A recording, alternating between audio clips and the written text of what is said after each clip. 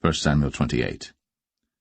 And it came to pass in those days that the Philistines gathered their armies together for warfare, to fight with Israel. And Achish said unto David, Know thou assuredly that thou shalt go out with me to battle, thou and thy men. And David said to Achish, Surely thou shalt know what thy servant can do. And Achish said to David, Therefore will I make thee keeper of mine head for ever.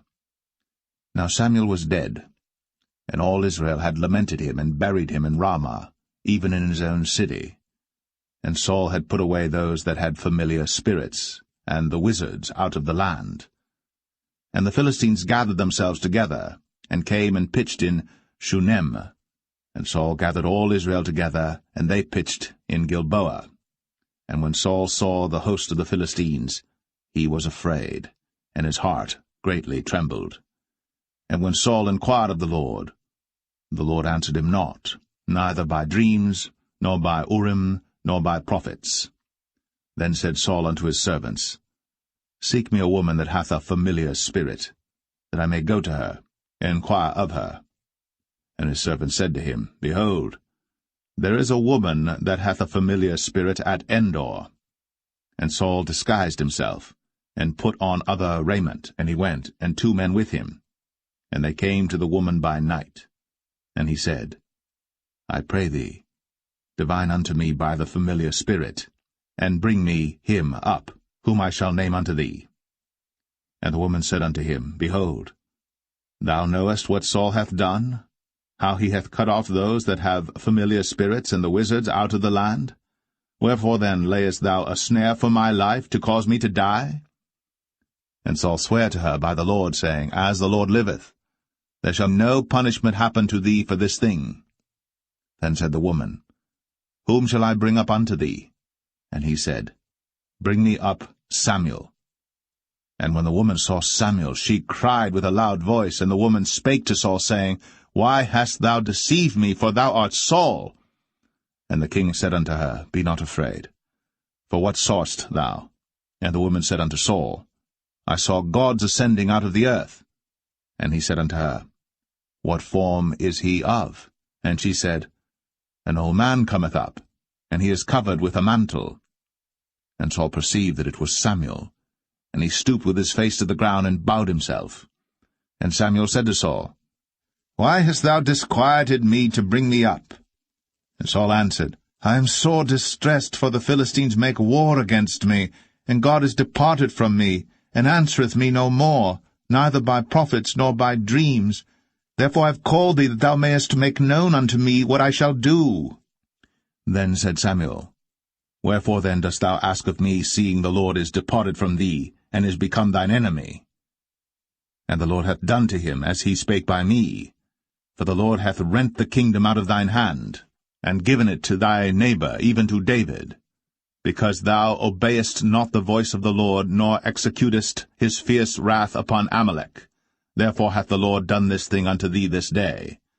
Moreover the Lord will also deliver Israel with thee into the hand of the Philistines, and tomorrow shalt thou and thy sons be with me. The Lord also shall deliver the host of Israel into the hand of the Philistines. Then Saul fell straightway all along on the earth, and was sore afraid because of the words of Samuel.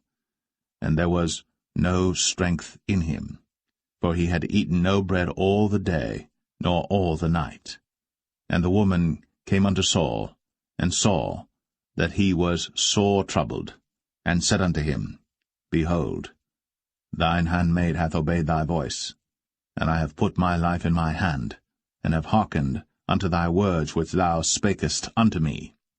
Now therefore, I pray thee, hearken thou also unto the voice of thine handmaid, and let me set a morsel of bread before thee, and eat, that thou mayest have strength, when thou goest on thy way.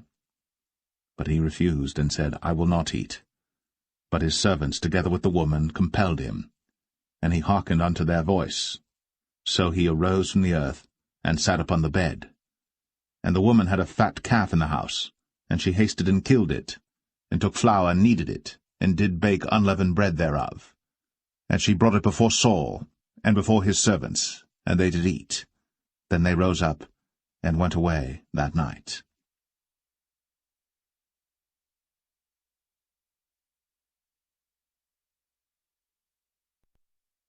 1 Samuel 29. Now the Philistines gathered together all their armies to Aphek, and the Israelites pitched by a fountain which is in Jezreel. And the lords of the Philistines passed on by hundreds and by thousands, but David and his men passed on in the rearward with Achish. Then said the princes of the Philistines, What do these Hebrews here? And Achish said unto the princes of the Philistines, Is not this David the servant of Saul the king of Israel, which hath been with me these days, or these years? And I have found no fault in him since he fell unto me unto this day. And the princes of the Philistines were wroth with him. And the princes of the Philistines said unto him, Make this fellow return, that he may go again to his place which thou hast appointed him. And let him not go down with us to battle, lest in the battle he be an adversary to us. For wherewith should he reconcile himself unto his master? Should it not be with the heads of these men? Is not this David, of whom they sang one to another in dances, saying, Saul slew his thousands, and David his 10,000s? Then Achish called David and said unto him, Surely as the Lord liveth, thou hast been upright, and thy going out and thy coming in with me in the host is good in my sight. For I have not found evil in thee since the day of thy coming unto me unto this day. Nevertheless the Lord's favour thee not. Wherefore now return and go in peace, that thou displease not the lords of the Philistines. And David said unto Achish, But what have I done? And what hast thou found in thy servant so long as I have been with thee unto this day, that I may not go fight against the enemies of my lord the king? And Achish answered and said to David, I know that thou art good in my sight, as an angel of God. Notwithstanding the princes of the Philistines have said, He shall not go up with us to the battle. Wherefore now rise up early in the morning with thy master's servants that are come with thee, and as soon as ye be up early in the morning and have light, depart. So David and his men rose up early to depart in the morning, to return into the land of the Philistines. And the Philistines went up to Jezreel.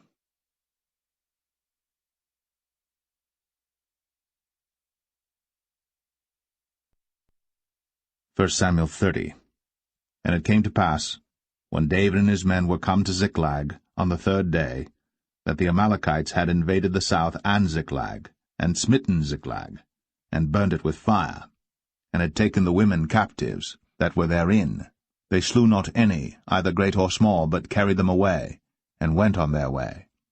So David and his men came to the city, and behold, it was burned with fire, and their wives and their sons and their daughters were taken captives. Then David and the people that were with him lifted up their voice and wept until they had no more power to weep. And David's 2 wives were taken captives, Ahinoam the Jezreelitess, and Abigail the wife of Nabal the Carmelite. And David was greatly distressed, for the people spake of stoning him, because the soul of all the people was grieved, every man for his sons and for his daughters. But David encouraged himself in the Lord his God. And David said to Abiathar the priest, Ahimelech's son, I pray thee, bring me hither the ephod. And Abiathar brought thither the ephod to David. And David inquired at the Lord, saying, Shall I pursue after this troop? Shall I overtake them? And he answered him, Pursue, for thou shalt surely overtake them, and without fail recover all. So David went, he and the 600 men that were with him, and came to the brook Besor, where those that were left behind stayed. But David pursued, he and 400 men, for 200 abode behind, which were so faint that they could not go over the brook Besor. And they found an Egyptian in the field, and brought him to David, and gave him bread, and he did eat, and they made him drink water. And they gave him a piece of a cake of figs, and 2 clusters of raisins. And when he had eaten, his spirit came again to him, for he had eaten no bread nor drunk any water 3 days and 3 nights. And David said unto him, To whom belongest thou, and whence art thou?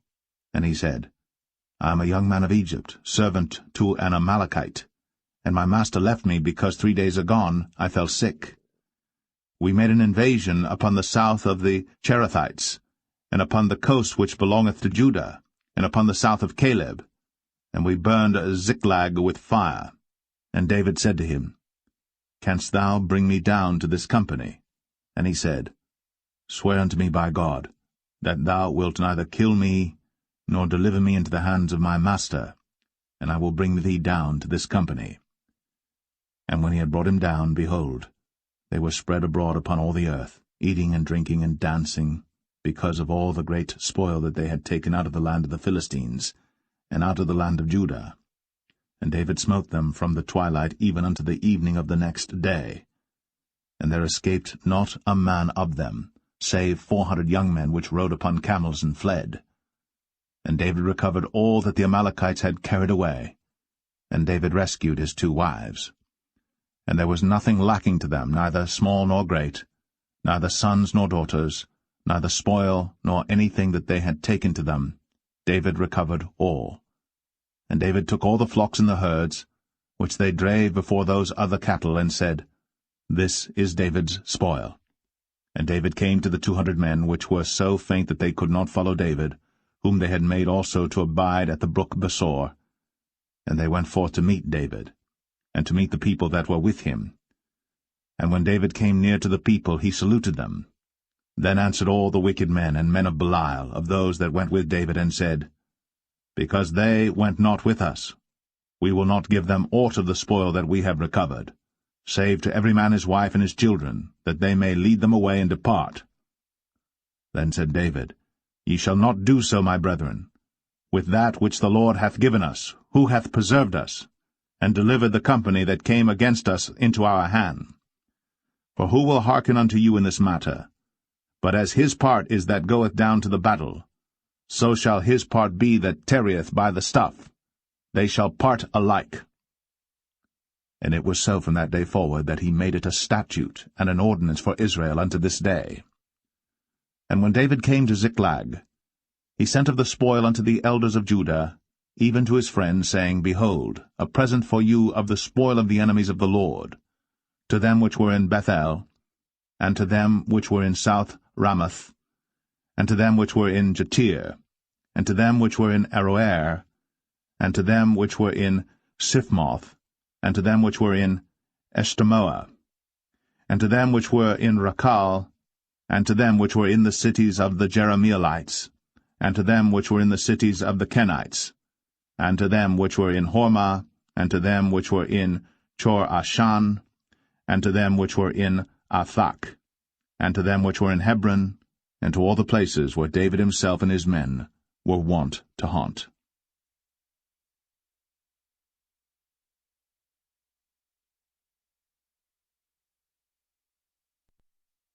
1 Samuel 31. Now the Philistines fought against Israel, and the men of Israel fled from before the Philistines, and fell down slain in Mount Gilboa. And the Philistines followed hard upon Saul and upon his sons. And the Philistines slew Jonathan, and Abinadab, and Malchishua, Saul's sons. And the battle went sore against Saul, and the archers hit him, and he was sore wounded of the archers. Then said Saul unto his armor-bearer, Draw thy sword, and thrust me through therewith, lest these uncircumcised come and thrust me through and abuse me. But his armor-bearer would not, for he was sore afraid. Therefore Saul took a sword, and fell upon it. And when his armor-bearer saw that Saul was dead, he fell likewise upon his sword, and died with him. So Saul died, and his 3 sons, and his armor-bearer, and all his men, that same day together. And when the men of Israel that were on the other side of the valley, and they that were on the other side, Jordan, saw that the men of Israel fled, and that Saul and his sons were dead, they forsook the cities and fled. And the Philistines came and dwelt in them. And it came to pass on the morrow, when the Philistines came to strip the slain, that they found Saul and his 3 sons fallen in Mount Gilboa. And they cut off his head, and stripped off his armor, and sent into the land of the Philistines round about to publish it in the house of their idols, and among the people. And they put his armor in the house of Ashtoreth, and they fastened his body to the wall of Bethshan. And when the inhabitants of Jabesh-Gilead heard of that which the Philistines had done to Saul, all the valiant men arose, and went all night, and took the body of Saul, and the bodies of his sons from the wall of Bethshan, and came to Jabesh, and burnt them there. And they took their bones, and buried them under a tree at Jabesh, and fasted 7 days.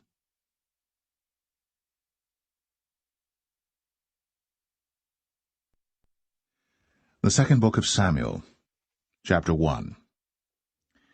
Now it came to pass after the death of Saul, when David was returned from the slaughter of the Amalekites, and David had abode 2 days in Ziklag, it came even to pass on the 3rd day that, behold, a man came out of the camp from Saul with his clothes rent, and earth upon his head. And so it was when he came to David, that he fell to the earth, and did obeisance. And David said unto him, From whence comest thou? And he said unto him, Out of the camp of Israel am I escaped. And David said unto him, How went the matter? I pray thee, tell me. And he answered, That the people are fled from the battle, and many of the people also are fallen and dead. And Saul and Jonathan his son are dead also. And David said unto the young man that told him, How knowest thou that Saul and Jonathan his son be dead? And the young man that told him said, As I happened by chance upon Mount Gilboa, behold, Saul leaned upon his spear, and lo, the chariots and horsemen followed hard after him. And when he looked behind him, he saw me, and called unto me, and I answered, Here am I. And he said unto me, Who art thou? And I answered him, I am an Amalekite. He said unto me again, Stand, I pray thee, upon me, and slay me. For anguish is come upon me, because my life is yet whole in me. So I stood upon him, and slew him, because I was sure that he could not live after that he was fallen. And I took the crown that was upon his head, and the bracelet that was on his arm, and have brought them hither unto my lord. Then David took hold on his clothes, and rent them, and likewise all the men that were with him. And they mourned, and wept, and fasted until even, for Saul and for Jonathan his son, and for the people of the Lord, and for the house of Israel, because they were fallen by the sword. And David said unto the young man that told him, Whence art thou? And he answered, I am the son of a stranger, an Amalekite. And David said unto him, How wast thou not afraid to stretch forth thine hand to destroy the Lord's anointed? And David called one of the young men and said, Go near, and fall upon him. And he smote him that he died. And David said unto him, Thy blood be upon thy head. For thy mouth hath testified against thee, saying, I have slain the Lord's anointed. And David lamented with this lamentation over Saul and over Jonathan his son.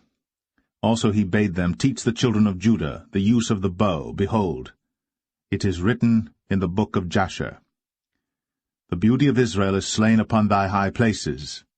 How are the mighty fallen! Tell it not in Gath. Publish it not in the streets of Ashkelon, lest the daughters of the Philistines rejoice, lest the daughters of the uncircumcised triumph. Ye mountains of Gilboa, let there be no dew, neither let there be rain upon you, nor fields of offerings. For there the shield of the mighty is vilely cast away, the shield of Saul, as though he had not been anointed with oil. From the blood of the slain, from the fat of the mighty, the bow of Jonathan turned not back, and the sword of Saul returned not empty. Saul and Jonathan were lovely and pleasant in their lives, and in their death they were not divided. They were swifter than eagles. They were stronger than lions. Ye daughters of Israel, weep over Saul, who clothed you in scarlet, with other delights, who put on ornaments of gold upon your apparel. How are the mighty fallen in the midst of the battle, O Jonathan! Thou wast slain in thine high places. I am distressed for thee, my brother Jonathan. Very pleasant hast thou been unto me.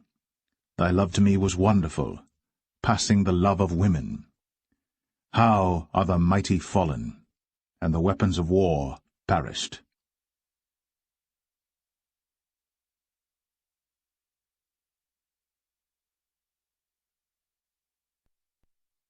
2 Samuel 2. And it came to pass after this that David inquired of the Lord, saying, Shall I go up into any of the cities of Judah? And the Lord said unto him, Go up. And David said, Whither shall I go up? And he said, Unto Hebron. So David went up thither, and his 2 wives also, Ahinoam the Jezreelitess, and Abigail Nabal's wife, the Carmelite. And his men that were with him did David bring up, every man with his household, and they dwelt in the cities of Hebron. And the men of Judah came, and there they anointed David king over the house of Judah. And they told David, saying, that the men of Jabesh-Gilead were they that buried Saul. And David sent messengers unto the men of Jabesh-Gilead, and said unto them, Blessed be ye of the Lord, that ye have shown this kindness unto your Lord, even unto Saul, and have buried him. And now the Lord show kindness and truth unto you, and I also will requite you this kindness, because ye have done this thing. Therefore now let your hands be strengthened, and be ye valiant. For your master Saul is dead, and also the house of Judah have anointed me king over them. But Abner, the son of Ner, captain of Saul's host, took Ishbosheth, the son of Saul, and brought him over to Mahanaim, and made him king over Gilead, and over the Asherites, and over Jezreel, and over Ephraim, and over Benjamin, and over all Israel. Ishbosheth, Saul's son, was 40 years old when he began to reign over Israel, and reigned 2 years. But the house of Judah followed David. And the time that David was king in Hebron over the house of Judah was 7 years and 6 months. And Abner the son of Ner, and the servants of Ishbosheth the son of Saul, went out from Mahanaim to Gibeon. And Joab the son of Zeruiah, and the servants of David went out, and met together by the pool of Gibeon. And they sat down, the one on the one side of the pool, and the other on the other side of the pool.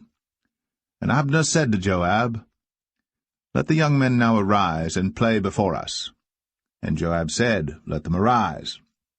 Then there arose and went over by number 12 of Benjamin, which pertained to Ishbosheth the son of Saul, and 12 of the servants of David. And they caught every one his fellow by the head, and thrust his sword in his fellow's side, so they fell down together. Wherefore that place was called Helkath Hazurim, which is in Gibeon.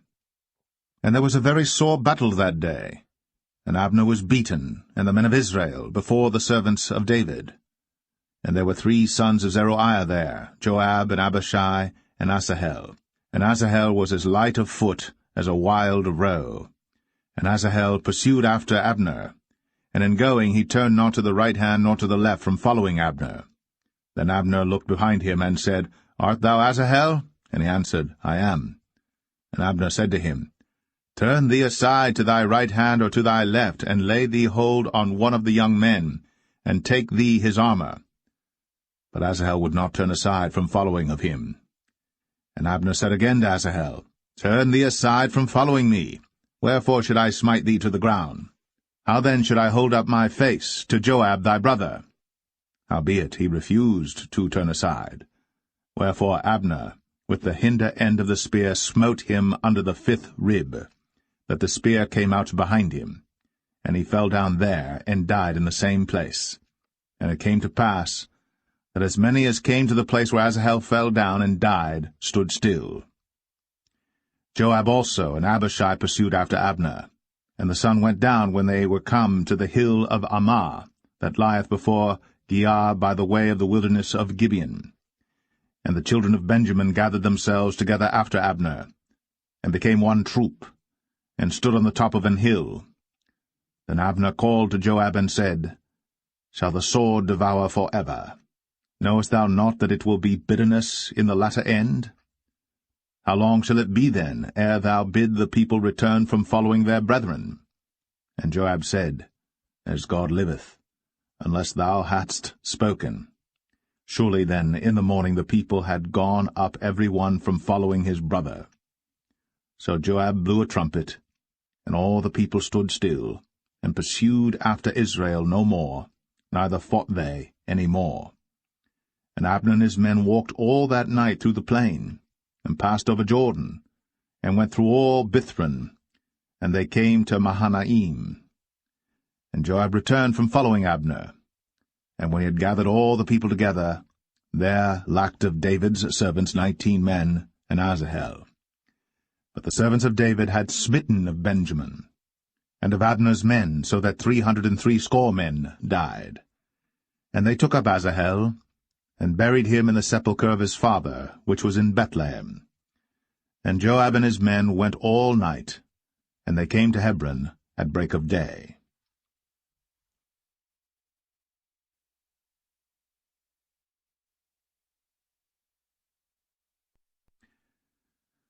2 Samuel 3. Now there was long war between the house of Saul and the house of David. But David waxed stronger and stronger, and the house of Saul waxed weaker and weaker. And unto David were sons born in Hebron, and his firstborn was Amnon, of Ahinoam the Jezreelitess, and his second Chileab, of Abigail the wife of Nabal the Carmelite, and the third Absalom the son of Maacah the daughter of Talmai king of Geshur, and the fourth Adonijah the son of Haggith, and the fifth Shephatiah the son of Abital, and the sixth Ithream by Eglah David's wife. These were born to David in Hebron. And it came to pass, while there was war between the house of Saul and the house of David, that Abner made himself strong for the house of Saul. And Saul had a concubine, whose name was Rizpah, the daughter of Ai. And Ishbosheth said to Abner, Wherefore hast thou gone in unto my father's concubine? Then was Abner very wroth for the words of Ishbosheth, and said, Am I a dog's head, which against Judah do show kindness this day unto the house of Saul thy father, to his brethren, and to his friends, and have not delivered thee into the hand of David, that thou chargest me today with a fault concerning this woman? So do God to Abner, and more also, except as the Lord hath sworn to David, even so I do to him, to translate the kingdom from the house of Saul, and to set up the throne of David over Israel and over Judah, from Dan even to Beersheba. And he could not answer Abner a word again, because he feared him. And Abner sent messengers to David on his behalf, saying, Whose is the land? Saying also, Make thy league with me, and behold, my hand shall be with thee, to bring about all Israel unto thee. And he said, Well, I will make a league with thee. But one thing I require of thee, that is, thou shalt not see my face, except thou first bring Michal, Saul's daughter, when thou comest to see my face. And David sent messengers to Ishbosheth, Saul's son, saying, Deliver me my wife Michal, which I espoused to me, for 100 foreskins of the Philistines. And Ishbosheth sent and took her from her husband, even from Phaltiel, the son of Laish. And her husband went with her, along weeping, behind her to Bahurim. Then said Abner unto him, Go, return. And he returned. And Abner had communication with the elders of Israel, saying, Ye sought for David in times past to be king over you. Now then do it. For the Lord hath spoken of David, saying, By the hand of my servant David, I will save my people Israel out of the hand of the Philistines, and out of the hand of all their enemies. And Abner also spake in the ears of Benjamin. And Abner went also to speak in the ears of David in Hebron all that seemed good to Israel, and that seemed good to the whole house of Benjamin. So Abner came to David to Hebron, and 20 men with him. And David made Abner and the men that were with him a feast. And Abner said unto David, I will arise and go, and will gather all Israel unto my lord the king, that they may make a league with thee, and that thou mayest reign over all that thine heart desireth. And David sent Abner away, and he went in peace. And behold, the servants of David and Joab came from pursuing a troop, and brought in a great spoil with them. But Abner was not with David in Hebron, for he had sent him away, and he was gone in peace. When Joab and all the host that was with him were come, they told Joab, saying, Abner the son of Ner came to the king, and he hath sent him away, and he is gone in peace. Then Joab came to the king and said, What hast thou done?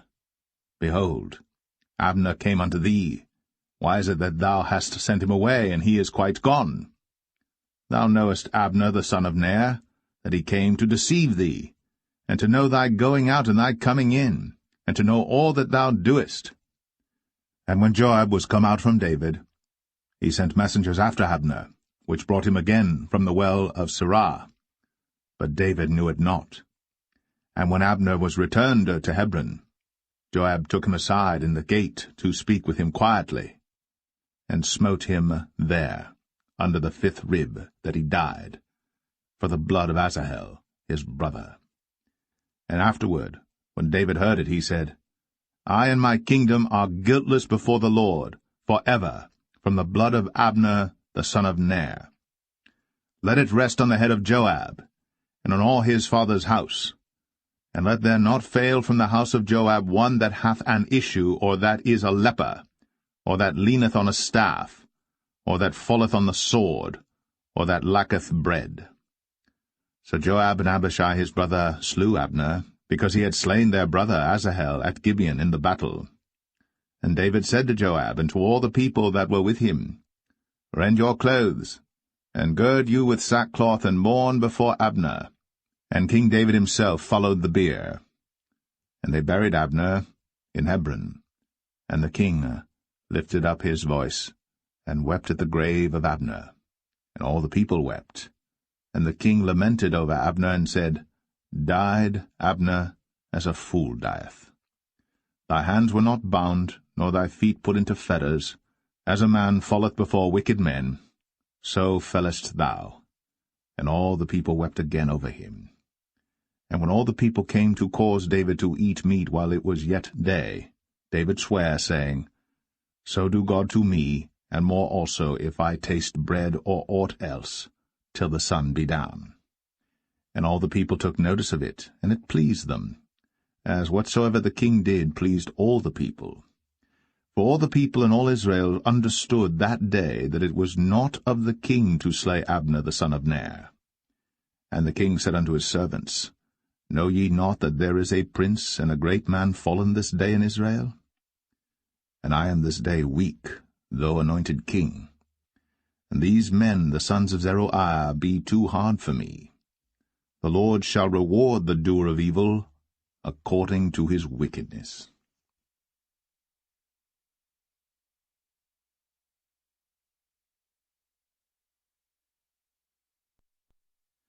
2 Samuel 4.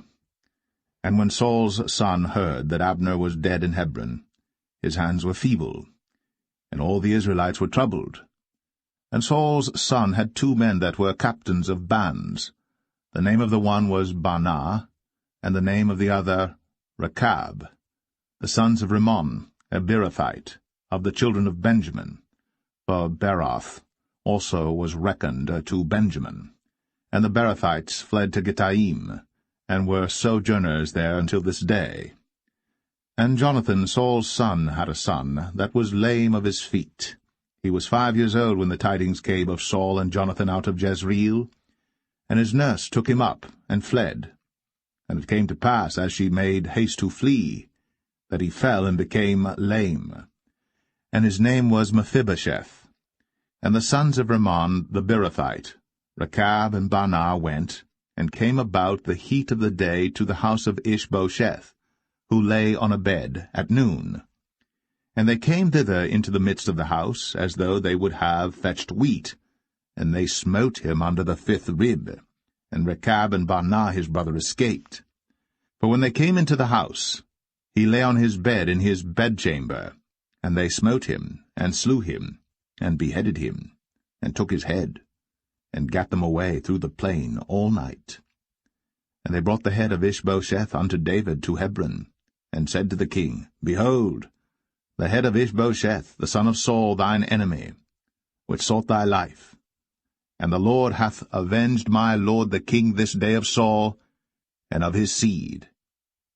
And David answered Rechab and Baanah his brother, the sons of Rimmon the Beerothite, and said unto them, As the Lord liveth, who hath redeemed my soul out of all adversity? When one told me, saying, Behold, Saul is dead, thinking to have brought good tidings, I took hold of him, and slew him in Ziklag, who thought that I would have given him a reward for his tidings. How much more, when wicked men have slain a righteous person in his own house upon his bed? Shall I not therefore now require his blood of your hand, and take you away from the earth? And David commanded his young men, and they slew them, and cut off their hands and their feet, and hanged them up over the pool in Hebron. But they took the head of Ishbosheth, and buried it in the sepulchre of Abner in Hebron.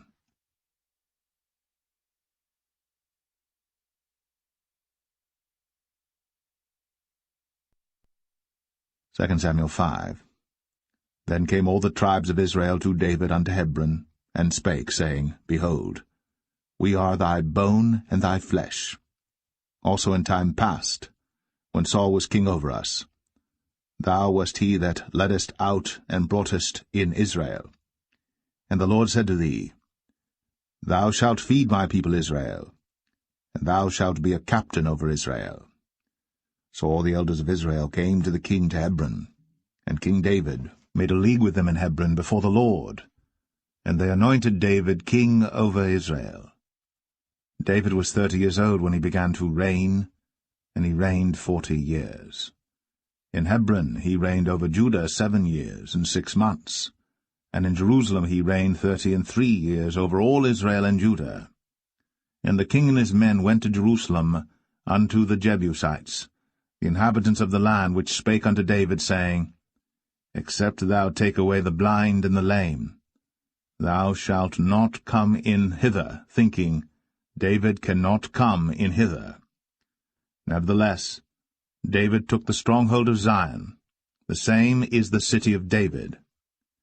And David said on that day, Whosoever getteth up to the gutter, and smiteth the Jebusites, and the lame and the blind, that are hated of David's soul, he shall be chief and captain. Wherefore they said, The blind and the lame shall not come into the house. So David dwelt in the fort, and called it the city of David. And David built round about from Millo and inward. And David went on, and grew great, and the Lord God of hosts was with him. And Hiram king of Tyre sent messengers to David, and cedar trees, and carpenters, and masons, and they built David an house. And David perceived that the Lord had established him king over Israel, and that he had exalted his kingdom for his people Israel's sake. And David took him more concubines and wives out of Jerusalem, after he was come from Hebron, and there were yet sons and daughters born to David. And these be the names of those that were born unto him in Jerusalem, Shammua, and Shobab, and Nathan, and Solomon, Ibhar also, and Elishua, and Nepheg, and Japhia, and Elishama, and Eliada, and Eliphalet.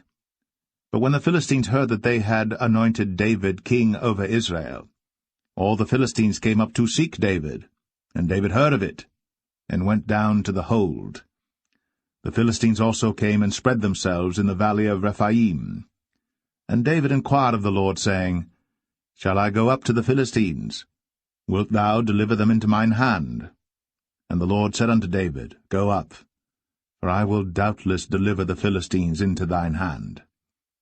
And David came to Baal Perazim, and David smote them there, and said, The Lord hath broken forth upon mine enemies before me, as the breach of waters. Therefore he called the name of that place Baal Perazim. And there they left their images, and David and his men burned them. And the Philistines came up yet again, and spread themselves in the valley of Rephaim. And when David inquired of the Lord, he said, Thou shalt not go up, but fetch a compass behind them, and come upon them over against the mulberry trees. And let it be, when thou hearest the sound of a going in the tops of the mulberry trees, that then thou shalt bestir thyself, for then shall the Lord go out before thee to smite the host of the Philistines. And David did so, as the Lord had commanded him, and smote the Philistines from Geba until thou come to Gazer.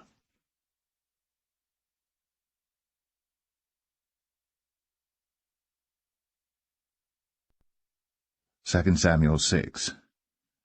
Again David gathered together all the chosen men of Israel, 30,000. And David arose and went with all the people that were with him from Paulett of Judah, to bring up from thence the ark of God, whose name is called by the name of the Lord of hosts, that dwelleth between the cherubims. And they set the ark of God upon a new cart, and brought it out of the house of Abinadab that was in Gibeah. And Uzzah and Ahio, the sons of Abinadab, drave the new cart. And they brought it out of the house of Abinadab, which was at Gibeah, accompanying the ark of God, and Ahio went before the ark. And David and all the house of Israel played before the Lord in all manner of instruments made of fir wood, even on harps, and on psalteries, and on timbrels, and on cornets, and on cymbals. And when they came to Nachon's threshing floor, Uzzah put forth his hand to the ark of God, and took hold of it, for the oxen shook it. And the anger of the Lord was kindled against Uzzah, and God smote him there for his error. And there he died by the ark of God. And David was displeased, because the Lord had made a breach upon Uzzah, and he called the name of the place Perez Uzzah to this day. And David was afraid of the Lord that day, and said, How shall the ark of the Lord come to me? So David would not remove the ark of the Lord unto him into the city of David, but David carried it aside into the house of Obed-Edom the Gittite. And the ark of the Lord continued in the house of Obed-Edom the Gittite 3 months. And the Lord blessed Obed-Edom and all his household. And it was told King David, saying, The Lord hath blessed the house of Obed-Edom, and all that pertaineth unto him, because of the ark of God. So David went and brought up the ark of God from the house of Obed-Edom into the city of David with gladness. And it was so, that when they that bare the ark of the Lord had gone 6 paces, he sacrificed oxen and fatlings. And David danced before the Lord with all his might. And David was girded with a linen ephod. So David and all the house of Israel brought up the ark of the Lord with shouting, and with the sound of the trumpet. And as the ark of the Lord came into the city of David, Michal, Saul's daughter, looked through a window, and saw King David leaping and dancing before the Lord. And she despised him in her heart. And they brought in the ark of the Lord, and set it in his place in the midst of the tabernacle that David had pitched for it. And David offered burnt offerings and peace offerings before the Lord. And as soon as David had made an end of offering burnt offerings and peace offerings, he blessed the people in the name of the Lord of hosts. And he dealt among all the people, even among the whole multitude of Israel, as well to the women as men, to every one a cake of bread, and a good piece of flesh, and a flagon of wine. So all the people departed every one to his house. Then David returned to bless his household, and Michal, the daughter of Saul, came out to meet David, and said, How glorious was the king of Israel today, who uncovered himself today in the eyes of the handmaids of his servants, as one of the vain fellows shamelessly uncovereth himself. And David said unto Michal, It was before the Lord which chose me before thy father, and before all his house, to appoint me ruler over the people of the Lord, over Israel. Therefore will I play before the Lord. And I will yet be more vile than thus, and will be base in mine own sight.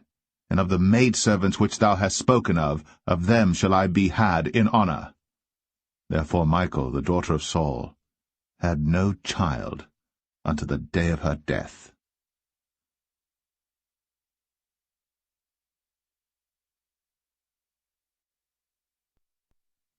Second Samuel 7.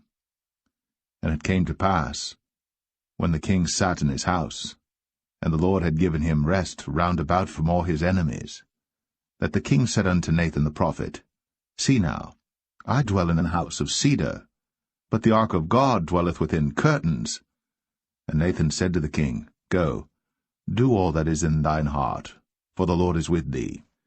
And it came to pass that night that the word of the Lord came unto Nathan, saying, Go and tell my servant David, Thus saith the Lord, Shalt thou build me an house for me to dwell in? Whereas I have not dwelt in any house since the time that I brought up the children of Israel out of Egypt, even to this day, but have walked in a tent and in a tabernacle. In all the places wherein I have walked with all the children of Israel spake I a word with any of the tribes of Israel, whom I commanded to feed my people Israel, saying, Why build ye not me an house of cedar? Now therefore, so shalt thou say unto my servant David, Thus saith the Lord of hosts, I took thee from the sheepcot, from following the sheep, to be ruler over my people, over Israel. And I was with thee whithersoever thou wentest, and have cut off all thine enemies out of thy sight, and have made thee a great name, like unto the name of the great men that are in the earth. Moreover, I will appoint a place for my people Israel, and will plant them, that they may dwell in a place of their own, and move no more, neither shall the children of wickedness afflict them any more as beforetime. And as since the time that I commanded judges to be over my people Israel, and have caused thee to rest from all thine enemies, also the Lord telleth thee, that he will make thee an house. And when thy days be fulfilled, and thou shalt sleep with thy fathers, I will set up thy seed after thee, which shall proceed out of thy bowels, and I will establish his kingdom. He shall build an house for my name, and I will establish the throne of his kingdom for ever. I will be his father, and he shall be my son. If he commit iniquity, I will chasten him with the rod of men, and with the stripes of the children of men.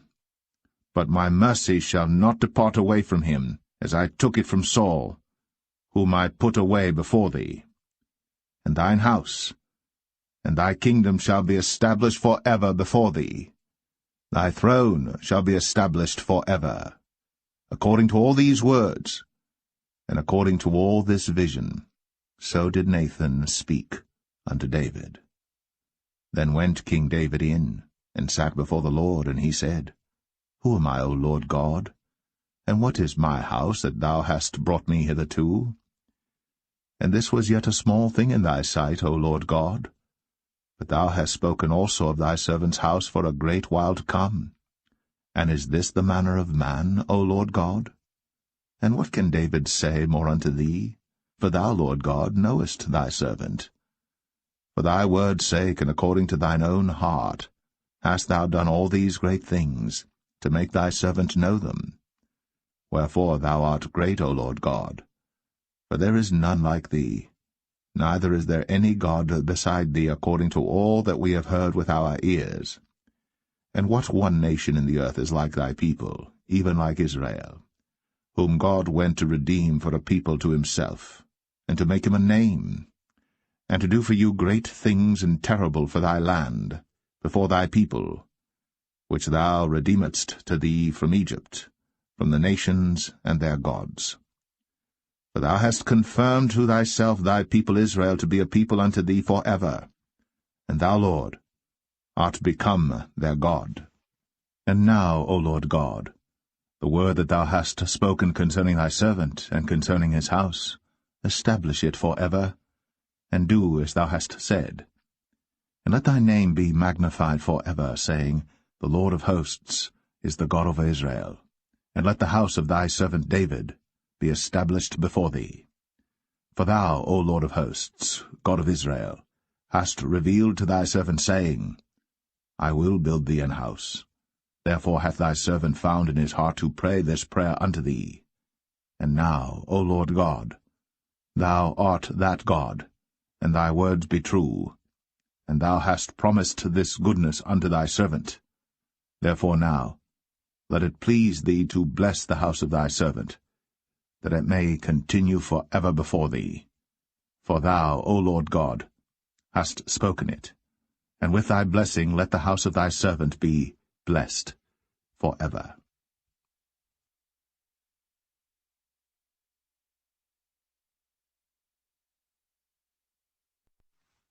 2 Samuel 8. And after this, it came to pass that David smote the Philistines, and subdued them. And David took Metheg Ammah out of the hand of the Philistines. And he smote Moab, and measured them with a line, casting them down to the ground.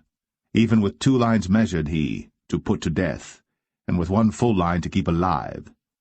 And so the Moabites became David's servants, and brought gifts. David smote also Hadadezer, the son of Rehob, king of Zobah, as he went to recover his border at the river Euphrates. And David took from him 1,000 chariots, and 700 horsemen, and 20,000 footmen. And David houghed all the chariot horses, but reserved of them 400 chariots. And when the Syrians of Damascus came to succor Hadadezer, king of Zobah, David slew of the Syrians 22,000 men. Then David put garrisons in Syria of Damascus, and the Syrians became servants to David and brought gifts. And the Lord preserved David whithersoever he went. And David took the shields of gold that were on the servants of Hadadezer, and brought them to Jerusalem. And from Betah and from Berothai, cities of Hadadezer, King David took exceeding much brass. When Toi, king of Hamath, heard that David had smitten all the host of Hadadezer, then Toi sent Joram his son unto King David to salute him and to bless him, because he had fought against Hadadezer, and smitten him. For Hadadezer had wars with Toi. And Joram brought with him vessels of silver, and vessels of gold, and vessels of brass, which also King David did dedicate unto the Lord, with the silver and gold that he had dedicated of all nations which he subdued, of Syria, and of Moab, and of the children of Ammon, and of the Philistines, and of Amalek, and of the spoil of Hadadezer son of Rehob, king of Zobah. And David gat him a name when he returned from smiting of the Syrians in the valley of Salt, being 18,000 men. And he put garrisons in Edom. Throughout all Edom put he garrisons, and all they of Edom became David's servants. And the Lord preserved David whithersoever he went. And David reigned over all Israel. And David executed judgment and justice unto all his people. And Joab the son of Zeruiah was over the host, and Jehoshaphat the son of Ahilud was recorder, and Zadok the son of Ahitub, and Ahimelech the son of Abiathar were the priests, and Seraiah was the scribe, and Benaniah the son of Jehoiada was over both the Cherethites and the Pelethites, and David's sons were chief rulers.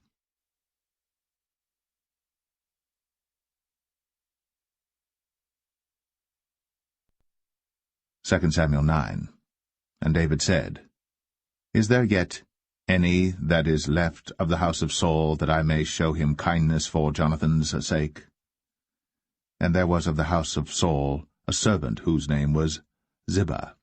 And when they had called him unto David, the king said unto him, Art thou Ziba? And he said, Thy servant is he. And the king said, Is there not yet any of the house of Saul, that I may show the kindness of God unto him? And Ziba said unto the king, Jonathan hath yet a son which is lame on his feet. And the king said unto him, Where is he? And Ziba said unto the king, Behold, he is in the house of Machir, the son of Ammiel, in Lo-debar. Then King David sent and fetched him out of the house of Machir, the son of Ammiel, from Lo-debar. Now when Mephibosheth, the son of Jonathan, the son of Saul, was come unto David, he fell on his face, and did reverence. And David said, Mephibosheth. And he answered, Behold, thy servant. And David said unto him, Fear not, for I will surely show thee kindness for Jonathan thy father's sake, and will restore thee all the land of Saul thy father, and thou shalt eat bread at my table continually. And he bowed himself, and said, What is thy servant, that thou shouldst look upon such a dead dog as I am? Then the king called to Ziba, Saul's servant, and said unto him, I have given unto thy master's son all that pertained to Saul, and to all his house. Thou therefore, and thy sons and thy servants, shall till the land for him, and thou shalt bring in the fruits, that thy master's son may have food to eat. But Mephibosheth, thy master's son, shall eat bread always at my table. Now Ziba had 15 sons and 20 servants. Then said Ziba unto the king, According to all that my lord the king hath commanded his servant, so shall thy servant do. As for Mephibosheth, said the king, he shall eat at my table as one of the king's sons. And Mephibosheth had a young son whose name was Micah. And all that dwelt in the house of Ziba were servants unto Mephibosheth. So Mephibosheth dwelt in Jerusalem, for he did eat continually at the king's table, and was lame on both his feet.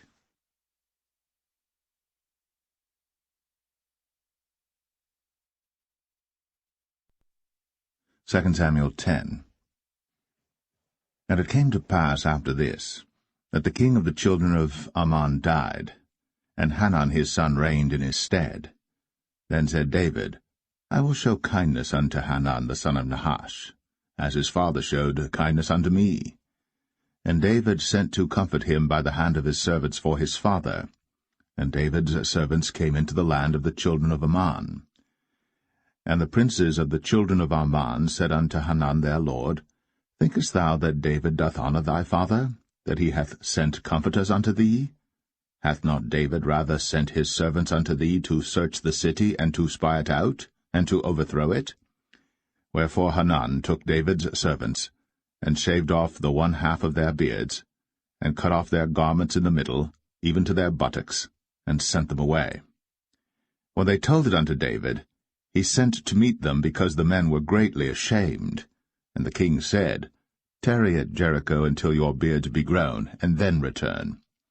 And when the children of Ammon saw that they stank before David, the children of Ammon sent and hired the Syrians of Beth-rehob, and the Syrians of Zobah, 20,000 footmen, and of King Maacah 1,000 men, and of Ishtab 12,000 men. And when David heard of it, he sent Joab and all the host of the mighty men. And the children of Ammon came out and put the battle in array at the entering in of the gate. And the Syrians of Zobah, and of Rehob, and Ishtab, and Maacah were by themselves in the field. When Joab saw that the front of the battle was against him before and behind, he chose of all the choice men of Israel, and put them in array against the Syrians. And the rest of the people he delivered into the hand of Abishai his brother, that he might put them in array against the children of Ammon. And he said, If the Syrians be too strong for me, then thou shalt help me. But if the children of Ammon be too strong for thee, then I will come and help thee. Be of good courage. Let us play the men for our people, and for the cities of our God.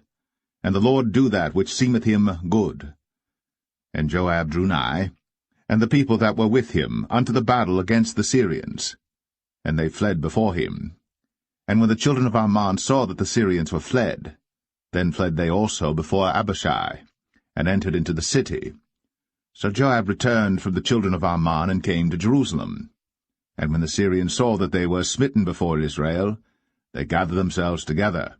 And Hadarezer sent, and brought out the Syrians that were beyond the river, and they came to Helam. And Shobach, the captain of the host of Hadarezer, went before them.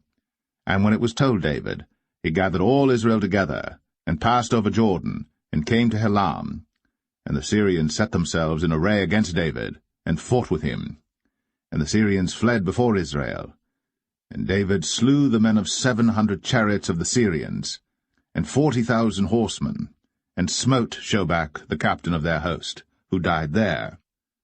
And when all the kings that were servants to Hadarezer saw that they were smitten before Israel, they made peace with Israel, and served them. So the Syrians feared to help the children of Ammon any more.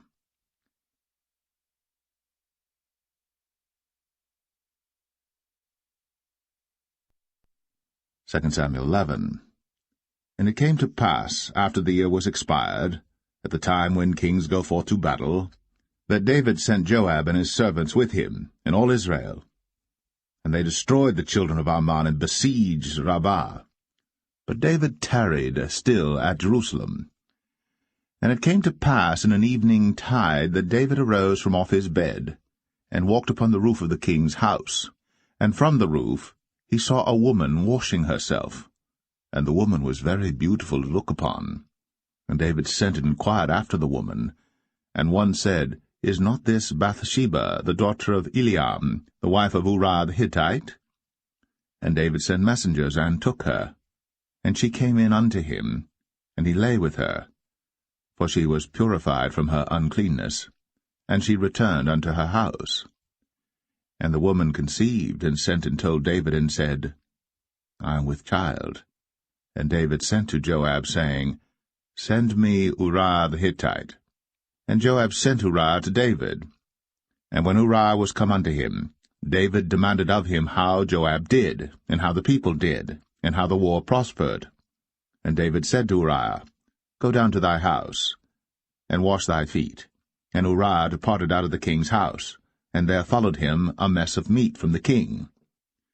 But Uriah slept at the door of the king's house with all the servants of his lord, and went not down to his house.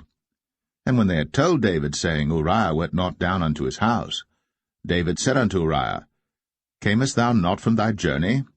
Why then didst thou not go down unto thine house? And Uriah said unto David, The ark and Israel and Judah abide in tents, and my lord Joab and the servants of my lord are encamped in the open fields. Shall I then go into mine house, to eat and to drink and to lie with my wife? As thou livest, and as thy soul liveth, I will not do this thing. And David said to Uriah, Tarry here today also, and tomorrow I will let thee depart. So Uriah abode in Jerusalem that day and the morrow. And when David had called him, he did eat and drink before him, and he made him drunk. And at even he went out to lie on his bed with the servants of his lord, but went not down to his house. And it came to pass in the morning that David wrote a letter to Joab, and sent it by the hand of Uriah. And he wrote in the letter, saying, Set ye Uriah in the forefront of the hottest battle, and retire ye from him, that he may be smitten and die. And it came to pass, when Joab observed the city, that he assigned Uriah unto a place where he knew that valiant men were. And the men of the city went out, and fought with Joab, and there fell some of the people of the servants of David, and Uriah the Hittite died also. Then Joab sent and told David all the things concerning the war, and charged the messenger, saying, When thou hast made an end of telling the matters of the war unto the king, and if so be that the king's wrath arise, and he say unto thee, Wherefore approached ye so nigh unto the city when ye did fight? Knew ye not that they would shoot from the wall? Who smote Abimelech, the son of Jerubbesheth? Did not a woman cast a piece of a millstone upon him from the wall, that he died in Thebez? Why went ye nigh the wall? Then say thou, Thy servant Uriah the Hittite is dead also. So the messenger went, and came and showed David all that Joab had sent him for.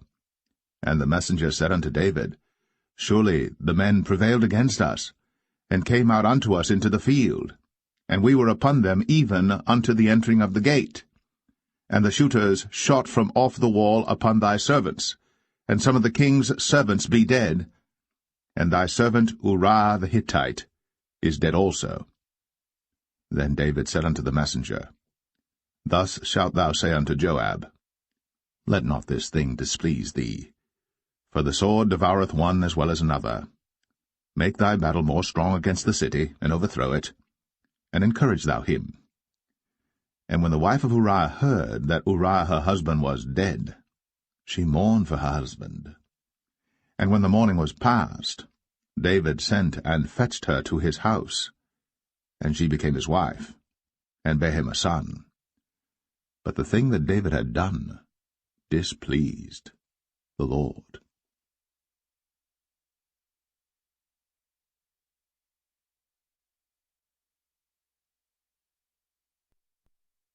2 Samuel 12. And the Lord sent Nathan unto David. And he came unto him, and said unto him, There were 2 men in one city, the one rich and the other poor. The rich man had exceeding many flocks and herds, but the poor man had nothing save one little ewe lamb, which he had bought and nourished up. And it grew up together with him, and with his children. It did eat of his own meat, and drank of his own cup, and lay in his bosom, and was unto him as a daughter. And there came a traveller unto the rich man, and he spared to take of his own flock and of his own herd to dress for the wayfaring man that was come unto him, but took the poor man's lamb, and dressed it for the man that was come to him. And David's anger was greatly kindled against the man, and he said to Nathan, As the Lord liveth, the man that hath done this thing shall surely die, and he shall restore the lamb 4-fold, because he did this thing, and because he had no pity. And Nathan said to David, Thou art the man. Thus saith the Lord God of Israel, I anointed thee king over Israel, and I delivered thee out of the hand of Saul. And I gave thee thy master's house, and thy master's wives into thy bosom. and gave thee the house of Israel and of Judah. And if that had been too little, I would moreover have given unto thee such and such things. Wherefore hast thou despised the commandment of the Lord to do evil in his sight? Thou hast killed Uriah the Hittite with the sword, and hast taken his wife to be thy wife, and hast slain him with the sword of the children of Ammon. Now, therefore, the sword shall never depart from thine house, because thou hast despised me, and hast taken the wife of Uriah the Hittite to be thy wife. Thus saith the Lord, Behold, I will raise up evil against thee out of thine own house, and I will take thy wives before thine eyes, and give them unto thy neighbor, and he shall lie with thy wives in the sight of this sun. For thou didst it secretly, but I will do this thing before all Israel, and before the sun. And David said unto Nathan, I have sinned against the Lord. And Nathan said unto David, The Lord also hath put away thy sin. Thou shalt not die. Howbeit, because by this deed thou hast given great occasion to the enemies of the Lord to blaspheme, the child also that is born unto thee shall surely die. And Nathan departed unto his house. And the Lord struck the child that Uriah's wife bare unto David, and it was very sick. David therefore besought God for the child. And David fasted and went in, and lay all night upon the earth. And the elders of his house arose and went to him, to raise him up from the earth. But he would not, neither did he eat bread with them. And it came to pass on the 7th day that the child died. And the servants of David feared to tell him that the child was dead, for they said, Behold, while the child was yet alive, we spake unto him, and he would not hearken unto our voice. How will he then vex himself, if we tell him that the child is dead? But when David saw that his servants whispered, David perceived that the child was dead. Therefore David said unto his servants, Is the child dead? And they said, He is dead. Then David arose from the earth, and washed, and anointed himself, and changed his apparel, and came into the house of the Lord, and worshipped. Then he came to his own house, and when he required, they set bread before him, and he did eat. Then said his servants unto him, What thing is this that thou hast done? Thou didst fast and weep for the child while it was alive, but when the child was dead thou didst rise and eat bread. And he said, While the child was yet alive, I fasted and wept, for I said, Who can tell whether God will be gracious to me, that the child may live? But now he is dead. Wherefore should I fast? Can I bring him back again? I shall go to him, but he shall not return to me. And David comforted Bathsheba his wife, and went in unto her, and lay with her. And she bare a son, and he called his name Solomon. And the Lord loved him. And he sent by the hand of Nathan the prophet, and he called his name Jedediah, because of the Lord. And Joab fought against Rabbah of the children of Ammon, and took the royal city. And Joab sent messengers to David, and said, I have fought against Rabbah, and have taken the city of waters. Now therefore, gather the rest of the people together, and encamp against the city, and take it, lest I take the city, and it be called after my name. And David gathered all the people together, and went to Rabbah, and fought against it, and took it. And he took their king's crown from off his head, the weight whereof was a talent of gold, with the precious stones, and it was set on David's head. And he brought forth the spoil of the city in great abundance. And he brought forth the people that were therein, and put them under saws, and under harrows of iron, and under axes of iron, and made them pass through the brick kiln. And thus did he unto all the cities of the children of Ammon. So David and all the people returned unto Jerusalem.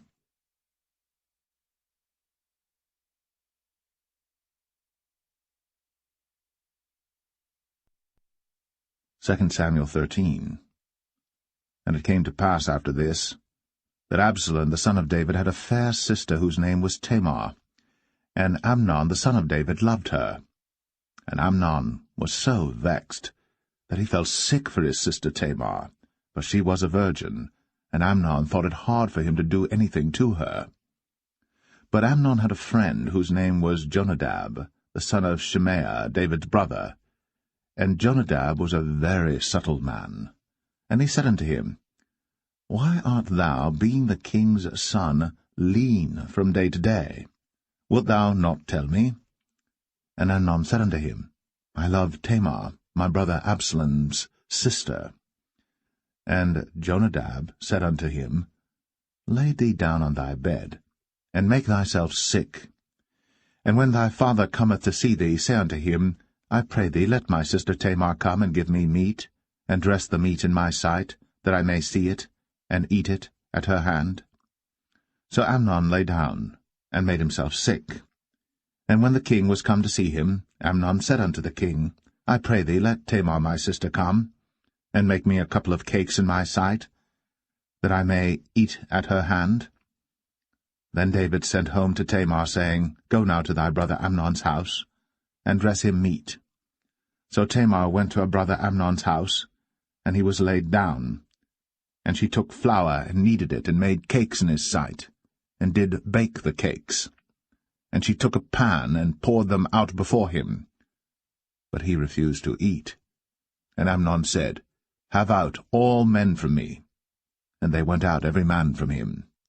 And Amnon said unto Tamar, Bring the meat into the chamber, that I may eat of thine hand. And Tamar took the cakes which she had made, and brought them into the chamber to Amnon her brother. And when she had brought them unto him to eat, he took hold of her, and said unto her, Come, lie with me, my sister. And she answered him, Nay, my brother, do not force me. For no such thing ought to be done in Israel. Do not thou this folly. And I, whither shall I cause my shame to go? And as for thee, thou shalt be as one of the fools in Israel. Now therefore I pray thee, speak unto the king, for he will not withhold me from thee. Howbeit, he would not hearken unto her voice, but being stronger than she, forced her, and lay with her. Then Amnon hated her exceedingly, so that the hatred wherewith he hated her was greater than the love wherewith he had loved her. And Amnon said unto her, Arise, be gone. And she said unto him, There is no cause. This evil in sending me away is greater than the other that thou didst unto me. But he would not hearken unto her. Then he called his servant that ministered unto him, and said, Put now this woman out from me, and bolt the door after her. And she had a garment of divers colours upon her, for with such robes were the king's daughters that were virgins apparelled. Then his servant brought her out, and bolted the door after her. And Tamar put ashes on her head, and rent her garment of divers colours that was on her, and laid her hand on her head, and went on crying. And Absalom, her brother, said unto her, Hath Amnon thy brother been with thee? But hold now thy peace, my sister. He is thy brother. Regard not this thing. So Tamar remained desolate in her brother Absalom's house. But when King David heard of all these things, he was very wroth. And Absalom spake unto his brother Amnon, neither good nor bad, for Absalom hated Amnon, because he had forced his sister Tamar. And it came to pass after 2 full years, that Absalom had sheep-shearers in Baal-Hazor, which is beside Ephraim. And Absalom invited all the king's sons. And Absalom came to the king and said, Behold now, thy servant hath sheep-shearers. Let the king, I beseech thee, and his servants go with thy servant. And the king said to Absalom, Nay, my son, let us not all now go, lest we be chargeable unto thee. And he pressed him, howbeit he would not go, but blessed him. Then said Absalom, If not, I pray thee, let my brother Amnon go with us. And the king said unto him, Why should he go with thee? But Absalom pressed him that he let Amnon and all the king's sons go with him.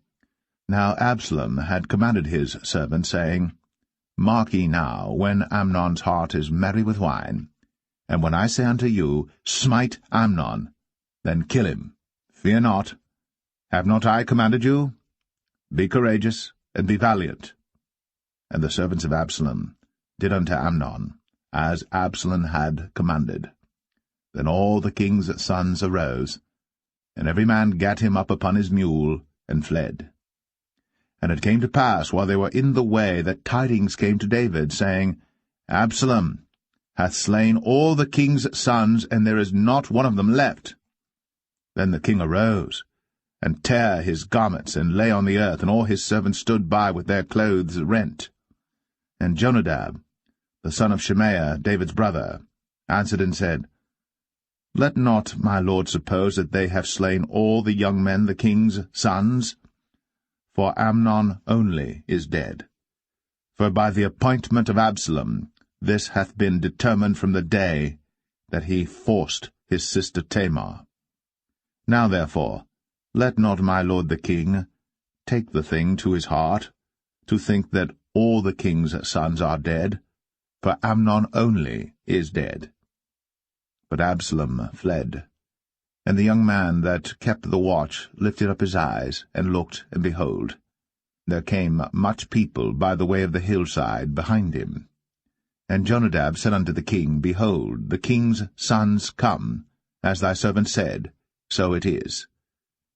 And it came to pass, as soon as he had made an end of speaking, that, behold, the king's sons came, and lifted up their voice, and wept. And the king also and all his servants wept very sore. But Absalom fled and went to Talmai, the son of Ammihud, king of Geshur. And David mourned for his son every day. So Absalom fled, and went to Geshur, and was there 3 years. And the soul of King David longed to go forth unto Absalom, for he was comforted concerning Amnon, seeing he was dead.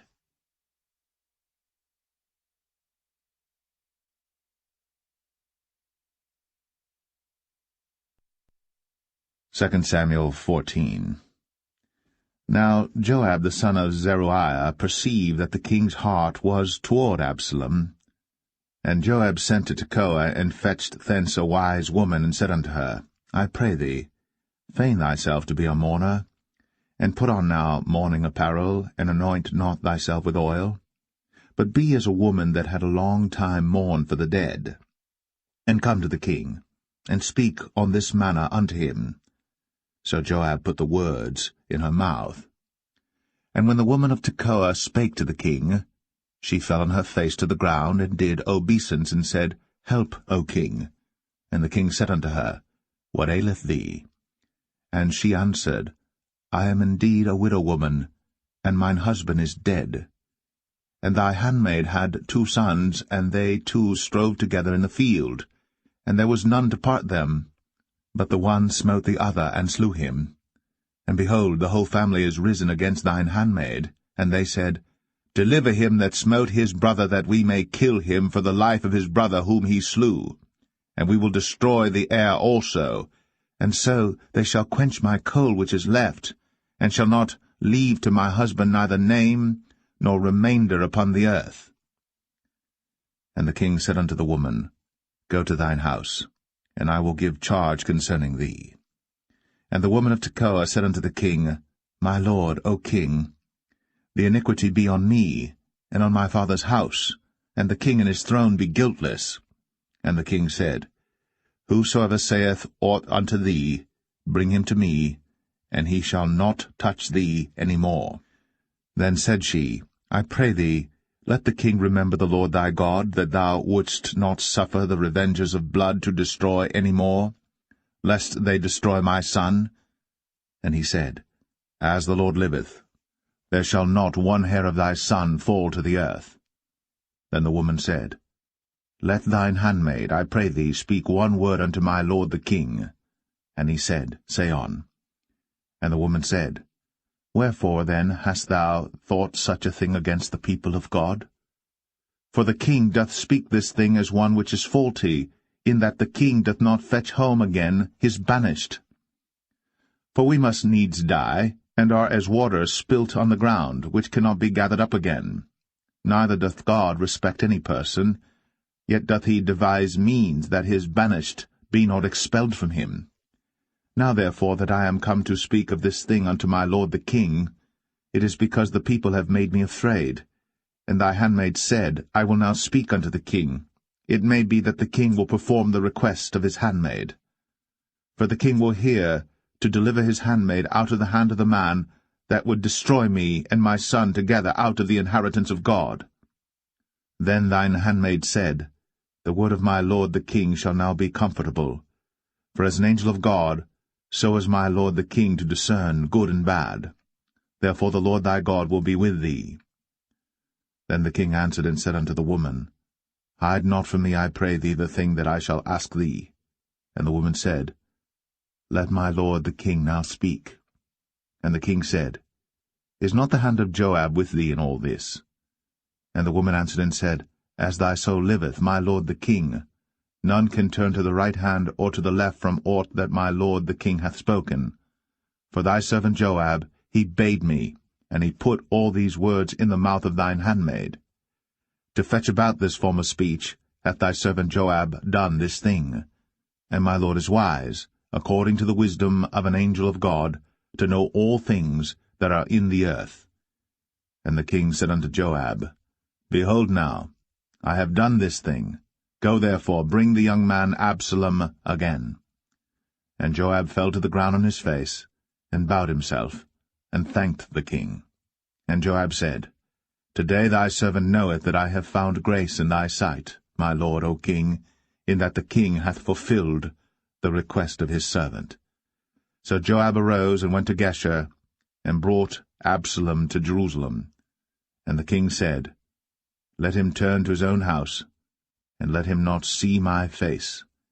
So Absalom returned to his own house, and saw not the king's face. But in all Israel there was none to be so much praised as Absalom for his beauty. From the sole of his foot even to the crown of his head, there was no blemish in him. And when he polled his head, for it was at every year's end that he polled it, because the hair was heavy on him, therefore he polled it, he weighed the hair of his head at 200 shekels after the king's weight. And unto Absalom there were born 3 sons, and 1 daughter, whose name was Tamar. She was a woman of a fair countenance. So Absalom dwelt 2 full years in Jerusalem, and saw not the king's face. Therefore Absalom sent for Joab to have sent him to the king, but he would not come to him. And when he sent again the 2nd time, he would not come. Therefore he said unto his servants, See, Joab's field is near mine, and he hath barley there. Go and set it on fire. And Absalom's servants set the field on fire. Then Joab arose, and came to Absalom unto his house, and said unto him, Wherefore have thy servants set my field on fire? And Absalom answered Joab, Behold, I sent unto thee, saying, Come hither, that I may send thee to the king, to say, Wherefore am I come from Geshur? It had been good for me to have been there still. Now therefore let me see the king's face, and if there be any iniquity in me, let him kill me. So Joab came to the king, and told him. And when he had called for Absalom, he came to the king, and bowed himself on his face to the ground before the king. And the king kissed Absalom.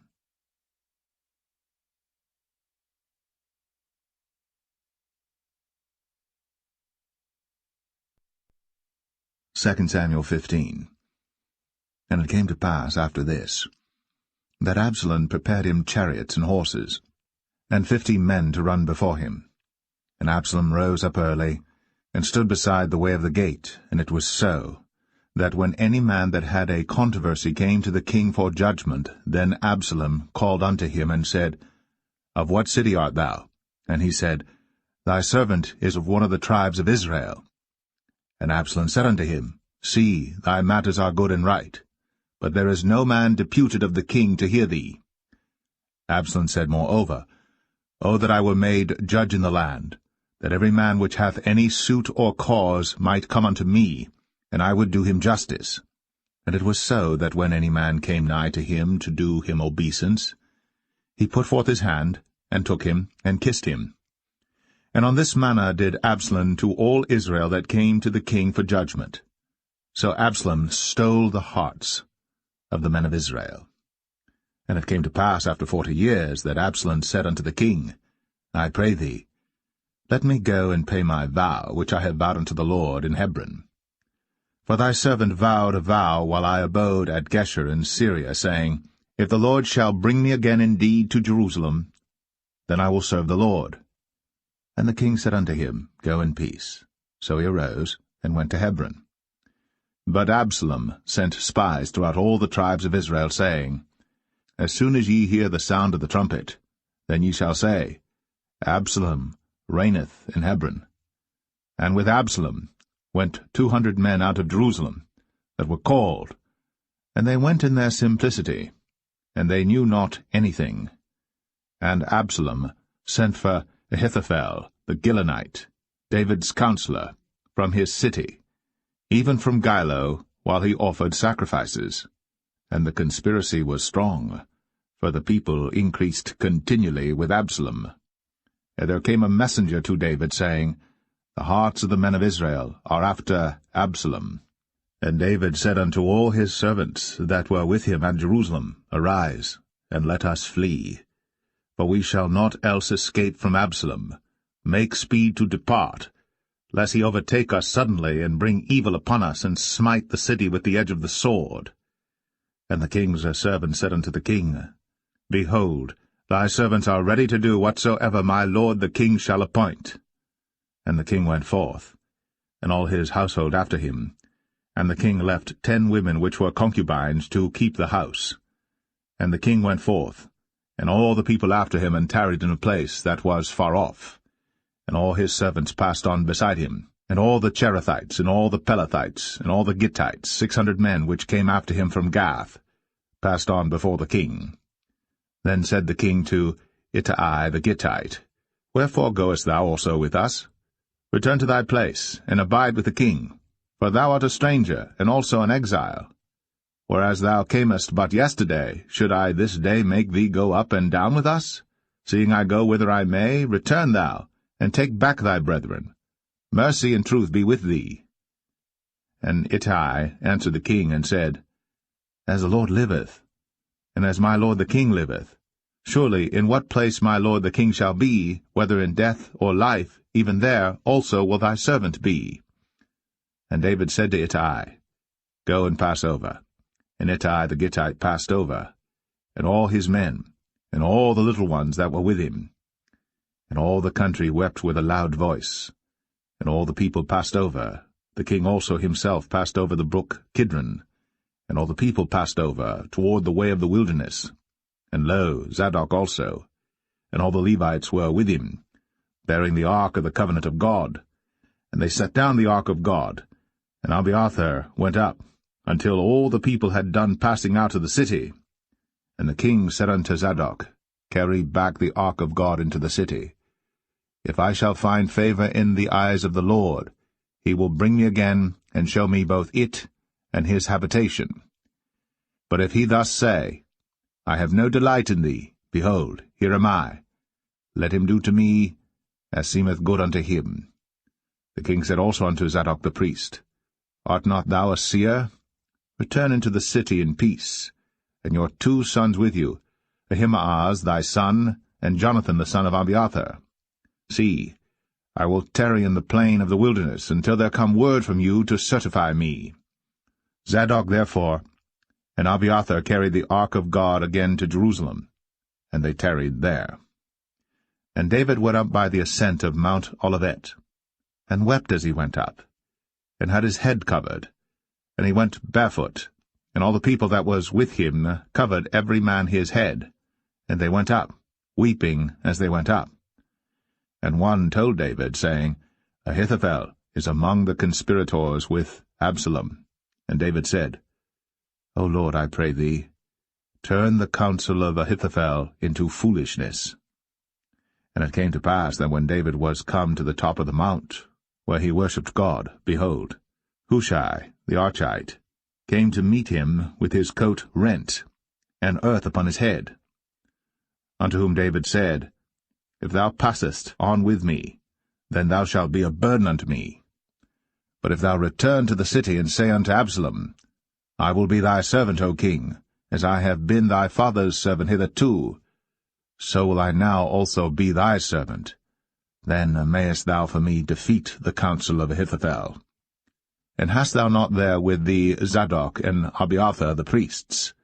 Therefore it shall be that what thing soever thou shalt hear out of the king's house, thou shalt tell it to Zadok and Abiathar the priests. Behold, they have there with them their 2 sons, Ahimaaz, Zadok's son, and Jonathan, Abiathar's son. And by them ye shall send unto me everything that ye can hear. So Hushai, David's friend, came into the city, and Absalom came into Jerusalem.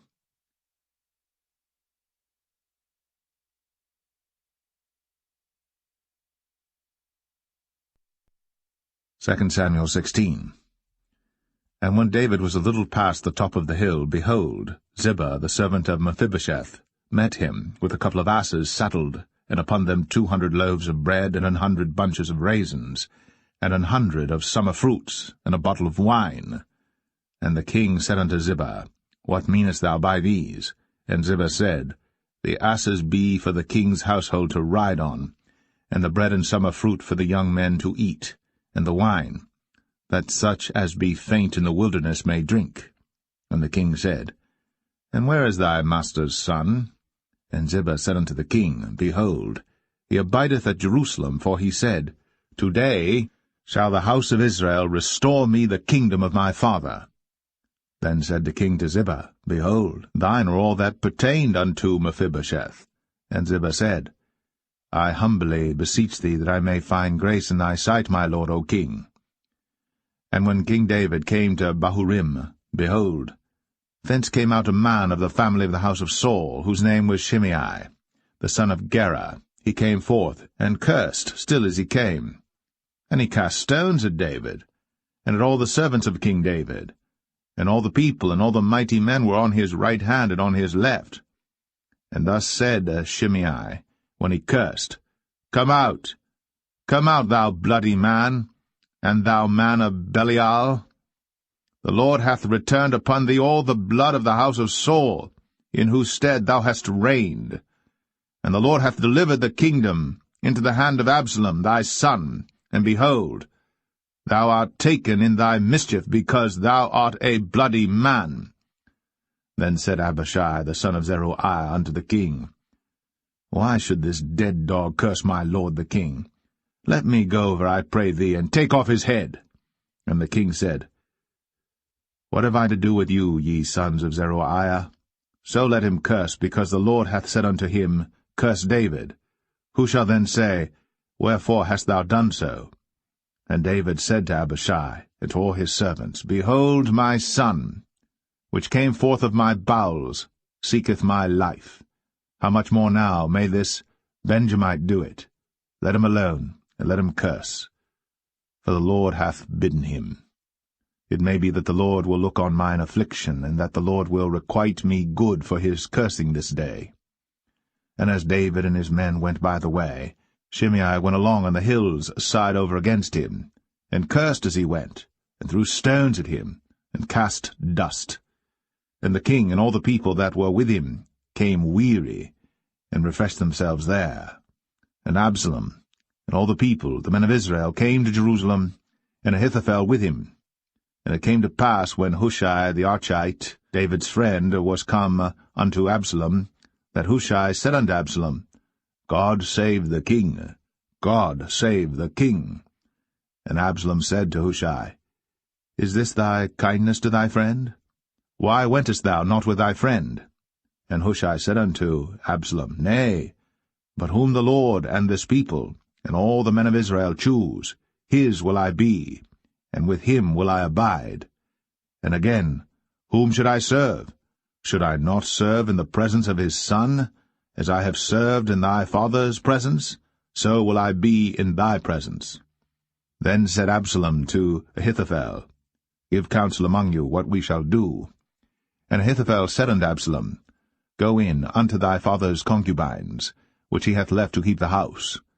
And all Israel shall hear that thou art abhorred of thy father. Then shall the hands of all that are with thee be strong. So they spread Absalom a tent upon the top of the house. And Absalom went in unto his father's concubines in the sight of all Israel. And the counsel of Ahithophel, which he counselled in those days, was as if a man had inquired at the oracle of God. So was all the counsel of Ahithophel, both with David and with Absalom.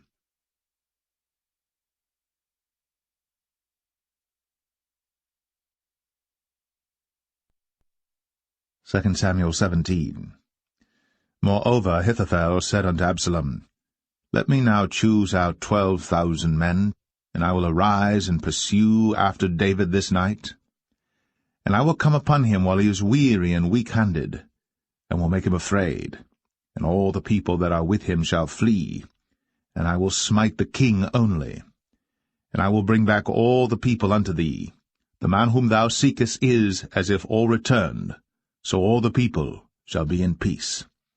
And the saying pleased Absalom well, and all the elders of Israel. Then said Absalom, Call now Hushai the Archite also, and let us hear likewise what he saith. And when Hushai was come to Absalom, Absalom spake unto him, saying, Ahithophel hath spoken after this manner. Shall we do after his saying? If not, speak thou. And Hushai said unto Absalom, The counsel that Ahithophel hath given is not good at this time. For, said Hushai, Thou knowest thy father and his men, that they be mighty men, and they be chafed in their minds, as a bear robbed of her whelps in the field. And thy father is a man of war, and will not lodge with the people. Behold, he is hid now in some pit, or in some other place, and it will come to pass, when some of them be overthrown at the first, that whosoever heareth it will say, There is a slaughter among the people that follow Absalom. And he also that is valiant, whose heart is as the heart of a lion, shall utterly melt. For all Israel knoweth that thy father is a mighty man, and they which be with him are valiant men. Therefore I counsel that all Israel be generally gathered unto thee, from Dan even to Beersheba, as the sand that is by the sea for multitude, and that thou go to battle in thine own person.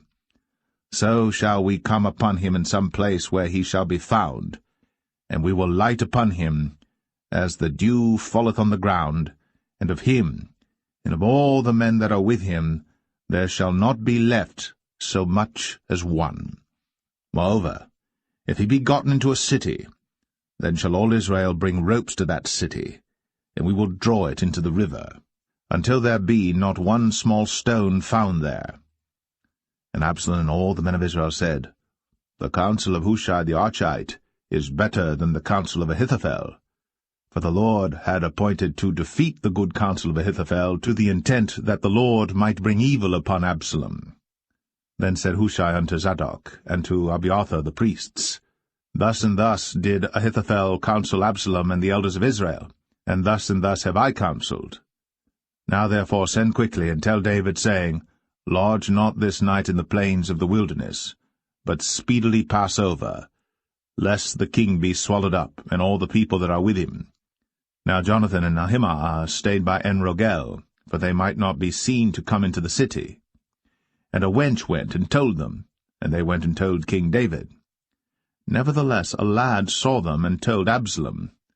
But they went both of them away quickly, and came to a man's house in Bahurim, which had a well in his court, whither they went down. And the woman took and spread a covering over the well's mouth, and spread ground corn thereon, and the thing was not known. And when Absalom's servants came to the woman to the house, they said, Where is Ahimaaz and Jonathan? And the woman said unto them, They be gone over the brook of water. And when they had sought and could not find them, they returned to Jerusalem. And it came to pass, after they were departed, that they came up out of the well, and went and told to King David, and said unto David, Arise, and pass quickly over the water, for thus hath Ahithophel counselled against you. Then David arose, and all the people that were with him, and they passed over Jordan. By the morning light there lacked not one of them that was not gone over Jordan. And when Ahithophel saw that his counsel was not followed, he saddled his ass and arose, and gat him home to his house, to his city, and put his household in order. and hanged himself, and died, and was buried in the sepulchre of his father. Then David came to Mahanaim, and Absalom passed over Jordan, he and all the men of Israel with him. And Absalom made Amasa captain of the hosts instead of Joab, which Amasa was a man's son, whose name was Ithra, an Israelite, that went in to Abigail, the daughter of Nahash, sister to Zeruiah, Joab's mother. So Israel and Absalom pitched in the land of Gilead. And it came to pass, when David was come to Mahanaim, that Shobai the son of Nahash of Rabbah, of the children of Ammon, and Machir the son of Amiel of Lo-debar, and Barzillai the Gileadite of Rogelim, brought beds and basins and earthen vessels, and wheat and barley and flour, and parched corn and beans and lentils and parched pulse, and honey and butter and sheep and cheese of kine for David and for the people that were with him to eat. For they said, The people is hungry and weary and thirsty in the wilderness.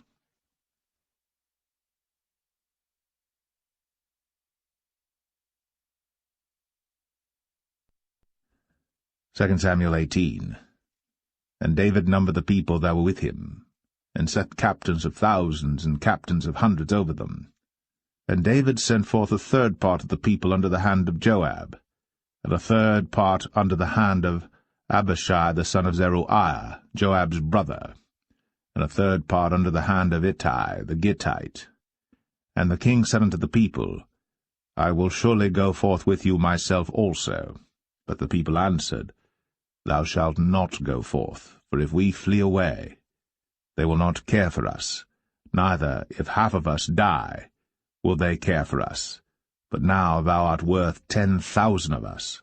Therefore now it is better that thou succour us out of the city. And the king said unto them, What seemeth you best, I will do. And the king stood by the gate side, and all the people came out by hundreds and by thousands. And the king commanded Joab and Abishai and Ittai, saying, Deal gently for my sake with the young man, even with Absalom. And all the people heard when the king gave all the captains charge concerning Absalom. So the people went out into the field against Israel, and the battle was in the wood of Ephraim, where the people of Israel were slain before the servants of David, and there was there a great slaughter that day of 20,000 men. For the battle was there scattered over the face of all the country, and the wood devoured more people that day than the sword devoured.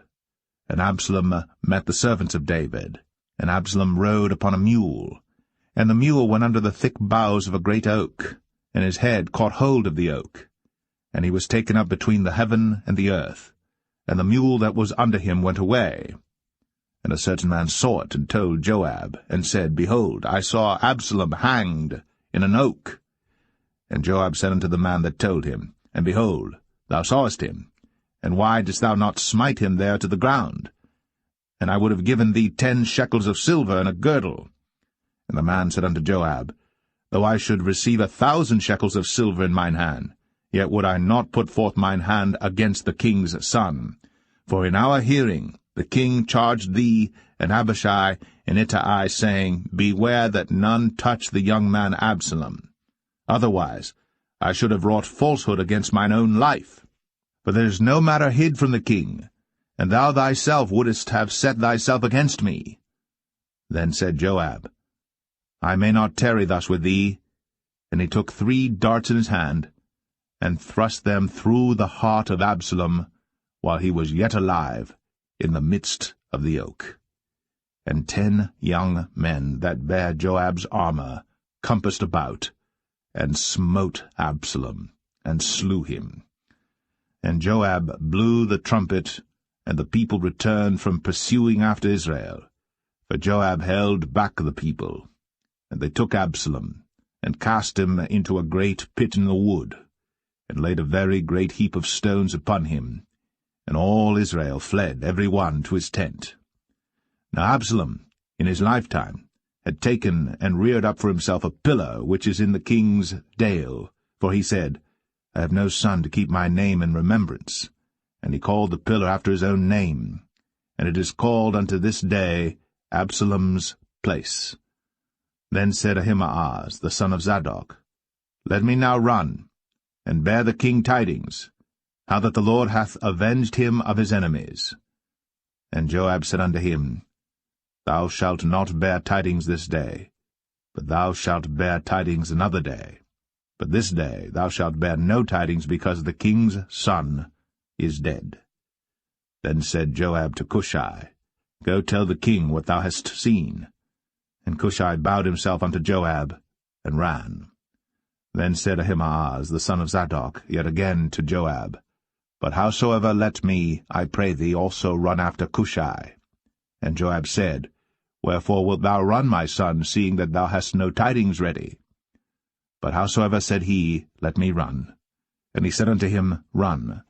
Then Ahimaaz ran by the way of the plain, and overran Cushai. And David sat between the two gates, and the watchman went up to the roof over the gate unto the wall, and lifted up his eyes, and looked, and behold, a man running alone. And the watchman cried, and told the king. And the king said, If he be alone, there is tidings in his mouth. And he came apace, and drew near. And the watchman saw another man running. And the watchman called unto the porter, and said, Behold, another man running alone. And the king said, He also bringeth tidings. And the watchman said, Methinketh the running of the foremost is like the running of Ahimaaz the son of Zadok. And the king said, He is a good man, and cometh with good tidings. And Ahimaaz called, and said unto the king, All is well. And he fell down to the earth upon his face before the king, and said, Blessed be the Lord thy God, which hath delivered up the men that lifted up their hand against my lord the king. And the king said, Is the young man Absalom safe? And Ahimaaz answered, When Joab sent the king's servant, and me thy servant, I saw a great tumult, but I knew not what it was. And the king said unto him, Turn aside, and stand here. And he turned aside, and stood still. And behold, Cushai came. And Cushai said, Tidings, my lord the king. For the Lord hath avenged thee this day of all them that rose up against thee. And the king said unto Cushai, Is the young man Absalom safe? And Cushai answered, The enemies of my lord the king, and all that rise against thee to do thee hurt, be as that young man is. And the king was much moved, and went up to the chamber over the gate, and wept. And as he went, thus he said, O my son Absalom, my son Absalom, would God I had died for thee, O Absalom, my son, my son.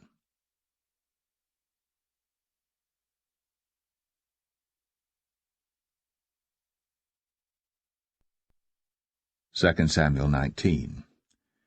And it was told Joab, Behold, the king weepeth and mourneth for Absalom.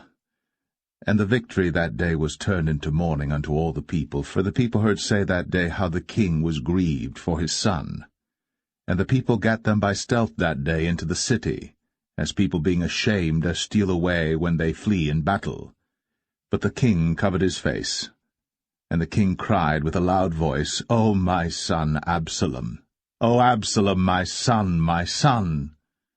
And Joab came into the house to the king, and said, Thou hast shamed this day the faces of all thy servants, which this day have saved thy life and the lives of thy sons and of thy daughters, and the lives of thy wives and the lives of thy concubines, in that thou lovest thine enemies and hatest thy friends.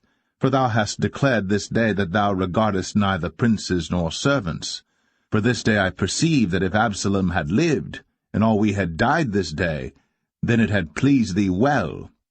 Now therefore arise, go forth, and speak comfortably unto thy servants. For I swear by the Lord, if thou go not forth, there will not tarry one with thee this night. And that will be worse unto thee than all the evil that befell thee from thy youth until now. Then the king arose and sat in the gate. And they told unto all the people, saying, Behold, the king doth sit in the gate. And all the people came before the king, for Israel had fled every man to his tent. And all the people were at strife throughout all the tribes of Israel, saying, The king saved us out of the hand of our enemies, and he delivered us out of the hand of the Philistines, and now he is fled out of the land for Absalom. And Absalom, whom we anointed over us, is dead in battle. Now therefore why speak ye not a word of bringing the king back? And King David sent to Zadok and to Abiathar the priests, saying, Speak unto the elders of Judah, saying, Why are ye the last to bring the king back to his house, seeing the speech of all Israel is come to the king, even to his house? Ye are my brethren, ye are my bones and my flesh, wherefore then are ye the last to bring back the king? And say ye to Amasa, Art thou not of my bone and of my flesh? God do so to me, and more also, if thou be not captain of the host before me continually in the room of Joab.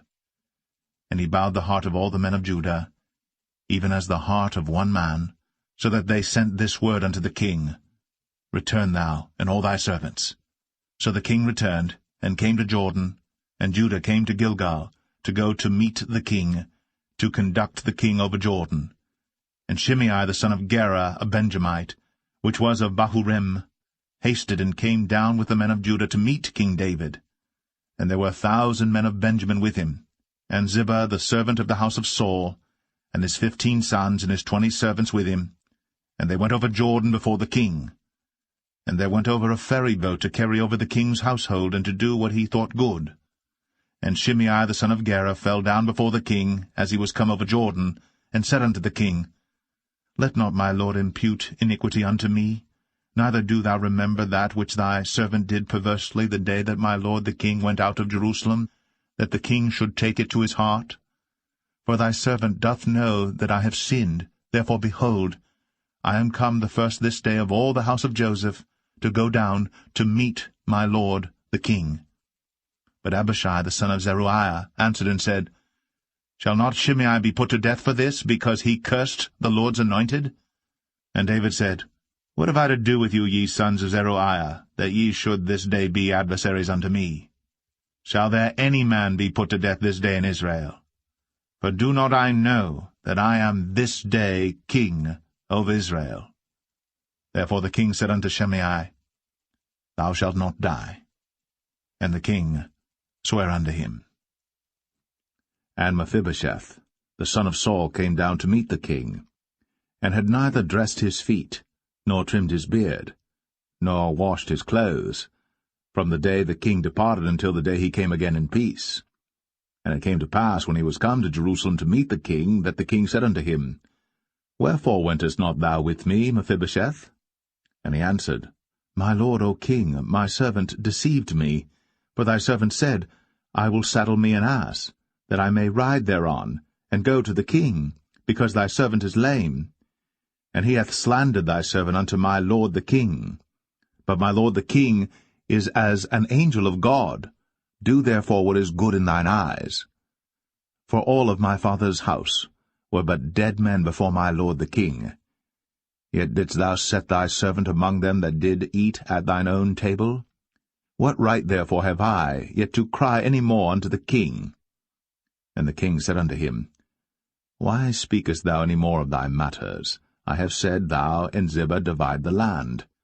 And Mephibosheth said unto the king, Yea, let him take all, for as much as my lord the king is come again in peace unto his own house. And Barzillai the Gileadite came down from Rogelim, and went over Jordan with the king to conduct him over Jordan.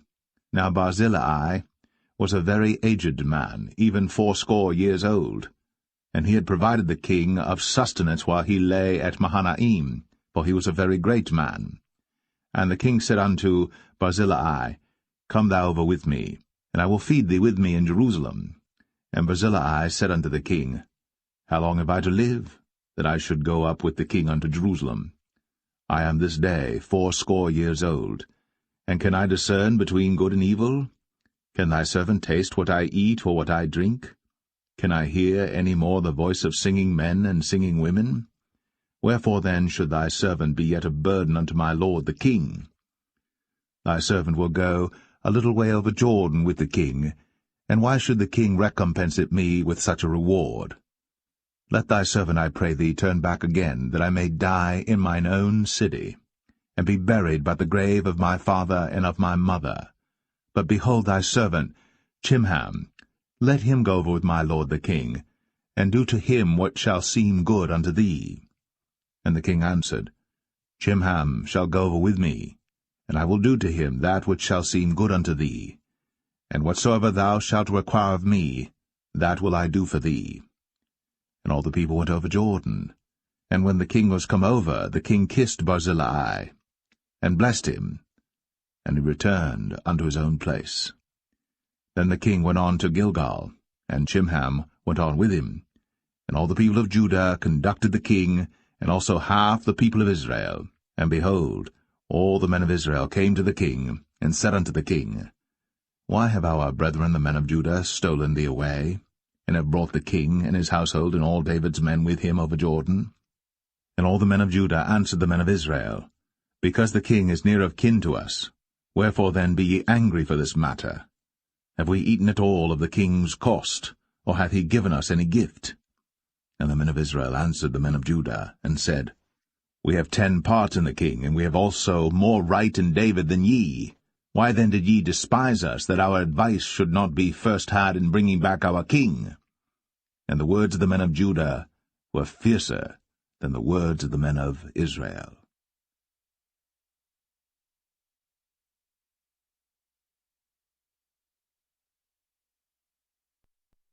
2 Samuel 20. And there happened to be there a man of Belial, whose name was Sheba, the son of Bichri, a Benjamite. And he blew a trumpet, and said, We have no part in David, neither have we inheritance in the son of Jesse. Every man to his tents, O Israel. So every man of Israel went up from after David, and followed Sheba the son of Bichri. But the men of Judah clave unto their king, from Jordan even to Jerusalem. And David came to his house at Jerusalem.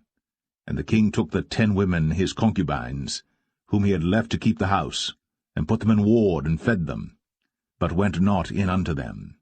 So they were shut up unto the day of their death, living in widowhood. Then said the king to Amasa, Assemble me the men of Judah within 3 days, and be thou here present. So Amasa went to assemble the men of Judah, but he tarried longer than the set time which he had appointed him. And David said to Abishai, Now shall Sheba the son of Bichri do us more harm than did Absalom.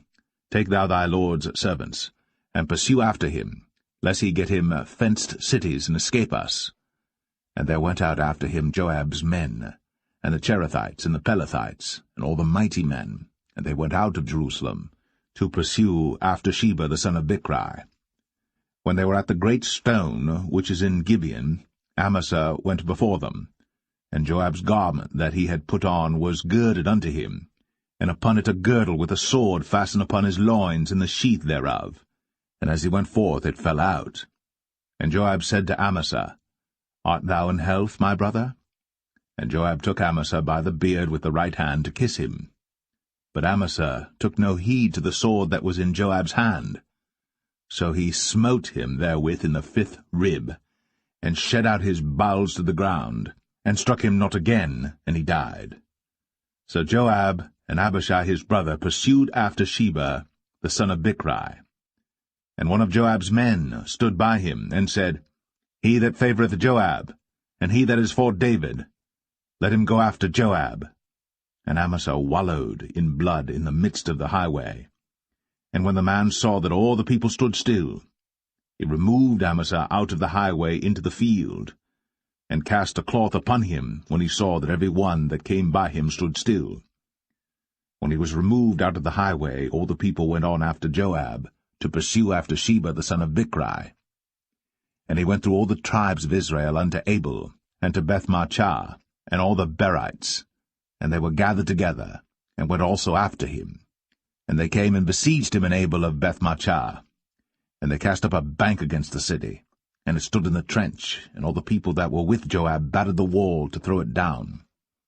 Then cried a wise woman out of the city, Hear, hear, say, I pray you, unto Joab, Come near hither, that I may speak with thee. And when he was come near unto her, the woman said, Art thou Joab? And he answered, I am he. Then she said unto him, Hear the words of thine handmaid. And he answered, I do hear. Then she spake, saying, They were wont to speak in old times, saying, They shall surely ask counsel at Abel, and so they ended the matter. I am one of them that are peaceable and faithful in Israel. Thou seekest to destroy a city and a mother in Israel. Why wilt thou swallow up the inheritance of the Lord? And Joab answered and said, far be it from me that I should swallow up or destroy. The matter is not so. But a man of Mount Ephraim, Sheba, the son of Bichri by name, hath lifted up his hand against the king, even against David. Deliver him only, and I will depart from the city. And the woman said unto Joab, Behold, his head shall be thrown to thee over the wall. Then the woman went unto all the people in her wisdom, and they cut off the head of Sheba the son of Bichri, and cast it out to Joab. And he blew a trumpet, and they retired from the city, every man to his tent. And Joab returned to Jerusalem unto the king. Now Joab was over all the host of Israel, and Benaiah the son of Jehoiada was over the Cherethites and over the Pelethites, and Adoram was over the tribute, and Jehoshaphat the son of Ahilud was recorder, and Sheva was scribe, and Zadok and Abiathar were priests, and Ira also the Jerite was a chief ruler about David.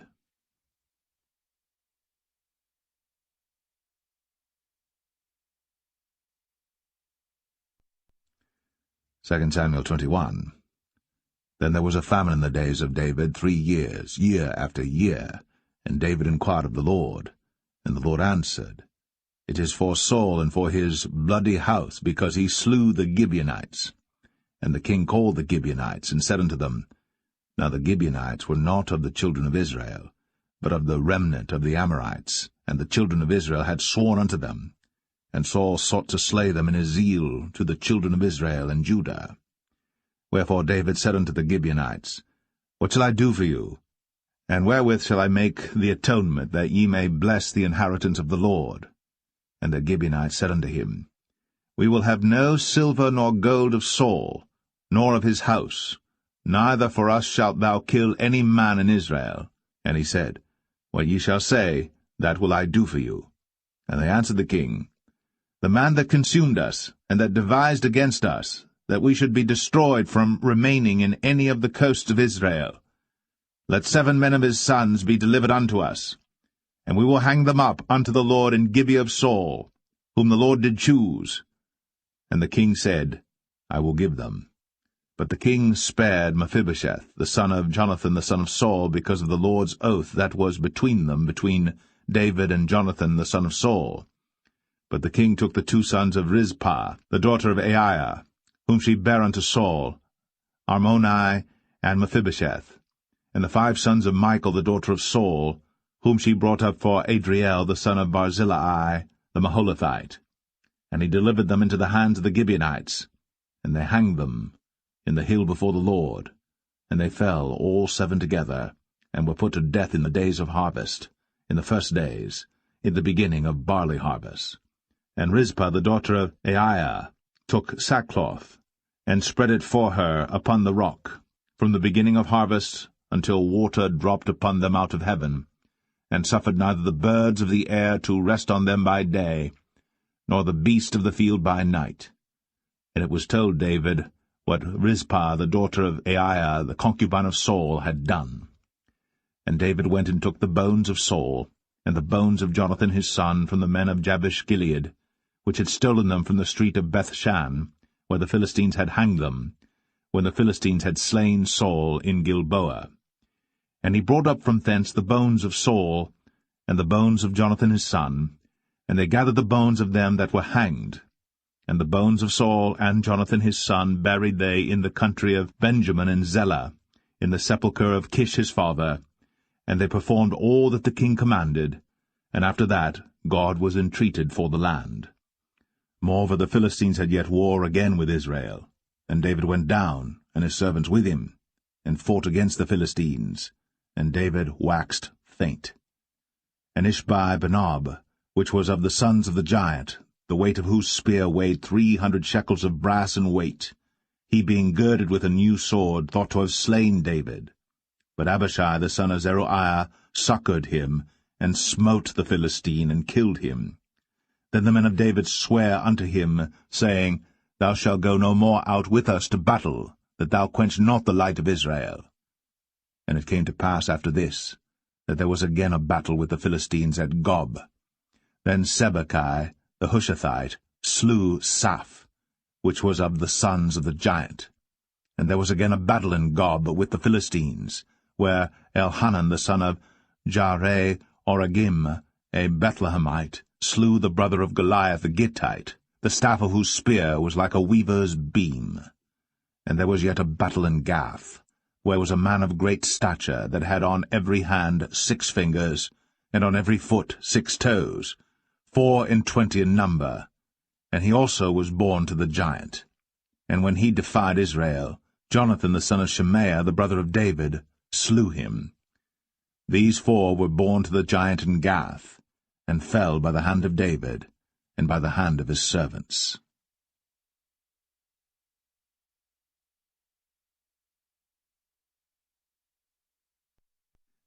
2 Samuel 22.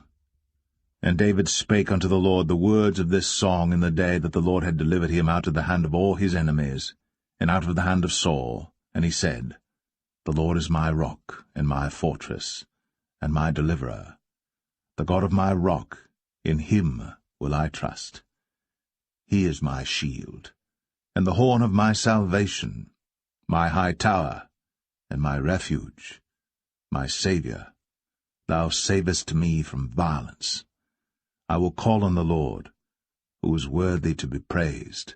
So shall I be saved from mine enemies. When the waves of death compassed me, the floods of ungodly men made me afraid. The sorrows of hell compassed me about, the snares of death prevented me. In my distress I called upon the Lord, and cried to my God, and he did hear my voice out of his temple, and my cry did enter into his ears. Then the earth shook and trembled, the foundations of heaven moved and shook, because he was wroth. There went up a smoke out of his nostrils, and fire out of his mouth devoured. Coals were kindled by it. He bowed the heavens also, and came down, and darkness was under his feet. And he rode upon a cherub, and did fly, and he was seen upon the wings of the wind. And he made darkness pavilions round about him, dark waters, and thick clouds of the skies. Through the brightness before him were coals of fire kindled. The Lord thundered from heaven, and the Most High uttered his voice. And he sent out arrows, and scattered them, lightning, and discomfited them. And the channels of the sea appeared. The foundations of the world were discovered, at the rebuking of the Lord, at the blast of the breath of his nostrils. He sent from above, he took me, he drew me out of many waters. He delivered me from my strong enemy, and from them that hated me, for they were too strong for me. They prevented me in the day of my calamity. But the Lord was my stay. He brought me forth also into a large place. He delivered me because he delighted in me. The Lord rewarded me according to my righteousness, according to the cleanness of my hands hath he recompensed me. For I have kept the ways of the Lord, and have not wickedly departed from my God. For all his judgments were before me, and as for his statutes, I did not depart from them.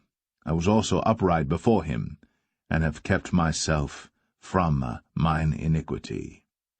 Therefore the Lord hath recompensed me according to my righteousness, according to my cleanness in his eyesight. With the merciful thou wilt show thyself merciful, and with the upright man thou wilt show thyself upright.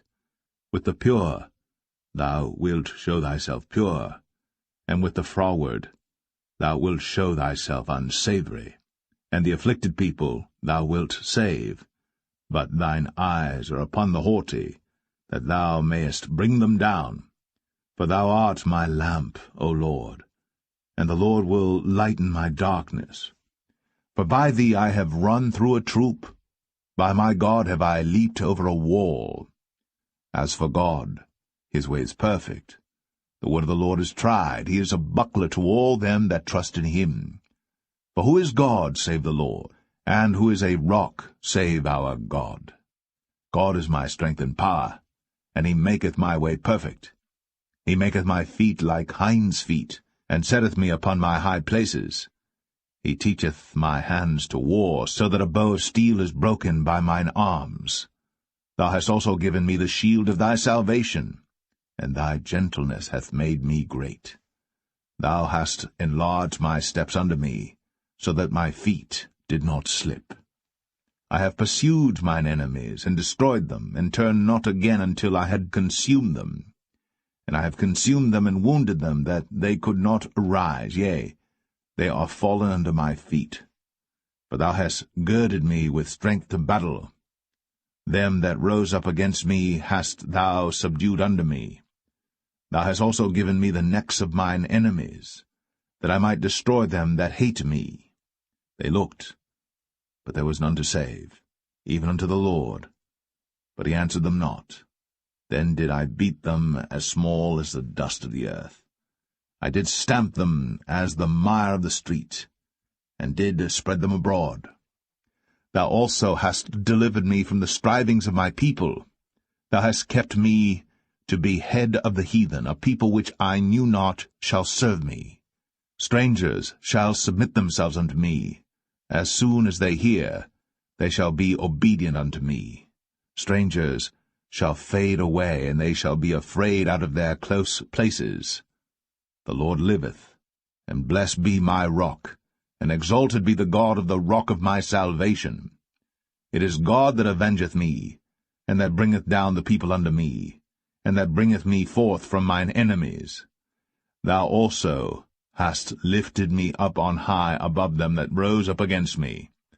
Thou hast delivered me from the violent man.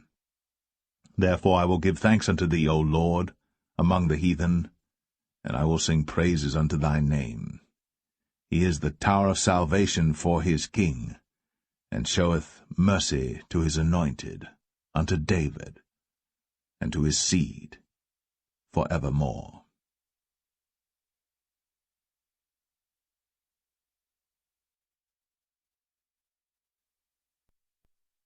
2 Samuel 23. Now these be the last words of David. David the son of Jesse said, and the man who was raised up on high, the anointed of the God of Jacob, and the sweet psalmist of Israel, said, The Spirit of the Lord spake by me, and his word was in my tongue. The God of Israel said, The rock of Israel spake to me. He that ruleth over men must be just, ruling in the fear of God. And he shall be as the light of the morning, when the sun riseth, even a morning without clouds, as the tender grass springing out of the earth by clear shining after rain. Although my house be not so with God, yet he hath made with me an everlasting covenant, ordered in all things and sure. For this is all my salvation and all my desire, although he make it not to grow. But the sons of Belial shall be all of them as thorns thrust away, because they cannot be taken with hands. But the man that shall touch them must be fenced with iron, and the staff of a spear, and they shall be utterly burned with fire in the same place. These be the names of the mighty men whom David had. The Tachmonite, that sat in the seat, chief among the captains. The same was Adino, the Eznite. He lift up his spear against 800, whom he slew at one time. And after him was Eleazar the son of Dodo the Ahohite, one of the 3 mighty men with David, when they defied the Philistines that were there gathered together to battle, and the men of Israel were gone away. He arose, and smote the Philistines until his hand was weary, and his hand clave unto the sword. And the Lord wrought a great victory that day, and the people returned after him only to spoil. And after him was Shammah the son of Agi, the Herahite. And the Philistines were gathered together into a troop, where was a piece of ground full of lentils, and the people fled from the Philistines. But he stood in the midst of the ground, and defended it, and slew the Philistines, and the Lord wrought a great victory. And 3 of the 30 chief went down, and came to David, in the harvest time, unto the cave of Adullam. And the troop of the Philistines pitched in the valley of Rephaim.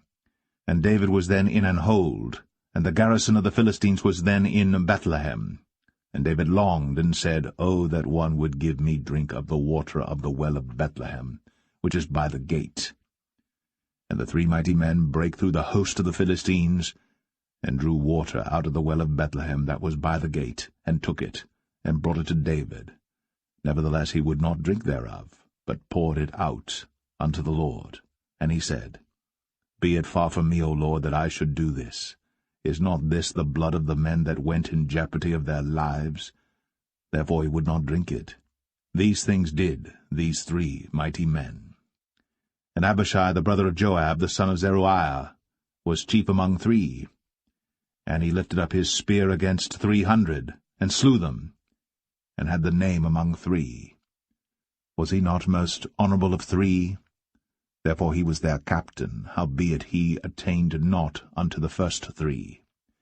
And Benaiah the son of Jehoiada, the son of a valiant man of Kabzeel, who had done many acts, he slew 2 lion-like men of Moab. He went down also and slew a lion in the midst of a pit in time of snow. And he slew an Egyptian, a goodly man. And the Egyptian had a spear in his hand. But he went down to him with a staff, and plucked the spear out of the Egyptian's hand, and slew him with his own spear.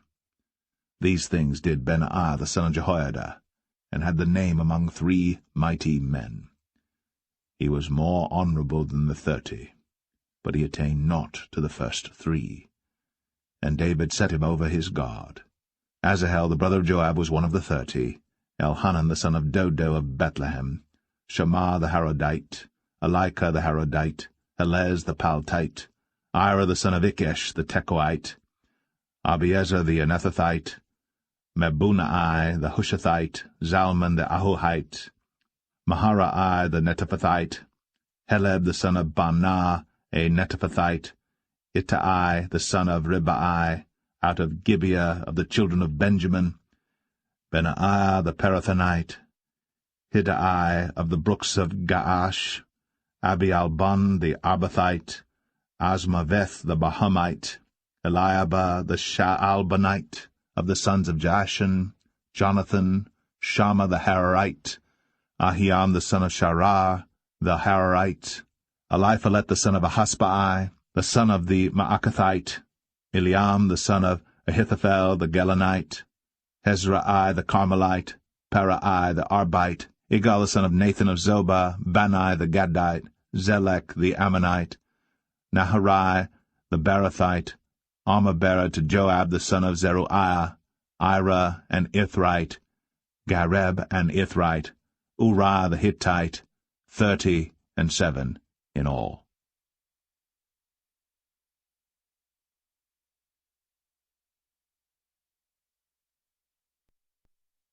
2 Samuel 24.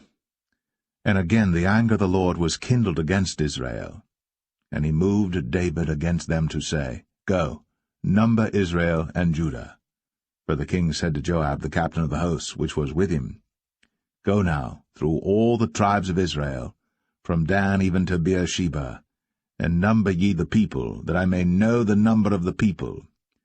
And Joab said unto the king, Now the Lord thy God add unto the people, how many soever they be, 100-fold, and that the eyes of my lord the king may see it. But why doth my lord the king delight in this thing?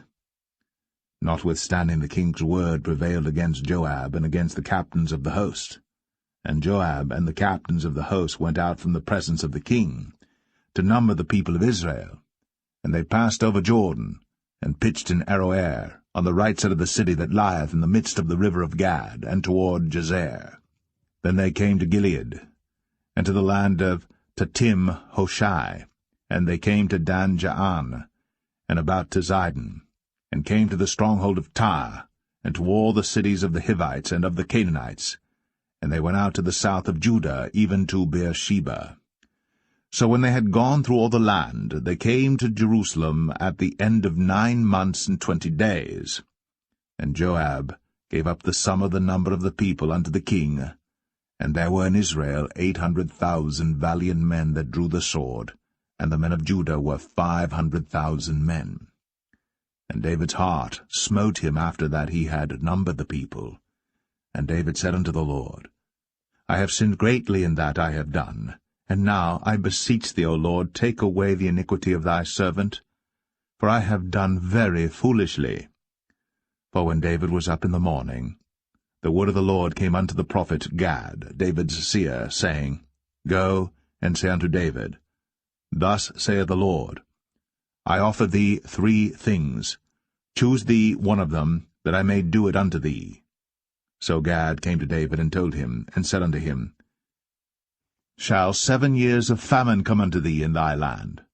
Or wilt thou flee 3 months before thine enemies, while they pursue thee, or that there be 3 days' pestilence in thy land?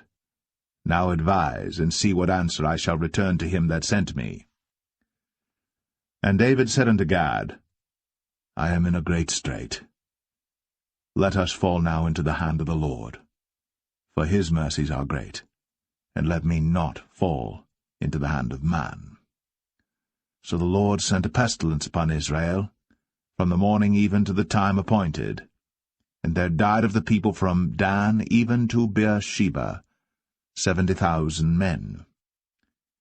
And when the angel stretched out his hand upon Jerusalem to destroy it, the Lord repented him of the evil, and said to the angel that destroyed the people, It is enough.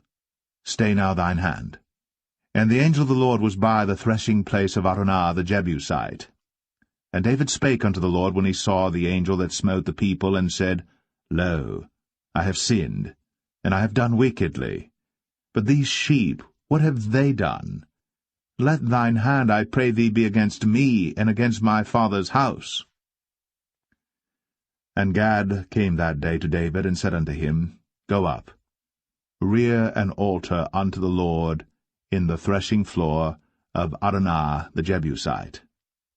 And David, according to the saying of Gad, went up as the Lord commanded. And Araunah looked, and saw the king and his servants coming on toward him.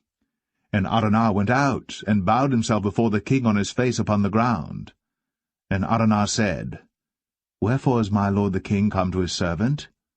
And David said, To buy the threshing floor of thee, to build an altar unto the Lord, that the plague may be stayed from the people. And Araunah said unto David, Let my lord the king take and offer up what seemeth good unto him. Behold, here be oxen for burnt sacrifice, and threshing instruments, and other instruments of the oxen for wood. All these things did Araunah as a king give unto the king. And Araunah said unto the king, The Lord thy God accept thee. And the king said unto Araunah, Nay, but I will surely buy it of thee at a price. Neither will I offer burnt offerings unto the Lord my God of that which doth cost me nothing. So David bought the threshing floor and the oxen for 50 shekels of silver. And David built there an altar unto the Lord, and offered burnt offerings and peace offerings.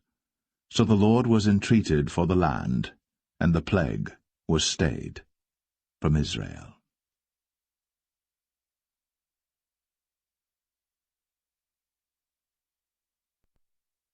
The First Book of Kings, chapter 1. Now King David was old, and stricken in years, and they covered him with clothes, but he gat no heat. Wherefore his servants said unto him, Let there be sought for my lord the king a young virgin, and let her stand before the king, and let her cherish him, and let her lie in thy bosom, that my lord the king may get heat. So they sought for a fair damsel throughout all the coasts of Israel, and found Abishag, a Shunammite, and brought her to the king. And the damsel was very fair, and cherished the king, and ministered to him. But the king knew her not. Then Adonijah the son of Haggith exalted himself, saying, I will be king. And he prepared him chariots and horsemen, and 50 men to run before him. And his father had not displeased him at any time in saying, Why hast thou done so? And he also was a very goodly man. And his mother bare him after Absalom. And he conferred with Joab the son of Zeruiah, and with Abiathar the priest, And they, following Adonijah, helped him. But Zadok the priest, and Benaiah the son of Jehoiada, and Nathan the prophet, and Shimei, and Rei, and the mighty men which belonged to David, were not with Adonijah. And Adonijah slew sheep and oxen and fat cattle by the stone of Zoheleth, which is by En-rogel, and called all his brethren the king's sons, and all the men of Judah the king's servants. But Nathan the prophet, and Benaiah, and the mighty men, and Solomon his brother, he called not. Wherefore Nathan spake unto Bathsheba, the mother of Solomon, saying, Hast thou not heard that Adonijah the son of Haggith doth reign, and David our Lord knoweth it not?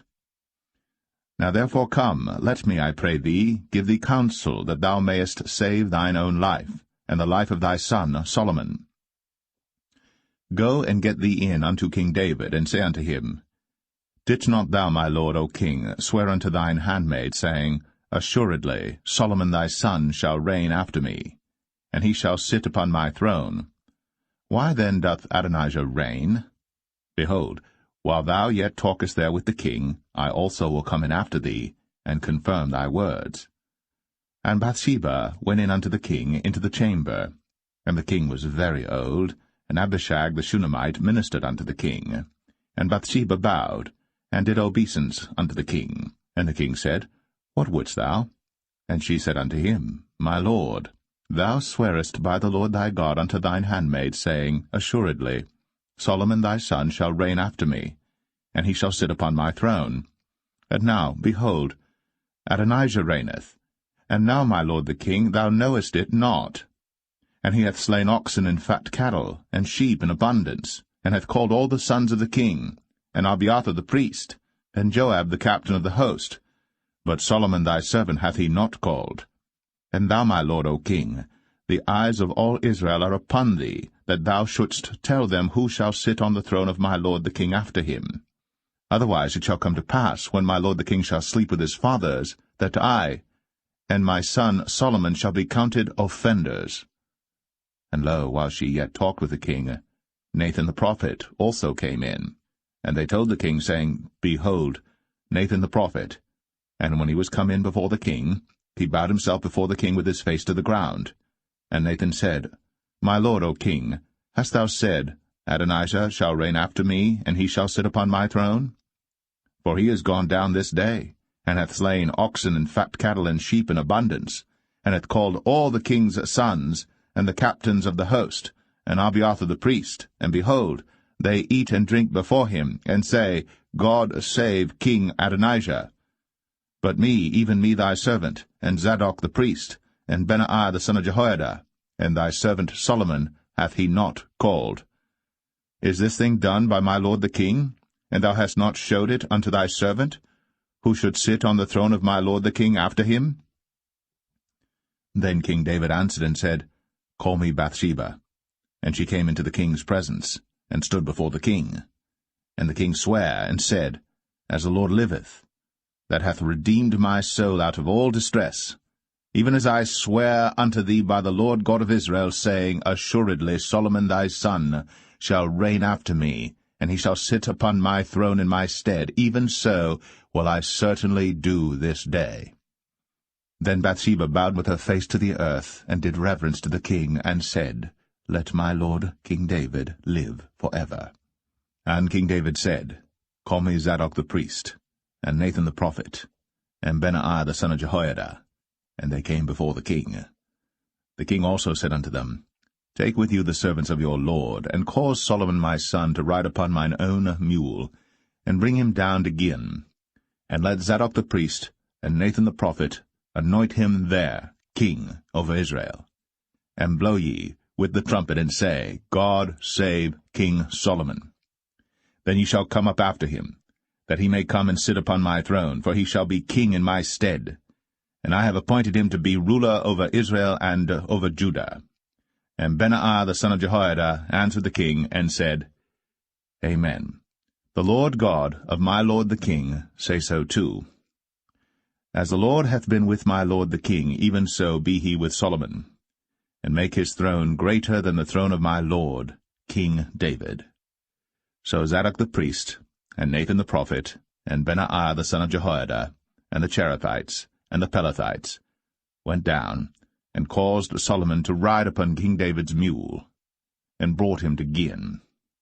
And Zadok the priest took an horn of oil out of the tabernacle, and anointed Solomon, and they blew the trumpet. And all the people said, God save King Solomon. And all the people came up after him, and the people piped with pipes, and rejoiced with great joy, so that the earth rent with the sound of them. And Adonijah and all the guests that were with him heard it as they had made an end of eating. And when Joab heard the sound of the trumpet, he said, Wherefore is this noise of the city being in an uproar? And while he yet spake, behold, Jonathan the son of Abiathar the priest came. And Adonijah said unto him, Come in, for thou art a valiant man, and bringest good tidings. And Jonathan answered and said to Adonijah, Verily, our lord King David hath made Solomon king.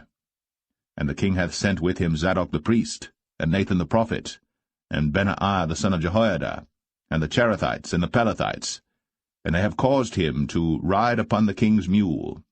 And Zadok the priest, and Nathan the prophet, have anointed him king in Gihon, and they are come up from thence, rejoicing, so that the city rang again. This is the noise that ye have heard. And also Solomon sitteth on the throne of the kingdom. And moreover, the king's servants came to bless our lord King David, saying, God make the name of Solomon better than thy name, and make his throne greater than thy throne. And the king bowed himself upon the bed. And also thus said the king, Blessed be the Lord God of Israel, which hath given one to sit on my throne this day, mine eyes even seeing it. And all the guests that were with Adonijah were afraid, and rose up, and went every man his way. And Adonijah feared because of Solomon, and arose, and went, and caught hold on the horns of the altar. And it was told Solomon, saying, Behold, Adonijah feareth King Solomon, for lo, he hath caught hold on the horns of the altar, saying, Let King Solomon swear unto me today, that he will not slay his servant with the sword. And Solomon said, If he will show himself a worthy man, there shall not an hair of him fall to the earth. But if wickedness shall be found in him, he shall die. So King Solomon sent, and they brought him down from the altar, and he came, and bowed himself to King Solomon. And Solomon said unto him, Go to thine house.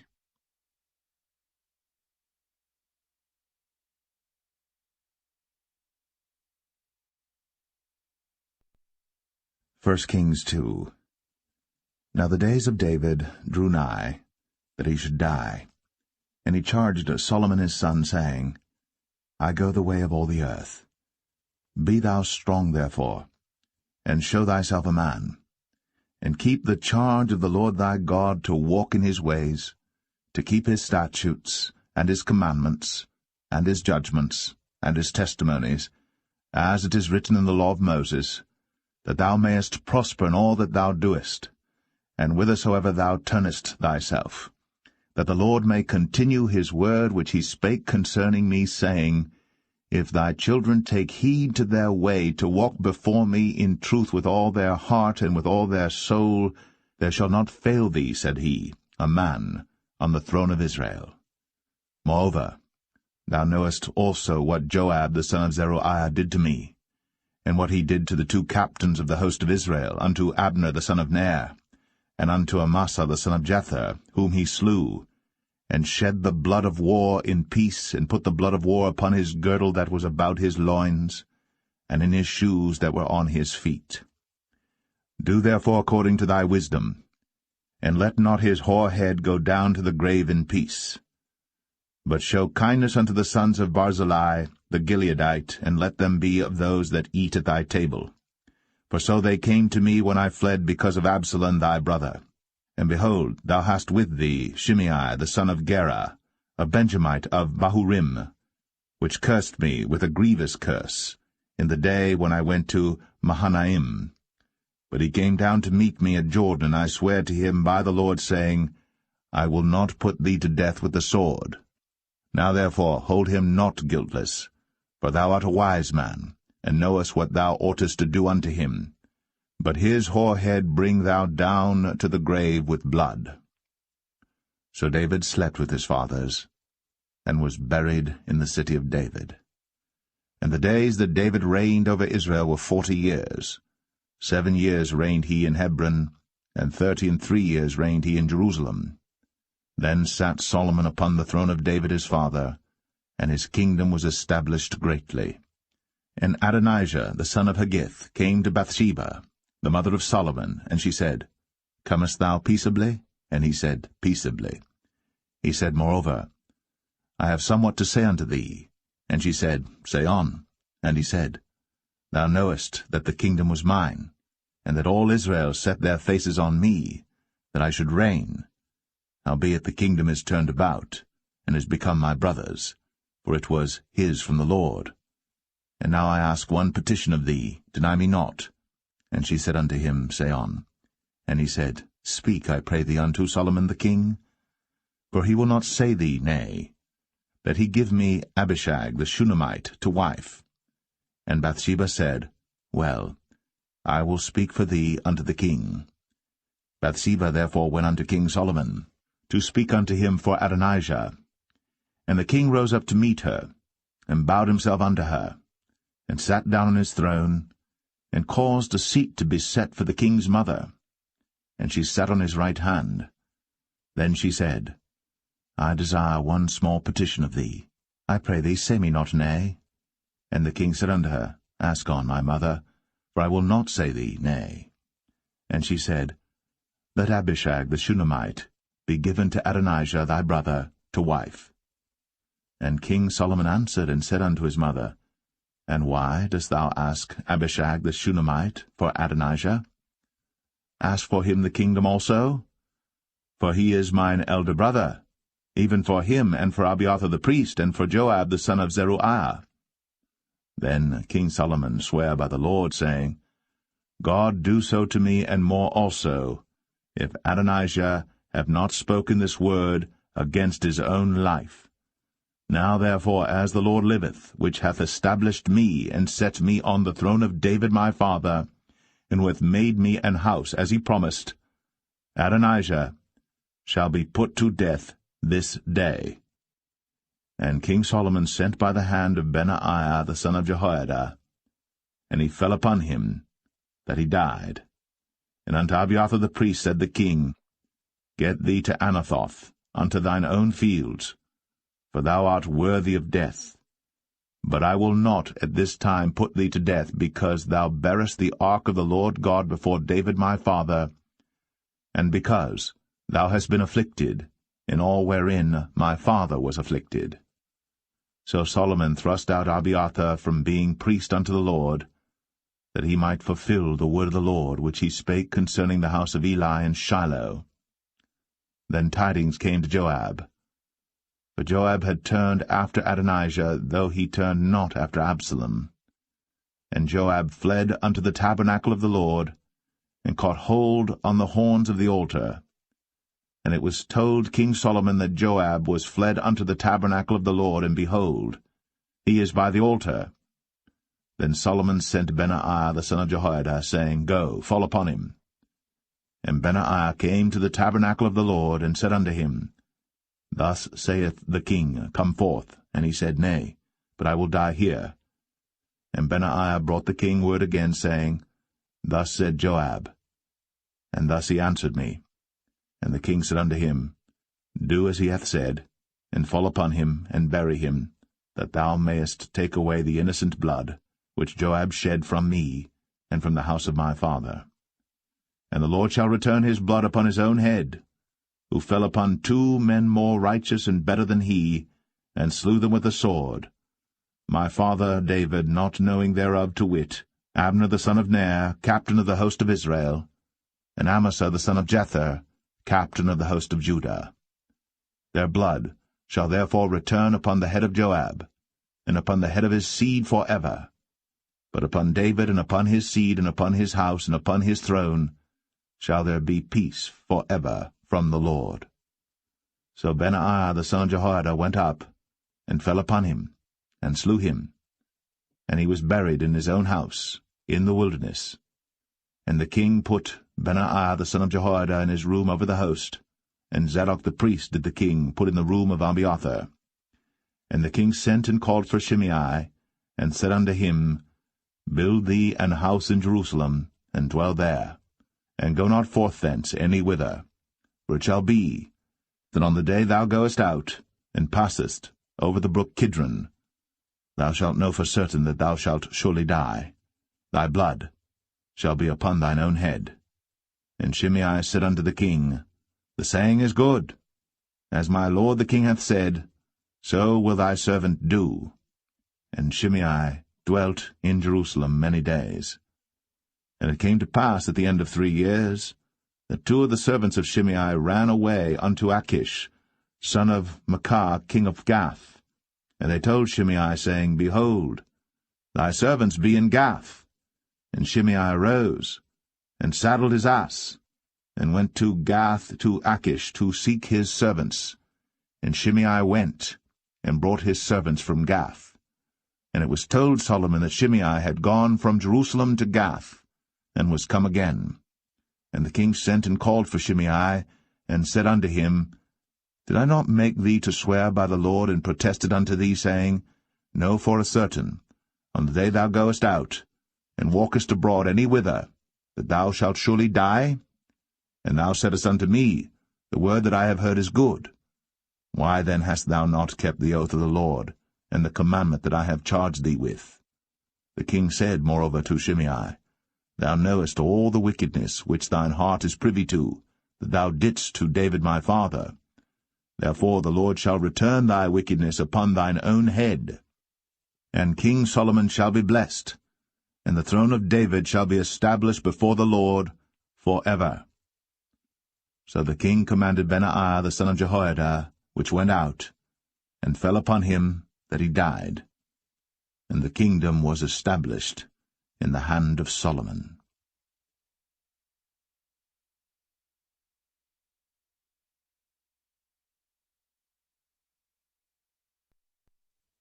1 Kings 3. And Solomon made affinity with Pharaoh king of Egypt, and took Pharaoh's daughter, and brought her into the city of David, until he had made an end of building his own house, and the house of the Lord, and the wall of Jerusalem round about. Only the people sacrificed in high places, because there was no house built unto the name of the Lord, until those days. And Solomon loved the Lord, walking in the statutes of David his father. Only he sacrificed and burnt incense in high places. And the king went to Gibeon to sacrifice there, for that was the great high place. 1,000 burnt offerings did Solomon offer upon that altar. In Gibeon the Lord appeared to Solomon in a dream by night, and God said, Ask what I shall give thee. And Solomon said, Thou hast shown unto thy servant David my father great mercy, according as he walked before thee in truth, and in righteousness, and in uprightness of heart with thee. And thou hast kept for him this great kindness, that thou hast given him a son, to sit on his throne, as it is this day. And now, O Lord my God, thou hast made thy servant king, instead of David my father. And I am but a little child. I know not how to go out or come in. And thy servant is in the midst of thy people, which thou hast chosen, a great people, that cannot be numbered nor counted for multitude. Give therefore thy servant an understanding heart to judge thy people, that I may discern between good and bad. For who is able to judge this, thy so great a people? And the speech pleased the Lord, that Solomon had asked this thing. And God said unto him, Because thou hast asked this thing, and hast not asked for thyself long life, neither hast asked riches for thyself, nor hast asked the life of thine enemies, but hast asked for thyself understanding, to discern judgment. Behold, I have done according to thy words. Lo, I have given thee a wise and an understanding heart, so that there was none like thee before thee, neither after thee shall any arise like unto thee. And I have also given thee that which thou hast not asked, both riches and honour, so that there shall not be any among the kings like unto thee all thy days. and if thou wilt walk in my ways, to keep my statutes and my commandments, as thy father David did walk, then I will lengthen thy days. And Solomon awoke, and behold, it was a dream. And he came to Jerusalem, and stood before the ark of the covenant of the Lord, and offered up burnt offerings, and offered peace offerings, and made a feast to all his servants. Then came there 2 women that were harlots unto the king, and stood before him. And the one woman said, O my lord, I and this woman dwell in one house, and I was delivered of a child with her in the house. And it came to pass, the 3rd day after that I was delivered, that this woman was delivered also, and we were together. There was no stranger with us in the house, save we 2 in the house. And this woman's child died in the night, because she overlaid it. And she arose at midnight, and took my son from beside me while thine handmaid slept, and laid it in her bosom, and laid her dead child in my bosom. And when I rose in the morning to give my child suck, behold, it was dead.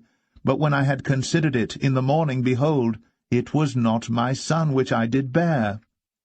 And the other woman said, Nay, but the living is my son, and the dead is thy son. And this said, No, but the dead is thy son, and the living is my son. Thus they spake before the king. Then said the king, The one saith, This is my son that liveth, and thy son is the dead. And the other saith, Nay, but thy son is the dead, and my son is the living. And the king said, Bring me a sword. And they brought a sword before the king.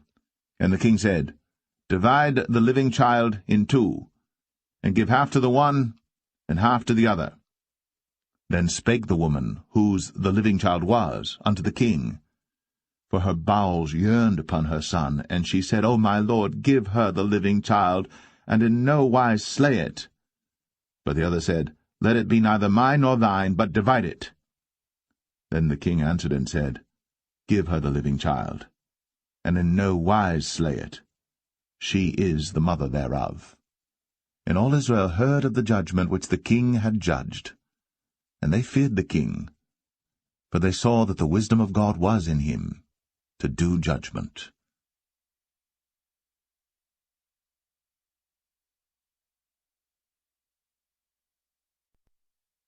1 Kings 4.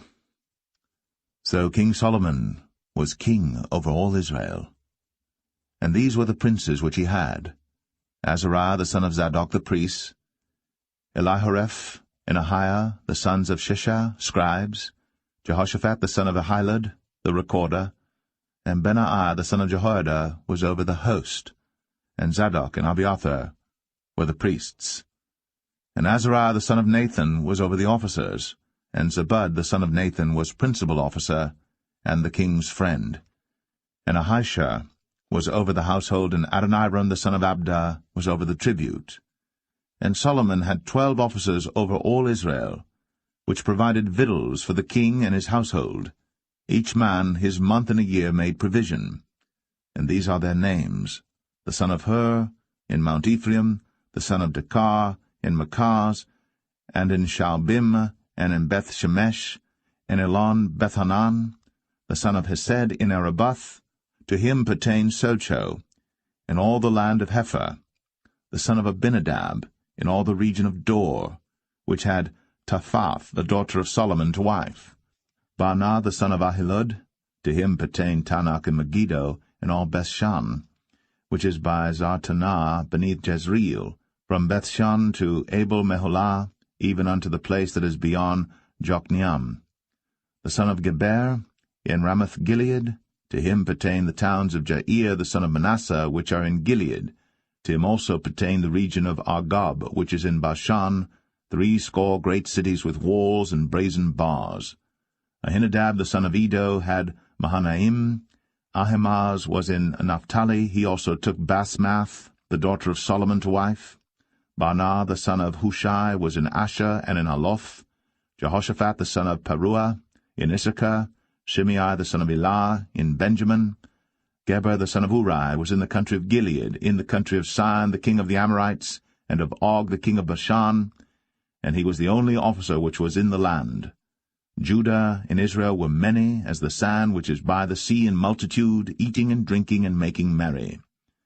And Solomon reigned over all kingdoms from the river unto the land of the Philistines, and unto the border of Egypt. They brought presents, and served Solomon all the days of his life. And Solomon's provisions for one day was 30 measures of fine flour, and 80 measures of meal, 10 fat oxen, and 20 oxen out of the pastures, and 100 sheep beside harts and roebucks, and fallow deer and fatted fowl. For he had dominion over all the region on this side the river, from Tiphsah even to Azar, over all the kings on this side the river, and he had peace on all sides round about him. And Judah and Israel dwelt safely, every man under his vine and under his fig tree, from Dan even to Beersheba, all the days of Solomon. And Solomon had 40,000 stalls of horses for his chariots, and 12,000 horsemen. And those officers provided victual for King Solomon, and for all that came unto King Solomon's table every man in his month, they lacked nothing. Barley also, and straw for the horses, and dromedaries brought they unto the place where the officers were, every man according to his charge. And God gave Solomon wisdom and understanding exceeding much, and largeness of heart, even as the sand that is on the seashore. And Solomon's wisdom excelled the wisdom of all the children of the east country, and all the wisdom of Egypt. For he was wiser than all men, than Ethan the Ezrahite, and Heman, and Chalcol, and Darda, the sons of Mahol, and his fame was in all nations round about. And he spake 3,000 proverbs, and his songs were 1,005. And he spake of trees, from the cedar tree that is in Lebanon even unto the hyssop that springeth out of the wall. He spake also of beasts, and of fowl, and of creeping things, and of fishes. And there came of all people to hear the wisdom of Solomon, from all kings of the earth, which had heard of his wisdom.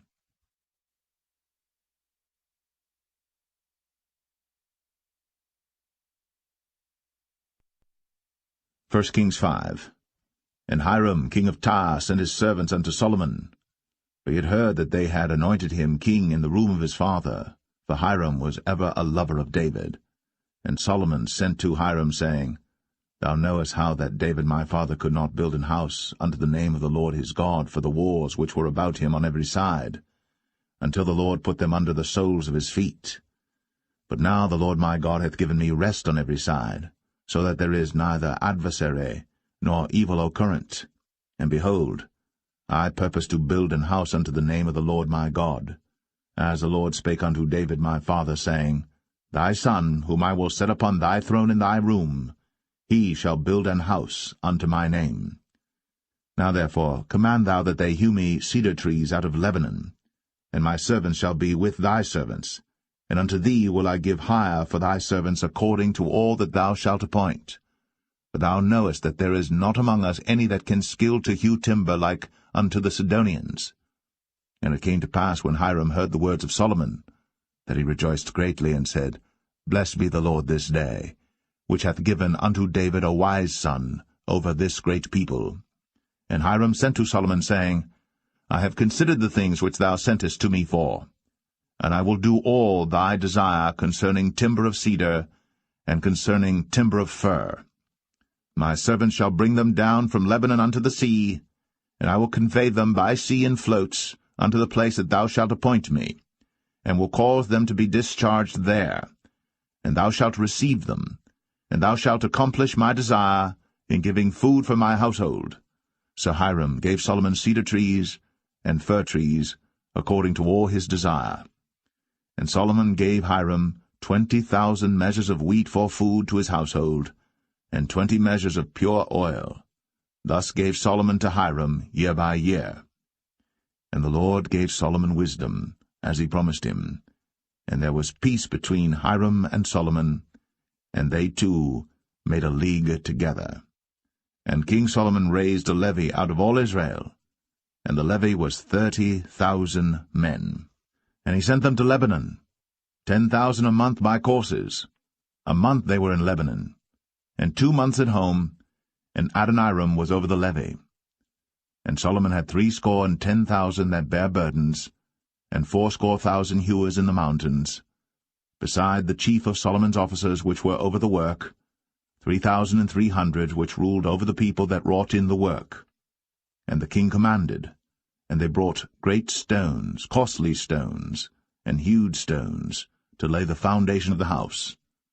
And Solomon's builders and Hiram's builders did hew them, and the stone squarers, so they prepared timber and stones to build the house.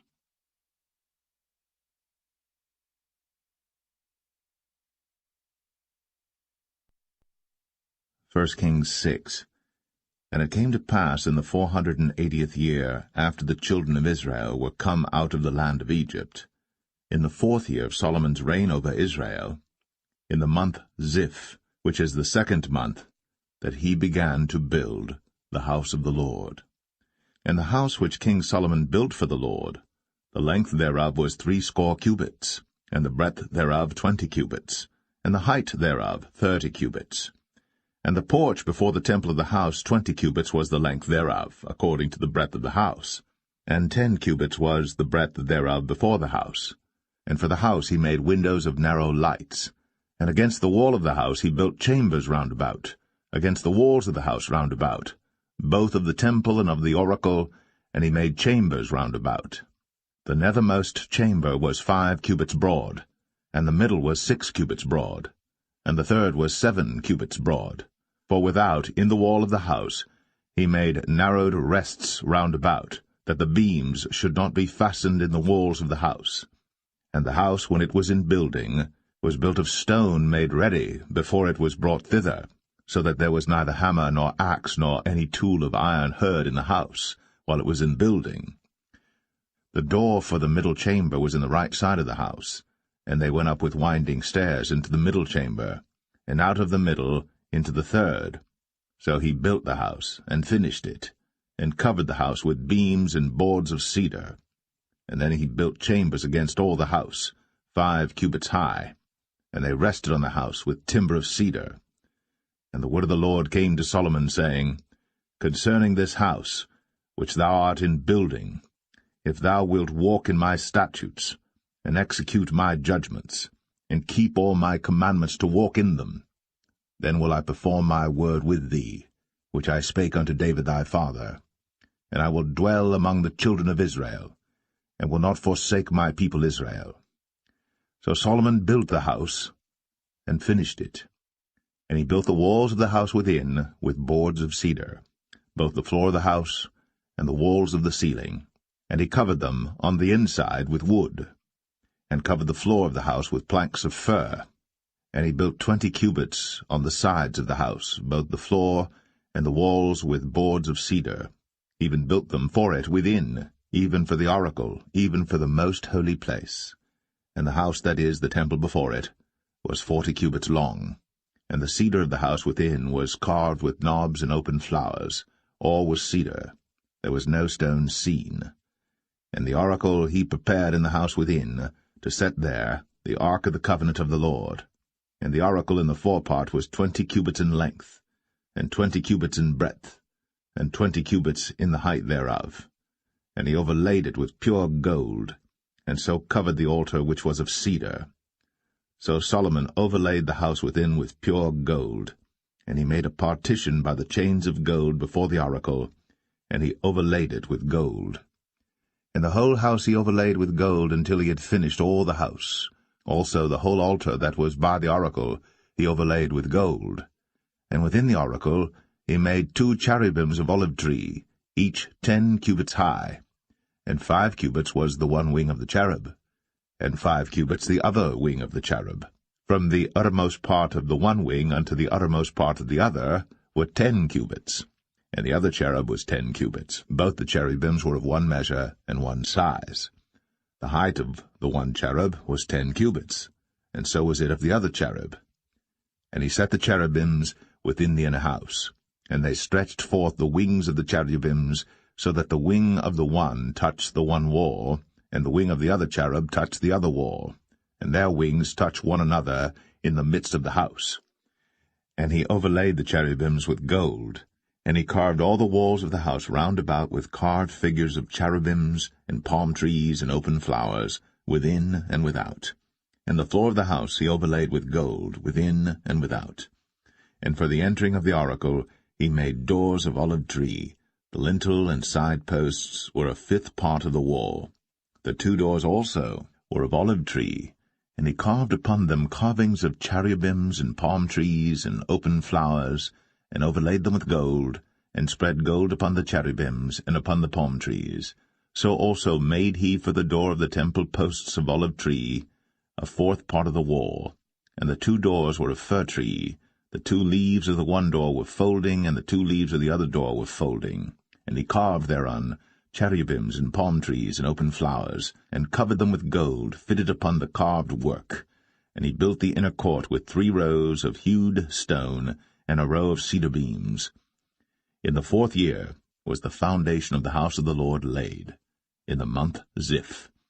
And in the 11th year, in the month Bul, which is the 8th month, was the house finished throughout all the parts thereof. And according to all the fashion of it, so was he 7 years in building it.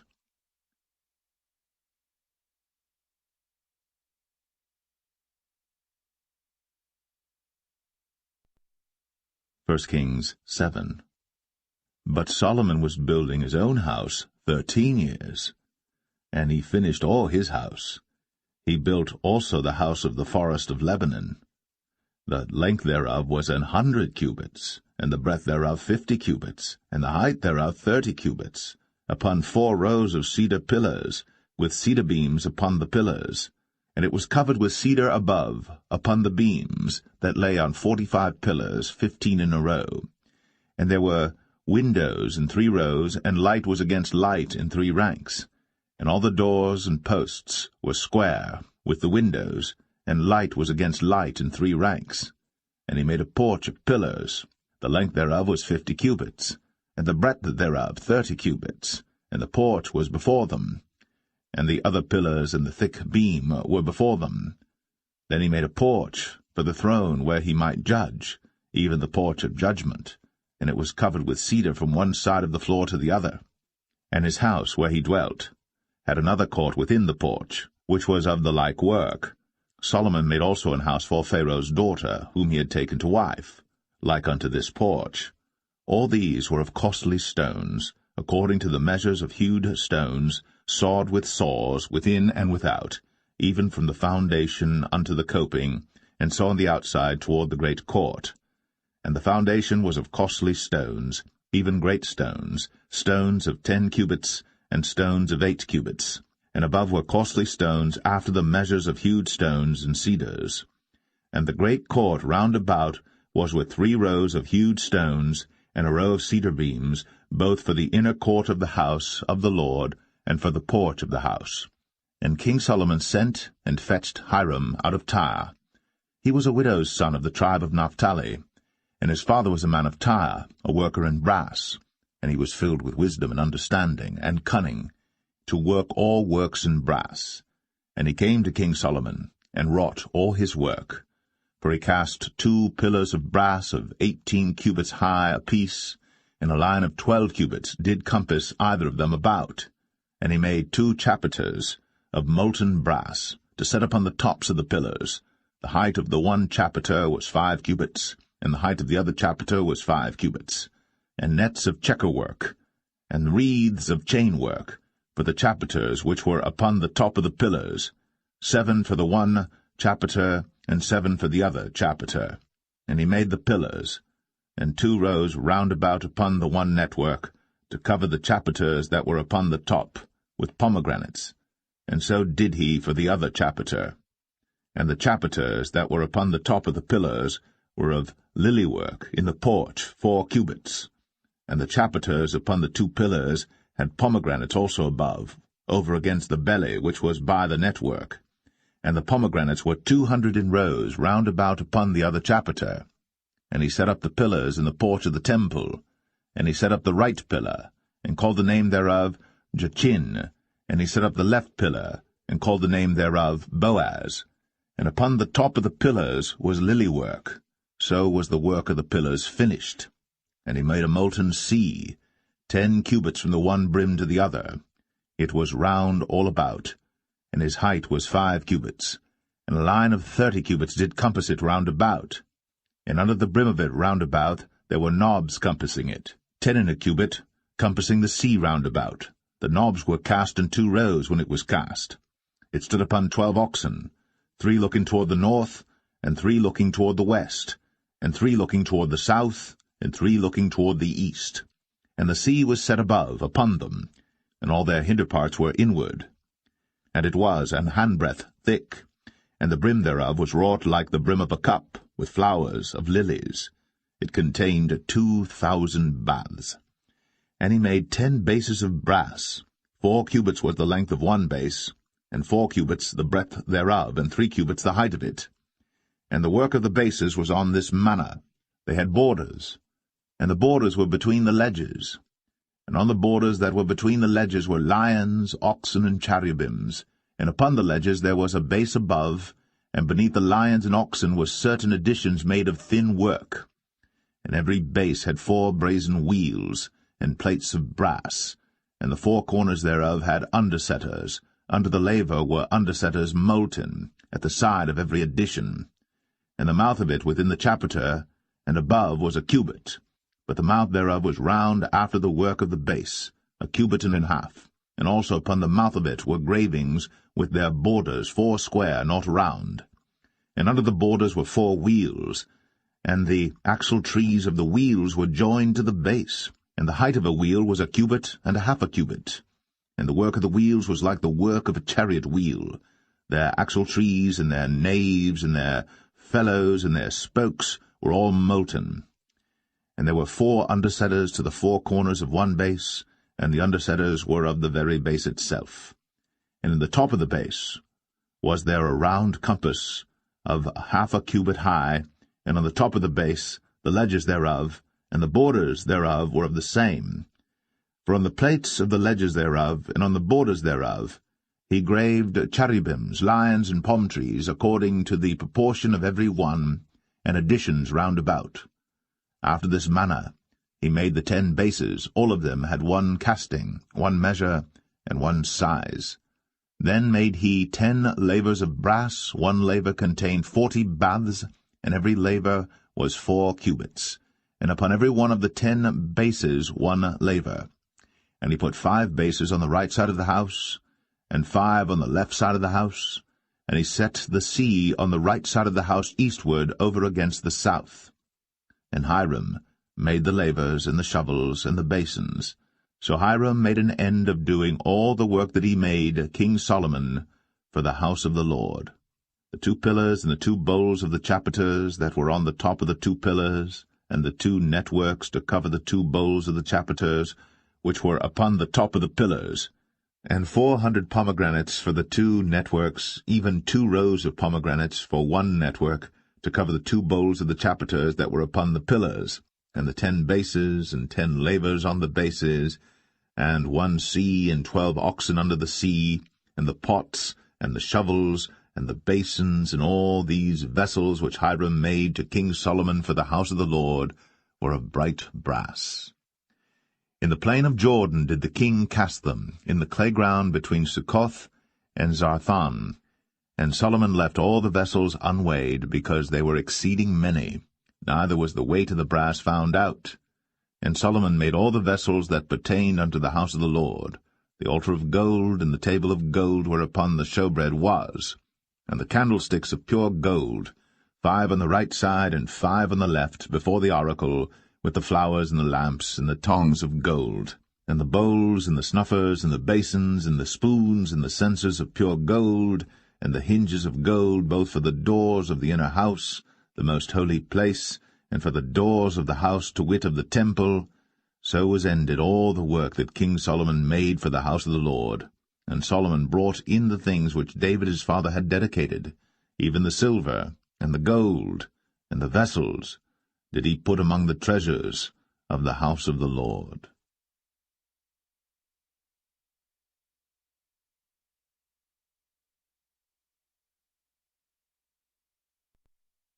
1 Kings 8.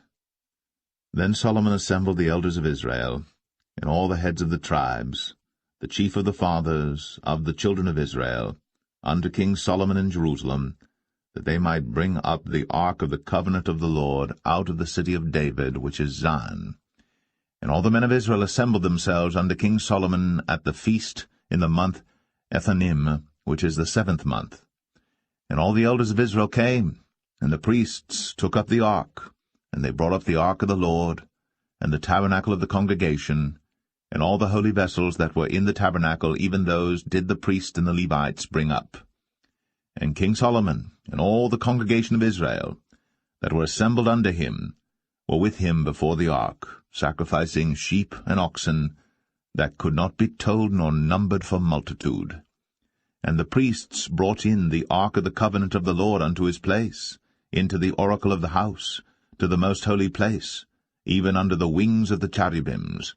For the cherubims spread forth their 2 wings over the place of the ark, and the cherubims covered the ark and the staves thereof above. And they drew out the staves, that the ends of the staves were seen out in the holy place before the oracle, and they were not seen without. And there they are unto this day. There was nothing in the ark save the 2 tables of stone, which Moses put there at Horeb, when the Lord made a covenant with the children of Israel, when they came out of the land of Egypt. And it came to pass, when the priests were come out of the holy place, that the cloud filled the house of the Lord, so that the priests could not stand to minister because of the cloud, for the glory of the Lord had filled the house of the Lord. Then spake Solomon, The Lord said that he would dwell in the thick darkness. I have surely built thee an house to dwell in, a settled place for thee to abide in for ever.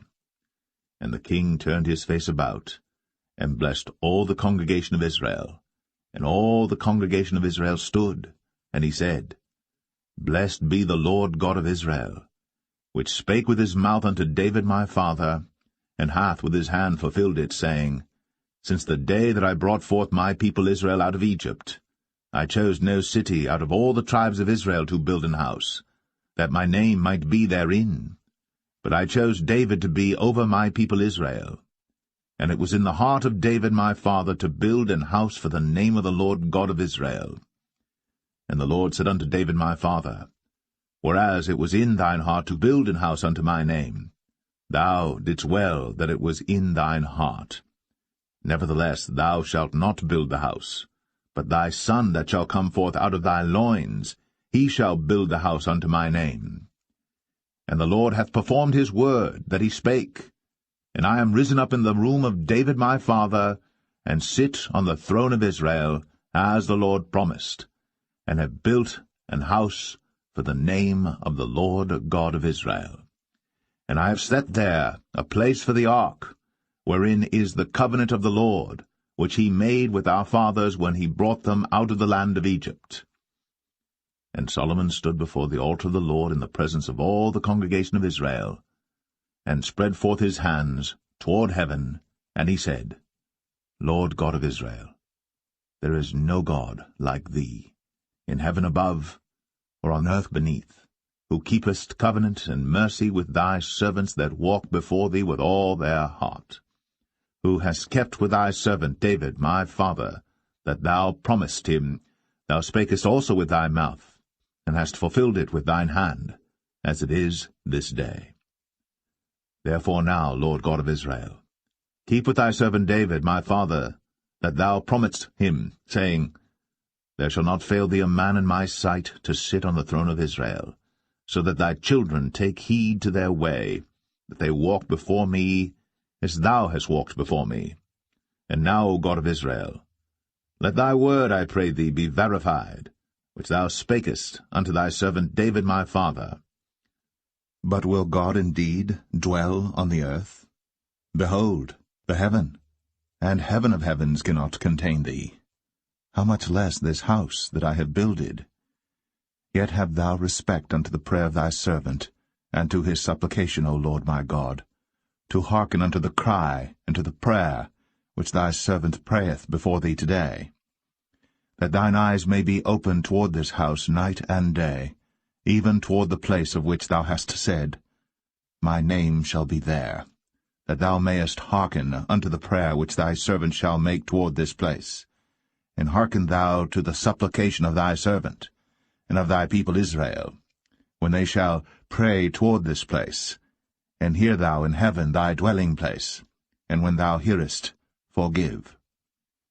If any man trespass against his neighbor, and an oath be laid upon him to cause him to swear, and the oath come before thine altar in this house, then hear thou in heaven, and do and judge thy servants, condemning the wicked, to bring his way upon his head, and justifying the righteous, to give him according to his righteousness. When thy people Israel be smitten down before the enemy, because they have sinned against thee, and shall turn again to thee, and confess thy name, and pray, and make supplication unto thee in this house, then hear thou in heaven, and forgive the sin of thy people Israel, and bring them again unto the land which thou gavest unto their fathers. When heaven is shut up, and there is no rain because they have sinned against thee, if they pray toward this place, and confess thy name, and turn from their sin, when thou afflictest them, then hear thou in heaven, and forgive the sin of thy servants, and of thy people Israel, that thou teach them the good way wherein they should walk, and give rain upon thy land, which thou hast given to thy people for an inheritance. If there be in the land famine, if there be pestilence, blasting, mildew, locust, or if there be caterpillar, if their enemy besiege them in the land of their cities, whatsoever plague, whatsoever sickness there be, what prayer and supplication soever be made by any man, or by all thy people Israel, which shall know every man the plague of his own heart, and spread forth his hands toward this house, then hear thou in heaven thy dwelling place, and forgive, and do, and give to every man according to his ways, whose heart thou knowest, for thou, even thou only, knowest the hearts of all the children of men, that they may fear thee all the days that they live in the land which thou gavest unto our fathers. Moreover, concerning a stranger that is not of thy people Israel, but cometh out of a far country for thy name's sake, for they shall hear of thy great name, and of thy strong hand, and of thy stretched out arm, when he shall come and pray toward this house, hear thou in heaven thy dwelling place, and do according to all that the stranger calleth to thee for, that all people of the earth may know thy name, to fear thee, as do thy people Israel, and that they may know that this house which I have builded is called by thy name. If thy people go out to battle against their enemy, whithersoever thou shalt send them, and shall pray unto the Lord toward the city which thou hast chosen, and toward the house that I have built for thy name, then hear thou in heaven their prayer, and their supplication, and maintain their cause. If they sin against thee, for there is no man that sinneth not, and thou be angry with them, and deliver them to the enemy, so that they carry them away captives unto the land of the enemy, far or near.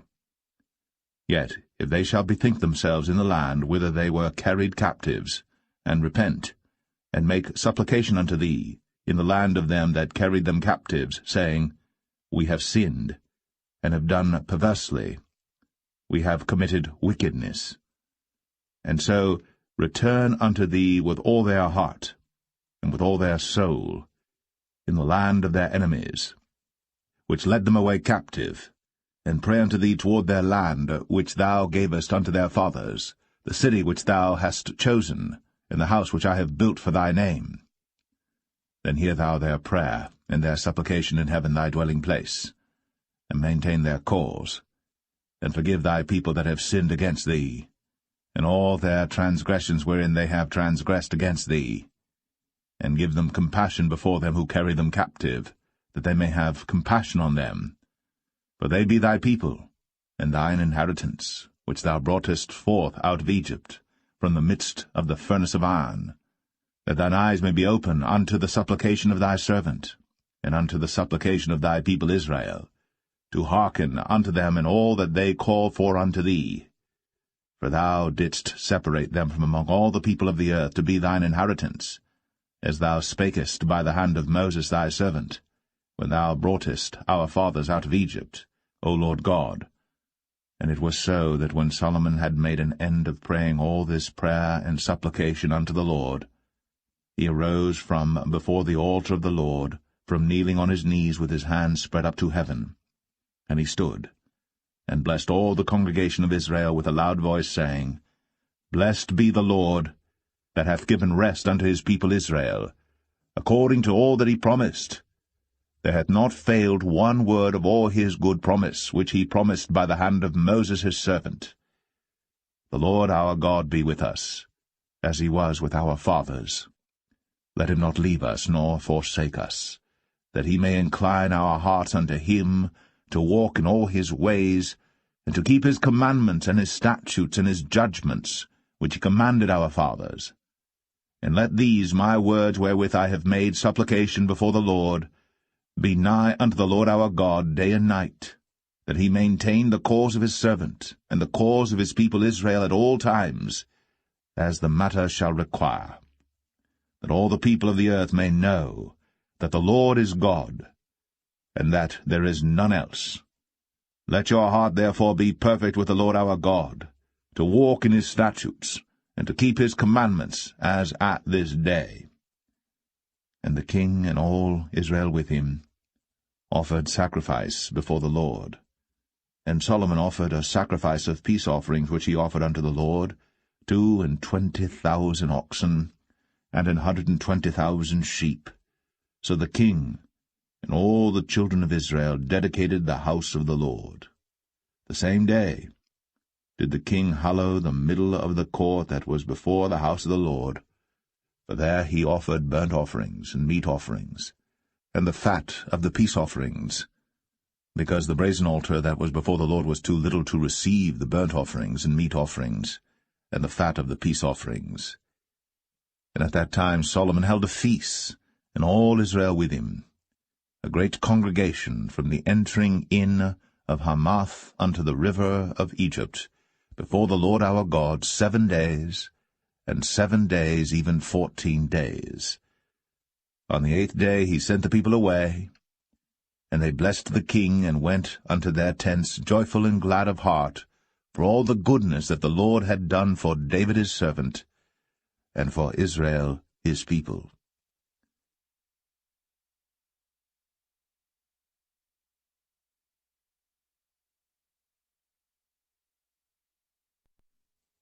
First Kings 9. And it came to pass, when Solomon had finished the building of the house of the Lord, and the king's house, and all Solomon's desire which he was pleased to do, that the Lord appeared to Solomon the second time, as he had appeared unto him at Gibeon. And the Lord said unto him, I have heard thy prayer and thy supplication that thou hast made before me. I have hallowed this house which thou hast built, to put my name there for ever, and mine eyes and mine heart shall be there perpetually. And if thou wilt walk before me, as David thy father walked, in integrity of heart, and in uprightness, to do according to all that I have commanded thee, and wilt keep my statutes and my judgments, then I will establish the throne of thy kingdom upon Israel forever, as I promised to David thy father, saying, There shall not fail thee a man upon the throne of Israel. But if ye shall at all turn from following me, ye or your children, and will not keep my commandments and my statutes which I have set before you, but go and serve other gods, and worship them, then will I cut off Israel out of the land which I have given them, and this house which I have hallowed for my name will I cast out of my sight, and Israel shall be a proverb and a byword among all people. And at this house which is high, every one that passeth by it shall be astonished, and shall hiss, and they shall say, Why hath the Lord done thus unto this land, and to this house? And they shall answer, Because they forsook the Lord their God, who brought forth their fathers out of the land of Egypt, and had taken hold upon other gods, and have worshipped them, and served them. Therefore hath the Lord brought upon them all this evil. And it came to pass at the end of 20 years, when Solomon had built the 2 houses, the house of the Lord, and the king's house. Now Hiram the king of Tyre had furnished Solomon with cedar trees and fir trees, and with gold, according to all his desire. that then King Solomon gave Hiram 20 cities in the land of Galilee. And Hiram came out from Tyre to see the cities which Solomon had given him, and they pleased him not. And he said, What cities are these which thou hast given me, my brother? And he called them the land of Cabul unto this day. And Hiram sent to the king 60 talents of gold. And this is the reason of the levy which King Solomon raised, for to build the house of the Lord and his own house, and Millo, and the wall of Jerusalem, and Hazor, and Megiddo, and Gezer. For Pharaoh king of Egypt had gone up and taken Gezer, and burnt it with fire, and slain the Canaanites that dwelt in the city, and given it for a present unto his daughter Solomon's wife. And Solomon built Gezer, and Beth-horon the nether, and Baalath, and Tadmor in the wilderness in the land, and all the cities of store that Solomon had, and cities for his chariots, and cities for his horsemen, and that which Solomon desired to build in Jerusalem, and in Lebanon, and in all the land of his dominion. And all the people that were left of the Amorites, Hittites, Perizzites, Hivites, and Jebusites, which were not of the children of Israel, their children that were left after them in the land, whom the children of Israel also were not able utterly to destroy, upon those did Solomon levy a tribute of bondservice unto this day. But of the children of Israel did Solomon make no bondmen, but they were men of war, and his servants, and his princes, and his captains, and rulers of his chariots, and his horsemen. These were the chief of the officers that were over Solomon's work, 550, which bare rule over the people that wrought in the work. But Pharaoh's daughter came up out of the city of David unto her house, which Solomon had built for her. Then did he build Millo. And 3 times in a year did Solomon offer burnt offerings and peace offerings upon the altar which he built unto the Lord. And he burnt incense upon the altar that was before the Lord. So he finished the house. And King Solomon made a navy of ships in Ezion-Geber, which is beside Eloth, on the shore of the Red Sea, in the land of Edom. And Hiram sent in the navy his servants, shipmen that had knowledge of the sea, with the servants of Solomon. And they came to Ophir, and fetched from thence gold 420 talents, and brought it to King Solomon.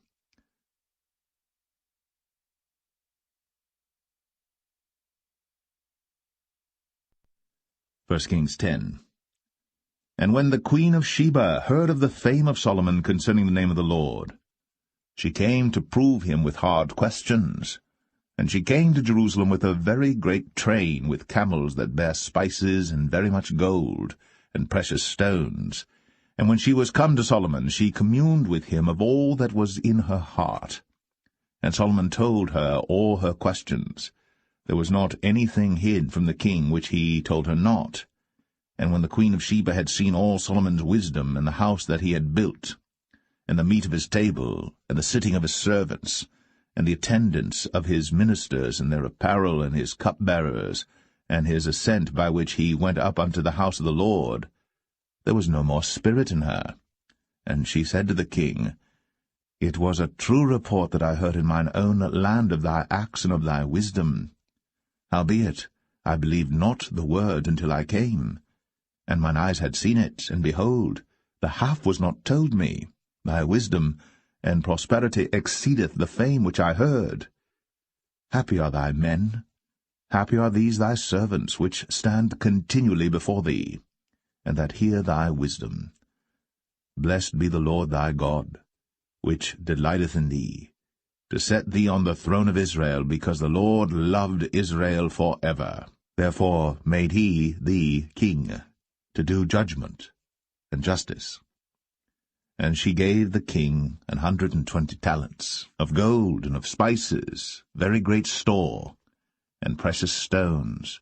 There came no more such abundance of spices as these which the queen of Sheba gave to King Solomon. And the navy also of Hiram that brought gold from Ophir, brought in from Ophir great plenty of almug trees and precious stones. And the king made of the almug trees pillars for the house of the Lord, and for the king's house, harps also, and psalteries for singers.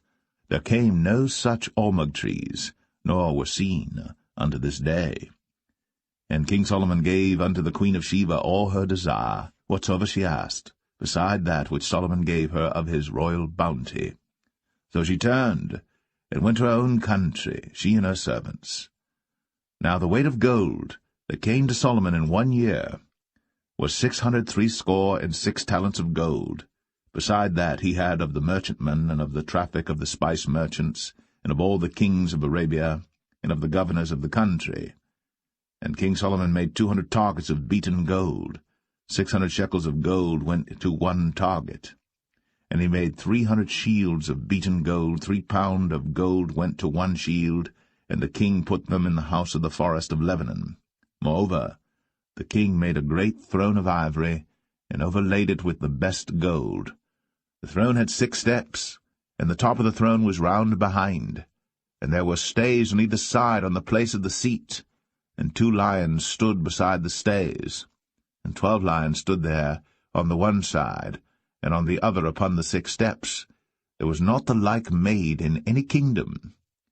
And all King Solomon's drinking vessels were of gold, and all the vessels of the house of the forest of Lebanon were of pure gold. None were of silver. It was nothing accounted of in the days of Solomon. For the king had at sea a navy of Tarshish, with the navy of Hiram. Once in 3 years came the navy of Tarshish, bringing gold and silver, ivory, and apes and peacocks. So King Solomon exceeded all the kings of the earth for riches and for wisdom. And all the earth sought to Solomon, to hear his wisdom, which God had put in his heart. And they brought every man his present, vessels of silver, and vessels of gold, and garments, and armor, and spices, horses, and mules, a rate year by year. And Solomon gathered together chariots and horsemen, and he had 1,400 chariots, and 12,000 horsemen, whom he bestowed in the cities for chariots, and with the king at Jerusalem. And the king made silver to be in Jerusalem as stones, and cedars made he to be as the sycamore trees that are in the vale for abundance. And Solomon had horses brought out of Egypt, and linen yarn. The king's merchants received the linen yarn at a price. And a chariot came up and went out of Egypt for 600 shekels of silver, and an horse for 150. And so for all the kings of the Hittites, and for the kings of Syria, did they bring them out by their means.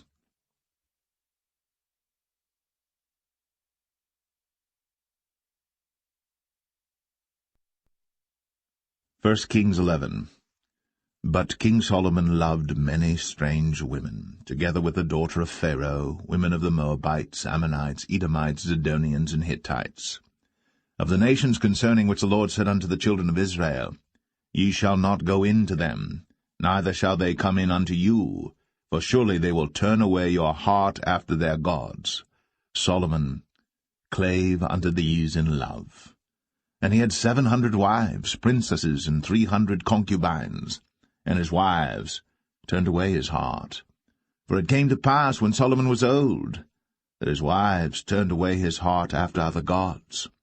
And his heart was not perfect with the Lord his God, as was the heart of David his father. For Solomon went after Ashtoreth, the goddess of the Zidonians, and after Milcom, the abomination of the Ammonites. And Solomon did evil in the sight of the Lord, and went not fully after the Lord, as did David his father. Then did Solomon build an high place for Chemosh, the abomination of Moab, in the hill that is before Jerusalem, and for Molech, the abomination of the children of Ammon. And likewise did he for all his strange wives, which burnt incense, and sacrificed unto their gods. And the Lord was angry with Solomon, because his heart was turned from the Lord God of Israel, which had appeared unto him twice, and had commanded him concerning this thing, that he should not go after other gods. But he kept not that which the Lord commanded. Wherefore the Lord said unto Solomon, Forasmuch as this is done of thee, and thou hast not kept my covenant and my statutes, which I have commanded thee, I will surely rend the kingdom from thee, and will give it to thy servant. Notwithstanding, in thy days, I will not do it for David thy father's sake, but I will rend it out of the hand of thy son. Howbeit, I will not rend away all the kingdom, but will give one tribe to thy son, for David my servant's sake, and for Jerusalem's sake, which I have chosen. And the Lord stirred up an adversary unto Solomon, Hadad the Edomite. He was of the king's seed in Edom. For it came to pass, when David was in Edom, and Joab, the captain of the host, was gone up to bury the slain after he had smitten every male in Edom. For 6 months did Joab remain there with all Israel, until he had cut off every male in Edom. That Hadad fled, he and certain Edomites of his father's servants with him, to go into Egypt, Hadad being yet a little child. And they arose out of Midian and came to Paran, and they took men with them out of Paran, and they came to Egypt, unto Pharaoh king of Egypt, which gave him an house, and appointed him victuals, and gave him land. And Hadad found great favour in the sight of Pharaoh, so that he gave him to wife the sister of his own wife, the sister of Tahpenes the queen. And the sister of Tahpenes bare him Genubath his son, whom Tahpenes weaned in Pharaoh's house. And Genubath was in Pharaoh's household among the sons of Pharaoh. And when Hadad heard in Egypt that David slept with his fathers, and that Joab the captain of the host was dead, Hadad said to Pharaoh, Let me depart, that I may go to mine own country. Then Pharaoh said unto him, But what hast thou lacked with me, that, behold, thou seekest to go to thine own country? And he answered, Nothing. Howbeit, let me go in any wise. And God stirred him up another adversary, Rezon the son of Eliadah, which fled from his lord Hadadezer king of Zobah. And he gathered men unto him, and became captain over a band, when David slew them of Zobah. And they went to Damascus, and dwelt therein, and reigned in Damascus. And he was an adversary to Israel all the days of Solomon, beside the mischief that Hadad did. And he abhorred Israel, and reigned over Syria. And Jeroboam the son of Nebat, an Ephrathite of Zeradah, Solomon's servant, whose mother's name was Zeruiah, a widow woman, even he lifted up his hand against the king. And this was the cause that he lifted up his hand against the king. Solomon built Millo, and repaired the breaches of the city of David his father. And the man Jeroboam was a mighty man of valour. And Solomon, seeing the young man that he was industrious, he made him ruler over all the charge of the house of Joseph. And it came to pass at that time, when Jeroboam went out of Jerusalem, that the prophet Ahijah the Shilonite found him in the way, and he had clad himself with a new garment, and they two were alone in the field.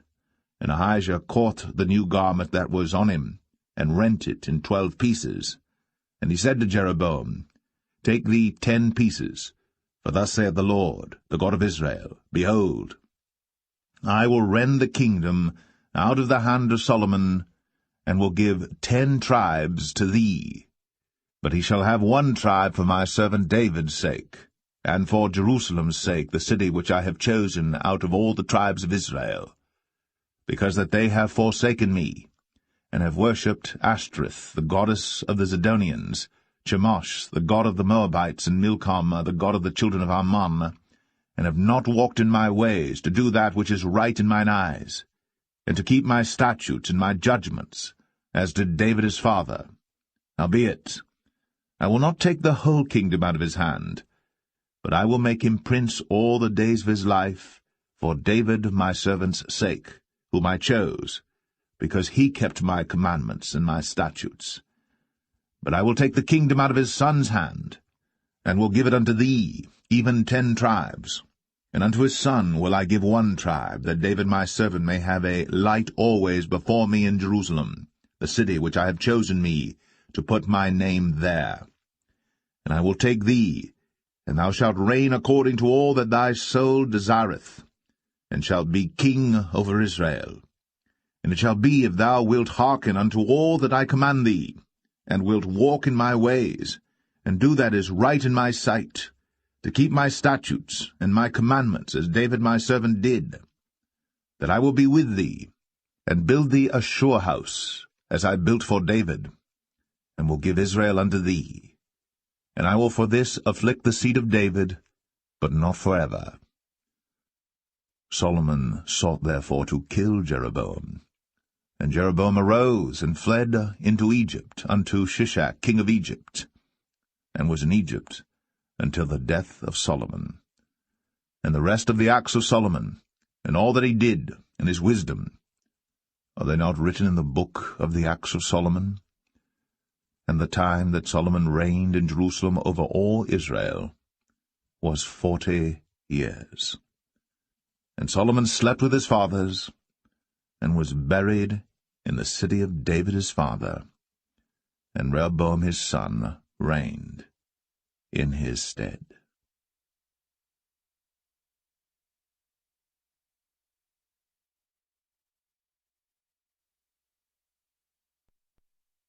First Kings 12. And Rehoboam went to Shechem, for all Israel were come to Shechem to make him king. And it came to pass, when Jeroboam the son of Nebat, who was yet in Egypt, heard of it, for he was fled from the presence of King Solomon, and Jeroboam dwelt in Egypt, that they sent and called him. And Jeroboam and all the congregation of Israel came and spake unto Rehoboam, saying, Thy father made our yoke grievous. Now therefore make thou the grievous service of thy father, and his heavy yoke which he put upon us lighter, and we will serve thee. And he said unto them, Depart yet for 3 days, then come again to me. And the people departed.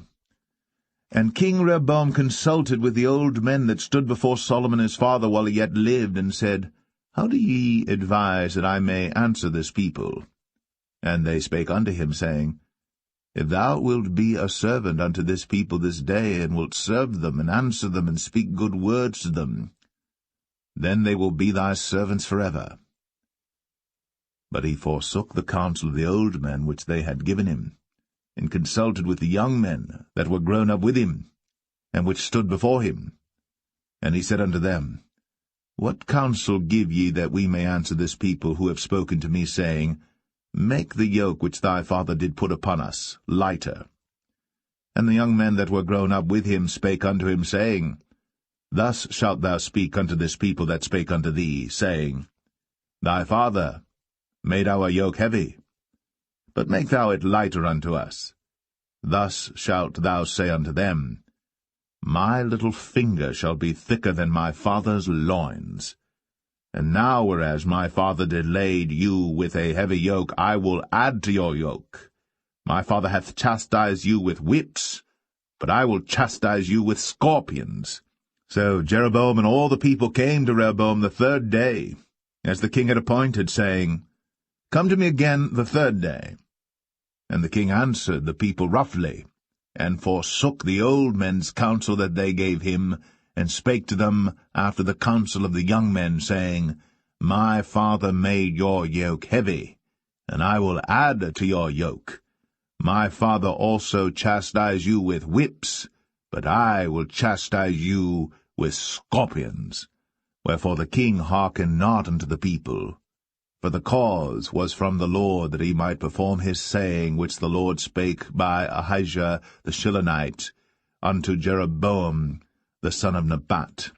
So when all Israel saw that the king hearkened not unto them, the people answered the king, saying, What portion have we in David? Neither have we inheritance in the son of Jesse.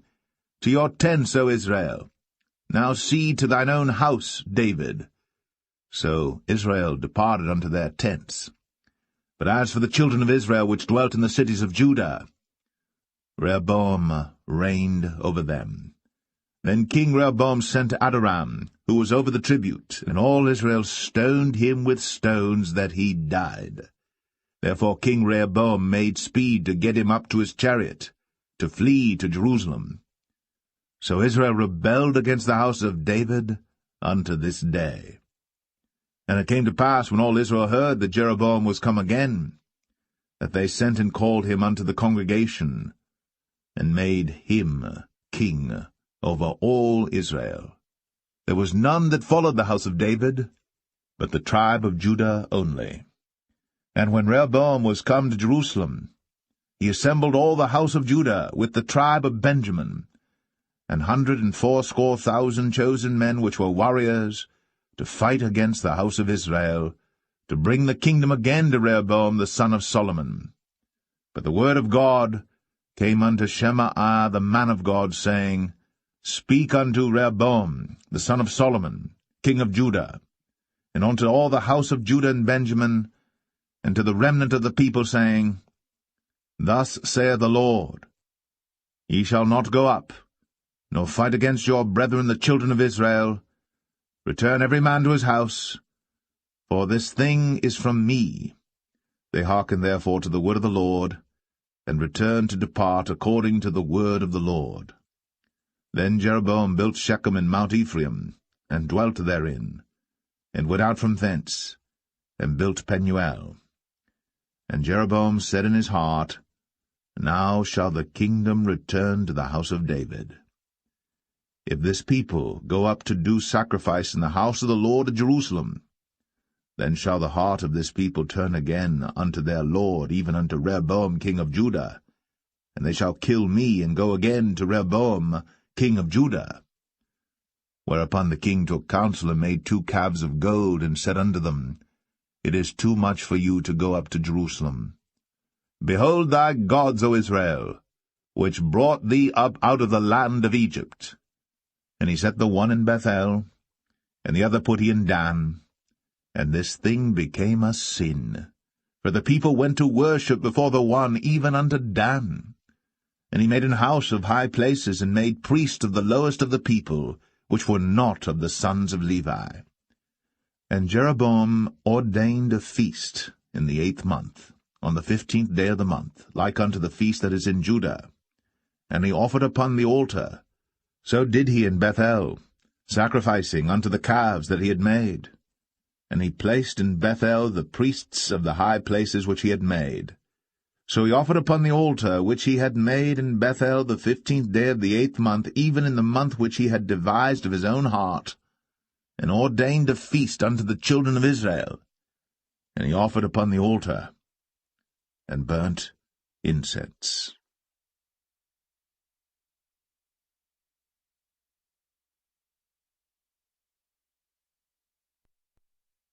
1 Kings 13. And behold, there came a man of God out of Judah by the word of the Lord unto Bethel. And Jeroboam stood by the altar to burn incense. And he cried against the altar in the word of the Lord, and said, O altar, altar, thus saith the Lord, Behold, a child shall be born unto the house of David, Josiah by name. And upon thee shall he offer the priests of the high places that burn incense upon thee, and men's bones shall be burnt upon thee. And he gave a sign the same day, saying, This is the sign which the Lord hath spoken. Behold, the altar shall be rent, and the ashes that are upon it shall be poured out. And it came to pass, when King Jeroboam heard the saying of the man of God, which had cried against the altar in Bethel, that he put forth his hand from the altar, saying, Lay hold on him. And his hand, which he put forth against him, dried up, so that he could not pull it in again to him. The altar also was rent, and the ashes poured out from the altar, according to the sign which the man of God had given, by the word of the Lord. And the king answered and said unto the man of God, Entreat now the face of the Lord thy God, and pray for me, that my hand may be restored me again. And the man of God besought the Lord, and the king's hand was restored him again, and became as it was before. And the king said unto the man of God, Come home with me, and refresh thyself, and I will give thee a reward. And the man of God said unto the king, If thou wilt give me half thine house, I will not go in with thee, neither will I eat bread nor drink water in this place. For so was it charged me by the word of the Lord, saying, Eat no bread, nor drink water, nor turn again by the same way that thou camest. So he went another way, and returned not by the way that he came to Bethel. Now there dwelt an old prophet in Bethel, and his sons came and told him all the works that the man of God had done that day in Bethel, the words which he had spoken unto the king. Them they told also to their father. And their father said unto them, What way went he? For his sons had seen what way the man of God went, which came from Judah. And he said unto his sons, Saddle me the ass. So they saddled him the ass, and he rode thereon, and went after the man of God, and found him sitting under an oak. And he said unto him, Art thou the man of God that camest from Judah? And he said, I am. Then he said unto him, Come home with me, and eat bread. And he said, I may not return with thee, nor go in with thee, neither will I eat bread nor drink water with thee in this place. For it was said to me by the word of the Lord, Thou shalt eat no bread, nor drink water there, nor turn again to go by the way that thou camest. He said unto him, I am a prophet, also as thou art. And an angel spake unto me by the word of the Lord, saying, Bring him back with thee into thine house, that he may eat bread and drink water. But he lied unto him. So he went back with him, and did eat bread in his house, and drank water. And it came to pass, as they sat at the table, that the word of the Lord came unto the prophet that brought him back. And he cried unto the man of God that came from Judah, saying, Thus saith the Lord, For as much as thou hast disobeyed the mouth of the Lord, and hast not kept the commandment which the Lord thy God commanded thee, but camest back, and hast eaten bread, and drunk water in the place, of the which the Lord did say to thee, Eat no bread, and drink no water, thy carcass shall not come unto the sepulchre of thy fathers. And it came to pass, after he had eaten bread, and after he had drunk, that he saddled for him the ass, to wit, for the prophet whom he had brought back. And when he was gone, a lion met him by the way, and slew him. And his carcass was cast in the way, and the ass stood by it. The lion also stood by the carcass. And behold, men passed by, and saw the carcass cast in the way, and the lion standing by the carcass. And they came and told it in the city where the old prophet dwelt. And when the prophet that brought him back from the way heard thereof, he said, It is the man of God who was disobedient unto the word of the Lord. Therefore the Lord hath delivered him unto the lion, which hath torn him and slain him according to the word of the Lord, which he spake unto him. And he spake to his son, saying, Saddle me the ass. And they saddled him. And he went and found his carcass cast in the way, and the ass and the lion standing by the carcass. The lion had not eaten the carcass, nor torn the ass. And the prophet took up the carcass of the man of God, and laid it upon the ass, and brought it back. And the old prophet came to the city to mourn and to bury him. And he laid his carcass in his own grave. And they mourned over him, saying, Alas, my brother! And it came to pass, after he had buried him, that he spake to his son, saying, When I am dead, then bury me in the sepulchre wherein the man of God is buried. Lay my bones beside his bones.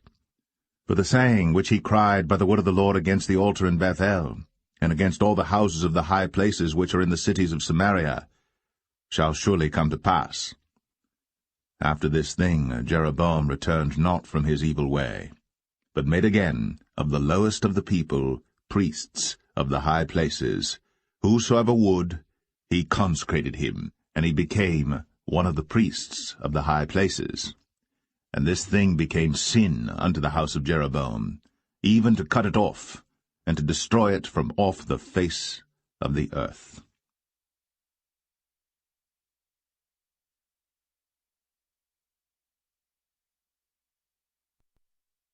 1 Kings 14. At that time Abijah, the son of Jeroboam, fell sick. And Jeroboam said to his wife, Arise, I pray thee, and disguise thyself, that thou be not known to be the wife of Jeroboam, and get thee to Shiloh. Behold, there is Ahijah the prophet, which told me that I should be king over this people. And take with thee 10 loaves and cracknels, and a cruse of honey, and go to him. He shall tell thee what shall become of the child. And Jeroboam's wife did so, and arose, and went to Shiloh, and came to the house of Ahijah. But Ahijah could not see, for his eyes were set by reason of his age. And the Lord said unto Ahijah, Behold, the wife of Jeroboam cometh to ask a thing of thee for her son, for he is sick. Thus and thus shalt thou say unto her, for it shall be, when she cometh in, that she shall feign herself to be another woman.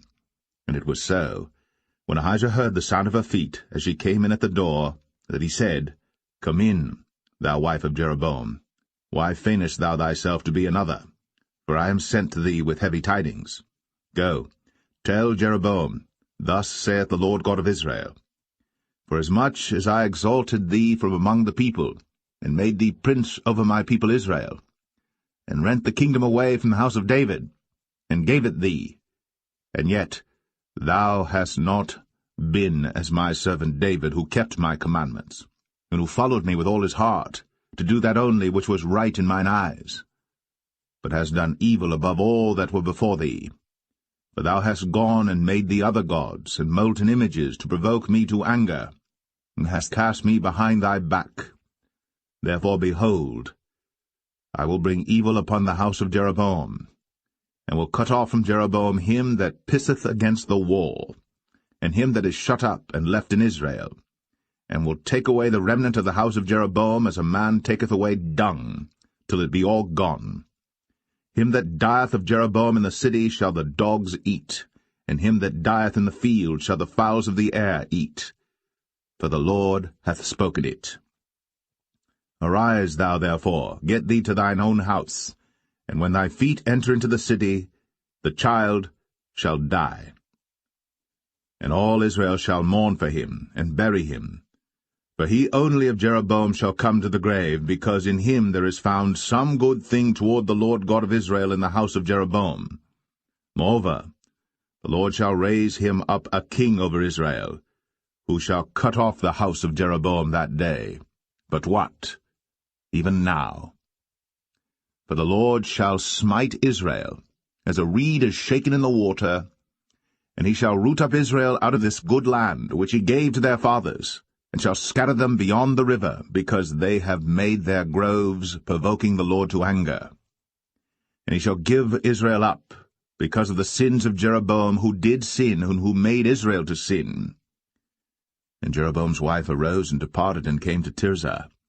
And when she came to the threshold of the door, the child died, and they buried him. And all Israel mourned for him according to the word of the Lord, which he spake by the hand of his servant Ahijah the prophet. And the rest of the acts of Jeroboam, how he warred and how he reigned, behold, they are written in the book of the Chronicles of the kings of Israel. And the days which Jeroboam reigned were 22 years, and he slept with his fathers, and Nadab his son reigned in his stead. And Rehoboam the son of Solomon reigned in Judah. Rehoboam was 41 years old when he began to reign, and he reigned 17 years in Jerusalem, the city which the Lord did choose out of all the tribes of Israel, to put his name there. And his mother's name was Naamah, an Ammonitess. And Judah did evil in the sight of the Lord, and they provoked him to jealousy with their sins which they had committed, above all that their fathers had done. For they also built them high places and images and groves on every high hill, and under every green tree. And there were also Sodomites in the land, and they did according to all the abominations of the nations which the Lord cast out before the children of Israel. And it came to pass in the 5th year of King Rehoboam, that Shishak king of Egypt came up against Jerusalem.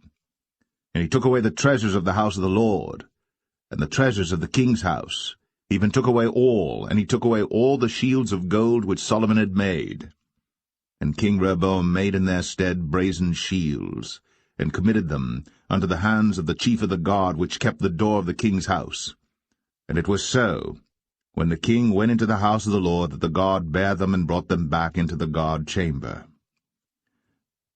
Now the rest of the acts of Rehoboam, and all that he did, are they not written in the book of the Chronicles of the kings of Judah? And there was war between Rehoboam and Jeroboam all their days. And Rehoboam slept with his fathers, and was buried with his fathers in the city of David. And his mother's name was Naamah, an Ammonitess. And Abijam, his son, reigned in his stead.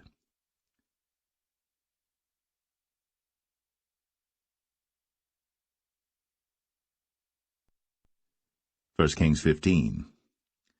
Now in the 18th year of King Jeroboam, the son of Nebat, reigned Abijam over Judah.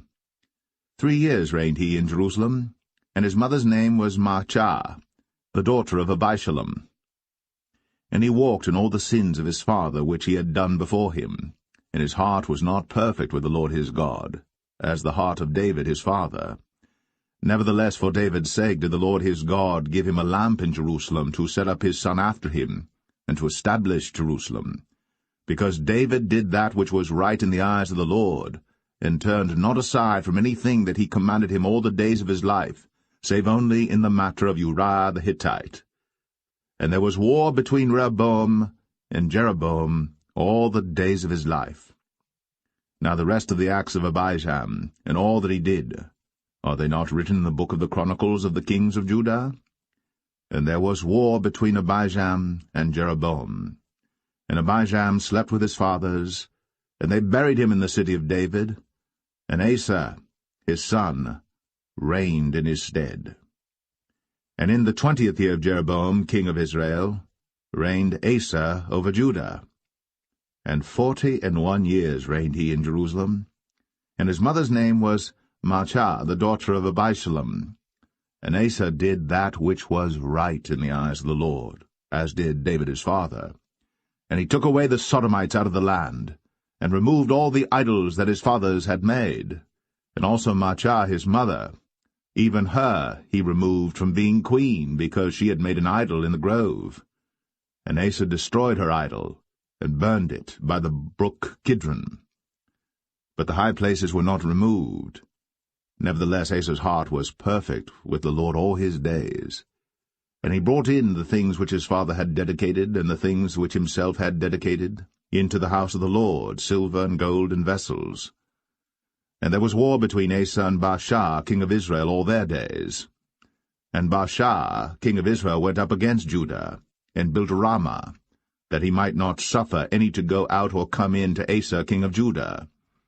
Then Asa took all the silver and the gold that were left in the treasures of the house of the Lord, and the treasures of the king's house, and delivered them into the hand of his servants. And King Asa sent them to Ben-Hadad, the son of Tabrimon, the son of Hezion, king of Syria, that dwelt at Damascus, saying, There is a league between me and thee, and between my father and thy father. Behold, I have sent unto thee a present of silver and gold. Come, and break thy league with Baasha king of Israel, that he may depart from me. So Ben-Hadad hearkened unto King Asa, and sent the captains of the hosts which he had against the cities of Israel, and smote Ijon and Dan and Abel-Beth-Maachah and all Cinneroth, with all the land of Naphtali. And it came to pass, when Baasha heard thereof, that he left off building of Ramah, and dwelt in Tirzah. Then King Asa made a proclamation throughout all Judah, none was exempted. And they took away the stones of Ramah, and the timber thereof, wherewith Baasha had builded. And King Asa built with them Geba of Benjamin, and Mizpah. The rest of all the acts of Asa, and all his might, and all that he did, and the cities which he built, are they not written in the book of the Chronicles of the kings of Judah? Nevertheless, in the time of his old age, he was diseased in his feet. And Asa slept with his fathers, and was buried with his fathers in the city of David his father, and Jehoshaphat his son reigned in his stead. And Nadab the son of Jeroboam began to reign over Israel in the 2nd year of Asa king of Judah, and reigned over Israel 2 years. And he did evil in the sight of the Lord, and walked in the way of his father, and in his sin wherewith he made Israel to sin. And Baasha the son of Ahijah of the house of Issachar conspired against him. And Baasha smote him at Gibbethon, which belonged to the Philistines, for Nadab and all Israel laid siege to Gibbethon. Even in the 3rd year of Asa king of Judah did Baasha slay him, and reigned in his stead. And it came to pass when he reigned, that he smote all the house of Jeroboam. He left not to Jeroboam any that breathed, until he had destroyed him, according unto the saying of the Lord, which he spake by his servant Ahijah the Shilonite.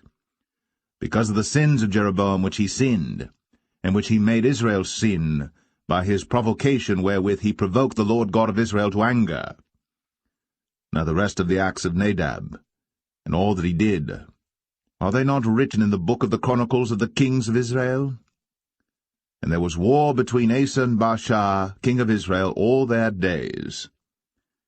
In the 3rd year of Asa, king of Judah, began Baasha the son of Ahijah to reign over all Israel in Tirzah 24 years. And he did evil in the sight of the Lord, and walked in the way of Jeroboam, and in his sin wherewith he made Israel to sin.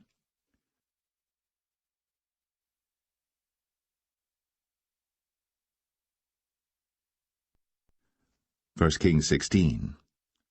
Then the word of the Lord came to Jehu the son of Hanani against Baasha, saying, Forasmuch as I exalted thee out of the dust, and made thee prince over my people Israel, and thou hast walked in the way of Jeroboam, and hast made my people Israel to sin, to provoke me to anger with their sins, behold, I will take away the posterity of Baasha, and the posterity of his house, and will make thy house like the house of Jeroboam the son of Nebat. Him that dieth of Baasha in the city shall the dogs eat, and him that dieth of his in the fields shall the fowls of the air eat. Now the rest of the acts of Baasha, and what he did, and his might, are they not written in the book of the Chronicles of the kings of Israel? So Baasha slept with his fathers, and was buried in Tirzah, and Elah his son reigned in his stead. And also by the hand of the prophet Jehu, the son of Hanani, came the word of the Lord against Baasha, and against his house, even for all the evil that he did in the sight of the Lord in provoking him to anger, with the work of his hands, in being like the house of Jeroboam, and because he killed him. In the 26th year of Asa king of Judah began Elah the son of Baasha to reign over Israel in Tirzah 2 years. And his servant Zimri, captain of half his chariots, conspired against him, as he was in Tirzah drinking himself drunk in the house of Arzah, steward of his house in Tirzah. And Zimri went in, and smote him, and killed him, in the 27th year of Asa king of Judah, and reigned in his stead. And it came to pass, when he began to reign, as soon as he sat on his throne, that he slew all the house of Baasha. He left him not one that pisseth against a wall, neither of his kinsfolks, nor of his friends. Thus did Zimri destroy all the house of Baasha, according to the word of the Lord which he spake against Baasha by Jehu the prophet. For all the sins of Baasha, and the sins of Elah his son, by which they sinned, and by which they made Israel to sin, in provoking the Lord God of Israel to anger with their vanities. Now the rest of the acts of Elah, and all that he did, are they not written in the book of the Chronicles of the kings of Israel? In the 27th year of Asa king of Judah did Zimri reign 7 days in Tirzah. And the people were encamped against Gibbethon, which belonged to the Philistines.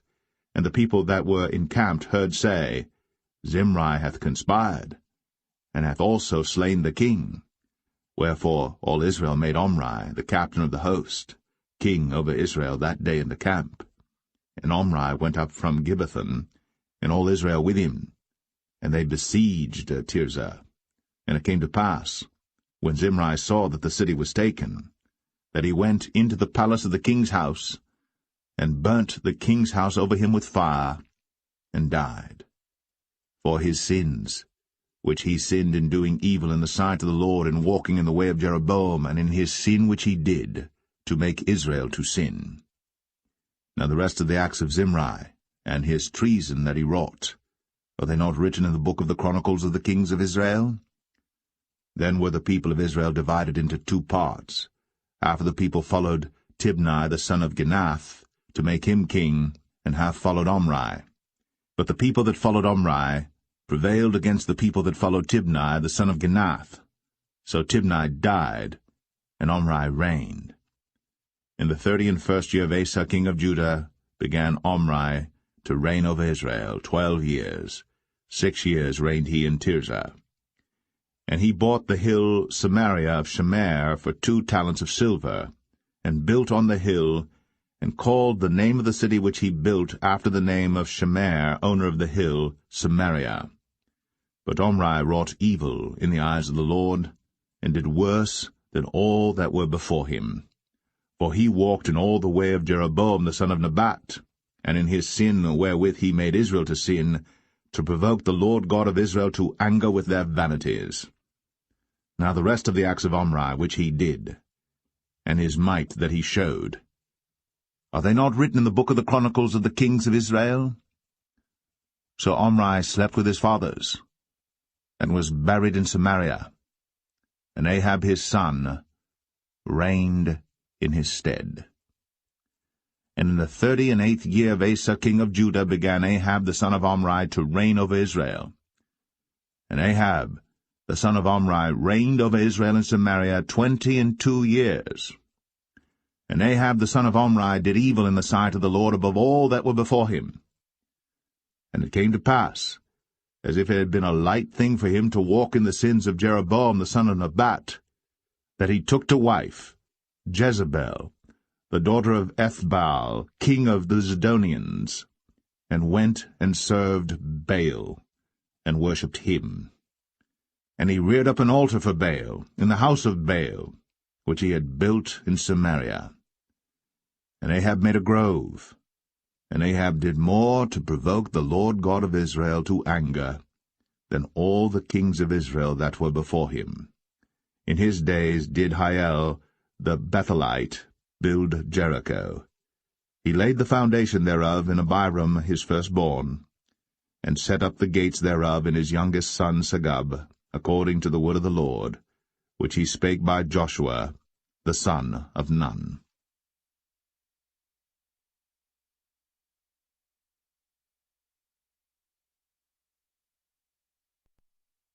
1 Kings 17.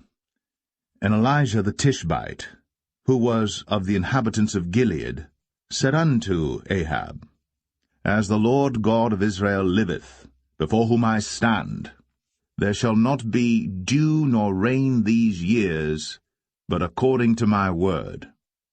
And the word of the Lord came unto him, saying, Get thee hence, and turn thee eastward, and hide thyself by the brook Cherith, that is before Jordan. And it shall be that thou shalt drink of the brook, and I have commanded the ravens to feed thee there. So he went and did according unto the word of the Lord, for he went and dwelt by the brook Cherith, that is before Jordan. And the ravens brought him bread and flesh in the morning, and bread and flesh in the evening, and he drank of the brook. And it came to pass after a while that the brook dried up, because there had been no rain in the land. And the word of the Lord came unto him, saying, Arise, get thee to Zarephath, which belongeth to Zidon, and dwell there. Behold, I have commanded a widow woman there to sustain thee. So he arose and went to Zarephath. And when he came to the gate of the city, behold, the widow woman was there gathering of sticks. And he called to her, and said, Fetch me, I pray thee, a little water in a vessel, that I may drink. And as she was going to fetch it, he called to her, and said, Bring me, I pray thee, a morsel of bread in thine hand.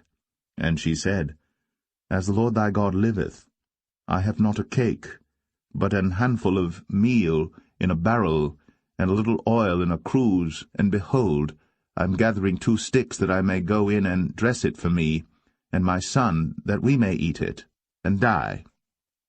And Elijah said unto her, Fear not, go and do as thou hast said, but make me thereof a little cake first, and bring it unto me, and after make for thee and for thy son. For thus saith the Lord God of Israel, The barrel of meal shall not waste, neither shall the cruse of oil fail, until the day that the Lord sendeth rain upon the earth. And she went and did according to the saying of Elijah, and she and he and her house did eat many days. And the barrel of meal wasted not, neither did the cruse of oil fail, according to the word of the Lord, which he spake by Elijah. And it came to pass after these things, that the son of the woman, the mistress of the house, fell sick, and his sickness was so sore, that there was no breath left in him. And she said unto Elijah, What have I to do with thee, O thou man of God? Art thou come unto me to call my sin to remembrance, and to slay my son? And he said unto her, give me thy son.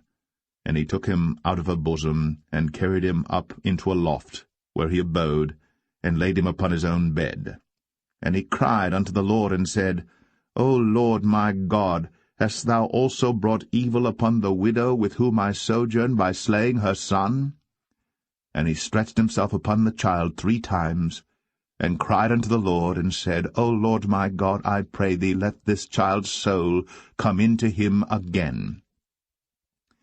And the Lord heard the voice of Elijah, and the soul of the child came into him again, and he revived. And Elijah took the child, and brought him down out of the chamber into the house, and delivered him unto his mother. And Elijah said, See, thy son liveth. And the woman said to Elijah, Now by this I know that thou art a man of God, and that the word of the Lord in thy mouth is truth.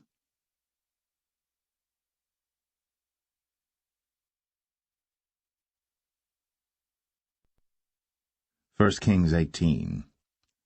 And it came to pass, after many days, that the word of the Lord came to Elijah in the 3rd year, saying, Go, show thyself unto Ahab, and I will send rain upon the earth. And Elijah went to show himself unto Ahab. And there was a sore famine in Samaria.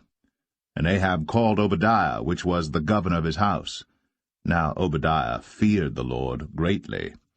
For it was so, when Jezebel cut off the prophets of the Lord, that Obadiah took 100 prophets, and hid them by 50 in a cave, and fed them with bread and water. And Ahab said unto Obadiah, Go into the land, unto all fountains of water, and unto all brooks. Peradventure we may find grass to save the horses and mules alive, that we lose not all the beasts. So they divided the land between them to pass throughout it. Ahab went one way by himself, and Obadiah went another way by himself. And as Obadiah was in the way, behold, Elijah met him, and he knew him, and fell on his face, and said, Art thou that my lord Elijah? And he answered him, I am. Go tell thy lord, Behold, Elijah is here. And he said, What have I sinned that thou wouldst deliver thy servant into the hand of Ahab, to slay me? As the Lord thy God liveth, there is no nation or kingdom whither my lord hath not sent to seek thee. And when they said, He is not there, he took an oath of the kingdom and nation that they found thee not. And now thou sayest, Go tell thy lord, Behold, Elijah is here. And it shall come to pass, as soon as I am gone from thee, that the Spirit of the Lord shall carry thee whither I know not. And so when I come and tell Ahab, and he cannot find thee, he shall slay me. But I thy servant fear the Lord from my youth. Was it not told my lord what I did when Jezebel slew the prophets of the Lord, how I hid 100 men of the Lord's prophets by 50 in a cave, and fed them with bread and water? And now thou sayest, Go tell thy lord, Behold, Elijah is here, and he shall slay me? And Elijah said, As the Lord of hosts liveth, before whom I stand, I will surely show myself unto him today. So Obadiah went to meet Ahab, and told him. And Ahab went to meet Elijah. And it came to pass, when Ahab saw Elijah, that Ahab said unto him, Art thou he that troubleth Israel? And he answered, I have not troubled Israel, but thou, and thy father's house, in that ye have forsaken the commandments of the Lord, and thou hast followed Baalim. Now therefore send and gather to me all Israel unto Mount Carmel, and the prophets of Baal 450, and the prophets of the groves 400, which eat at Jezebel's table. So Ahab sent unto all the children of Israel, and gathered the prophets together unto Mount Carmel. And Elijah came unto all the people, and said, How long halt ye between 2 opinions? If the Lord be God, follow him. But if Baal, then follow him. And the people answered him not a word. Then said Elijah unto the people, I, even I only, remain a prophet of the Lord. But Baal's prophets are 450 men. Let them therefore give us 2 bullocks. And let them choose 1 bullock from themselves, and cut it in pieces, and lay it on wood, and put no fire under. And I will dress the other bullock, and lay it on wood, and put no fire under. And call ye on the name of your gods, and I will call on the name of the Lord. And the God that answereth by fire, let him be God. And all the people answered and said, It is well spoken. And Elijah said unto the prophets of Baal, Choose you one bullock for yourselves, and dress it first, for ye are many, and call on the name of your gods, but put no fire under. And they took the bullock which was given them, and they dressed it, and called on the name of Baal from morning even until noon, saying, O Baal, hear us!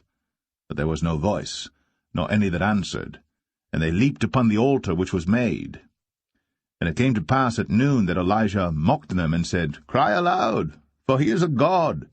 Either he is talking, or he is pursuing, or he is in a journey, or peradventure he sleepeth, and must be awaked.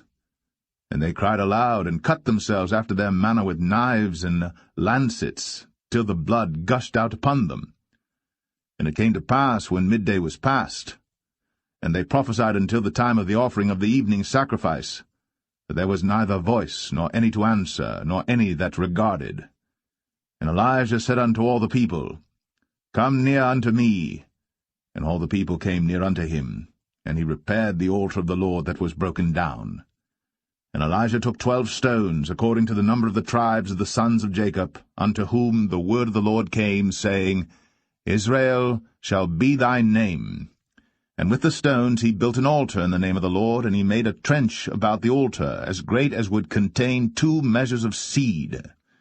And he put the wood in order, and cut the bullock in pieces, and laid him on the wood, and said, Fill 4 barrels with water, and pour it on the burnt sacrifice, and on the wood.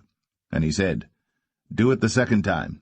And they did it the 2nd time. And he said, Do it the 3rd time. And they did it the 3rd time. And the water ran round about the altar, and he filled the trench also with water.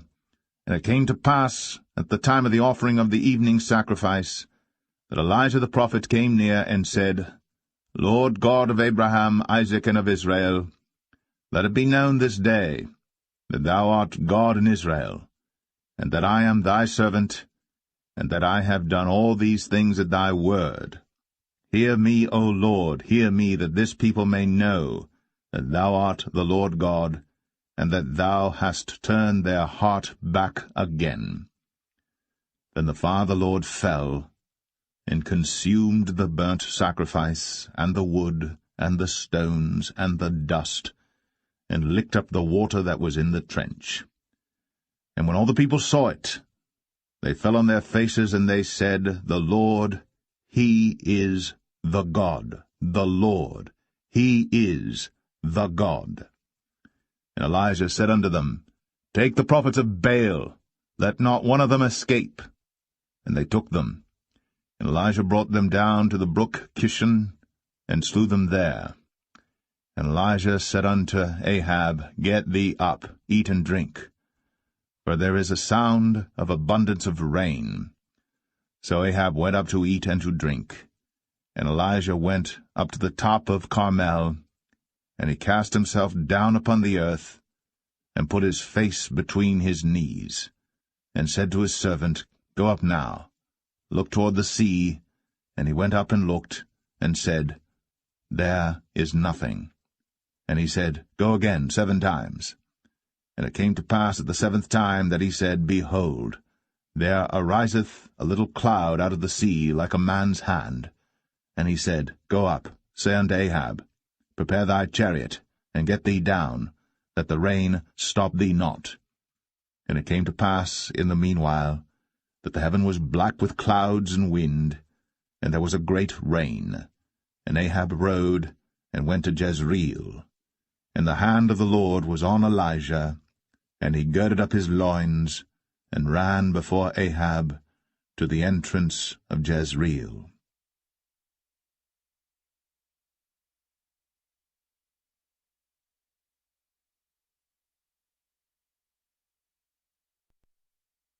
First Kings 19.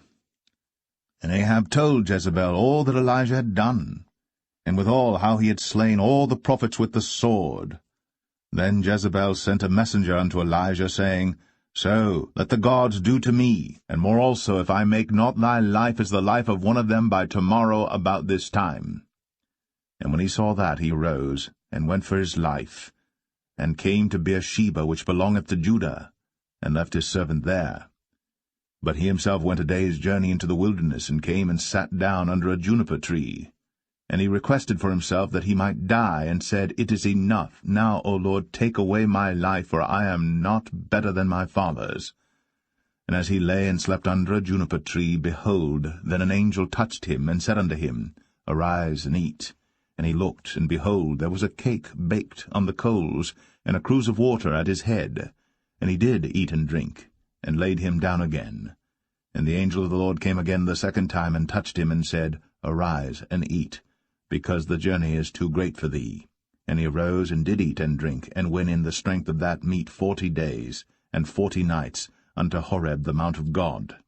And he came thither unto a cave, and lodged there. And behold, the word of the Lord came to him, and he said unto him, What doest thou here, Elijah? And he said, I have been very jealous for the Lord God of hosts, for the children of Israel have forsaken thy covenant, thrown down thine altars, and slain thy prophets with the sword, and I, even I only am left, and they seek my life to take it away.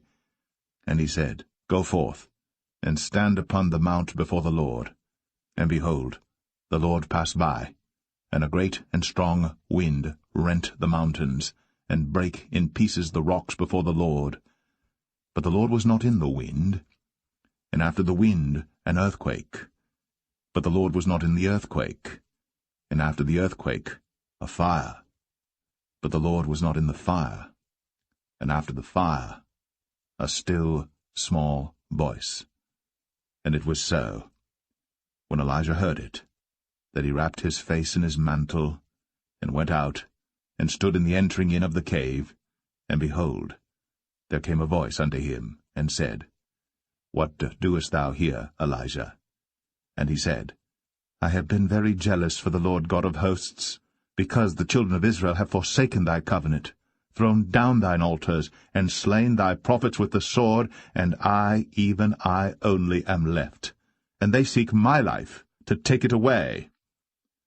And the Lord said unto him, Go, return on thy way to the wilderness of Damascus, and when thou comest, anoint Hazael to be king over Syria. And Jehu, the son of Nimshi, shalt thou anoint to be king over Israel. And Elisha, the son of Shaphat, of Abel-Meholah, shalt thou anoint to be prophet in thy room. And it shall come to pass, that him that escapeth the sword of Hazael shall Jehu slay, and him that escapeth from the sword of Jehu shall Elisha slay. Yet I have left me 7,000 in Israel, all the knees which have not bowed unto Baal, and every mouth which hath not kissed him. So he departed thence, and found Elisha the son of Shaphat, who was plowing with 12 yoke of oxen before him, and he with the 12th. And Elijah passed by him, and cast his mantle upon him. And he left the oxen, and ran after Elijah, and said, Let me, I pray thee, kiss my father and my mother, and then I will follow thee. And he said unto him, Go back again, for what have I done to thee? And he returned back from him, and took a yoke of oxen, and slew them, and boiled their flesh with the instruments of the oxen, and gave unto the people, and they did eat. Then he arose, and went after Elijah, and ministered unto him.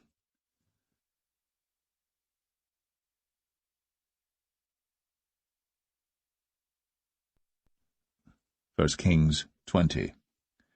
And Ben-Hadad the king of Syria gathered all his host together, and there were 32 kings with him, and horses and chariots, and he went up and besieged Samaria, and warred against it.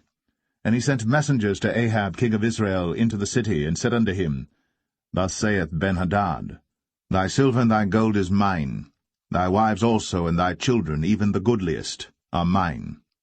And the king of Israel answered and said, My lord, O king, according to thy saying, I am thine, and all that I have. And the messengers came again and said, Thus speaketh Ben-Hadad, saying, Although I have sent unto thee, saying, Thou shalt deliver me thy silver and thy gold and thy wives and thy children, Yet I will send my servants unto thee tomorrow about this time, and they shall search thine house, and the houses of thy servants. And it shall be that whatsoever is pleasant in thine eyes, they shall put it in their hand, and take it away. Then the king of Israel called all the elders of the land, and said, Mark, I pray you, and see how this man seeketh mischief, for he sent unto me for my wives, and for my children, and for my silver, and for my gold, and I denied him not.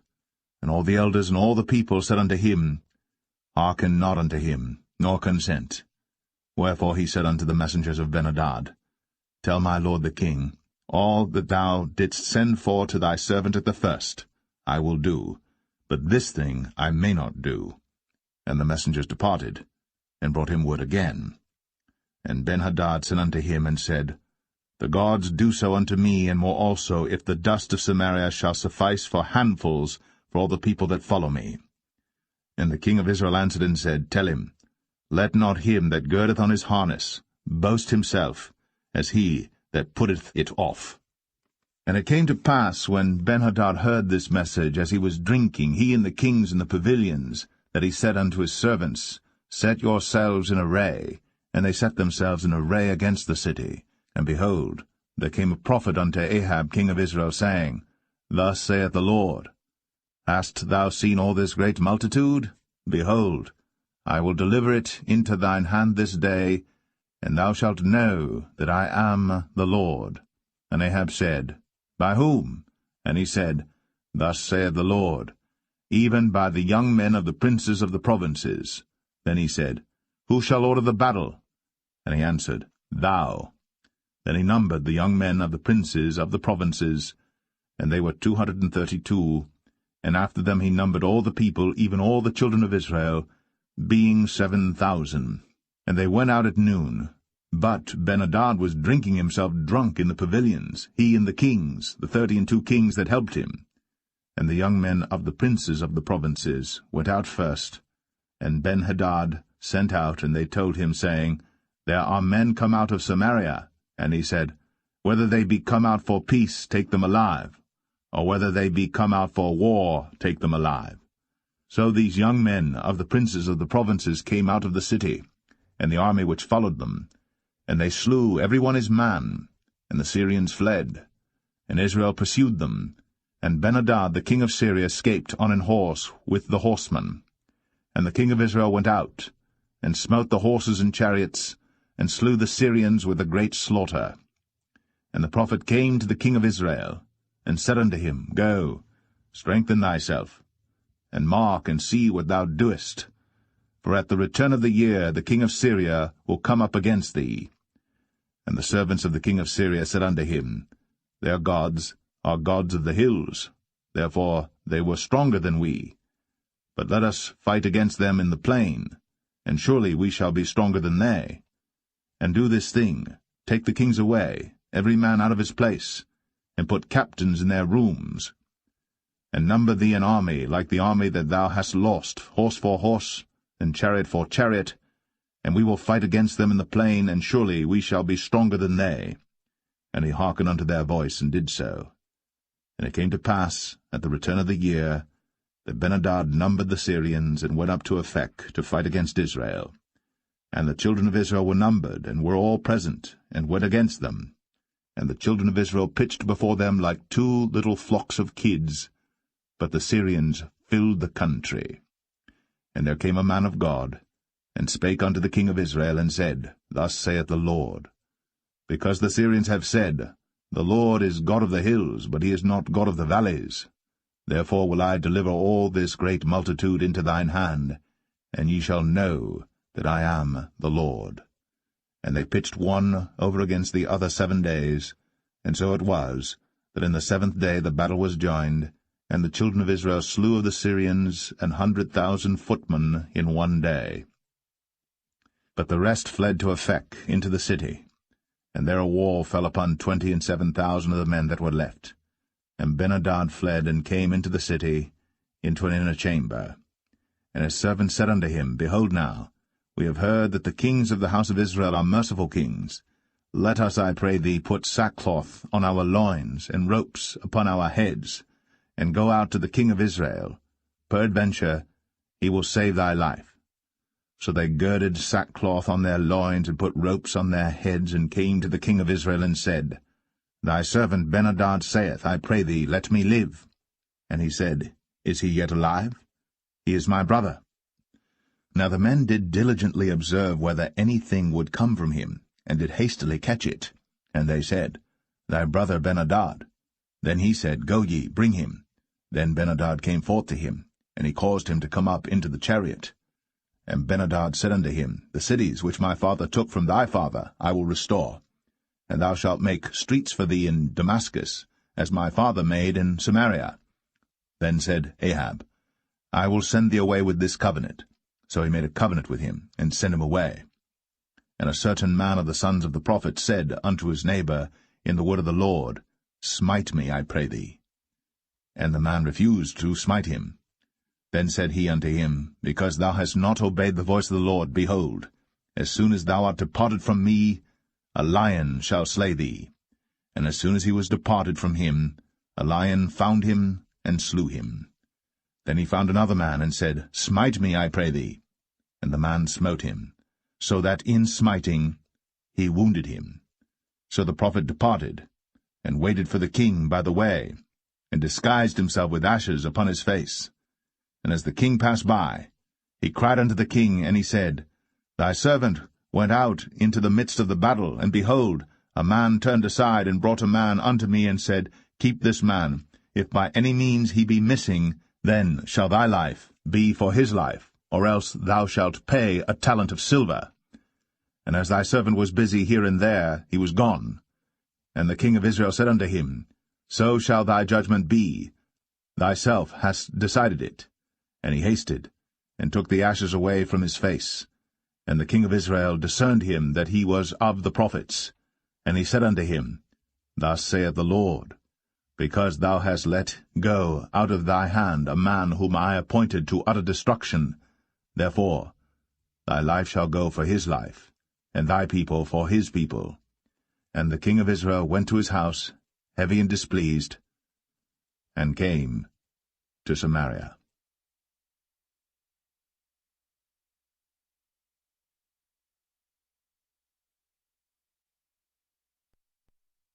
1 Kings 21.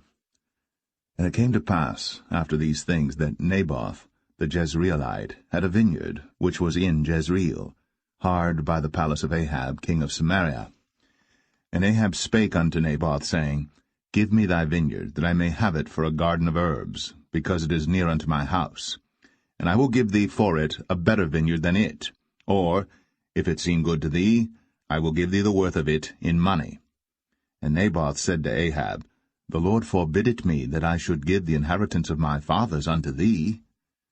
And Ahab came into his house heavy and displeased, because of the word which Naboth the Jezreelite had spoken to him. For he had said, I will not give thee the inheritance of my fathers. And he laid him down upon his bed, and turned away his face, and would eat no bread. But Jezebel his wife came to him, and said unto him, Why is thy spirit so sad that thou eatest no bread? And he said unto her, Because I spake unto Naboth the Jezreelite, and said unto him, Give me thy vineyard for money, or else, if it please thee, I will give thee another vineyard for it. And he answered, I will not give thee my vineyard. And Jezebel his wife said unto him, Dost thou now govern the kingdom of Israel? Arise, and eat bread, and let thine heart be merry. I will give thee the vineyard of Naboth the Jezreelite. So she wrote letters in Ahab's name, and sealed them with his seal, and sent the letters unto the elders and to the nobles that were in his city dwelling with Naboth. And she wrote in the letters, saying, Proclaim a fast, and set Naboth on high among the people. And set 2 men, sons of Belial, before him, to bear witness against him, saying, Thou didst blaspheme God and the king. And then carry him out, and stone him, that he may die. And the men of his city, even the elders and the nobles, who were the inhabitants in his city, did as Jezebel had sent unto them, and as it was written in the letters which she had sent unto them. They proclaimed a fast, and set Naboth on high among the people. And there came in 2 men, children of Belial, and sat before him. And the men of Belial witnessed against him, even against Naboth, in the presence of the people, saying, Naboth did blaspheme God and the king. Then they carried him forth out of the city, and stoned him with stones, that he died. Then they sent to Jezebel, saying, Naboth is stoned, and is dead. And it came to pass, when Jezebel heard that Naboth was stoned, and was dead, that Jezebel said to Ahab, Arise, take possession of the vineyard of Naboth the Jezreelite, which he refused to give thee for money. For Naboth is not alive, but dead. And it came to pass, when Ahab heard that Naboth was dead, that Ahab rose up to go down to the vineyard of Naboth the Jezreelite, to take possession of it. And the word of the Lord came to Elijah the Tishbite, saying, Arise, go down to meet Ahab king of Israel, which is in Samaria. Behold, he is in the vineyard of Naboth, whither he is gone down to possess it. And thou shalt speak unto him, saying, Thus saith the Lord, Hast thou killed and also taken possession? And thou shalt speak unto him, saying, Thus saith the Lord, In the place where dogs licked the blood of Naboth shall dogs lick thy blood, even thine. And Ahab said to Elijah, Hast thou found me, O mine enemy? And he answered, I have found thee, because thou hast sold thyself to work evil in the sight of the Lord. Behold, I will bring evil upon thee, and will take away thy posterity, and will cut off from Ahab him that pisseth against the wall, and him that is shut up and left in Israel, and will make thine house like the house of Jeroboam the son of Nebat, and like the house of Baasha the son of Ahijah, for the provocation wherewith thou hast provoked me to anger, and made Israel to sin. And of Jezebel also spake the Lord, saying, The dogs shall eat Jezebel by the wall of Jezreel. Him that dieth of Ahab in the city the dogs shall eat, and him that dieth in the field shall the fowls of the air eat. But there was none like unto Ahab, which did sell himself to work wickedness in the sight of the Lord, whom Jezebel his wife stirred up. And he did very abominably in following idols, according to all things as did the Amorites, whom the Lord cast out before the children of Israel. And it came to pass, when Ahab heard those words, that he rent his clothes, and put sackcloth upon his flesh, and fasted, and lay in sackcloth, and went softly. And the word of the Lord came to Elijah the Tishbite, saying, Seest thou how Ahab humbleth himself before me? Because he humbleth himself before me, I will not bring the evil in his days, but in his son's days will I bring the evil upon his house.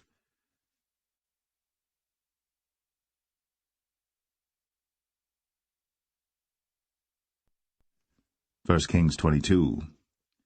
And they continued 3 years without war between Syria and Israel. And it came to pass in the 3rd year that Jehoshaphat the king of Judah came down to the king of Israel. And the king of Israel said unto his servants, Know ye that Ramoth and Gilead is ours, and we be still, and take it not out of the hand of the king of Syria? And he said unto Jehoshaphat, Wilt thou go with me to battle to Ramoth-Gilead? And Jehoshaphat said to the king of Israel, I am as thou art, my people as thy people, my horses as thy horses. And Jehoshaphat said unto the king of Israel, Inquire, pray thee, at the word of the Lord today. Then the king of Israel gathered the prophets together, about 400 men, and said unto them, Shall I go against Ramoth-Gilead to battle, or shall I forbear? And they said, Go up, for the Lord shall deliver it into the hand of the king. And Jehoshaphat said, Is there not here a prophet of the Lord besides, that we might inquire of him? And the king of Israel said unto Jehoshaphat, There is yet one man, Micaiah the son of Imlah, by whom we may inquire of the Lord. But I hate him, for he doth not prophesy good concerning me, but evil. And Jehoshaphat said, Let not the king say so. Then the king of Israel called an officer, and said, Hasten hither Micaiah the son of Imlah.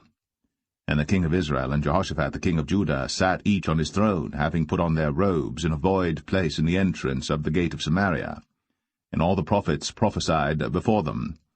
And Zedekiah the son of Chenaanah made him horns of iron, and he said, Thus saith the Lord, With these shalt thou push the Syrians until thou have consumed them. And all the prophets prophesied so, saying, Go up to Ramoth-Gilead, and prosper, for the Lord shall deliver it into the king's hand. And the messenger that was gone to call Micaiah spake unto him, saying, Behold now, the words of the prophets declare good unto the king with one mouth. Let thy word, I pray thee, be like the word of one of them, and speak that which is good. And Micaiah said, As the Lord liveth, what the Lord saith unto me, that will I speak. So he came to the king. And the king said unto him, Micaiah, shall we go against Ramoth-Gilead to battle, or shall we forbear? And he answered him, Go, and prosper, for the Lord shall deliver it into the hand of the king. And the king said unto him, How many times shall I adjure thee that thou tell me nothing but that which is true in the name of the Lord? And he said, I saw all Israel scattered upon the hills, as sheep that have not a shepherd. And the Lord said, These have no master. Let them return every man to his house in peace. And the king of Israel said unto Jehoshaphat, Did I not tell thee that he would prophesy no good concerning me, but evil?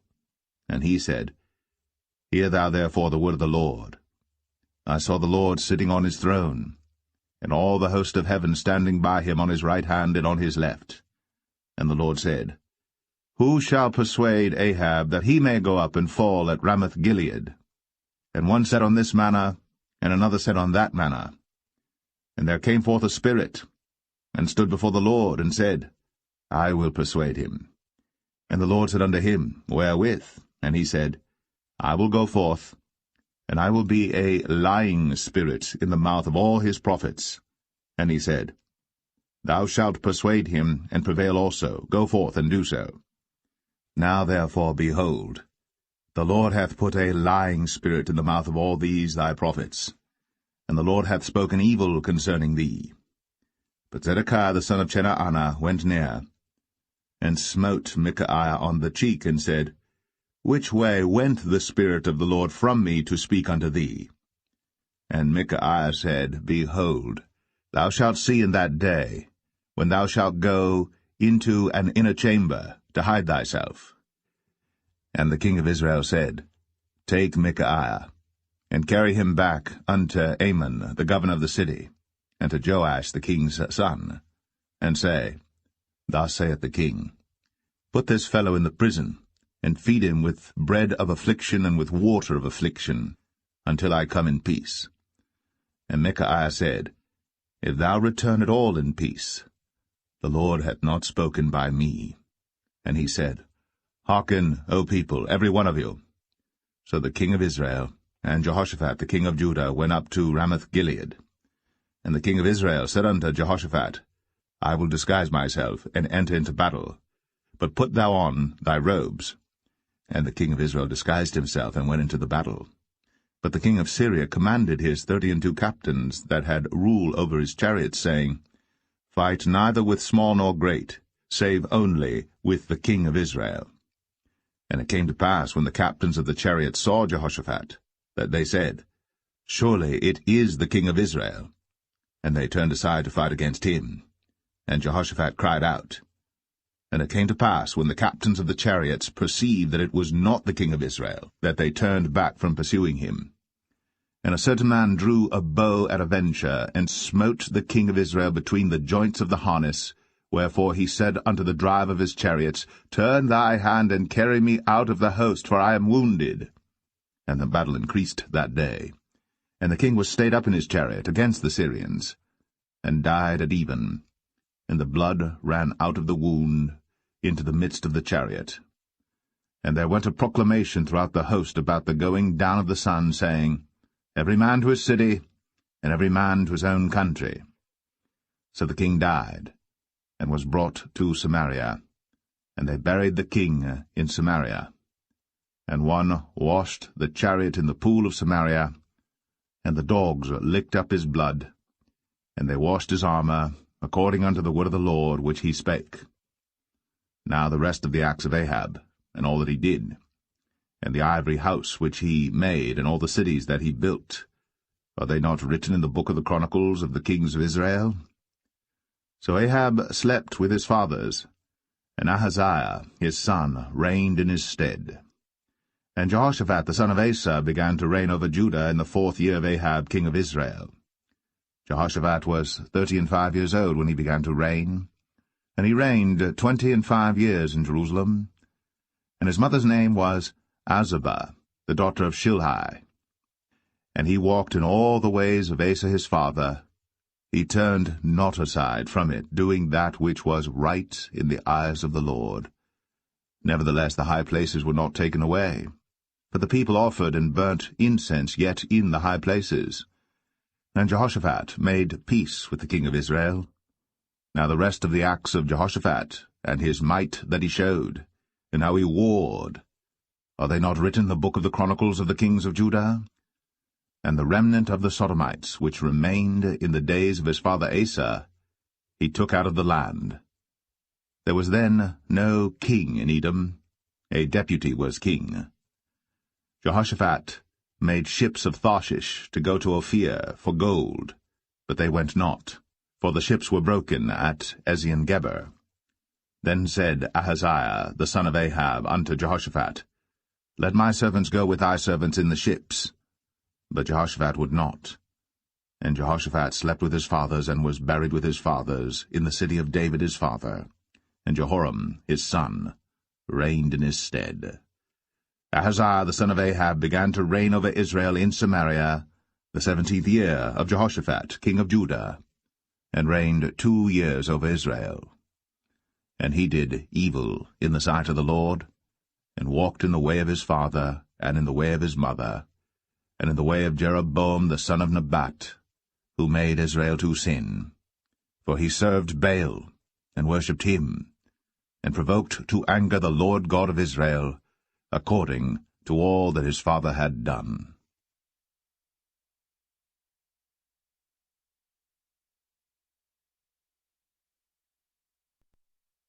The Second Book of Kings, Chapter 1. Then Moab rebelled against Israel after the death of Ahab. And Ahaziah fell down through a lattice in his upper chamber that was in Samaria, and was sick. And he sent messengers, and said unto them, Go, inquire of Baal-zebub, the god of Ekron, whether I shall recover of this disease. But the angel of the Lord said to Elijah the Tishbite, Arise, go up to meet the messengers of the king of Samaria, and say unto them, Is it not because there is not a God in Israel that ye go to inquire of Baal-zebub, the god of Ekron? Now therefore thus saith the Lord, Thou shalt not come down from that bed on which thou art gone up, but shalt surely die. And Elijah departed. And when the messengers turned back unto him, he said unto them, Why are ye now turned back? And they said unto him, There came a man up to meet us, and said unto us, Go, turn again unto the king that sent you, and say unto him, Thus saith the Lord, Is it not because there is not a God in Israel that thou sendest to inquire of Baal-zebub, the god of Ekron? Therefore thou shalt not come down from that bed on which thou art gone up, but shalt surely die. And he said unto them, What manner of man was he which came up to meet you, and told you these words? And they answered him, He was an hairy man, and girt with a girdle of leather about his loins. And he said, It is Elijah the Tishbite. Then the king sent unto him a captain of 50 with his 50. And he went up to him, and behold, he sat on the top of an hill. And he spake unto him, Thou man of God, the king hath said, Come down. And Elijah answered and said to the captain of 50, If I be a man of God, then let fire come down from heaven, and consume thee and thy 50. And there came down fire from heaven, and consumed him and his 50.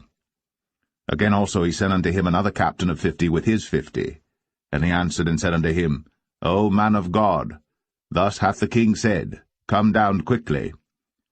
And Elijah answered and said unto them, If I be a man of God, let fire come down from heaven, and consume thee and thy 50. And the fire of God came down from heaven, and consumed him and his 50. And he sent again a captain of the third 50 with his 50, And the third captain of the 50 went up, and came and fell on his knees before Elijah, and besought him, and said unto him, O man of God, I pray thee, let my life and the life of these 50 thy servants be precious in thy sight. Behold, there came fire down from heaven, and burnt up the 2 captains of the former 50s with their 50s. Therefore let my life now be precious in thy sight. And the angel of the Lord said unto Elijah, Go down with him, be not afraid of him. And he arose, and went down with him unto the king. And he said unto him, Thus saith the Lord, Forasmuch as thou hast sent messengers to inquire of Baal-zebub the god of Ekron, is it not because there is no God in Israel to inquire of his word? Therefore thou shalt not come down off that bed on which thou art gone up, but shalt surely die. So he died according to the word of the Lord which Elijah had spoken. And Jehoram reigned in his stead in the 2nd year of Jehoram the son of Jehoshaphat king of Judah, because he had no son. Now the rest of the acts of Ahaziah which he did, are they not written in the book of the Chronicles of the kings of Israel?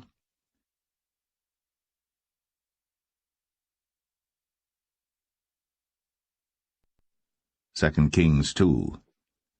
And it came to pass, when the Lord would take up Elijah into heaven by a whirlwind, that Elijah went with Elisha from Gilgal. And Elijah said unto Elisha, Tarry here, I pray thee, for the Lord hath sent me to Bethel. And Elisha said unto him, As the Lord liveth, and as thy soul liveth, I will not leave thee. So they went down to Bethel. And the sons of the prophets that were at Bethel came forth to Elisha, and said unto him, Knowest thou that the Lord will take away thy master from thy head today? And he said, Yea, I know it. Hold ye your peace. And Elijah said unto him, Elisha, tarry here, I pray thee, for the Lord hath sent me to Jericho. And he said, As the Lord liveth, and as thy soul liveth, I will not leave thee. So they came to Jericho. And the sons of the prophets that were at Jericho came to Elisha, and said unto him, Knowest thou that the Lord will take away thy master from thy head today? And he answered, Yea, I know it. Hold ye your peace. And Elijah said unto him, Tarry, I pray thee here, for the Lord hath sent me to Jordan. And he said, As the Lord liveth, and as thy soul liveth, I will not leave thee. And they two went on. And 50 men of the sons of the prophets went, and stood to view afar off. And they too stood by Jordan. And Elijah took his mantle, and wrapped it together, and smote the waters, and they were divided hither and thither, so that they too went over on dry ground. And it came to pass, when they were gone over, that Elijah said unto Elisha, Ask what I shall do for thee, before I be taken away from thee. And Elisha said, I pray thee, let a double portion of thy spirit be upon me. And he said, Thou hast asked a hard thing. Nevertheless, if thou see me when I am taken from thee, it shall be so unto thee, but if not, it shall not be so. And it came to pass, as they still went on and talked, that, behold, there appeared a chariot of fire, and horses of fire, and parted them both asunder. And Elijah went up by a whirlwind into heaven. And Elisha saw it, and he cried, My father, the chariot of Israel, and the horsemen thereof. And he saw him no more. And he took hold of his own clothes, and rent them in 2 pieces. He took up also the mantle of Elijah that fell from him, and went back and stood by the bank of Jordan. And he took the mantle of Elijah that fell from him, and smote the waters, and said, Where is the Lord God of Elijah? And when he also had smitten the waters, they parted hither and thither, and Elisha went over. And when the sons of the prophets which were to view at Jericho saw him, they said, The spirit of Elijah doth rest on Elisha. And they came to meet him, and bowed themselves to the ground before him. And they said unto him, Behold now, there be with thy servants 50 strong men. Let them go, we pray thee, and seek thy master, lest peradventure the Spirit of the Lord hath taken him up, and cast him upon some mountain, or into some valley. And he said, Ye shall not send. And when they urged him till he was ashamed, he said, Send.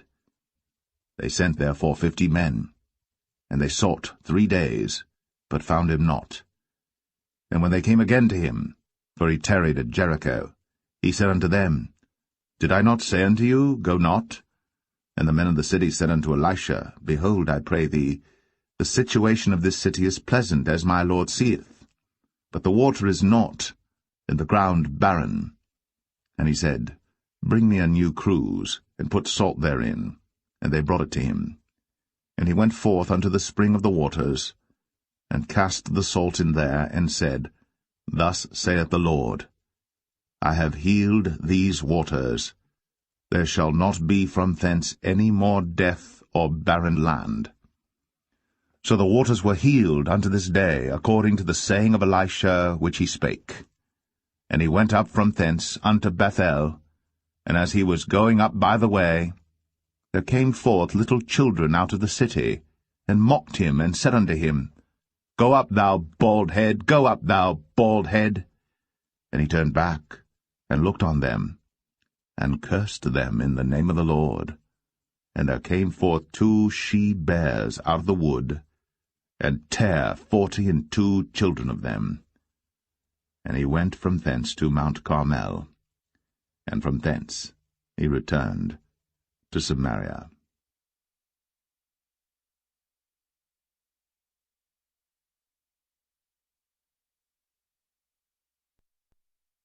Second Kings 3.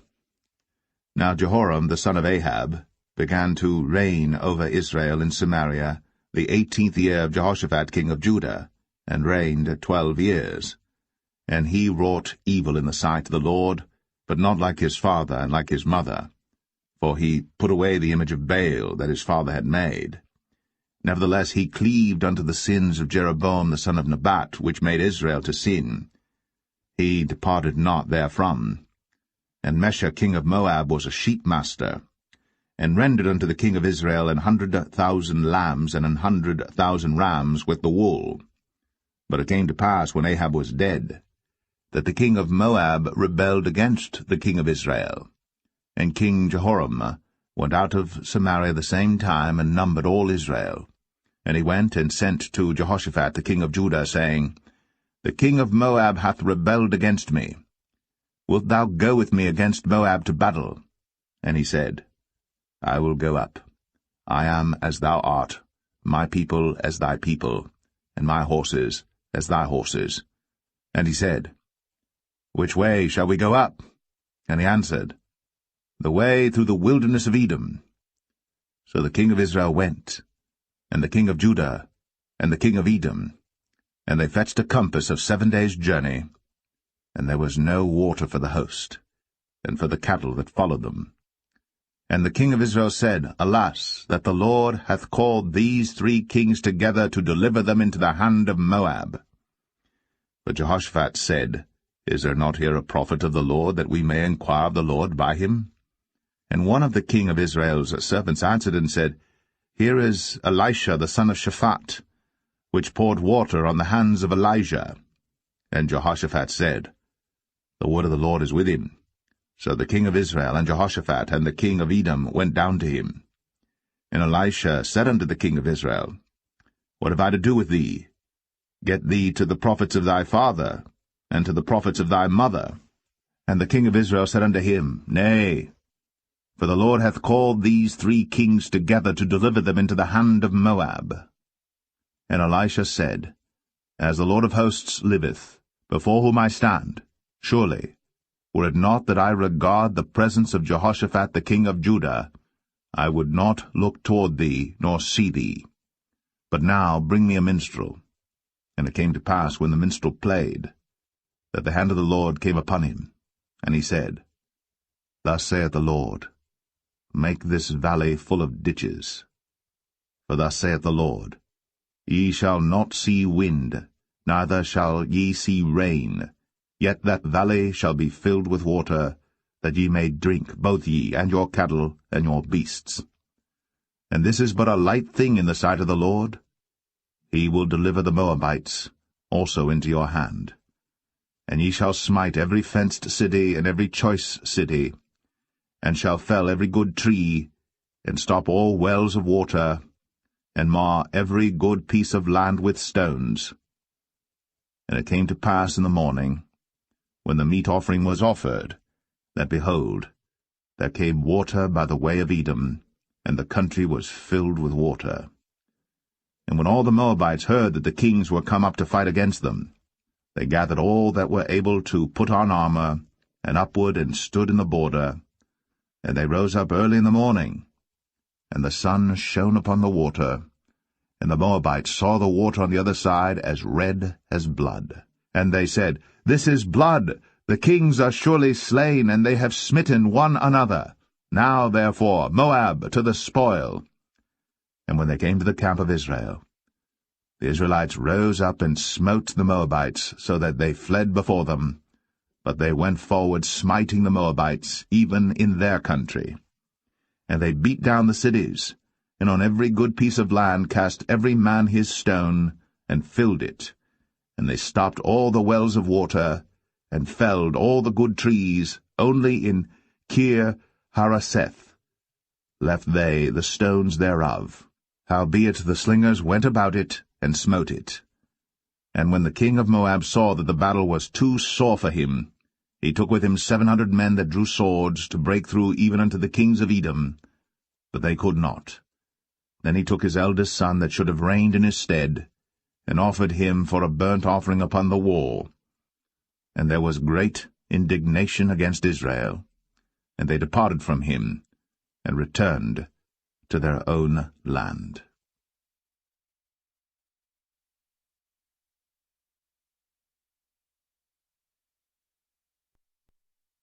2 Kings 4. Now there cried a certain woman of the wives of the sons of the prophets unto Elisha, saying, Thy servant my husband is dead, and thou knowest that thy servant did fear the Lord, and the creditors come to take unto him my 2 sons to be bondmen. And Elisha said unto her, What shall I do for thee? Tell me, what hast thou in the house? And she said, Thine handmaid hath not anything in the house, save a pot of oil. Then he said, Go borrow thee vessels abroad of all thy neighbors, even empty vessels, borrow not a few. And when thou art come in, thou shalt shut the door upon thee and upon thy sons, and shalt pour out into all those vessels, and thou shalt set aside that which is full. So she went from him, and shut the door upon her and upon her sons, who brought the vessels to her, and she poured out. And it came to pass, when the vessels were full, that she said unto her son, Bring me yet a vessel. And he said unto her, There is not a vessel more. And the oil stayed. Then she came and told the man of God, and he said, Go sell the oil, and pay thy debt, and live thou and thy children of the rest. And it fell on a day that Elisha passed to Shunem, where was a great woman, and she constrained him to eat bread. And so it was, that as oft as he passed by, he turned in thither to eat bread. And she said unto her husband, Behold now, I perceive that this is an holy man of God, which passeth by us continually. Let us make a little chamber, I pray thee, on the wall, and let us set for him there a bed, and a table, and a stool, and a candlestick. And it shall be, when he cometh to us, that he shall turn in thither. And it fell on a day that he came thither, and he turned into the chamber, and lay there. And he said to Gehazi his servant, Call this Shunammite. And when he had called her, she stood before him. And he said unto him, Say now unto her, Behold, thou hast been careful for us with all this care. What is to be done for thee? Wouldest thou be spoken for to the king or to the captain of the host? And she answered, I dwell among mine own people. And he said, What then is to be done for her? And Gehazi answered, Verily, she hath no child, and her husband is old. And he said, Call her. And when he had called her, she stood in the door. And he said, About this season, according to the time of life, thou shalt embrace a son. And she said, Nay, my lord, thou man of God, do not lie unto thine handmaid. And the woman conceived, and bare a son at that season that Elisha had said unto her, according to the time of life. And when the child was grown, it fell on a day that he went out to his father to the reapers. And he said unto his father, My head, my head. And he said to a lad, Carry him to his mother. And when he had taken him, and brought him to his mother, he sat on her knees till noon, and then died. And she went up, and laid him on the bed of the man of God, and shut the door upon him, and went out. And she called unto her husband, and said, Send me, I pray thee, one of the young men, and one of the asses, that I may run to the man of God, and come again. And he said, Wherefore wilt thou go to him today? It is neither new moon nor Sabbath. And she said, It shall be well. Then she saddled an ass, and said to her servant, Drive, and go forward. Slack not thy riding for me, except I bid thee. So she went, and came unto the man of God to Mount Carmel. And it came to pass, when the man of God saw her afar off, that he said to Gehazi his servant, Behold, yonder is that Shunammite. Run now, I pray thee, to meet her, and say unto her, Is it well with thee? Is it well with thy husband? Is it well with the child? And she answered, It is well. And when she came to the man of God to the hill, she caught him by the feet. But Gehazi came near to thrust her away. And the man of God said, Let her alone, for her soul is vexed within her. And the Lord hath hid it from me, and hath not told me. Then she said, Did I desire a son of my Lord? Did I not say, Do not deceive me? Then he said to Gehazi, Gird up thy loins, and take my staff in thine hand, and go thy way. If thou meet any man, salute him not, and if any salute thee, answer him not again. And lay my staff upon the face of the child. And the mother of the child said, As the Lord liveth, and as thy soul liveth, I will not leave thee. And he arose and followed her. And Gehazi passed on before them, and laid the staff upon the face of the child. But there was neither voice nor hearing. Wherefore he went again to meet him, and told him, saying, The child is not awaked. And when Elisha was come into the house, behold, the child was dead, and laid upon his bed. He went in therefore, and shut the door upon them twain, and prayed unto the Lord. And he went up and lay upon the child, and put his mouth upon his mouth, and his eyes upon his eyes, and his hands upon his hands. And he stretched himself upon the child, and the flesh of the child waxed warm. Then he returned, and walked in the house to and fro, and went up and stretched himself upon him. And the child sneezed 7 times. And the child opened his eyes.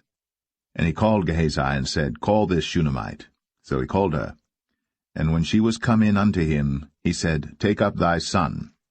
Then she went in, and fell at his feet, and bowed herself to the ground, and took up her son, and went out. And Elisha came again to Gilgal, and there was a dearth in the land. And the sons of the prophets were sitting before him. And he said unto his servant, Set on the great pot, and seethe porridge for the sons of the prophets. And one went out into the field to gather herbs, and found a wild vine, and gathered thereof wild gourds his lapful, and came and shred them into the pot of pottage, for they knew them not. So they poured out for the men to eat. And it came to pass, as they were eating of the pottage, that they cried out and said, O thou man of God, there is death in the pot. And they could not eat thereof. But he said, Then bring meal. And he cast it into the pot, and he said, Pour out for the people, that they may eat. And there was no harm in the pot. And there came a man from Baal-Shalisha, and brought the man of God bread of the first fruits, 20 loaves of barley, and full ears of corn in the husk thereof. And he said, Give unto the people, that they may eat. And his servitor said, What, should I set this before 100 men? He said again, Give the people, that they may eat. For thus saith the Lord, They shall eat, and shall leave thereof. So he set it before them, and they did eat, and left thereof, according to the word of the Lord.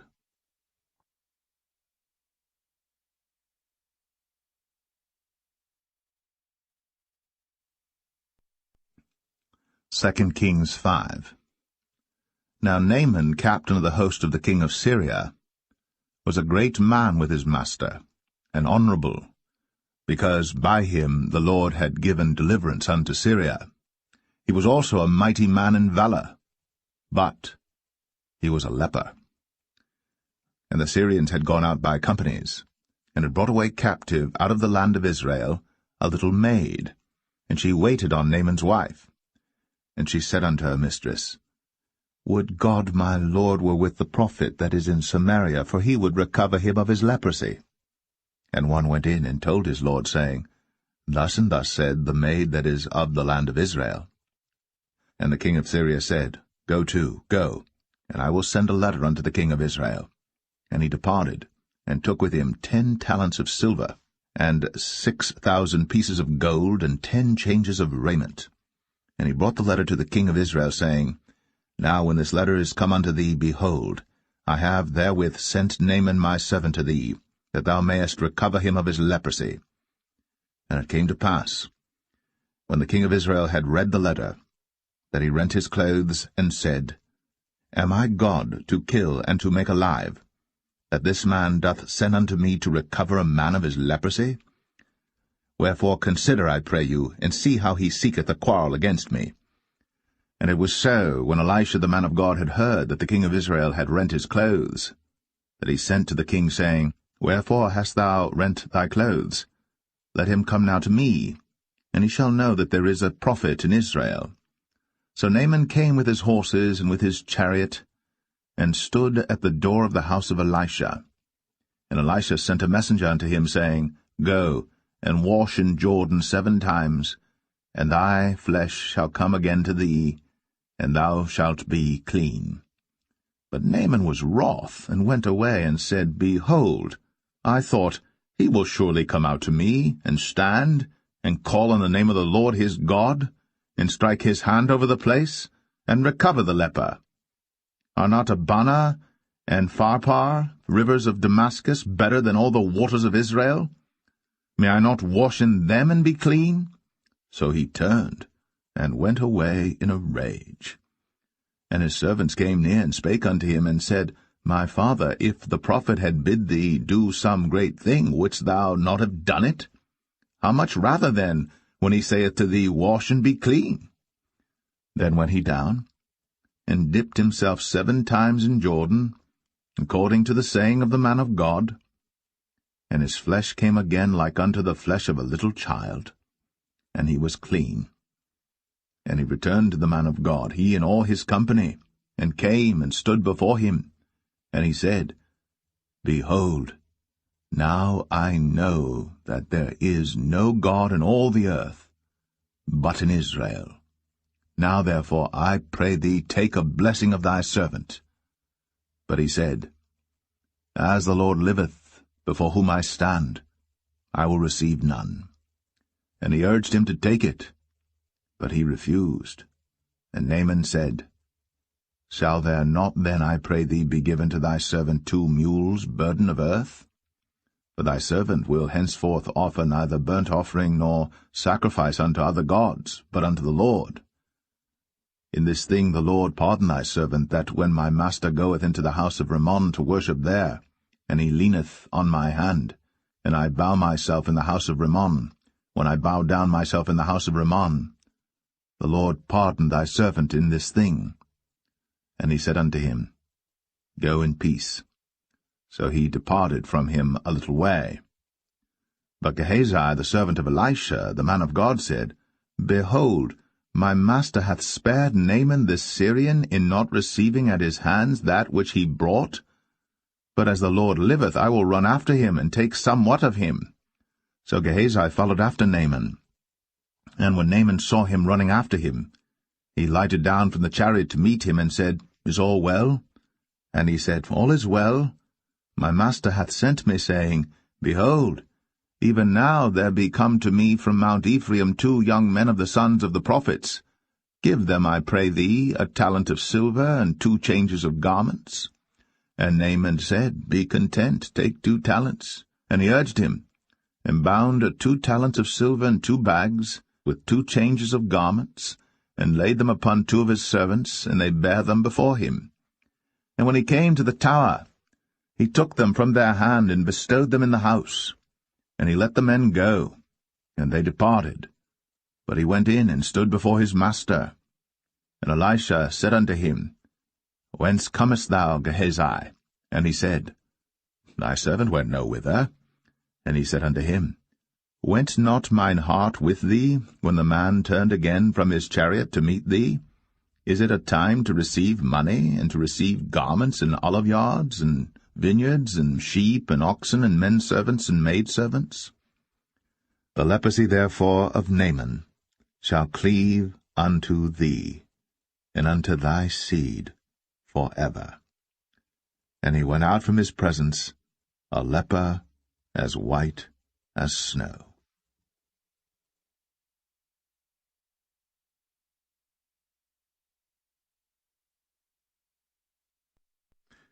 2 Kings 6. And the sons of the prophets said unto Elisha, Behold now, the place where we dwell with thee is too strait for us. Let us go, we pray thee, unto Jordan, and take thence every man a beam, and let us make a place there where we may dwell. And he answered, Go ye. And one said, Be content, I pray thee, and go with thy servants. And he answered, I will go. So he went with them. And when they came to Jordan, they cut down wood. But as one was felling a beam, the axe-head fell into the water. And he cried and said, Alas, master, for it was borrowed. And the man of God said, Where fell it? And he showed him the place. And he cut down a stick, and cast it in thither. And the iron did swim. Therefore said he, Take it up to thee. And he put out his hand, and took it. Then the king of Syria warred against Israel, and took counsel with his servants, saying, In such and such a place shall be my camp. And the man of God sent unto the king of Israel, saying, Beware that thou pass not such a place, for thither the Syrians are come down. And the king of Israel sent to the place which the man of God told him, and warned him of, and saved himself there, not once nor twice. Therefore the heart of the king of Syria was sore troubled for this thing. And he called his servants, and said unto them, Will ye not show me which of us is for the king of Israel? And one of his servants said, None, my lord, O king. But Elisha, the prophet that is in Israel, telleth the king of Israel the words that thou speakest in thy bedchamber. And he said, Go and spy where he is, that I may send and fetch him. And it was told him, saying, Behold, he is in Dothan. Therefore sent he thither horses and chariots and a great host. And they came by night and compassed the city about. And when the servant of the man of God was risen early and gone forth, behold, an host compassed the city both with horses and chariots. And his servant said unto him, Alas, my master, how shall we do? And he answered, Fear not, for they that be with us are more than they that be with them. And Elisha prayed, and said, Lord, I pray thee, open his eyes, that he may see. And the Lord opened the eyes of the young man, and he saw, and behold, the mountain was full of horses and chariots of fire round about Elisha. And when they came down to him, Elisha prayed unto the Lord, and said, Smite this people, I pray thee, with blindness. And he smote them with blindness according to the word of Elisha. And Elisha said unto them, This is not the way, neither is this the city. Follow me, and I will bring you to the man whom ye seek. But he led them to Samaria. And it came to pass, when they were come into Samaria, that Elisha said, Lord, open the eyes of these men, that they may see. And the Lord opened their eyes, and they saw, and behold, they were in the midst of Samaria. And the king of Israel said unto Elisha, when he saw them, My father, shall I smite them? Shall I smite them? And he answered, Thou shalt not smite them. Wouldst thou smite those whom thou hast taken captive with thy sword and with thy bow? Set bread and water before them, that they may eat and drink, and go to their master. And he prepared great provision for them. And when they had eaten and drunk, he sent them away, and they went to their master. So the bands of Syria came no more into the land of Israel. And it came to pass after this that Ben-Hadad, king of Syria, gathered all his host, and went up, and besieged Samaria. And there was a great famine in Samaria, and behold, they besieged it, until an ass's head was sold for 80 pieces of silver, and the 4th part of a cab of dove's dung for 5 pieces of silver. And as the king of Israel was passing by upon the wall, they cried a woman unto him, saying, Help my lord, O king. And he said, If the Lord do not help thee, whence shall I help thee? Out of the barn floor, out of the winepress? And the king said unto her, What aileth thee? And she answered, This woman said unto me, Give thy son, that we may eat him today, and we will eat my son tomorrow. So we boiled my son, and did eat him. And I said unto her on the next day, Give thy son, that we may eat him. And she hath hid her son. And it came to pass, when the king heard the words of the woman, that he rent his clothes, and he passed by upon the wall. And the people looked, and behold, he had sackcloth within upon his flesh. Then he said, God do so, and more also to me, if the head of Elisha the son of Shaphat shall stand on him this day. But Elisha sat in his house, and the elders sat with him. And the king sent a man from before him. But ere the messenger came to him, he said to the elders, See ye how this son of a murderer hath sent to take away mine head? Look, when the messenger cometh, shut the door, and hold him fast at the door. Is not the sound of his master's feet behind him? And while he yet talked with them, behold, the messenger came down unto him, and he said, Behold, this evil is of the Lord. What should I wait for the Lord any longer?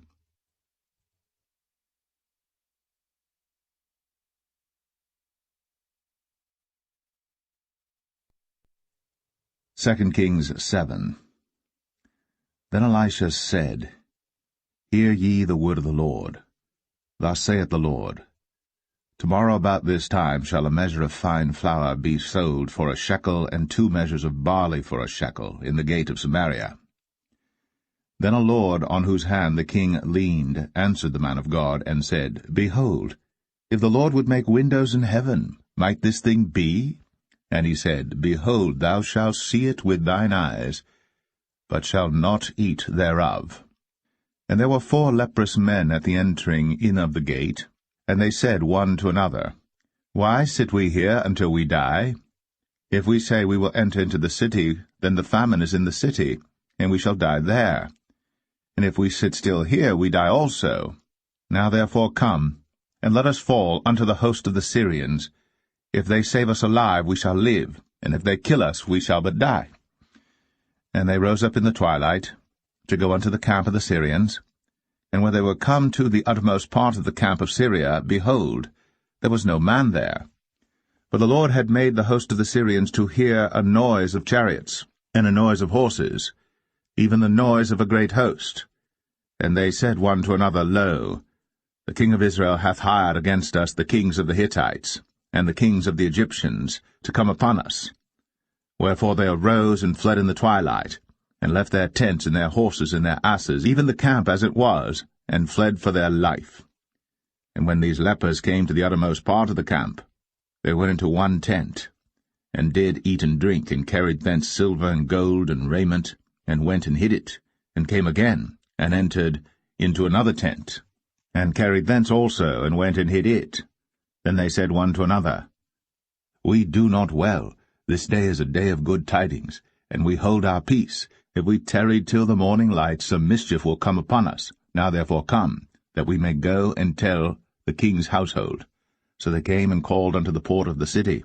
And they told them, saying, We came to the camp of the Syrians, and behold, there was no man there, neither voice of man, but horses tied and asses tied, and the tents as they were. And he called the porters, and they told it to the king's house within. And the king arose in the night, and said unto his servants, I will now show you what the Syrians have done to us. They know that we be hungry, therefore are they gone out of the camp to hide themselves in the field, saying, When they come out of the city we shall catch them alive, and get into the city. And one of his servants answered and said, Let some take, I pray thee, 5 of the horses that remain, which are left in the city. Behold, they are as all the multitude of Israel that are left in it. Behold, I say, they are even as all the multitude of the Israelites that are consumed. And let us send and see. They took therefore 2 chariot horses, and the king sent after the host of the Syrians, saying, Go and see. And they went after them unto Jordan, and lo, all the way was full of garments and vessels, which the Syrians had cast away in their haste. And the messengers returned, and told the king. And the people went out and spoiled the tents of the Syrians. So a measure of fine flour was sold for a shekel, and 2 measures of barley for a shekel, according to the word of the Lord. And the king appointed the Lord on whose hand he leaned to have the charge of the gate. And the people trod upon him in the gate, and he died, as the man of God had said, who spake when the king came down to him. And it came to pass, as the man of God had spoken to the king, saying, 2 measures of barley for a shekel, and a measure of fine flour for a shekel, shall be tomorrow about this time in the gate of Samaria. And that Lord answered the man of God, and said, Now behold, if the Lord should make windows in heaven, might such a thing be? And he said, Behold, thou shalt see it with thine eyes, but shalt not eat thereof. And so it fell out unto him, for the people trod upon him in the gate, and he died.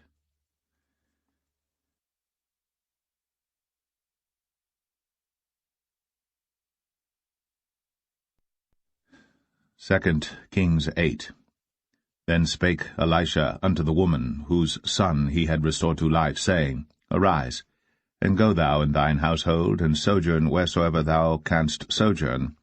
For the Lord hath called for a famine, and it shall also come upon the land 7 years. And the woman arose, and did after the saying of the man of God.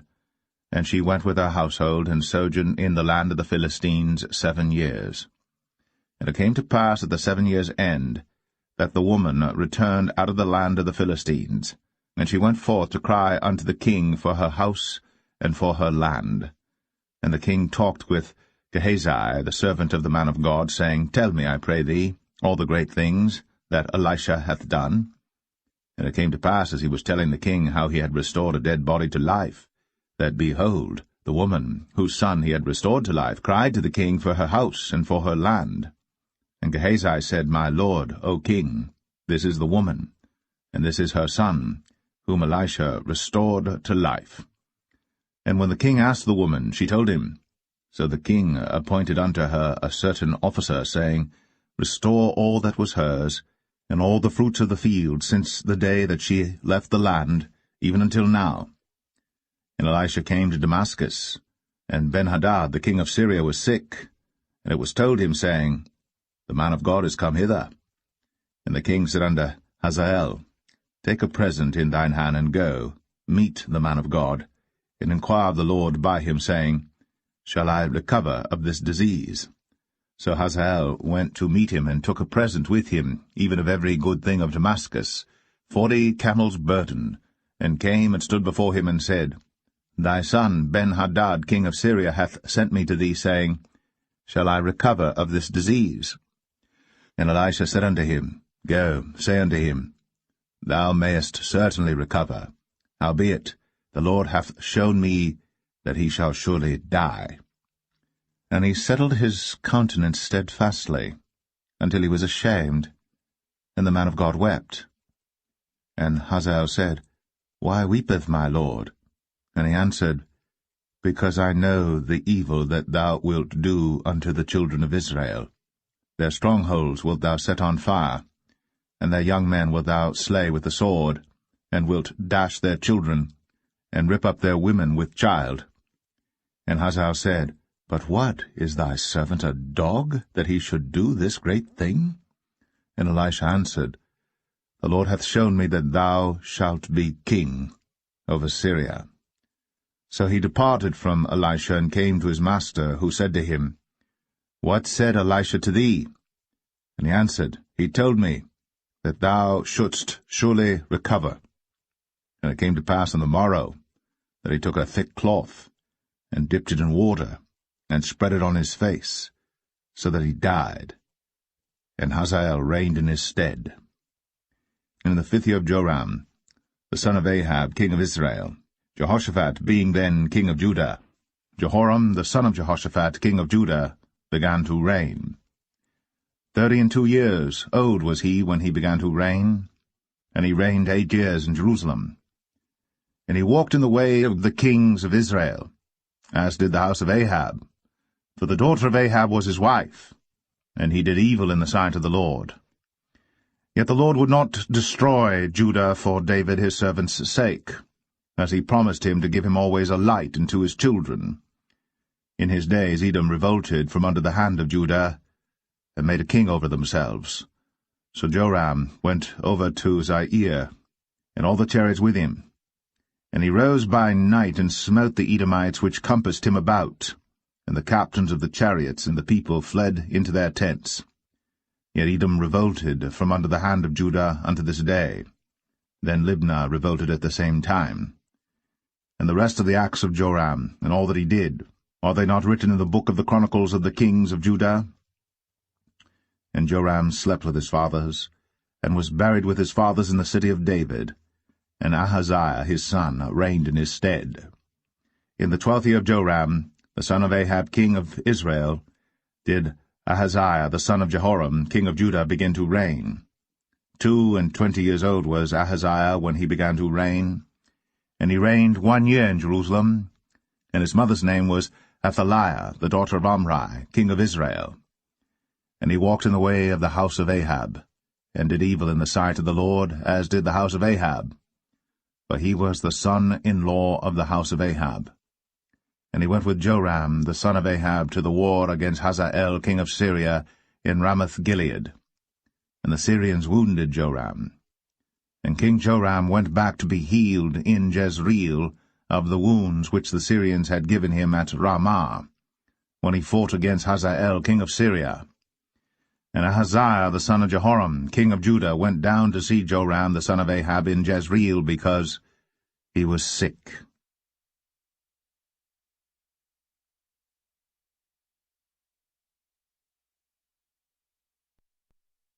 2 Kings 9.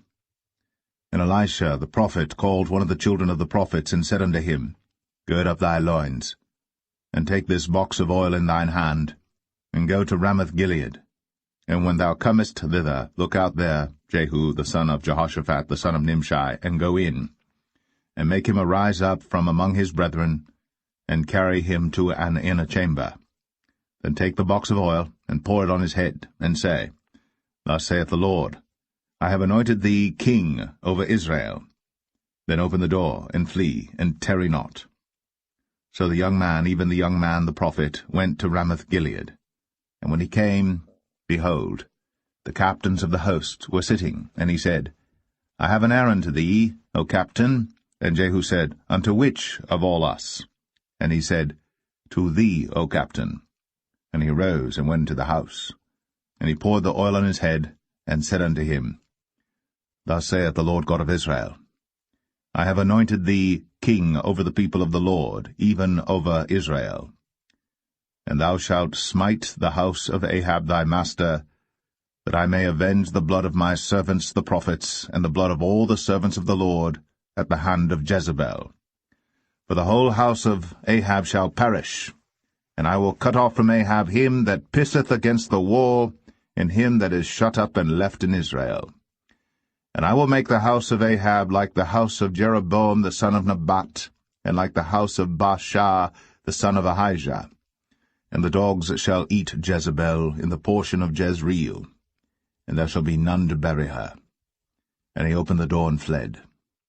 Then Jehu came forth to the servants of his lord, and one said unto him, Is all well? Wherefore came this mad fellow to thee? And he said unto them, Ye know the man, and his communication. And they said, It is false, tell us now. And he said, Thus and thus spake he to me, saying, Thus saith the Lord, I have anointed thee king over Israel. Then they hasted, and took every man his garment, and put it under him on the top of the stairs, and blew with trumpets, saying, Jehu is king. So Jehu, the son of Jehoshaphat, the son of Nimshi, conspired against Joram. Now Joram had kept Ramoth-Gilead, he and all Israel, because of Hazael king of Syria.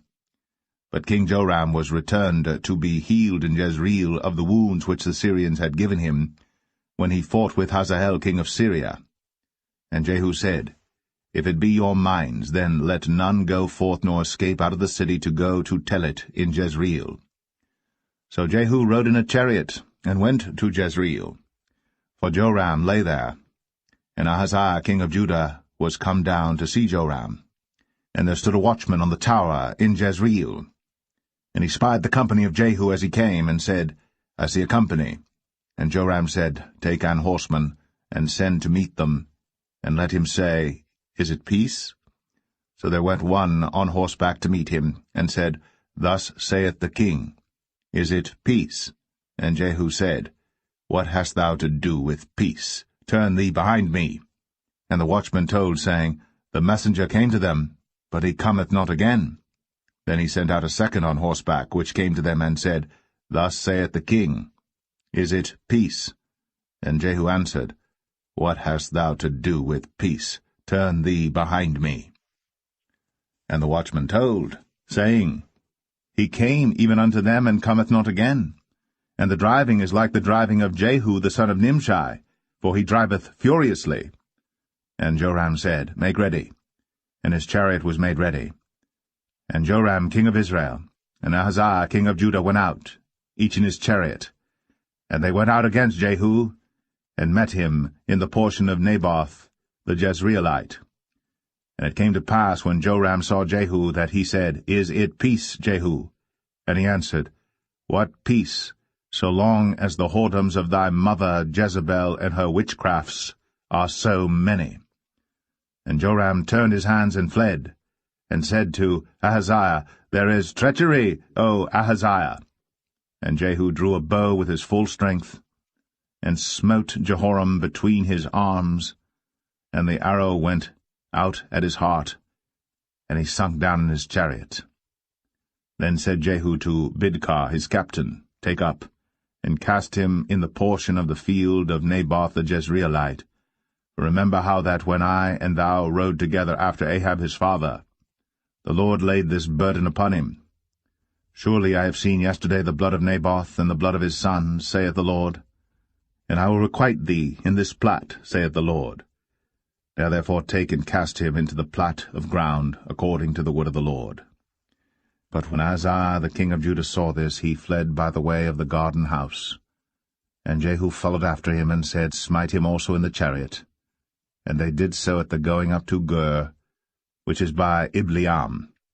And he fled to Megiddo, and died there. And his servants carried him in a chariot to Jerusalem, and buried him in his sepulchre with his fathers in the city of David.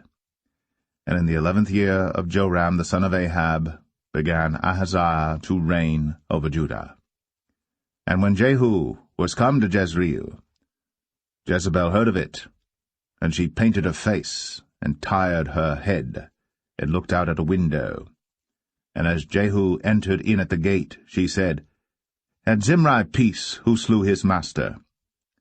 And he lifted up his face to the window, and said, Who is on my side? Who? And there looked out to him 2 or 3 eunuchs. And he said, Throw her down. So they threw her down, and some of her blood was sprinkled on the wall and on the horses, and he trode her under foot. And when he was come in, he did eat and drink, and said, Go, see now this cursed woman, and bury her, for she is a king's daughter. And they went to bury her. But they found no more of her than the skull, and the feet, and the palms of her hands. Wherefore they came again and told him, and he said, This is the word of the Lord, which he spake by his servant Elijah the Tishbite, saying, In the portion of Jezreel shall dogs eat the flesh of Jezebel, and the carcass of Jezebel shall be as dung upon the face of the field in the portion of Jezreel, so that they shall not say, This is Jezebel.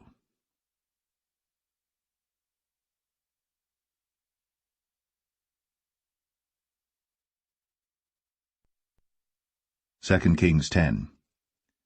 And Ahab had 70 sons in Samaria, And Jehu wrote letters, and sent to Samaria, unto the rulers of Jezreel, to the elders, and to them that brought up Ahab's children, saying, Now as soon as this letter cometh to you, seeing your master's sons are with you, and there are with you chariots and horses, a fenced city also in armor, look even out the best and meetest of your master's sons, and set him on his father's throne, and fight for your master's house. But they were exceedingly afraid, and said, Behold, 2 kings stood not before him. How then shall we stand? And he that was over the house, and he that was over the city, the elders also, and the bringers up of the children, sent to Jehu, saying, We are thy servants, and will do all that thou shalt bid us. We will not make any king. Do thou that which is good in thine eyes. Then he wrote a letter the second time to them, saying, If ye be mine, and if ye will hearken unto my voice, take ye the heads of the men, your master's sons, and come to me to Jezreel by tomorrow this time. Now the king's sons, being 70 persons, were with the great men of the city, which brought them up. And it came to pass, when the letter came to them, that they took the king's sons, and slew 70 persons, and put their heads in baskets, and sent him them to Jezreel. And there came a messenger, and told him, saying, They have brought the heads of the king's sons. And he said, Lay ye them in 2 heaps at the entering in of the gate until the morning. And it came to pass in the morning, that he went out, and stood, and said to all the people, Ye be righteous, behold, I conspired against my master, and slew him. But who slew all these? Know now, that there shall fall unto the earth nothing of the word of the Lord, which the Lord spake concerning the house of Ahab. For the Lord hath done that which he spake by his servant Elijah. So Jehu slew all that remained of the house of Ahab in Jezreel, and all his great men, and his kinsfolks, and his priests, until he left him none remaining. And he rose and departed, and came to Samaria, and as he was, at the shearing house in the way. Jehu met with the brethren of Ahaziah king of Judah, and said, Who are ye? And they answered, We are the brethren of Ahaziah, and we go down to salute the children of the king, and the children of the queen. And he said, Take them alive. And they took them alive, and slew them at the pit of the shearing house, even 42 men, neither left he any of them. And when he was departed thence, he lighted on Jehonadab, the son of Rechab, coming to meet him. And he saluted him, and said to him, Is thine heart right, as my heart is with thy heart? And Jehonadab answered, It is. If it be, give me thine hand. And he gave him his hand. And he took him up to him into the chariot. And he said, Come with me, and see my zeal for the Lord. So they made him ride in his chariot. And when he came to Samaria, he slew all that remained unto Ahab in Samaria, till he had destroyed him, according to the saying of the Lord, which he spake to Elijah. And Jehu gathered all the people together, and said unto them, Ahab served Baal a little, but Jehu shall serve him much. Now therefore call unto me all the prophets of Baal, all his servants, and all his priests, let none be wanting. For I have a great sacrifice to do to Baal.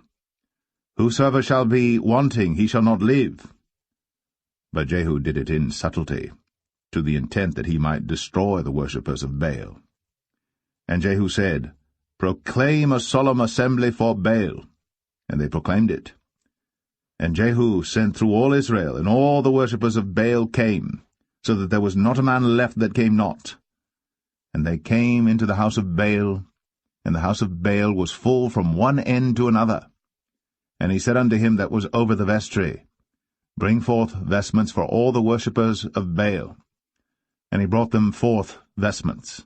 And Jehu went, and Jehonadab the son of Rechab, into the house of Baal, and said unto the worshippers of Baal, Search, and look that there be here with you none of the servants of the Lord, but the worshippers of Baal only. And when they went in to offer sacrifices and burnt offerings, Jehu appointed 80 men without, and said, If any of the men whom I have brought into your hands escape, he that letteth him go, his life shall be for the life of him. And it came to pass, as soon as he had made an end of offering the burnt offering, that Jehu said to the guard and to the captains, Go in, and slay them, let none come forth. And they smote them with the edge of the sword, and the guard and the captains cast them out, and went to the city of the house of Baal. And they brought forth the images out of the house of Baal, and burned them. And they brake down the image of Baal, and brake down the house of Baal, and made it a draught house unto this day. Thus Jehu destroyed Baal out of Israel. Howbeit, from the sins of Jeroboam the son of Nebat, who made Israel to sin, Jehu departed not from after them, to wit, the golden calves that were in Bethel, and that were in Dan. And the Lord said unto Jehu, Because thou hast done well in executing that which is right in mine eyes, and hast done unto the house of Ahab according to all that was in mine heart, thy children of the 4th generation shall sit on the throne of Israel. But Jehu took no heed to walk in the law of the Lord God of Israel with all his heart, for he departed not from the sins of Jeroboam, which made Israel to sin. In those days the Lord began to cut Israel short. And Hazael smote them in all the coasts of Israel, from Jordan eastward, all the land of Gilead, the Gadites, and the Reubenites, and the Manassites, from Aroer, which is by the river Arnon, even Gilead and Bashan. Now the rest of the acts of Jehu, and all that he did, and all his might, are they not written in the book of the chronicles of the kings of Israel? And Jehu slept with his fathers, and they buried him in Samaria, and Jehoahaz, his son, reigned in his stead. And the time that Jehu reigned over Israel in Samaria was 28 years.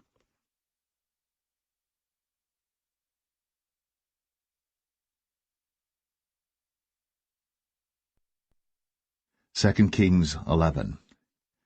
And when Athaliah, the mother of Ahaziah, saw that her son was dead, she arose and destroyed all the seed royal. Then Jehosheba, the daughter of King Joram, sister of Ahaziah, took Joash the son of Ahaziah, and stole him from among the king's sons which were slain. And they hid him, even him and his nurse, in the bedchamber from Athaliah, so that he was not slain. And he was with her hid in the house of the Lord 6 years. And Athaliah did reign over the land. And the 7th year Jehoiada sent and fetched the rulers over hundreds, with the captains and the guard, and brought them to him into the house of the Lord, and made a covenant with them, and took an oath of them in the house of the Lord, and showed them the king's son. And he commanded them, saying, This is the thing that ye shall do.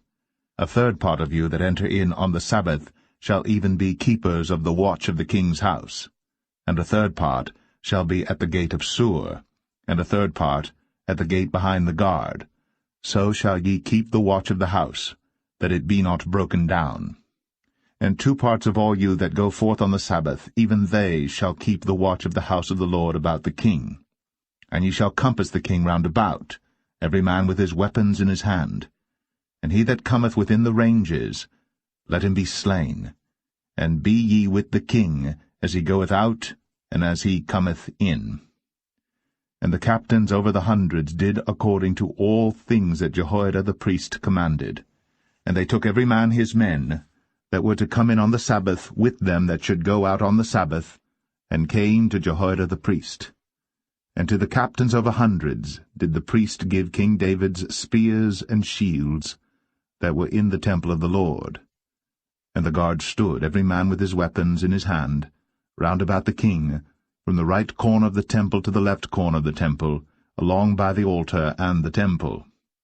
And he brought forth the king's son, and put the crown upon him, and gave him the testimony, and then made him king, and anointed him. And they clapped their hands, and said, God save the king. And when Athaliah heard the noise of the guard and of the people, she came to the people into the temple of the Lord.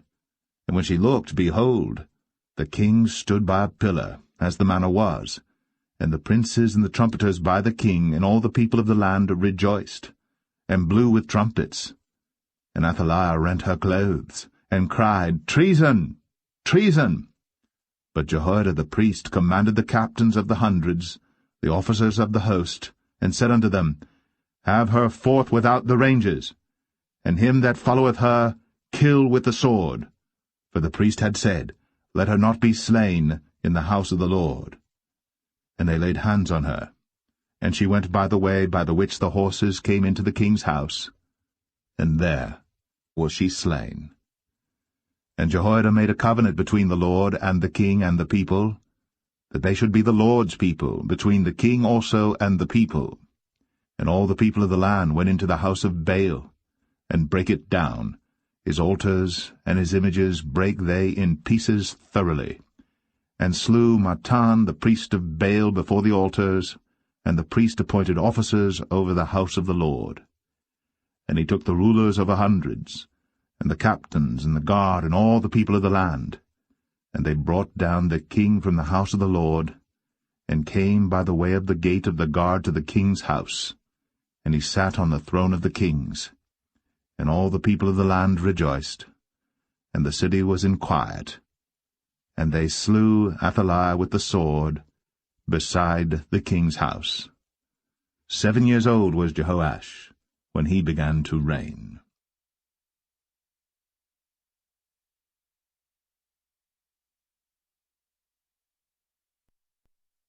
2 Kings 12. In the 7th year of Jehu, Jehoash began to reign, and 40 years reigned he in Jerusalem, and his mother's name was Zibiah of Beersheba. And Jehoash did that which was right in the sight of the Lord all his days, wherein Jehoiada the priest instructed him. But the high places were not taken away. The people still sacrificed, and burnt incense in the high places.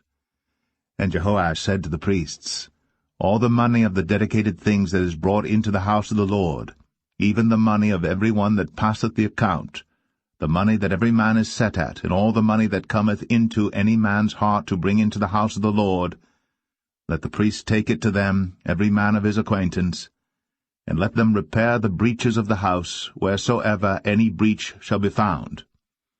But it was so that in the 23 year of King Jehoash, the priests had not repaired the breaches of the house. Then King Jehoash called for Jehoiada the priest and the other priests, and said unto them, Why repair ye not the breaches of the house? Now therefore receive no more money of your acquaintance, but deliver it for the breaches of the house. And the priests consented to receive no more money of the people, neither to repair the breaches of the house. But Jehoiada the priest took a chest, and bored a hole in the lid of it, and set it beside the altar, on the right side as one cometh into the house of the Lord. And the priest that kept the door put therein all the money that was brought into the house of the Lord. And it was so, when they saw that there was much money in the chest, that the king's scribe and the high priest came up, and they put up in bags, and told the money that was found in the house of the Lord. And they gave the money, being told, into the hands of them that did the work, that had the oversight of the house of the Lord. And they laid it out to the carpenters and builders that wrought upon the house of the Lord, and to masons and hewers of stone, and to buy timber and hewed stone to repair the breaches of the house of the Lord, and for all that was laid out for the house to repair it. Howbeit, there were not made for the house of the Lord bowls of silver, snuffers, basins, trumpets, any vessels of gold or vessels of silver, of the money that was brought into the house of the Lord. But they gave that to the workmen, and repaired therewith the house of the Lord. Moreover, they reckoned not with the men, into whose hand they delivered the money to be bestowed on workmen, for they dealt faithfully. The trespass money and the sin money was not brought into the house of the Lord, it was the priests. Then Hazael, king of Syria, went up, and fought against Gath, and took it. And Hazael set his face, to go up to Jerusalem. And Jehoash, king of Judah, took all the hallowed things that Jehoshaphat, and Jehoram, and Ahaziah his fathers, kings of Judah, had dedicated, and his own hallowed things, and all the gold that was found in the treasures of the house of the Lord and in the king's house, and sent it to Hazael king of Syria. And he went away from Jerusalem. And the rest of the acts of Joash, and all that he did, are they not written in the book of the chronicles of the kings of Judah? And his servants arose, and made a conspiracy, and slew Joash in the house of Millo, which goeth down to Silla. For Josachar the son of Shemaeth, and Jehozabad the son of Shomer, his servants, smote him, and he died. And they buried him with his fathers in the city of David. And Amaziah his son reigned in his stead.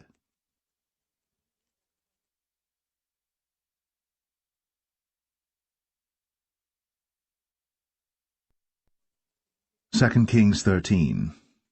In the 23 year of Joash, the son of Ahaziah, king of Judah, Jehoahaz, the son of Jehu, began to reign over Israel in Samaria, and reigned 17 years. And he did that which was evil in the sight of the Lord, and followed the sins of Jeroboam the son of Nebat, which made Israel to sin. He departed not therefrom. And the anger of the Lord was kindled against Israel, and he delivered them into the hand of Hazael king of Syria, and into the hand of Benhadad the son of Hazael all their days.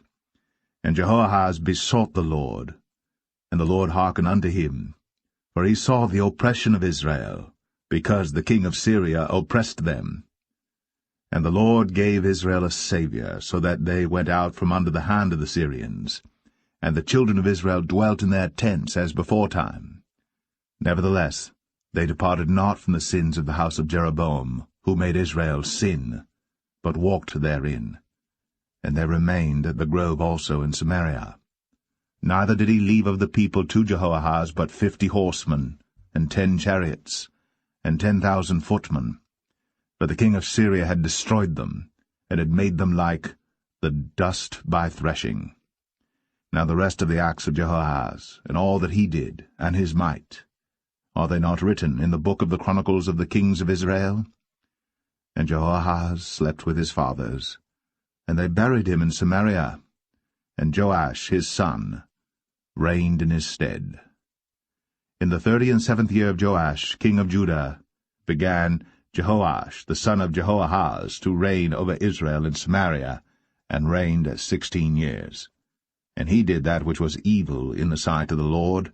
He departed not from all the sins of Jeroboam the son of Nebat, who made Israel sin, but he walked therein.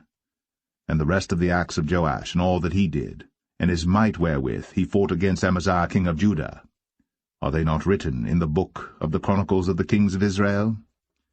And Joash slept with his fathers, and Jeroboam sat upon his throne, and Joash was buried in Samaria with the kings of Israel. Now Elisha was fallen sick of his sickness whereof he died. And Joash the king of Israel came down unto him, and wept over his face, and said, O my father, the chariot of Israel, and the horsemen thereof. And Elisha said unto him, Take bow and arrows. And he took unto him bow and arrows. And he said to the king of Israel, Put thine hand upon the bow. And he put his hand upon it. And Elisha put his hands upon the king's hands. And he said, Open the window eastward. And he opened it. Then Elisha said, Shoot. And he shot. And he said, The arrow of the Lord's deliverance, and the arrow of deliverance from Syria. For thou shalt smite the Syrians in Aphek, till thou have consumed them. And he said, Take the arrows. And he took them. And he said unto the king of Israel, Smite upon the ground. And he smote thrice, and stayed. And the man of God was wroth with him, and said, Thou shouldst have smitten 5 or 6 times. Then hadst thou smitten Syria till thou hadst consumed it, whereas now thou shalt smite Syria but thrice. And Elisha died, and they buried him. And the bands of the Moabites invaded the land at the coming in of the year. And it came to pass, as they were burying a man, that, behold, they spied a band of men, and they cast the man into the sepulchre of Elisha. And when the man was let down and touched the bones of Elisha, he revived and stood up on his feet. But Hazael, king of Syria, oppressed Israel all the days of Jehoahaz. And the Lord was gracious unto them, and had compassion on them, and had respect unto them, because of his covenant with Abraham, Isaac, and Jacob, and would not destroy them, neither cast he them from his presence as yet. So Hazael, king of Syria, died, and Ben-Hadad, his son, reigned in his stead. And Jehoash, the son of Jehoahaz, took again out of the hand of Ben-Hadad, the son of Hazael, the cities which he had taken out of the hand of Jehoahaz his father by war. 3 times did Joash beat him, and recovered the cities of Israel.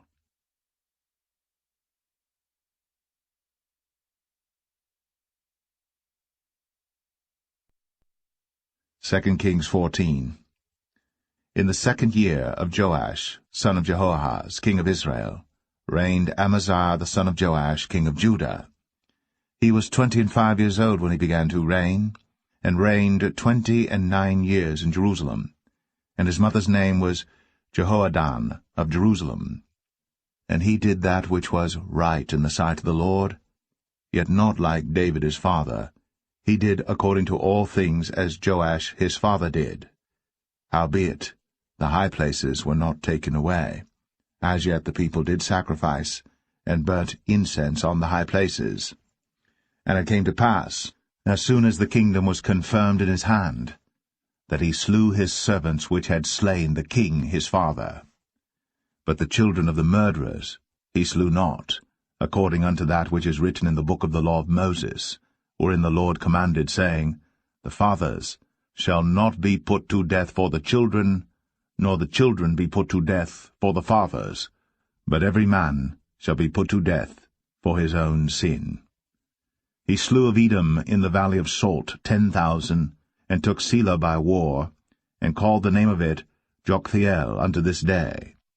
Then Amaziah sent messengers to Jehoash the son of Jehoahaz, son of Jehu, king of Israel, saying, Come, let us look one another in the face.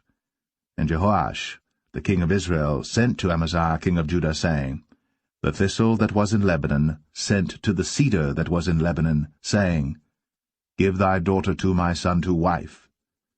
And there passed by a wild beast that was in Lebanon, and trod down the thistle. Thou hast indeed smitten Edom, and thine heart hath lifted thee up. Glory of this, and tarry at home. For why shouldst thou meddle to thy hurt, that thou shouldst fall, even thou, and Judah with thee? But Amaziah would not hear.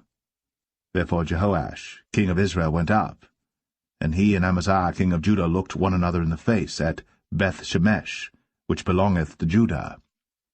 And Judah was put to the worse before Israel, and they fled every man to their tents.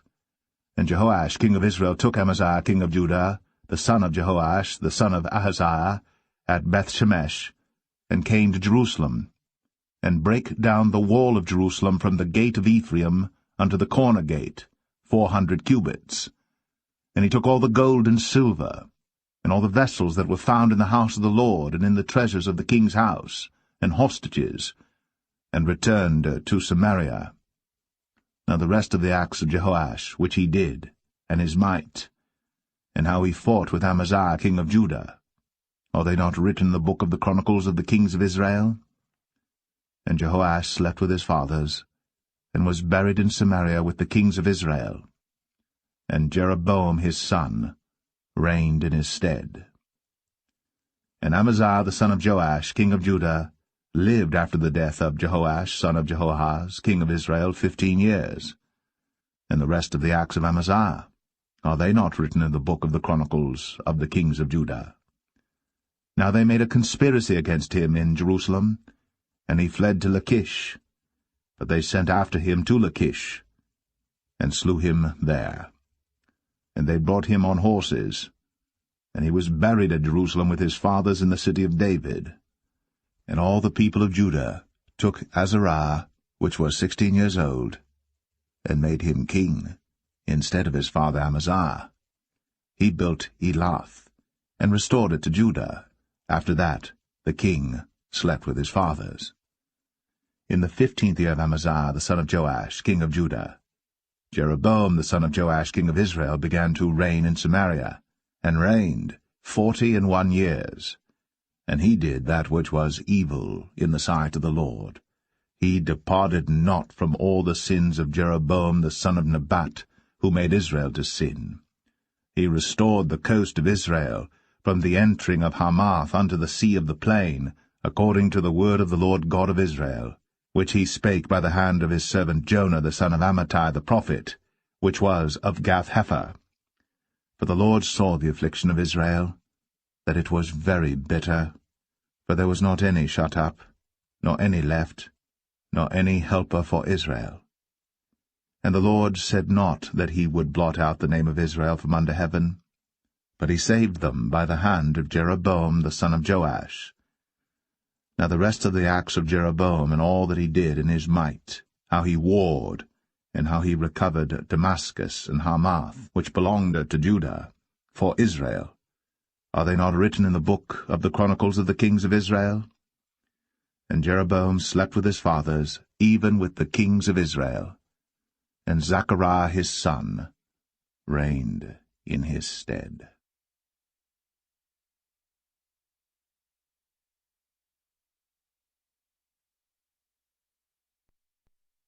2 Kings 15. In the 27th year of Jeroboam king of Israel, began Azariah son of Amaziah king of Judah to reign. 16 years old was he when he began to reign, and he reigned 52 years in Jerusalem, and his mother's name was Jechaliah of Jerusalem.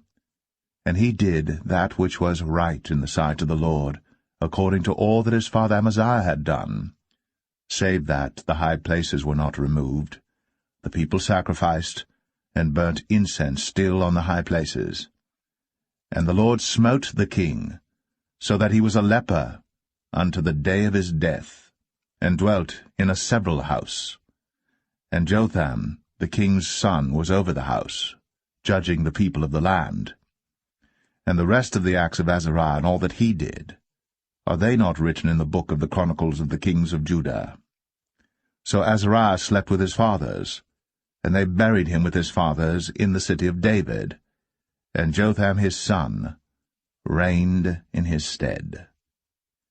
In the 38th year of Azariah king of Judah did Zechariah the son of Jeroboam reign over Israel in Samaria 6 months.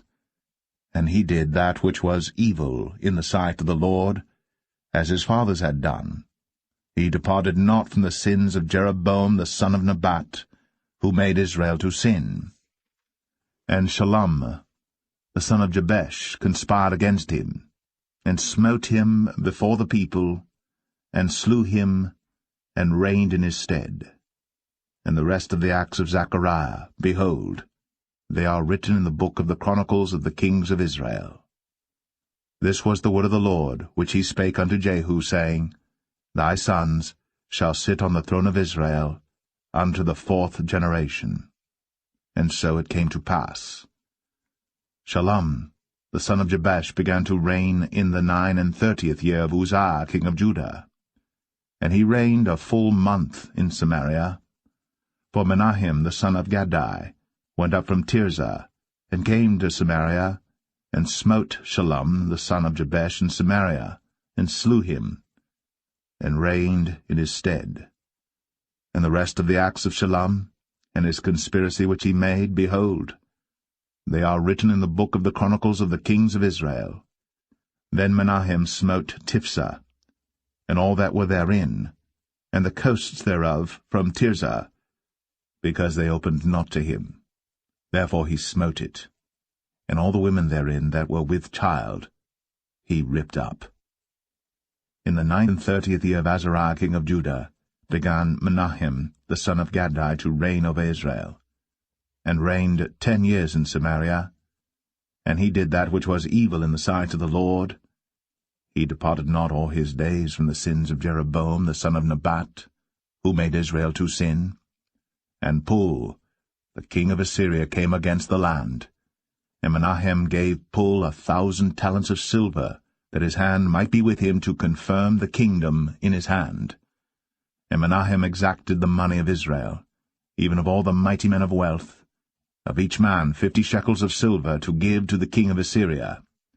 So the king of Assyria turned back, and stayed not there in the land. And the rest of the acts of Menahem, and all that he did, are they not written in the book of the chronicles of the kings of Israel? And Menahem slept with his fathers, and Pekahiah his son reigned in his stead. In the 50th year of Azariah king of Judah, Pekahiah the son of Menahem began to reign over Israel in Samaria, and reigned 2 years. And he did that which was evil in the sight of the Lord. He departed not from the sins of Jeroboam the son of Nebat, who made Israel to sin. But Pekah, the son of Remaliah, a captain of his, conspired against him, and smote him in Samaria in the palace of the king's house, with Argob and Arieh, and with him 50 men of the Gileadites. And he killed him, and reigned in his room.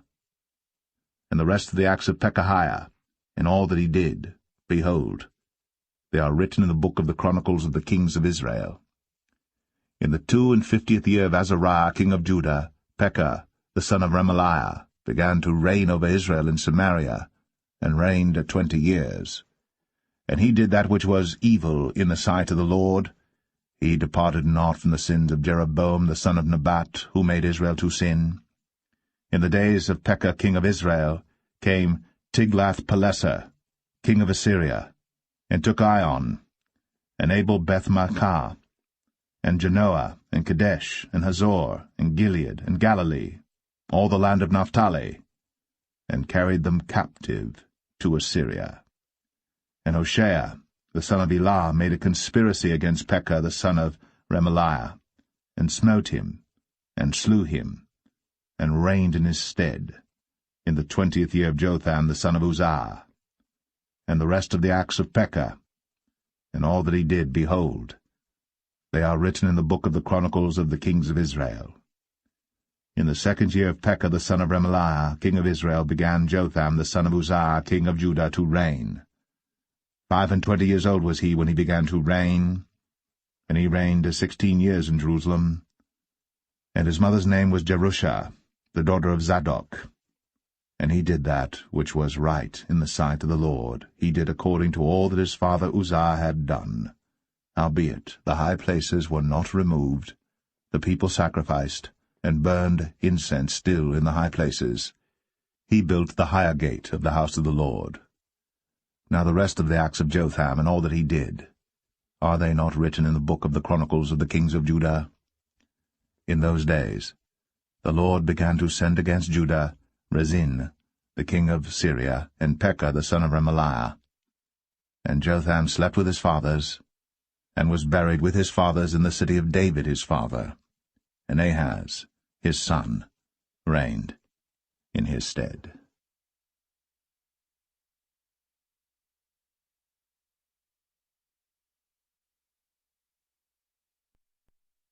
Second Kings 16. In the 17th year of Pekah the son of Remaliah, Ahaz the son of Jotham, king of Judah, began to reign. 20 years old was Ahaz when he began to reign, and reigned 16 years in Jerusalem, and did not that which was right in the sight of the Lord his God, like David his father.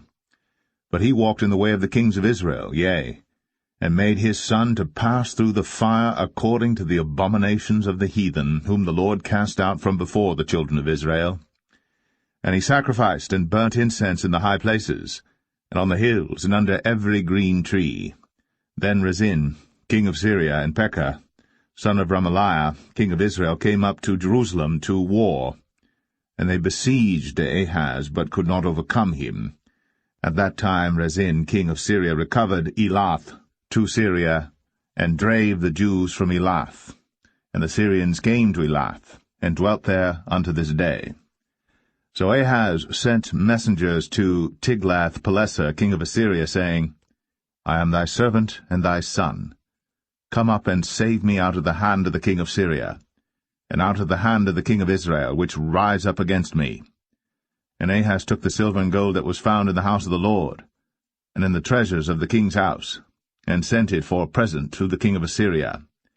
And the king of Assyria hearkened unto him, for the king of Assyria went up against Damascus, and took it, and carried the people of it captive to Kir, and slew Rezin.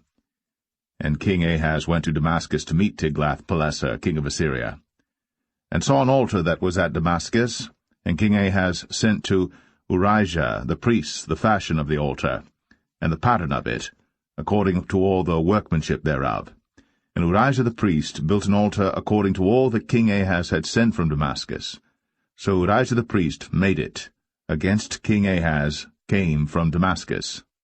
And when the king was come from Damascus, the king saw the altar, and the king approached to the altar and offered thereon. And he burnt his burnt offering and his meat offering, and poured his drink offering, and sprinkled the blood of his peace offerings upon the altar.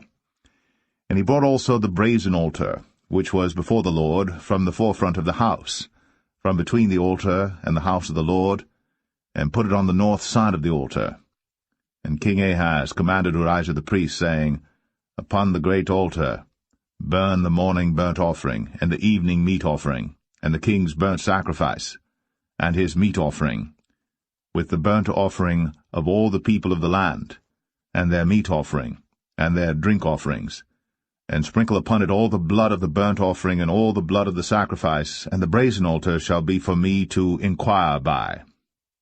Thus did Urijah the priest, according to all that King Ahaz commanded. And King Ahaz cut off the borders of the bases, and removed the laver from off them, and took down the sea from off the brazen oxen that were under it, and put it upon a pavement of stones. And the covert for the Sabbath that they had built in the house, and the king's entry without, turned he from the house of the Lord for the king of Assyria. Now the rest of the acts of Ahaz which he did, are they not written in the book of the chronicles of the kings of Judah? And Ahaz slept with his fathers, and was buried with his fathers in the city of David, and Hezekiah his son reigned in his stead.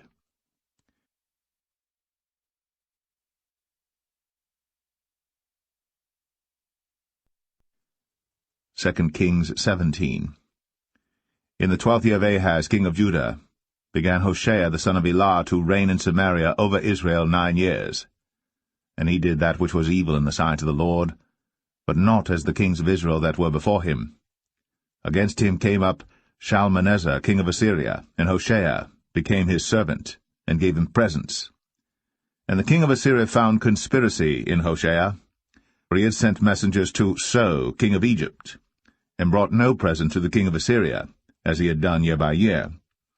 Therefore the king of Assyria shut him up, and bound him in prison. Then the king of Assyria came up throughout all the land, and went up to Samaria, and besieged it 3 years. In the 9th year of Hoshea the king of Assyria took Samaria, and carried Israel away into Assyria, and placed them in Halah and in Habor, by the river of Gozan, and in the cities of the Medes. For so it was, that the children of Israel had sinned against the Lord their God, which had brought them up out of the land of Egypt, from under the hand of Pharaoh king of Egypt, and had feared other gods, and walked in the statutes of the heathen, whom the Lord cast out from before the children of Israel, and of the kings of Israel which they had made. And the children of Israel did secretly those things that were not right against the Lord their God, and they built them high places in all their cities, from the tower of the watchman to the fenced city.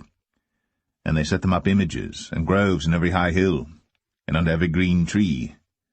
And there they burnt incense in all the high places, as did the heathen whom the Lord carried away before them, and wrought wicked things to provoke the Lord to anger. For they served idols, whereof the Lord had said unto them, Ye shall not do this thing. Yet the Lord testified against Israel and against Judah by all the prophets, and by all the seers, saying, Turn ye from your evil ways, and keep my commandments and my statutes, according to all the law which I commanded your fathers, and which I sent to you by my servants the prophets. Notwithstanding they would not hear, but hardened their necks, like to the neck of their fathers, that did not believe in the Lord their God. And they rejected his statutes and his covenant that he made with their fathers, and his testimonies which he testified against them. And they followed vanity, and became vain, and went after the heathen that were round about them, concerning whom the Lord had charged them that they should not do like them. And they left all the commandments of the Lord their God, and made them molten images, even 2 calves, and made a grove, and worshipped all the host of heaven, and served Baal. And they caused their sons and their daughters to pass through the fire, and used divination and enchantments, and sold themselves to do evil in the sight of the Lord, to provoke him to anger. Therefore the Lord was very angry with Israel, and removed them out of his sight. There was none left but the tribe of Judah only. Also Judah kept not the commandments of the Lord their God, but walked in the statutes of Israel which they made. And the Lord rejected all the seed of Israel, and afflicted them, and delivered them into the hand of spoilers, until he had cast them out of his sight. For he rent Israel from the house of David, and they made Jeroboam the son of Nebat king. And Jeroboam drave Israel from following the Lord, and made them sin a great sin. For the children of Israel walked in all the sins of Jeroboam which he did.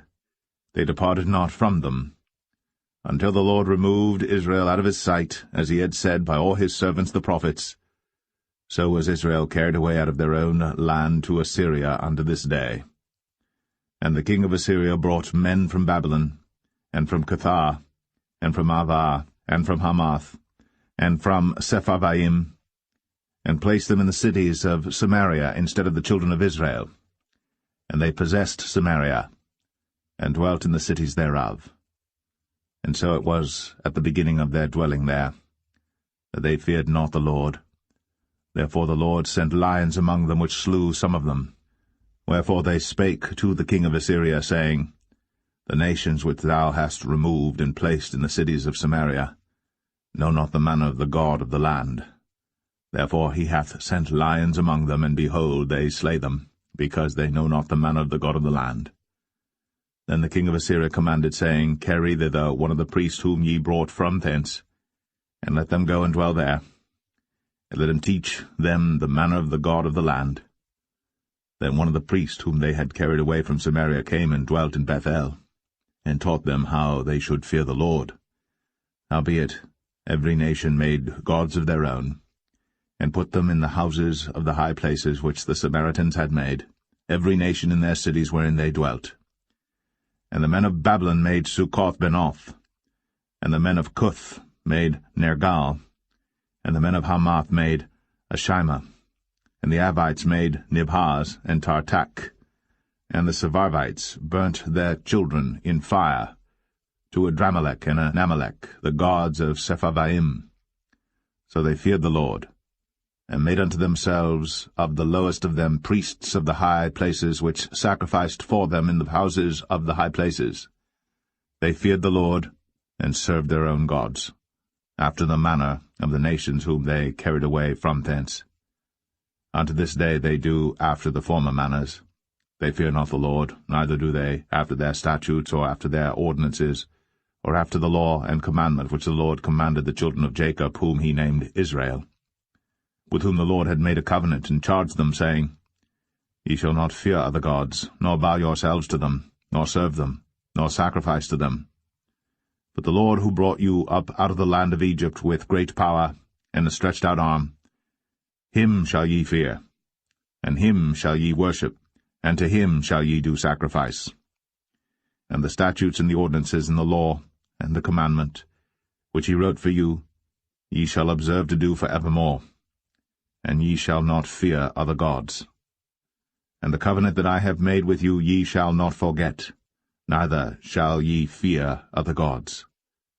But the Lord your God ye shall fear, and he shall deliver you out of the hand of all your enemies. Howbeit they did not hearken, but they did after their former manner. So these nations feared the Lord, and served their graven images, both their children and their children's children, as did their fathers, so do they unto this day.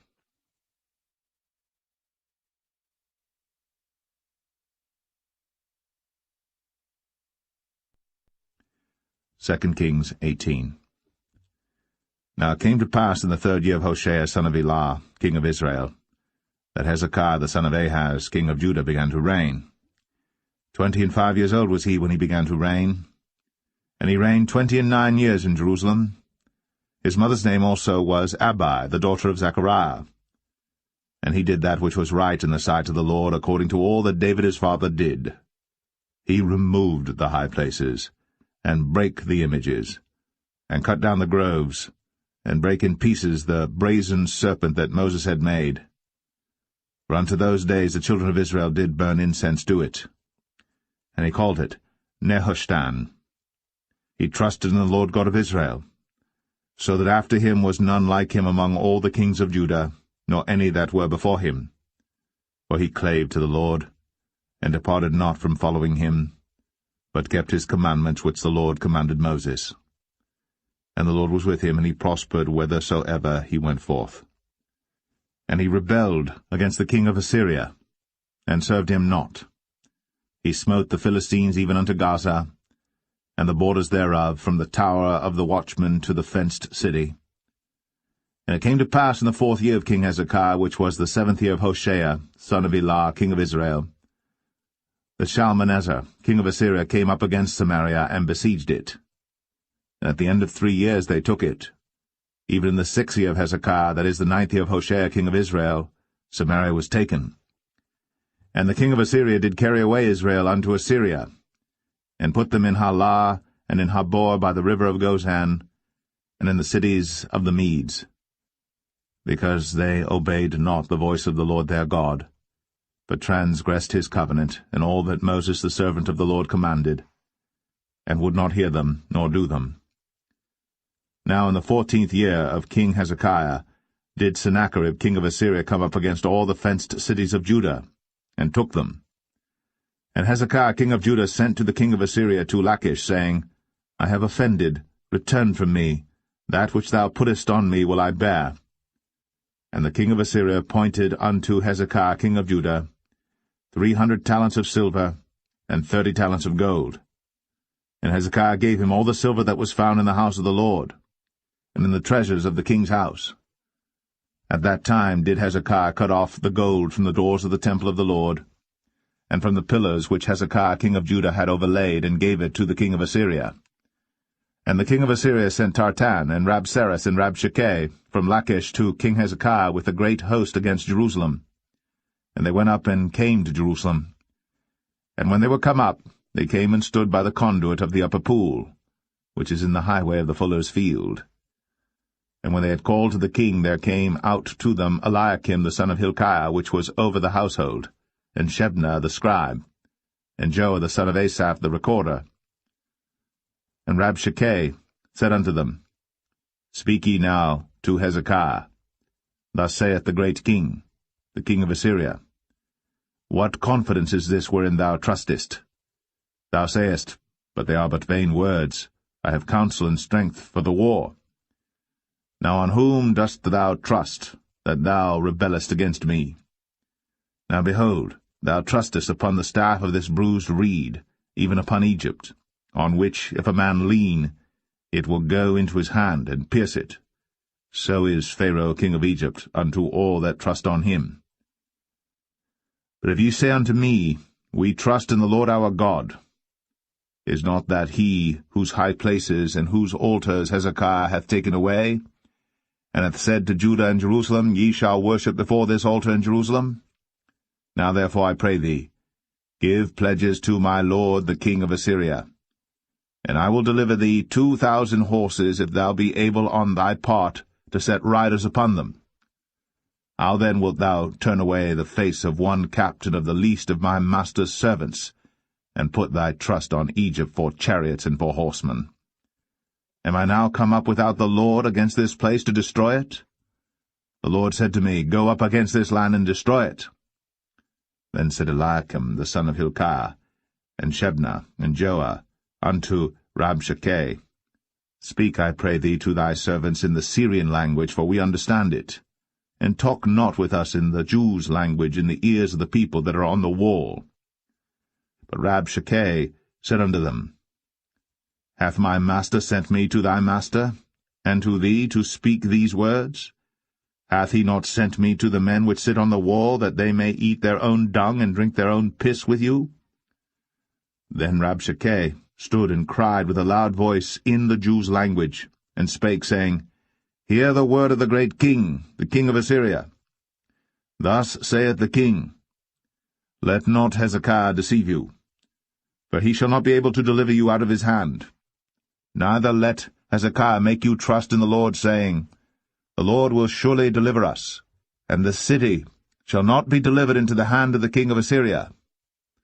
Hearken not to Hezekiah, for thus saith the king of Assyria, Make an agreement with me by a present, and come out to me.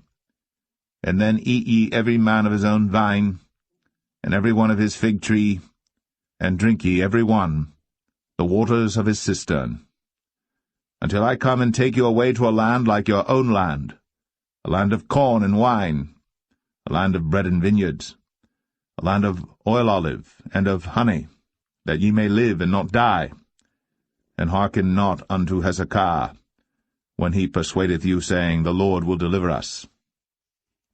Hath any of the gods of the nations delivered at all his land out of the hand of the king of Assyria? Where are the gods of Hamath and of Arpad? Where are the gods of Sepharvaim, Hena, and Eva? Have they delivered Samaria out of mine hand? Who are they among all the gods of the countries that have delivered their country out of mine hand, that the Lord should deliver Jerusalem out of mine hand?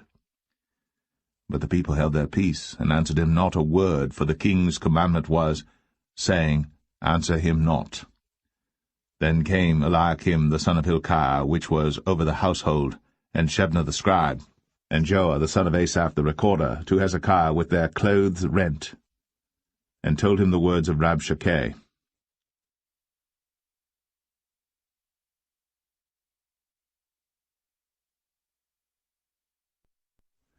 2 Kings 19. And it came to pass, when King Hezekiah heard it, that he rent his clothes, and covered himself with sackcloth, and went into the house of the Lord. And he sent Eliakim, which was over the household, and Shebna the scribe, and the elders of the priests, covered with sackcloth, to Isaiah the prophet, the son of Amoz. And they said unto him, Thus saith Hezekiah, This day is a day of trouble, and of rebuke and blasphemy, for the children are come to the birth, and there is not strength to bring forth. It may be the Lord thy God will hear all the words of Rabshakeh, whom the king of Assyria his master hath sent to reproach the living God, and will reprove the words which the Lord thy God hath heard. Wherefore lift up thy prayer for the remnant that are left. So the servants of King Hezekiah came to Isaiah. And Isaiah said unto them, Thus shall ye say to your master, Thus saith the Lord, Be not afraid of the words which thou hast heard, with which the servants of the king of Assyria have blasphemed me. Behold, I will send a blast upon him, and he shall hear a rumour, and shall return to his own land, and I will cause him to fall by the sword in his own land. So Rabshakeh returned, and found the king of Assyria warring against Libnah, for he had heard that he was departed from Lachish.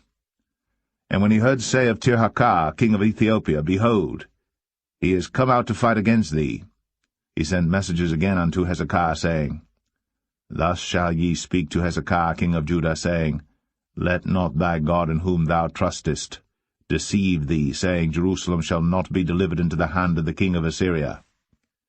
Behold, thou hast heard what the kings of Assyria have done to all lands by destroying them utterly, and shalt thou be delivered? Have the gods of the nations delivered them which my fathers have destroyed, as Gozan and Haran, and Rezeph, and the children of Eden, which were in Thelasar? Where is the king of Hamath, and the king of Arpad, and the king of the city of Sepharvaim, of Hena and Ivah? And Hezekiah received the letter of the hand of the messengers, and read it. And Hezekiah went up into the house of the Lord, and spread it before the Lord.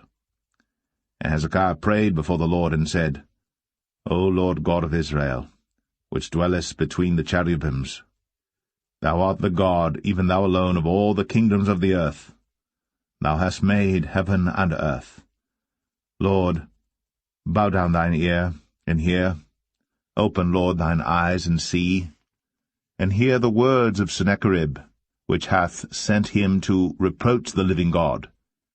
Of a truth, Lord, the kings of Assyria have destroyed the nations and their lands, and have cast their gods into the fire. For they were no gods, but the work of men's hands, wood and stone. Therefore they have destroyed them. Now therefore, O Lord our God, I beseech thee, save thou us out of his hand, that all the kingdoms of the earth may know that thou art the Lord God, even thou only. Then Isaiah the son of Amoz sent to Hezekiah, saying, Thus saith the Lord God of Israel, That which thou hast prayed to me against Sennacherib, king of Assyria, I have heard. This is the word that the Lord hath spoken concerning him. The virgin, the daughter of Zion, hath despised thee, and laughed thee to scorn. The daughter of Jerusalem hath shaken her head at thee. Whom hast thou reproached and blasphemed? And against whom hast thou exalted thy voice, and lifted up thine eyes on high? Even against the Holy One of Israel. By thy messengers thou hast reproached the Lord, and hast said, With the multitude of my chariots I am come up to the height of the mountains, to the sides of Lebanon, and will cut down the tall cedar trees thereof, and the choice fir trees thereof, and I will enter into the lodgings of his borders, and into the forest of his Carmel. I have digged and drunk strange waters, and with the sole of my feet have I dried up all the rivers of besieged places.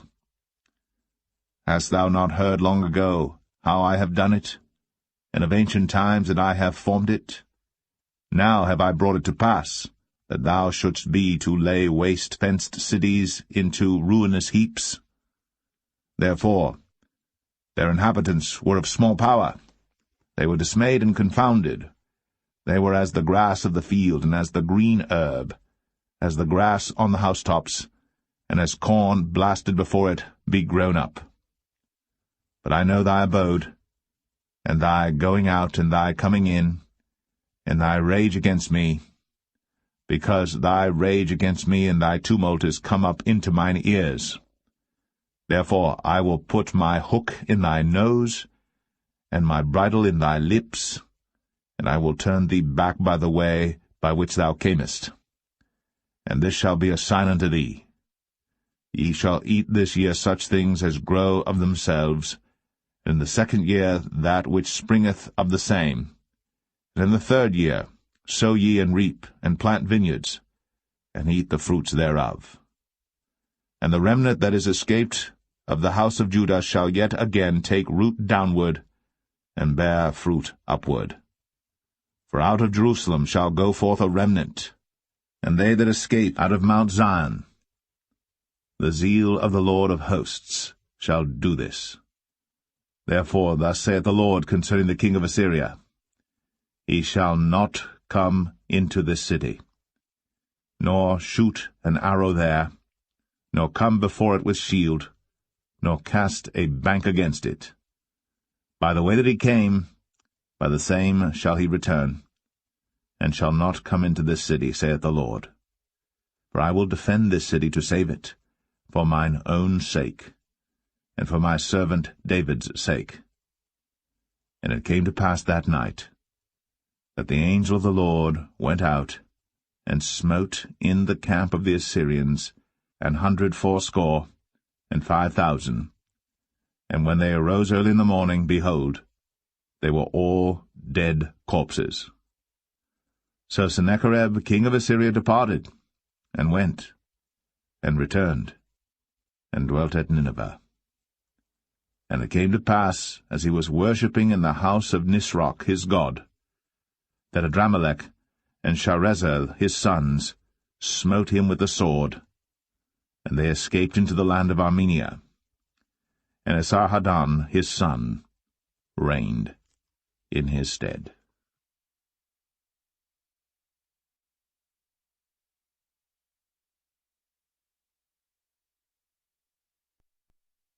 Second Kings 20.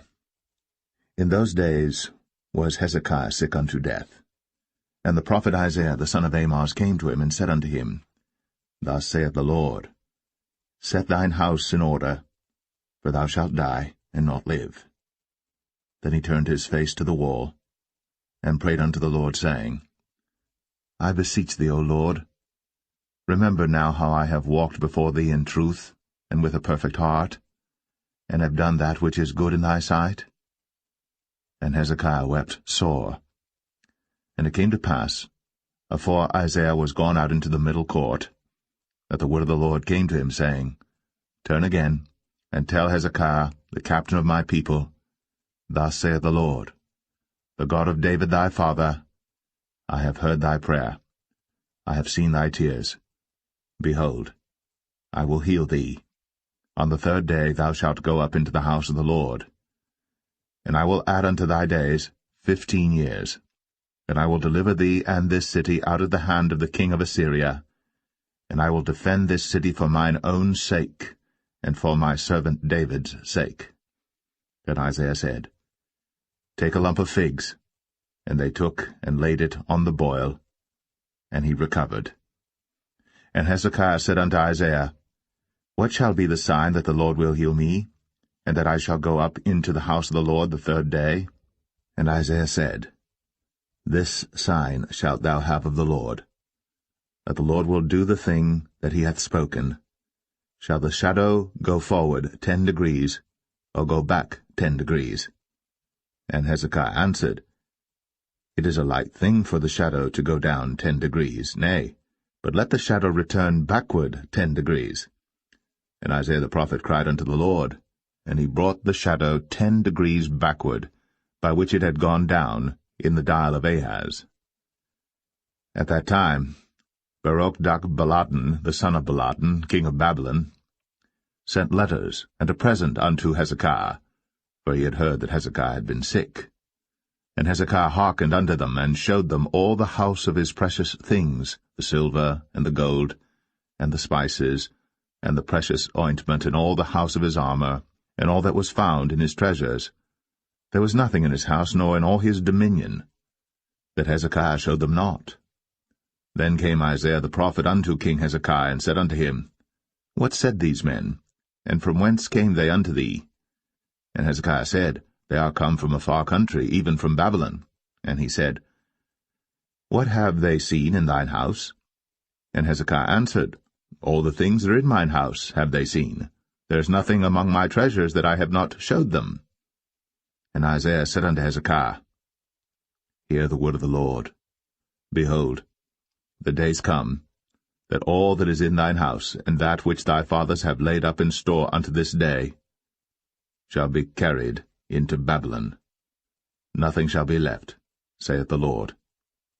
And of thy sons that shall issue from thee, which thou shalt beget, shall they take away, and they shall be eunuchs in the palace of the king of Babylon. Then said Hezekiah unto Isaiah, Good is the word of the Lord which thou hast spoken. And he said, Is it not good if peace and truth be in my days? And the rest of the acts of Hezekiah, and all his might, and how he made a pool and a conduit, and brought water into the city, are they not written in the book of the chronicles of the kings of Judah? And Hezekiah slept with his fathers, and Manasseh his son reigned in his stead.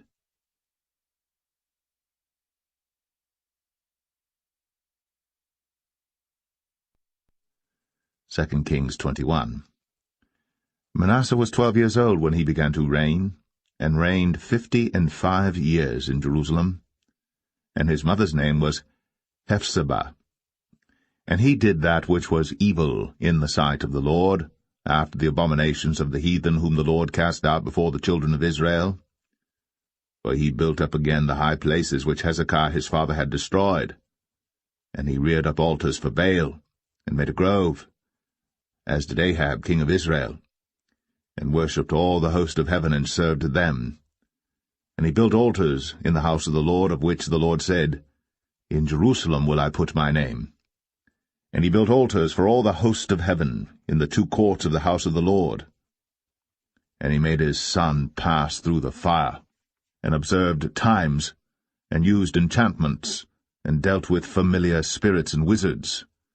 He wrought much wickedness in the sight of the Lord, to provoke him to anger. And he set a graven image of the grove that he had made in the house, of which the Lord said to David, and to Solomon his son, In this house and in Jerusalem, which I have chosen, out of all tribes of Israel, will I put my name forever. Neither will I make the feet of Israel move any more out of the land which I gave their fathers, only if they will observe to do according to all that I have commanded them, and according to all the law that my servant Moses commanded them. But they hearkened not. And Manasseh seduced them to do more evil than did the nations whom the Lord destroyed before the children of Israel. And the Lord spake by his servants the prophets, saying, Because Manasseh king of Judah hath done these abominations, and hath done wickedly above all that the Amorites did which were before him, and hath made Judah also to sin with his idols, therefore thus saith the Lord God of Israel, Behold, I am bringing such evil upon Jerusalem and Judah, that whosoever heareth of it, both his ears shall tingle. And I will stretch over Jerusalem the line of Samaria, and the plummet of the house of Ahab. And I will wipe Jerusalem as a man wipeth a dish, wiping it and turning it upside down. And I will forsake the remnant of mine inheritance, and deliver them into the hand of their enemies. And they shall become a prey and a spoil to all their enemies. Because they have done that which was evil in my sight, and have provoked me to anger, since the day their fathers came forth out of Egypt, even unto this day. Moreover, Manasseh shed innocent blood very much, till he had filled Jerusalem from one end to another, beside his sin wherewith he made Judah to sin, in doing that which was evil in the sight of the Lord. Now the rest of the acts of Manasseh, and all that he did, and his sin that he sinned, are they not written in the book of the Chronicles of the kings of Judah? And Manasseh slept with his fathers, and was buried in the garden of his own house, in the garden of Uzzah, and Amon his son reigned in his stead. Amon was 22 years old when he began to reign, and he reigned 2 years in Jerusalem. And his mother's name was Meshullemeth, the daughter of Haruz of Jotbah. And he did that which was evil in the sight of the Lord, as his father Manasseh did. And he walked in all the way that his father walked in, and served the idols that his father served, and worshipped them. And he forsook the Lord God of his fathers, and walked not in the way of the Lord. And the servants of Amon conspired against him, and slew the king in his own house. And the people of the land slew all them that had conspired against King Amon. And the people of the land made Josiah his son king in his stead. Now the rest of the acts of Amon which he did, are they not written in the book of the Chronicles of the kings of Judah? And he was buried in his sepulchre in the garden of Uzzah, and Josiah his son reigned in his stead.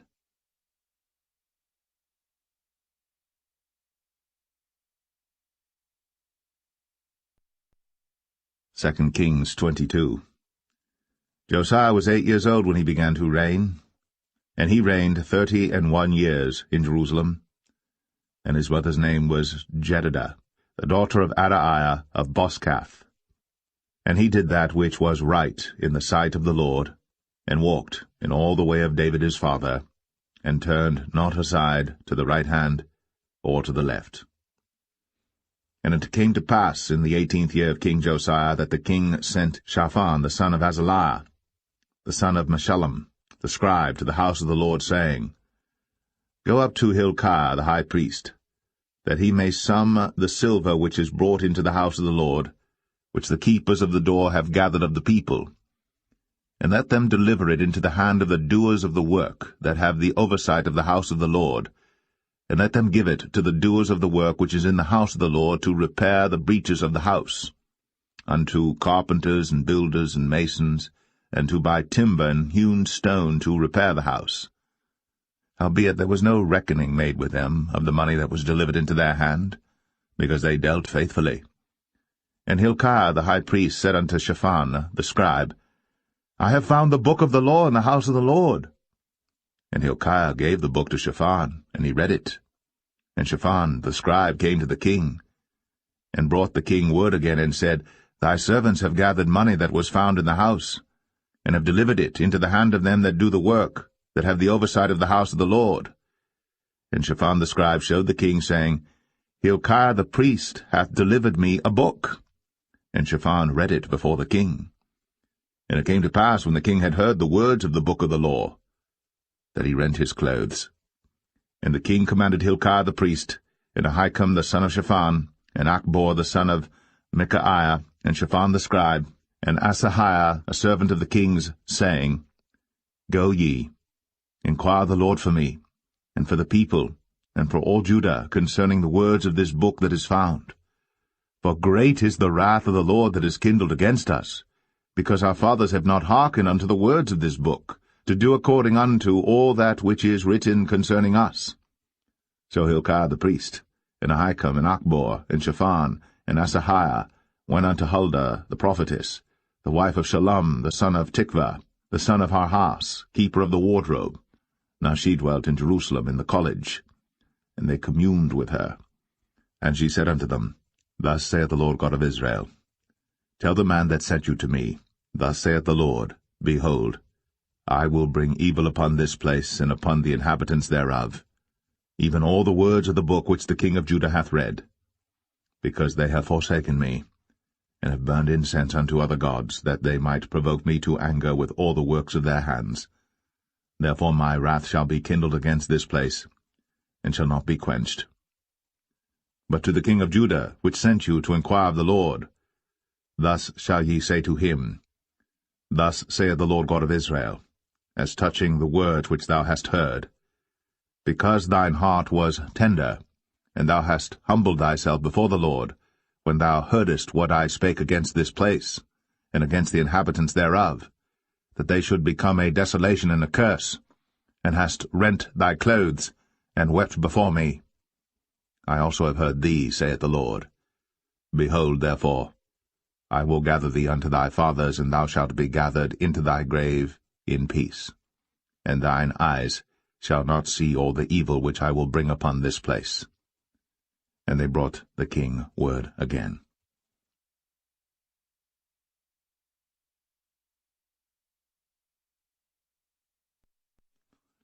2 Kings 23. And the king sent, and they gathered unto him all the elders of Judah and of Jerusalem. And the king went up into the house of the Lord, and all the men of Judah, and all the inhabitants of Jerusalem with him, and the priests and the prophets, and all the people, both small and great. And he read in their ears all the words of the book of the covenant which was found in the house of the Lord. And the king stood by a pillar, and made a covenant before the Lord to walk after the Lord, and to keep his commandments and his testimonies and his statutes with all their heart and all their soul, to perform the words of this covenant that were written in this book. And all the people stood to the covenant. And the king commanded Hilkiah the high priest, and the priests of the second order, and the keepers of the door, to bring forth out of the temple of the Lord all the vessels that were made for Baal, and for the grove, and for all the host of heaven. And he burned them without Jerusalem in the fields of Kidron, and carried the ashes of them unto Bethel.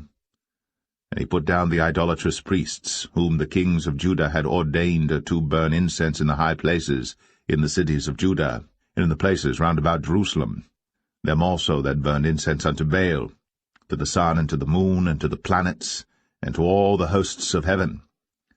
And he brought out the grove from the house of the Lord without Jerusalem unto the brook Kidron, and burned it at the brook Kidron, and stamped it small to powder, and cast the powder thereof upon the graves of the children of the people. And he brake down the houses of the Sodomites, that were by the house of the Lord, where the women wove hangings for the grove. And he brought all the priests out of the cities of Judah, and defiled the high places where the priests had burned incense, from Geba to Beersheba, and brake down the high places of the gates that were in the entering in of the gate of Joshua, the governor of the city, which were on a man's left hand at the gate of the city. Nevertheless the priests of the high places came not up to the altar of the Lord in Jerusalem, but they did eat of the unleavened bread among their brethren. And he defiled Topheth, which is in the valley of the children of Hinnom, that no man might make his son or his daughter to pass through the fire to Molech. And he took away the horses that the kings of Judah had given to the sun, at the entering in of the house of the Lord, by the chamber of Nathan-Melech, the chamberlain, which was in the suburbs, and burned the chariots of the sun with fire. And the altars that were on the top of the upper chamber of Ahaz, which the kings of Judah had made, and the altars which Manasseh had made in the two courts of the house of the Lord, did the king beat down, and break them down from thence, and cast the dust of them into the brook Kidron. and the high places that were before Jerusalem, which were on the right hand of the mount of corruption, which Solomon the king of Israel had builded for Ashtoreth, the abomination of the Zidonians, and for Chemosh, the abomination of the Moabites, and for Milcom, the abomination of the children of Ammon, did the king defile. And he brake in pieces the images, and cut down the groves, and filled their places with the bones of men. Moreover, the altar that was at Bethel, and the high place which Jeroboam the son of Nebat, who made Israel to sin, had made, both that altar and the high place he brake down, and burned the high place, and stamped it small to powder, and burned the grove. And as Josiah turned himself, he spied the sepulchres that were there in the mount, and sent, and took the bones out of the sepulchres, and burned them upon the altar, and polluted it, according to the word of the Lord which the man of God proclaimed, who proclaimed these words. Then he said, What title is that I see? And the men of the city told him, It is the sepulchre of the man of God which came from Judah, and proclaimed these things that thou hast done against the altar of Bethel. And he said, Let him alone. Let no man move his bones. So they let his bones alone, with the bones of the prophet that came out of Samaria. And all the houses also of the high places that were in the cities of Samaria, which the kings of Israel had made to provoke the Lord to anger, Josiah took away, and did to them according to all the acts that he had done in Bethel. And he slew all the priests of the high places that were there upon the altars, and burned men's bones upon them, and returned to Jerusalem. And the king commanded all the people, saying, Keep the Passover unto the Lord your God, as it is written in the book of this covenant. Surely there was not holden such a Passover from the days of the judges that judged Israel, nor in all the days of the kings of Israel, nor of the kings of Judah, but in the 18th year of King Josiah, wherein this Passover was holden to the Lord in Jerusalem. Moreover, the workers with familiar spirits, and the wizards, and the images, and the idols, and all the abominations that were spied in the land of Judah and in Jerusalem, did Josiah put away, that he might perform the words of the law which were written in the book that Hilkiah the priest found in the house of the Lord. And like unto him was there no king before him, that turned to the Lord with all his heart, and with all his soul, and with all his might, according to all the law of Moses, neither after him arose there any like him. Notwithstanding the Lord turned not from the fierceness of his great wrath, wherewith his anger was kindled against Judah, because of all the provocations that Manasseh had provoked him withal. And the Lord said, I will remove Judah also out of my sight, as I have removed Israel, and will cast off this city Jerusalem which I have chosen, and the house of which I said, My name shall be there.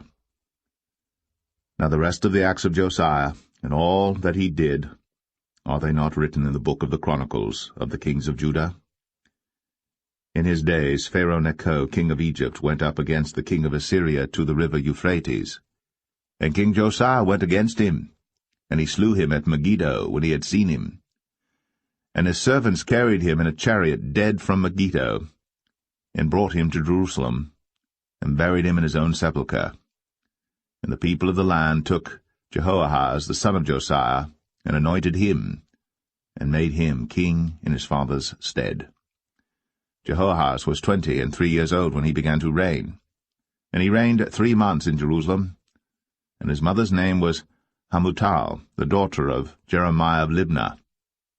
And he did that which was evil in the sight of the Lord, according to all that his fathers had done. And Pharaoh Necho put him in bands at Riblah, in the land of Hamath, that he might not reign in Jerusalem, and put the land to a tribute of 100 talents of silver, and a talent of gold. And Pharaoh Necho made Eliakim the son of Josiah king in the room of Josiah his father, and turned his name to Jehoiakim, and took Jehoahaz away, and he came to Egypt and died there. And Jehoiakim gave the silver and the gold to Pharaoh, but he taxed the land to give the money according to the commandment of Pharaoh. He exacted the silver and the gold of the people of the land, of every one according to his taxation, to give it unto Pharaoh Necho. Jehoiakim was 25 years old when he began to reign, and he reigned 11 years in Jerusalem. And his mother's name was Zebudah, the daughter of Pedaiah of Rumah. And he did that which was evil in the sight of the Lord, according to all that his fathers had done.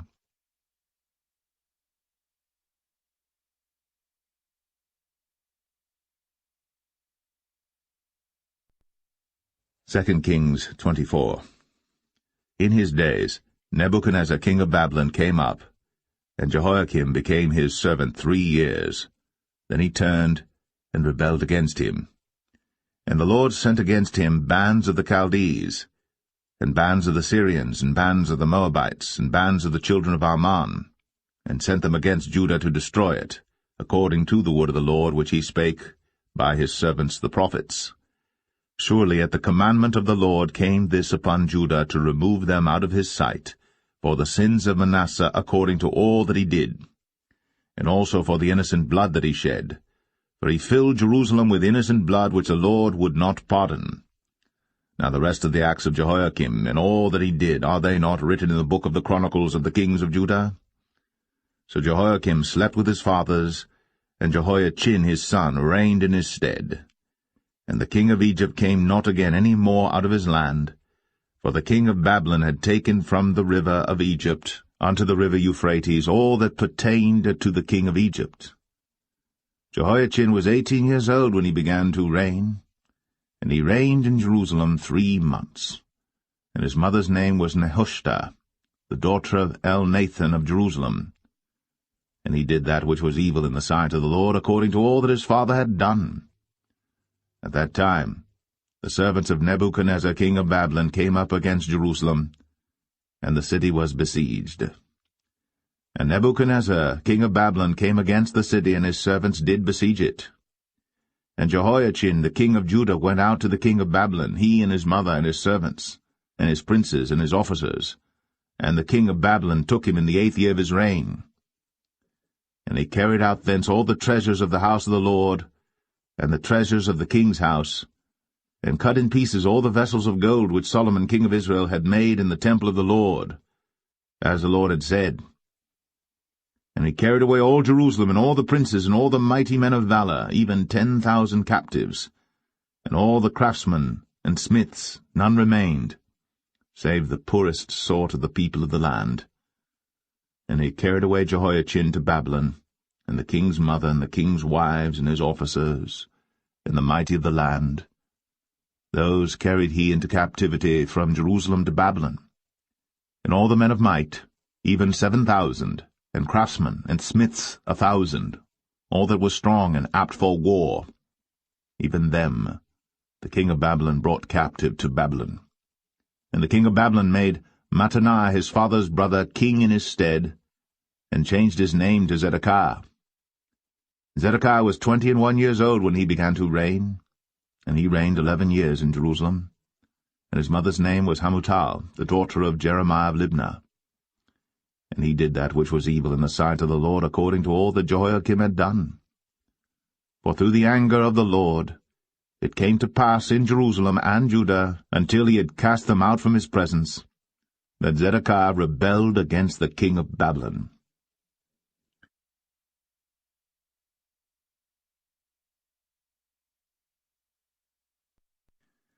2 Kings 25. And it came to pass in the 9th year of his reign, in the 10th month, in the 10th day of the month, that Nebuchadnezzar king of Babylon came, he and all his host, against Jerusalem, and pitched against it. And they built forts against it round about. And the city was besieged unto the 11th year of King Zedekiah. And on the 9th day of the 4th month the famine prevailed in the city, and there was no bread for the people of the land. And the city was broken up, and all the men of war fled by night by the way of the gate between 2 walls, which is by the king's garden. Now the Chaldees were against the city round about, and the king went the way toward the plain. And the army of the Chaldees pursued after the king, and overtook him in the plains of Jericho, and all his army was scattered from him. So they took the king, and brought him up to the king of Babylon, to Riblah, and they gave judgment upon him. And they slew the sons of Zedekiah before his eyes, and put out the eyes of Zedekiah, and bound him with fetters of brass, and carried him to Babylon. And in the 5th month, On the 7th day of the month, which is the 19th year of King Nebuchadnezzar, king of Babylon, came Nebuzaradan, captain of the guard, a servant of the king of Babylon, unto Jerusalem. And he burnt the house of the Lord, and the king's house, and all the houses of Jerusalem, and every great man's house burnt he with fire. And all the army of the Chaldees that were with the captain of the guard brake down the walls of Jerusalem round about. Now the rest of the people that were left in the city, and the fugitives that fell away to the king of Babylon, with the remnant of the multitude, did Nebuzaradan, the captain of the guard, carry away. But the captain of the guard left of the poor of the land to be vine-dressers and husbandmen. And the pillars of brass that were in the house of the Lord, and the bases, and the brazen sea that was in the house of the Lord, did the Chaldees break in pieces, and carried the brass of them to Babylon. And the pots, and the shovels, and the snuffers, and the spoons, and all the vessels of brass wherewith they ministered, took they away. And the firepans, and the bowls, and such things as were of gold, in gold, and of silver, in silver, the captain of the guard took away. The 2 pillars, 1 sea, and the basis which Solomon had made for the house of the Lord, the brass of all these vessels was without weight.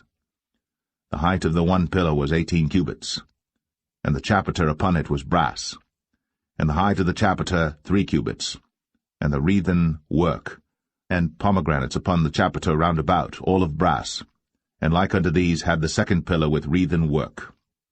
And the captain of the guard took Seraiah the chief priest, and Zephaniah the 2nd priest, and the 3 keepers of the door. And out of the city he took an officer that was set over the men of war, and 5 men of them that were in the king's presence, which were found in the city, and the principal scribe of the host, which mustered the people of the land, and 60 men of the people of the land that were found in the city. And Nebuzaradan, captain of the guard, took these, and brought them to the king of Babylon to Riblah. And the king of Babylon smote them, and slew them at Riblah in the land of Hamath. So Judah was carried away out of their land.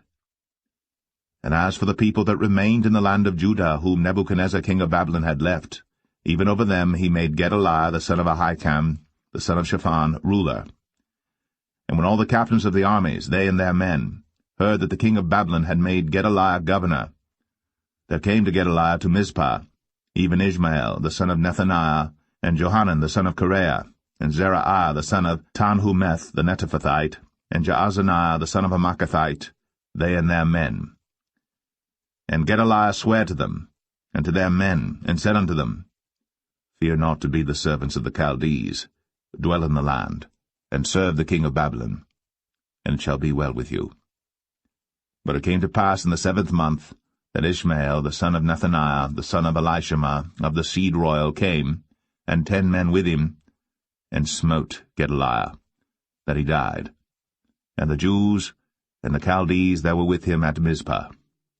And all the people, both small and great, and the captains of the armies arose and came to Egypt, for they were afraid of the Chaldees.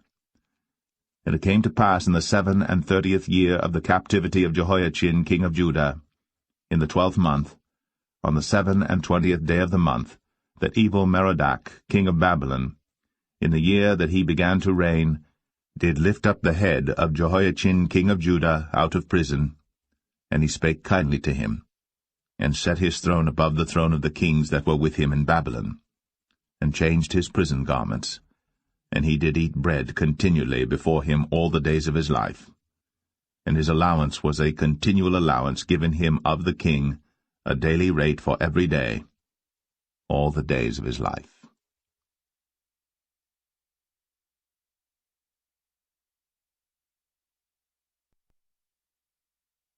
The First Book of Chronicles, Chapter 1. Adam, Sheth, Enosh, Canaan, Mahalaleel, Jared, Enoch, Methuselah, Lamech, Noah, Shem, Ham, and Japheth. The sons of Japheth, Gomer and Magog, and Madai, and Javan, and Tubal, and Meshach, and Tiras. And the sons of Gomer, Ashchenaz, and Ribhath, and Togarmah. And the sons of Javan, Elisha, and Tarshish, Kittim, and Dodanim. The sons of Ham, Cush, and Mizraim, Put, and Canaan. And the sons of Cush, Seba, and Havilah, and Sapta, and Ramah, and Sabteka. And the sons of Ramah, Sheba and Dedan. And Cush begat Nimrod. He began to be mighty upon the earth. And Mizraim begat Ludim, and Anamim, and Lehabim, and Naphtuhim, and Pathrusim, and Casluhim, of whom came the Philistines, and Caphtorim. And Canaan begat Zidon, his firstborn, and Heth, the Jebusite also, and the Amorite, and the Girgashite, and the Hivite, and the Archite, and the Sinite, and the Arvadite, and the Zemarite, and the Hamathite. The sons of Shem, Elam, and Ashur, and Arphaxad, and Lud, and Aram, and Uz, and Hul, and Gether, and Meshech. And Arphaxad begat Shelah, and Shelah begat Eber. And unto Eber were born 2 sons. The name of the one was Peleg, because in his days the earth was divided. And his brother's name was Joktan. And Joktan begat Almadad, and Sheleph, and Hazarmaveth, and Jerah. Hadoram also, and Uzal, and Diklah, and Ebal, and Abimael, and Sheba, and Ophir, and Havilah, and Jobab. All these were the sons of Joktan. Shem, Arphaxad, Shelah, Eber, Peleg, Reu, Serug, Nahor, Terah, Abram. The same is Abraham. The sons of Abraham, Isaac, and Ishmael. These are their generations. The firstborn of Ishmael, Nebaioth, then Kedar, and Abiel, and Mibsam, Mishma, and Dumah, Massa, Hadad, and Tema, Jetur, Naphish, and Kedemah. These are the sons of Ishmael. Now the sons of Keturah, Abraham's concubine. She bare Zimran, and Jokshan, and Medan, and Midian, and Ishbak, and Shua. And the sons of Jokshan, Sheba and Dedan. And the sons of Midian, Ephah, and Epher, and Henoch, and Abida, and Eldaah. All these are the sons of Keturah. And Abraham begat Isaac. The sons of Isaac, Esau and Israel. The sons of Esau, Eliphaz, Ruel, and Jeush, and Jalam, and Korah. The sons of Eliphaz, Teman, and Omar, Zephi, and Gatam, Kenaz, and Timnah, and Amalek. The sons of Ruel, Nehath, Zerah, Shammah, and Mizah. And the sons of Zia, Lotan, and Shobal, and Zibeon, and Anah, and Dishan, and Ezar, and Dishan. And the sons of Lotan, Horai, and Homam, and Timnah was Lotan's sister. The sons of Shobal, Alian, and Manahath, and Ebal, Shephi, and Onam. And the sons of Zibeon, Ai, and Anah. The sons of Anah, Dishon. And the sons of Dishon, Amram, and Eshban, and Ithran, and Cheran. The sons of Ezer, Bilhan, and Zavan, and Jachan. The sons of Dishan, Uz, and Aran. Now these are the kings that reigned in the land of Edom, before any king reigned over the children of Israel. Bela the son of Beor, and the name of his city was Dinhabah. And when Bela was dead, Jobab the son of Zerah, of Bozrah, reigned in his stead. And when Jobab was dead, Husham of the land of the Timonites reigned in his stead. And when Husham was dead, Hadad the son of Bedad, which smote Midian in the field of Moab, reigned in his stead. And the name of his city was Avith. And when Hadad was dead, Samlah of Masrekah reigned in his stead. And when Samlah was dead, Shaul of Rehoboth by the river reigned in his stead.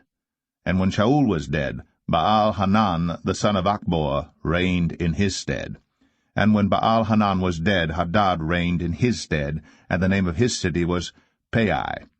And his wife's name was Mehetabel, the daughter of Matred, the daughter of Mezahab. Hadad died also, and the dukes of Edom were Duke Timnah, Duke Aliah, Duke Jetheth, Duke Oholibamah, Duke Elah, Duke Pinan, Duke Kenaz, Duke Teman, Duke Mibsar, Duke Magdiel, Duke Iram. These are the dukes of Edom.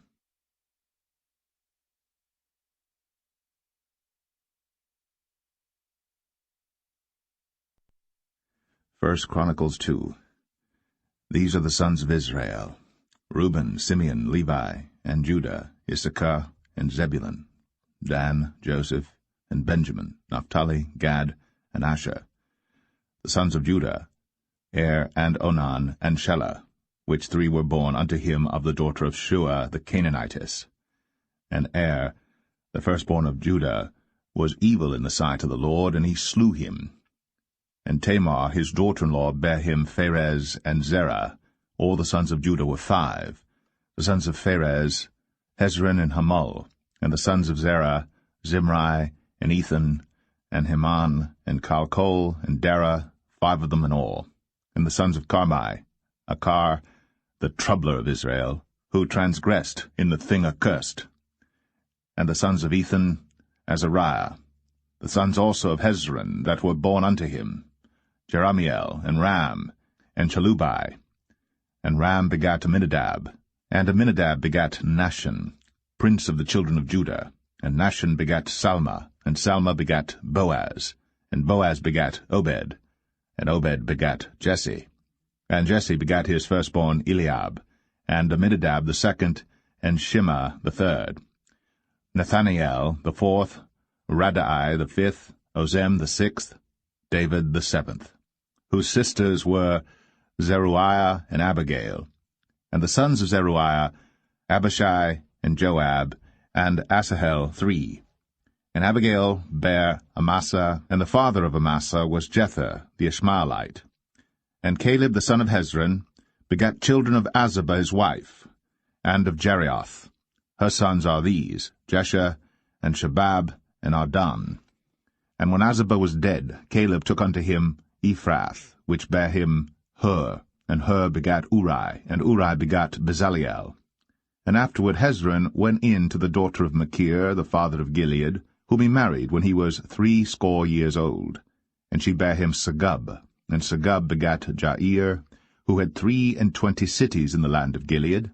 And he took Gesher and Aram, with the towns of Jair from them, with Kenath, and the towns thereof, even 60 cities. All these belonged to the sons of Machir, the father of Gilead. And after that Hezron was dead, and Caleb Ephratah. Then Abiah, Hezron's wife, bare him Asher, the father of Tekoa. And the sons of Jeramiel, the firstborn of Hezron, were Ram the firstborn, and Bunah, and Oren, and Ozem, and Ahijah. Jeramiel had also another wife, whose name was Adarah. She was the mother of Onam. And the sons of Ram, the firstborn of Jeramiel, were Maaz, and Jamin, and Acher. And the sons of Onam were Shammai, and Jadah. And the sons of Shammai, Nadab, and Abishur. And the name of the wife of Abishur was Abihail, and she bare him Aban and Molid. And the sons of Nadab, Seled, and Appaim. But Seled died without children. And the sons of Appaim, Ishai. And the sons of Ishai, Sheshan. And the children of Sheshan, Alai. And the sons of Judah, the brother of Shammai, Jether and Jonathan. And Jether died without children. And the sons of Jonathan, Paulett and Zazah. These were the sons of Jeramiel. Now Sheshan had no sons but daughters, and Sheshan had a servant, an Egyptian, whose name was Jarha. And Sheshan gave his daughter to Jarha his servant to wife, and she bare him Attai. And Attai begat Nathan, and Nathan begat Zabad, and Zabad begat Ephlal, and Ephlal begat Obed. And Obed begat Jehu, and Jehu begat Azariah, and Azariah begat Helez, and Helez begat Eleasah, and Eleasah begat Sesamai, and Sesamai begat Shalom, and Shalom begat Jechamiah, and Jechamiah begat Elishama. Now the sons of Caleb, the brother of Jeramiel, were Misha, his firstborn, which was the father of Ziph, and the sons of Mareshah, the father of Hebron, and the sons of Hebron, Korah, and Tapua, and Rechem, and Shema. And Shema begat Raham, the father of Jorkoam, and Rechem begat Shemai. And the son of Shemai was Maon, and Maon was the father of Beth-zur. And Ephah Caleb's concubine bare Haran, and Moza, and Gazez, and Haran begat Gazez. And the sons of Jaddai, Regem, and Jotham, and Gesham, and Paulett, and Ephah, and Shaaph. Maachah, Caleb's concubine, bare Sheber, and Tirhanah. She bare also Shaaph the father of Madmanah, Sheva the father of Machbenah, and the father of Gibeah, and the daughter of Caleb was Aksah. These were the sons of Caleb, the son of Hur, the firstborn of Ephratah, Shobal the father of Kirjath-Jearim, Salma the father of Bethlehem, Hareph the father of Beth-Gader, and Shobal the father of Kirjath-Jearim had sons, Haraway and half of the Manahethites. And the families of Kirjath-Jearim, the Ithrites, and the Puhites, and the Shumathites, and the Mishraites. Of them came the Zarethites, and the Eshtuelites. The sons of Salma, Bethlehem, and the Netophathites, Adaroth, the house of Joab, and half of the Manahethites, the Zorites. And the families of the scribes which dwelt at Jabez, the Terathites, the Shimeathites, and Sukathites.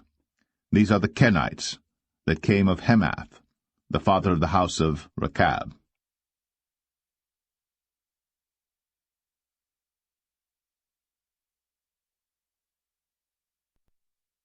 1 Chronicles 3. Now these were the sons of David, which were born unto him in Hebron. The firstborn Amnon of Ahinoam, the Jezreelitess. The second Daniel of Abigail, the Carmelitess. The third Absalom, the son of Maachah, the daughter of Talmai, king of Geshur. The fourth Adonijah, the son of Haggith. The fifth Shephatiah of Abital.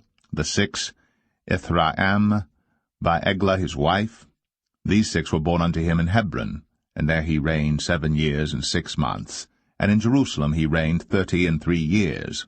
And these were born unto him in Jerusalem, Shimei, and Shabab, and Nathan, and Solomon 4, of Bathshua the daughter of Amiel, Ibhar also, and Elishama, and Eliphalet, and Noga, and Nepheg, and Japhia, and Elishama, and Eliada, and Eliphalet, 9. These were all the sons of David, beside the sons of the concubines and Tamar their sister. And Solomon's son was Rehoboam, Abiah his son, Asa his son, Jehoshaphat his son, Joram his son, Ahaziah his son, Joash his son, Amaziah his son, Azariah his son, Jotham his son, Ahaz his son, Hezekiah his son, Manasseh his son, Amon his son, Josiah his son. And the sons of Josiah were the firstborn Johanan, the second Jehoiakim, the third Zedekiah, the fourth Shallum. And the sons of Jehoiakim, Jeconiah his son, Zedekiah his son. And the sons of Jeconiah, Asir, Salathiel his son, Malchiram also, and Pedaiah, and Shenazar, Jechemiah, Hoshama, and Nedabiah. And the sons of Pedaiah were Zerubbabel, and Shimei, and the sons of Zerubbabel, Meshullam, and Hananiah, and Shelemith their sister, and Hashabah, and Ohel, and Berechiah, and Hesediah, Juseb-Hesed, 5.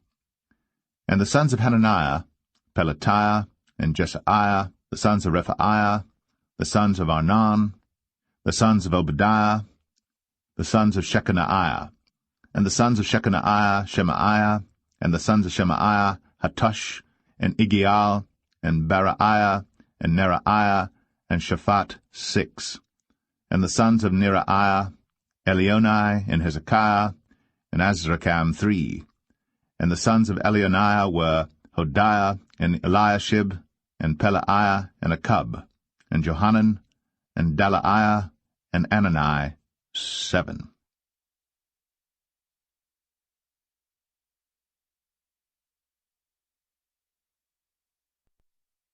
1 Chronicles 4.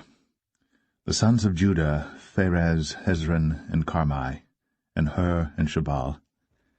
And Reaiah, the son of Shabal, begat Jahath, and Jahath begat Ahumai, and Lahad.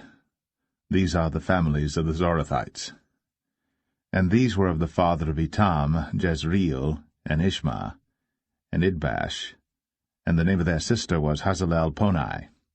And Penuel the father of Gedor, and Ezer the father of Hushah. These are the sons of Hur, the firstborn of Ephratah, the father of Bethlehem. And Asher the father of Tekoa had 2 wives, Helah and Naarah. And Naarah bare him Ahuzam, and Hepher, and Temeni, and Hahashterai. These were the sons of Naarah. And the sons of Helah were Zereth, and Jezoar, and Ethnan. And Kaz begat Anub, and Zebabah, and the families of Ahahel, the son of Haram. And Jabez was more honorable than his brethren. And his mother called his name Jabez, saying, Because I bare him with sorrow.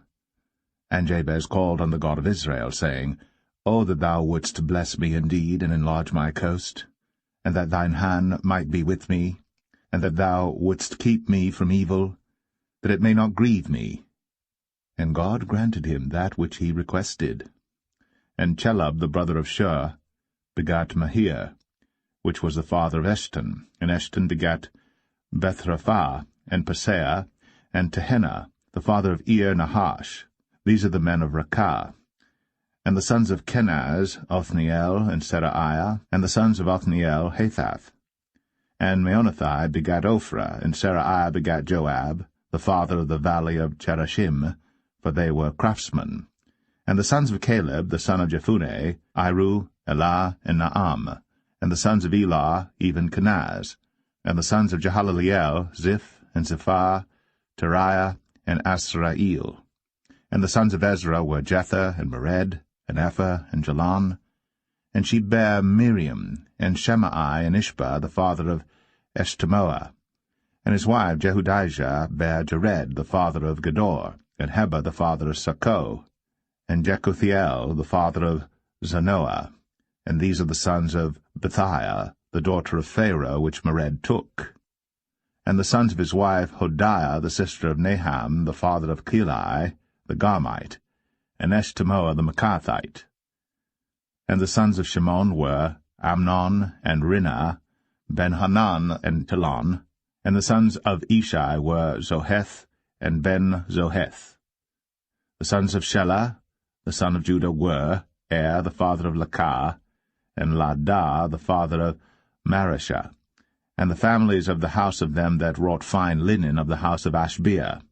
And Joachim, and the men of Chozeba, and Joash, and Seraph, who had the dominion in Moab, and Jashubai Lehem. And these are ancient things. These were the potters, and those that dwelt among plants and hedges. There they dwelt with the king for his work. The sons of Simeon were Nemuel, and Jamin, Jerib, Zerah, and Shaul. Shalom his son, Mibsam his son, Mishma his son, and the sons of Mishma, Hamuel his son, Zakur his son, Shimei his son. And Shimei had 16 sons and 6 daughters. But his brethren had not many children, neither did all their family multiply like to the children of Judah. And they dwelt at Beersheba and Moladah, and Hazar-Shual, and at Bilhah, and at Ezem, and at Tolad, and at Bethuel, and at Hormah, and at Ziklag, and at Beth-Markaboth, and Hazar-Susim, and at Beth-Birei, and at Sharaim. These were their cities unto the reign of David. And their villages were Etam, and Ain, Rimmon, and Tochen, and Ashan, 5 cities, and all their villages that were round about the same cities unto Baal. These were their habitations, and their genealogy. And Meshobab, and Jamlech, and Joshah, the son of Amaziah, and Joel, and Jehu, the son of Josabiah, the son of Seraiah, the son of Asiel, and Elionai, and Jaakubah, and Jeshohaiah, and Asaiah, and Adiel, and Jesemiel, and Benaniah, and Ziza, the son of Shiphi, the son of Alon, the son of Jedaiah, the son of Shimri, the son of Shemaiah. These mentioned by their names were princes in their families. And the house of their fathers increased greatly, and they went to the entrance of Gedor, even unto the east side of the valley, to seek pasture for their flocks. And they found fat pasture, and good, and the land was wide, and quiet, and peaceable. For they of Ham had dwelt there of old. And these written by name came in the days of Hezekiah king of Judah, and smote their tents, and the habitations that were found there, and destroyed them utterly unto this day, and dwelt in their rooms, because there was pasture there for their flocks. And some of them, even of the sons of Simeon, 500 men, went to Mount Seir, having for their captains Pelatiah, and Neriah, and Rephaiah, and Uzziel, the sons of Ishi. And they smote the rest of the Amalekites that were escaped, and dwelt there unto this day.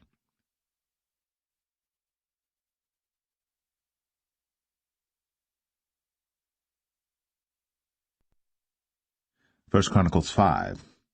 Now the sons of Reuben, the firstborn of Israel, for he was the firstborn, but forasmuch as he defiled his father's bed, his birthright was given unto the sons of Joseph, the son of Israel, and the genealogy is not to be reckoned after the birthright. For Judah prevailed above his brethren, and of him came the chief ruler, but the birthright was Joseph's. The sons, I say, of Reuben, the firstborn of Israel, were Hanok, and Palu, Hezron, and Carmi.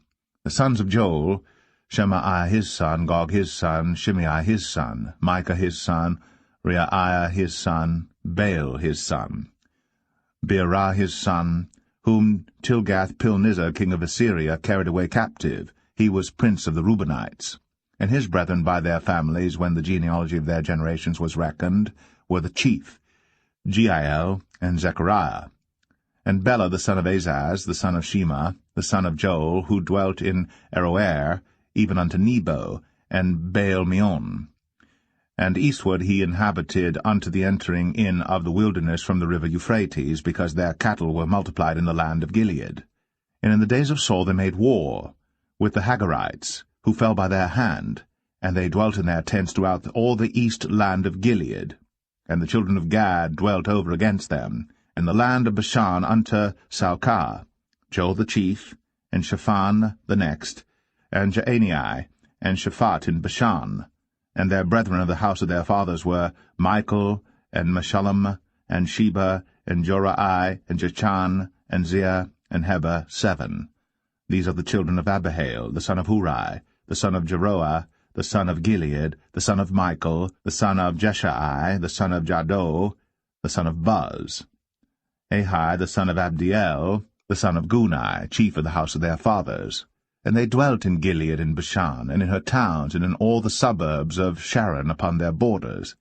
All these were reckoned by genealogies in the days of Jotham king of Judah, and in the days of Jeroboam king of Israel. The sons of Reuben and the Gadites, and half the tribe of Manasseh, of valiant men, men able to bear buckler and sword, and to shoot with bow, and skillful in war, were 40,760 that went out to the war. And they made war with the Hagarites, with Jetur, and Nephish, and Nodab. And they were helped against them, and the Hagarites were delivered into their hand, and all that were with them, for they cried to God in the battle, and he was entreated of them, because they put their trust in him. And they took away their cattle, of their camels 50,000, and of sheep 250,000, and of asses 2,000, and of men 100,000. For there fell down many slain, because the war was of God, and they dwelt in their steads until the captivity. And the children of the half-tribe of Manasseh dwelt in the land. They increased from Bashan unto Baal-Hermon, and Sinir, and unto Mount Hermon. And these were the heads of the house of their fathers, even Ephah, and Ishi, and Eliel, and Azriel, and Jeremiah, and Hodaviah, and Jadiel, mighty men of valor, famous men, and heads of the house of their fathers. And they transgressed against the God of their fathers, and went a-whoring after the gods of the people of the land, whom God destroyed before them. And the God of Israel stirred up the spirit of Pul, king of Assyria, and the spirit of Tilgath-Pilneser, king of Assyria.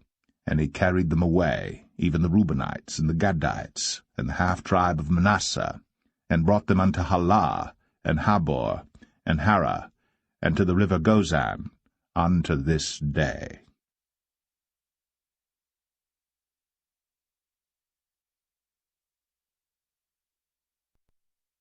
1 Chronicles 6. The sons of Levi, Gershon, Kohath, and Merari. And the sons of Kohath, Amram, Izhar, and Hebron, and Uzziel. And the children of Amram, Aaron, and Moses, and Miriam. The sons also of Aaron, Nadab and Abihu, Eleazar, and Ithamar. Eleazar begat Phinehas, Phinehas begat Abishua, and Abishua begat Bukai, and Bukai begat Uzai, and Uzai begat Zerahiah, and Zerahiah begat Marioth. Marioth begat Amariah, and Amariah begat Ahitub, and Ahitub begat Zadok, and Zadok begat Ahimaaz, and Ahimaaz begat Azariah, and Azariah begat Johanan, and Johanan begat Azariah. He it is that executed the priest's office in the temple that Solomon built in Jerusalem. And Azariah begat Amariah, and Amariah begat Ahitub, and Ahitub begat Zadok, and Zadok begat Shallum, and Shallum begat Hilkiah, and Hilkiah begat Azariah, and Azariah begat Seraiah, and Seraiah begat Jehozadak. And Jehozadak went into captivity when the Lord carried away Judah and Jerusalem by the hand of Nebuchadnezzar. The sons of Levi, Gershon, Kohath, and Merari. And these be the names of the sons of Gershom, Libni, and Shimei. And the sons of Kohath were Amram, and Izhar, and Hebron, and Uzziel. The sons of Merari, Mahli, and Mushai. And these are the families of the Levites according to their fathers. Of Gershom, Libni his son, Jahath his son, Zimmah his son, Joah his son, Iddo his son, Zerah his son, Jeterai his son. The sons of Kohath, Aminadab his son, Korah his son, Asir his son, Elkanah his son, and Abiasaph his son, and Asir his son, Tahath his son, Uriel his son, Uzziah his son, and Shaul his son. And the sons of Elkanah, Amasai, and Ahimeth.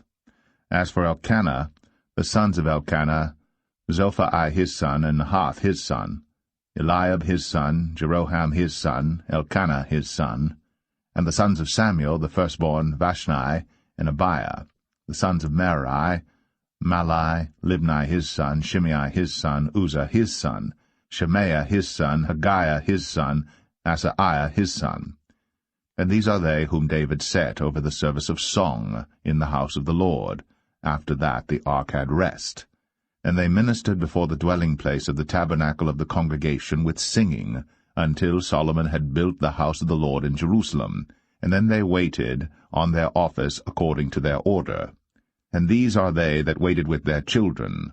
Of the sons of the Kohathites, Heman a singer, the son of Joel, the son of Shemuel, the son of Elkanah, the son of Jeroham, the son of Eliel, the son of Toah, the son of Zuph, the son of Elkanah, the son of Mahath, the son of Amasai, the son of Elkanah, the son of Joel, the son of Azariah, the son of Zephaniah, the son of Tahath, the son of Asir, the son of Abiasaph, the son of Korah, the son of Izhar, the son of Kohath, the son of Levi, the son of Israel. And his brother Asaph, who stood on his right hand, even Asaph, the son of Berechiah, the son of Shemaiah, the son of Michael, the son of Baasiah, the son of Malchiah, the son of Ethni, the son of Zerah, the son of Adai, the son of Ethan, the son of Zimmah, the son of Shimei, the son of Jahath, the son of Gershom, the son of Levi. And their brethren, the sons of Merari, stood on the left hand, Ethan the son of Kishai, the son of Abdi, the son of Malach, the son of Hashabiah, the son of Amaziah, the son of Hilkiah, the son of Amzai, the son of Bani, the son of Shemer, the son of Mahli, the son of Mushai, the son of Merari, the son of Levi. Their brethren also the Levites were appointed unto all manner of service of the tabernacle of the house of God. But Aaron and his sons offered upon the altar of the burnt offering, and on the altar of incense, and were appointed for all the work of the place most holy, and to make an atonement for Israel, according to all that Moses, the servant of God, had commanded.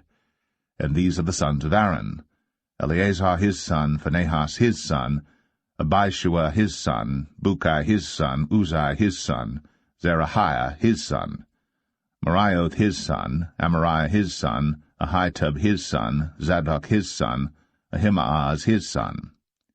Now these are their dwelling places throughout their castles in their coasts, of the sons of Aaron, of the families of the Kohathites, for theirs was the lot. And they gave them Hebron in the land of Judah, and the suburbs thereof round about it. But the fields of the city and the villages thereof they gave to Caleb the son of Jephunneh. And to the sons of Aaron they gave the cities of Judah, namely Hebron, the city of refuge, and Libnah with her suburbs, and Jatir, and Eshtemoa with their suburbs, and Hilan with her suburbs, Debir with her suburbs, and Ashan with her suburbs, and Beth-Shemesh with her suburbs. And out of the tribe of Benjamin, Geba with her suburbs, and Alemeth with her suburbs, and Anathoth with her suburbs. All their cities throughout their families were 13 cities. And unto the sons of Kohath, which were left of the family of that tribe, were cities given out of the half-tribe, namely out of the half-tribe of Manasseh, by lot, 10 cities. And to the sons of Gershon throughout their families, out of the tribe of Issachar, and out of the tribe of Asher, and out of the tribe of Naphtali, and out of the tribe of Manasseh in Bashan, 13 cities. Unto the sons of Merari were given by lot throughout their families, out of the tribe of Reuben, and out of the tribe of Gad, and out of the tribe of Zebulun, 12 cities. And the children of Israel gave to the Levites these cities with their suburbs. And they gave by lot, out of the tribe of the children of Judah, and out of the tribe of the children of Simeon, and out of the tribe of the children of Benjamin, these cities which are called by their names. And the residue of the families of the sons of Kohath had cities of their coasts, out of the tribe of Ephraim. And they gave unto them of the cities of refuge, Shechem, in Mount Ephraim with her suburbs. They gave also Gezer with her suburbs, and Jokmeam with her suburbs, and Beth-horon with her suburbs, and Aialon with her suburbs, and Gath-rimmon with her suburbs. And out of the half-tribe of Manasseh, Aner with her suburbs, and Bileam with her suburbs, for the family of the remnant of the sons of Kohath. Unto the sons of Gershon were given out of the family of the half-tribe of Manasseh, Golan in Bashan with her suburbs, and Ashtaroth with her suburbs. And out of the tribe of Issachar, Kadesh with her suburbs, Daberoth with her suburbs, and Ramoth with her suburbs, and Anem with her suburbs. And out of the tribe of Asher, Mashal with her suburbs, and Abdon with her suburbs, and Hukok with her suburbs, and Rehob with her suburbs. And out of the tribe of Naphtali, Kadesh in Galilee with her suburbs, and Hammon with her suburbs, and Kirjathaim with her suburbs. Unto the rest of the children of Merari were given out of the tribe of Zebulun, Rimmon with her suburbs, Tabor with her suburbs. And on the other side of Jordan, by Jericho, on the east side of Jordan, were given them out of the tribe of Reuben, Bezer in the wilderness with her suburbs, and Jazar with her suburbs, Kedemoth also with her suburbs, and Mephath with her suburbs. And out of the tribe of Gad, Ramoth in Gilead with her suburbs, and Mahanaim with her suburbs, and Heshbon with her suburbs, and Jazer with her suburbs.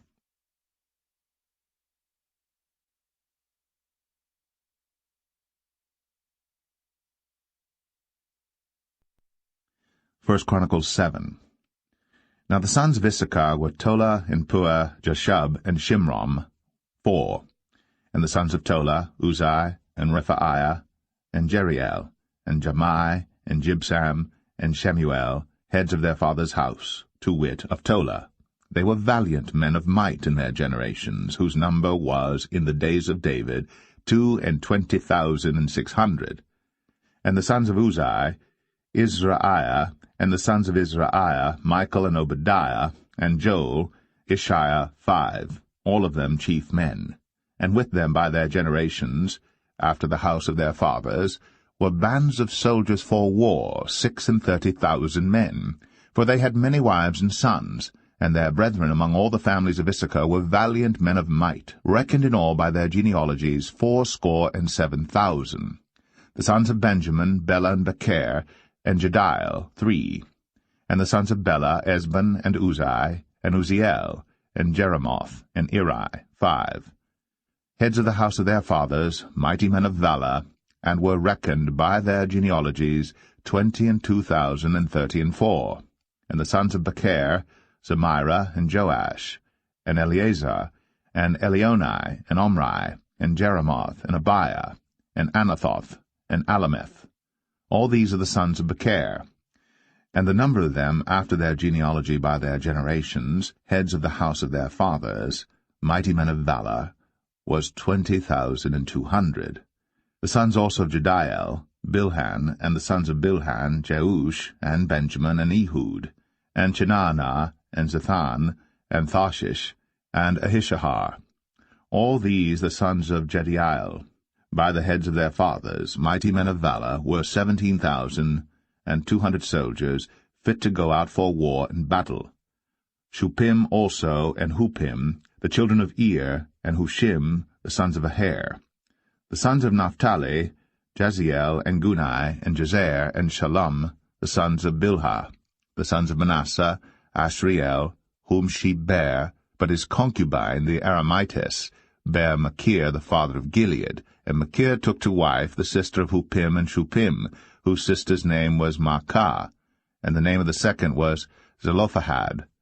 And Zelophehad had daughters, and Maacah, the wife of Machir, bare a son, and she called his name Peresh, and the name of his brother was Sheresh, and his sons were Ulam and Rakem. And the sons of Ulam, Bedan. These were the sons of Gilead, the sons of Machir, the son of Manasseh. And his sister Hameleketh bare Ishad, and Abiezer, and Mahalah. And the sons of Shemidah were Ahian, and Shechem, and Likai, and Aniam. And the sons of Ephraim, Shuthelah, and Bered his son, and Tahath his son, and Eladah his son, and Tahath his son. And Zabad his son, and Shuthelah his son, and Ezer, and Eliad, whom the men of Gath that were born in that land slew, because they came down to take away their cattle. And Ephraim their father mourned many days, and his brethren came to comfort him. And when he went into his wife, she conceived, and bare a son. And he called his name Beriah, because it went evil with his house. And his daughter was Sherah, who built Beth-horon the Nether, and the upper, and Uzzen-Sherah. And Rephah was his son, also Resheph, and Telah his son, and Tahan his son, Ladan his son, Ammihud his son, Elishama his son, Non his son, Jehoshua his son. And their possessions and habitations were Bethel, and the towns thereof, and eastward Naaran, and westward Gezer, with the towns thereof, Shechem also, and the towns thereof, unto Gaza, and the towns thereof. And by the borders of the children of Manasseh, Bethshean and her towns, Taanach and her towns, Megiddo and her towns, Dor and her towns. In these dwelt the children of Joseph, the son of Israel. The sons of Asher, Imnah, and Ishua, and Ishuai, and Beriah, and Sarah their sister. And the sons of Beriah, Heber, and Malchiel, who is the father of Beer-Zavith. And Heber begat Japhlet, and Shomer, and Hotham, and Shua their sister. And the sons of Japhlet, Pasak, and Bimhal, and Ashvath. These are the children of Japhlet. And the sons of Shemer, Ahai, and Roga, Jehubbah, and Aram. And the sons of his brother Helem, Zophah, and Imnah, and Shelesh, and Amal. The sons of Zophah, Sua, and Harnepher, and Shual, and Beri, and Imrah. Bezer, and Hod, and Shammah, and Shilshah, and Ithran, and Birah. And the sons of Jether, Jephunneh, and Pispa, and Arah. And the sons of Ulah, Arah, and Haniel, and Reziah. All these were the children of Asher, heads of their father's house, choice and mighty men of valor, chief of the princes. And the number throughout the genealogy of them that were apt to the war and to battle was 26,000 men.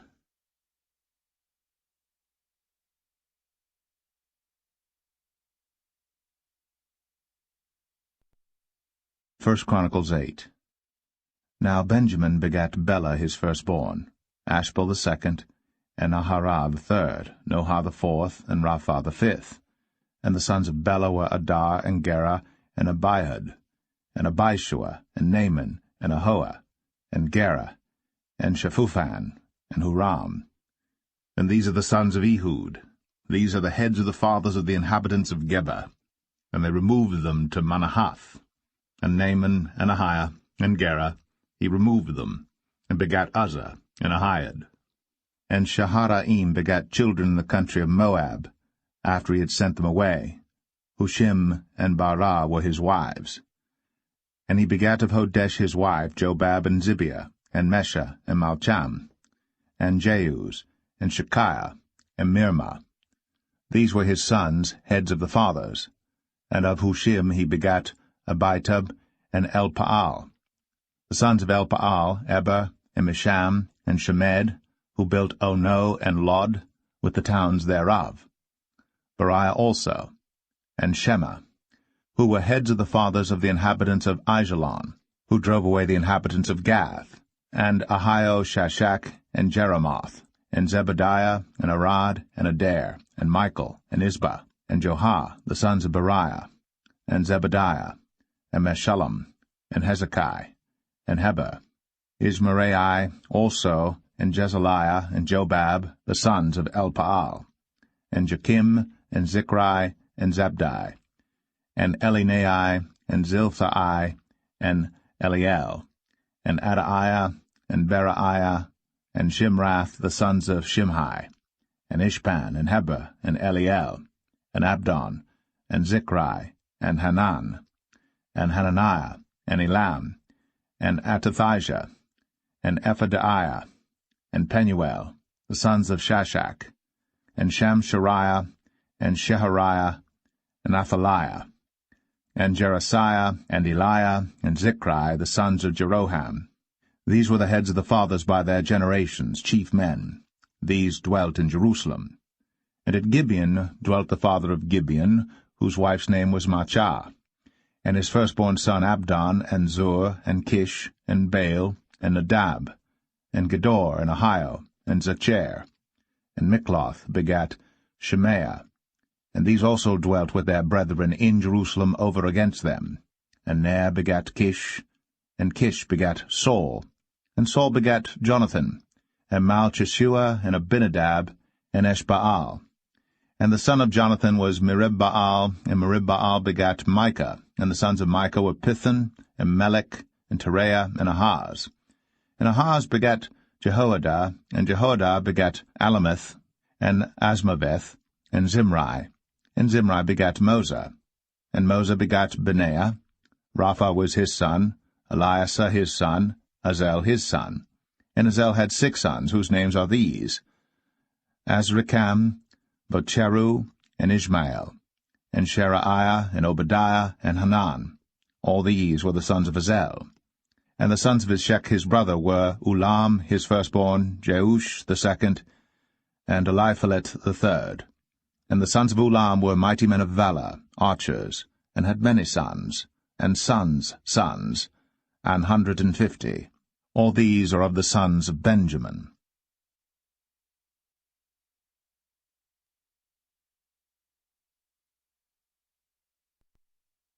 1 Chronicles 9. So all Israel were reckoned by genealogies, and behold, they were written in the book of the kings of Israel and Judah, who were carried away to Babylon for their transgression. Now the first inhabitants that dwelt in their possessions in their cities were the Israelites, the priests, Levites, and the Nethinims. And in Jerusalem dwelt, of the children of Judah, and of the children of Benjamin, and of the children of Ephraim and Manasseh, Uthai the son of Ammihud, the son of Omri, the son of Imri, the son of Bani, of the children of Pharez, the son of Judah. And of the Shalonites, Asaiah the firstborn and his sons, and of the sons of Zerah, Jeuel and their brethren, 690.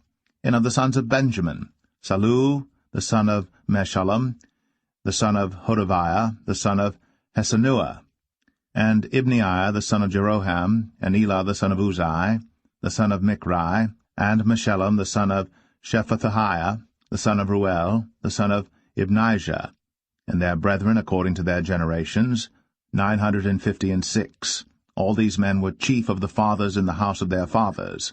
And of the priests, Jediah, and Jehoiarib, and Jachin, and Azariah the son of Hilkiah, the son of Meshullam, the son of Zadok, the son of Meraioth, the son of Ahitub, the ruler of the house of God, and Adaiah the son of Jeroham, the son of Pashur, the son of Malchijah, and Maaseiah the son of Adiel, the son of Jazerah, the son of Meshullam, the son of Meshelemith, the son of Immer, and their brethren, heads of the house of their fathers, 1,760, very able men for the work of the service of the house of God. And of the Levites, Shemaiah, the son of Hashub, the son of Azrikam, the son of Hashabiah, of the sons of Merari, and Bakbakar, Haresh, and Galal, and Mattaniah the son of Micah, the son of Zichri, the son of Asaph, and Obadiah the son of Shemaiah, the son of Galal, the son of Jeduthun, and Berechiah the son of Asa, the son of Elkanah, that dwelt in the villages of the Netophathites. And the porters were Shallum, and Akub, and Talmon, and Ahiman, and their brethren. Shallum was the chief, who hitherto waited in the king's gate eastward. They were porters in the companies of the children of Levi. And Shallum the son of Kor, the son of Abiasaph, the son of Korah, and his brethren of the house of his father, the Korahites, were over the work of the service, keepers of the gates of the tabernacle, and their fathers, being over the host of the Lord, were keepers of the entry. And Phinehas the son of Eleazar was the ruler over them in time past, and the Lord was with him. And Zechariah the son of Meshelemiah was porter of the door of the tabernacle of the congregation. All these which were chosen to be porters in the gates were 212. These were reckoned by their genealogy in their villages, whom David and Samuel the seer did ordain in their set office. So they and their children had the oversight of the gates of the house of the Lord, namely, the house of the tabernacle by wards. In 4 quarters were the porters, toward the east, west, north, and south. And their brethren which were in their villages were to come after 7 days from time to time with them. For these Levites, the 4 chief porters, were in their set office, and were over the chambers and treasuries of the house of God. And they lodged round about the house of God, because the charge was upon them, and the opening thereof every morning pertained to them. And certain of them had the charge of the ministering vessels, that they should bring them in and out by tale. Some of them also were appointed to oversee the vessels, and all the instruments of the sanctuary, and the fine flour, and the wine, and the oil, and the frankincense, and the spices. And some of the sons of the priests made the ointment of the spices. And Mattathiah, one of the Levites, who was the firstborn of Shallum the Korahite, had the set office over the things that were made in the pans. And other of their brethren, of the sons of the Kohathites, were over the showbread, to prepare it every Sabbath. And these are the singers, chief of the fathers of the Levites, who remaining in the chambers were free, for they were employed in that work day and night. These chief fathers of the Levites were chief throughout their generations. These dwelt at Jerusalem. And in Gibeon dwelt the father of Gibeon, Jehiel, whose wife's name was Maacah, and his firstborn son Abdon, then Zur, and Kish, and Baal, and Ner, and Nadab, and Gedor, and Ahio, and Zechariah, and Mikloth. And Mikloth begat Shimeam. And they also dwelt with their brethren at Jerusalem, over against their brethren. And Ner begat Kish, and Kish begat Saul, and Saul begat Jonathan, and Melchishua, and Abinadab, and Eshbaal. And the son of Jonathan was Meribbaal, and Meribbaal begat Micah. And the sons of Micah were Pithon, and Melech, and Tereah, and Ahaz. And Ahaz begat Jarah, and Jarah begat Alemeth, and Asmaveth, and Zimri. And Zimri begat Moza, and Moza begat Benaiah, and Rephaiah his son, Eleazar his son, Azel his son. And Azel had 6 sons, whose names are these: Azrikam, Bucheru, and Ishmael, and Shiraiah, and Obadiah, and Hanan. These were the sons of Azel.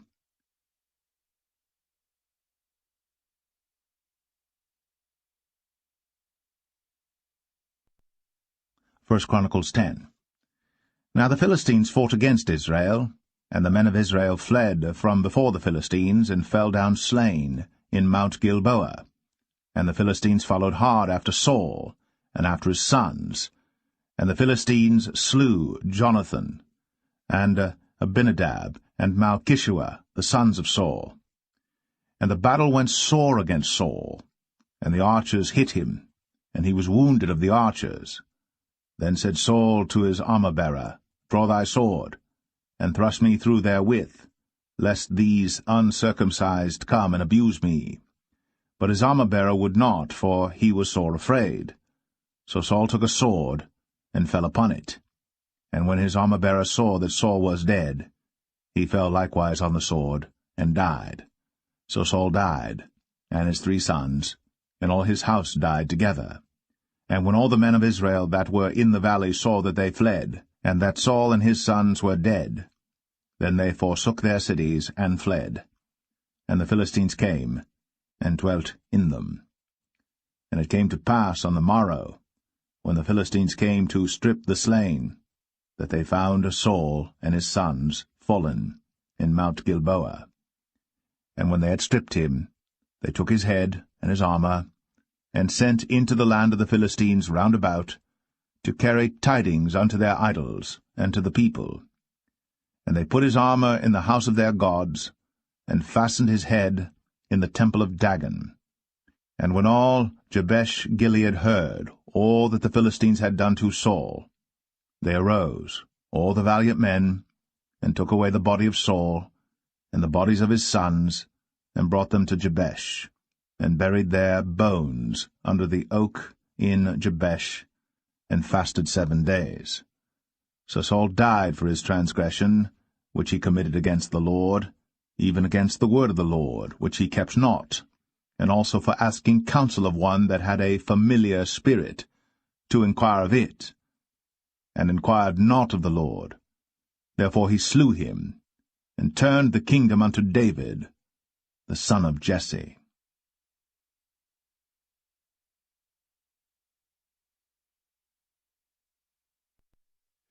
1 Chronicles 11. Then all Israel gathered themselves to David unto Hebron, saying, Behold, we are thy bone and thy flesh. And moreover, in time past, even when Saul was king, thou wast he that leddest out, and broughtest in Israel. And the Lord thy God said unto thee, Thou shalt feed my people Israel, and thou shalt be ruler over my people Israel. Therefore came all the elders of Israel to the king to Hebron, and David made a covenant with them in Hebron before the Lord. And they anointed David king over Israel, according to the word of the Lord by Samuel. And David and all Israel went to Jerusalem, which is Jebus, where the Jebusites were, the inhabitants of the land. And the inhabitants of Jebus said to David, Thou shalt not come hither. Nevertheless, David took the castle of Zion, which is the city of David. And David said, Whosoever smiteth the Jebusites first shall be chief and captain. So Joab the son of Zeruiah went first up, and was chief. And David dwelt in the castle, therefore they called it the city of David. And he built the city round about, even from Millo round about. And Joab repaired the rest of the city. So David waxed greater and greater, for the Lord of hosts was with him. These also are the chief of the mighty men whom David had, who strengthened themselves with him in his kingdom, and with all Israel, to make him king according to the word of the Lord concerning Israel. And this is the number of the mighty men whom David had: Jashabim, and Hachmonite, the chief of the captains. He lifted up his spear against 300 slain by him at one time. And after him was Eleazar the son of Dodo, the Auhite, who was one of the 3 mighties. He was with David at Pasdamim, and there the Philistines were gathered together to battle, where was a parcel of ground full of barley, and the people fled from before the Philistines. And they set themselves in the midst of that parcel, and delivered it, and slew the Philistines. And the Lord saved them by a great deliverance. Now 3 of the 30 captains went down to the rock to David, into the cave of Adullam, and the host of the Philistines encamped in the valley of Rephaim. And David was then in the hold, and the Philistines' garrison was then at Bethlehem. And David longed, and said, Oh, that one would give me drink of the water of the well of Bethlehem that is at the gate.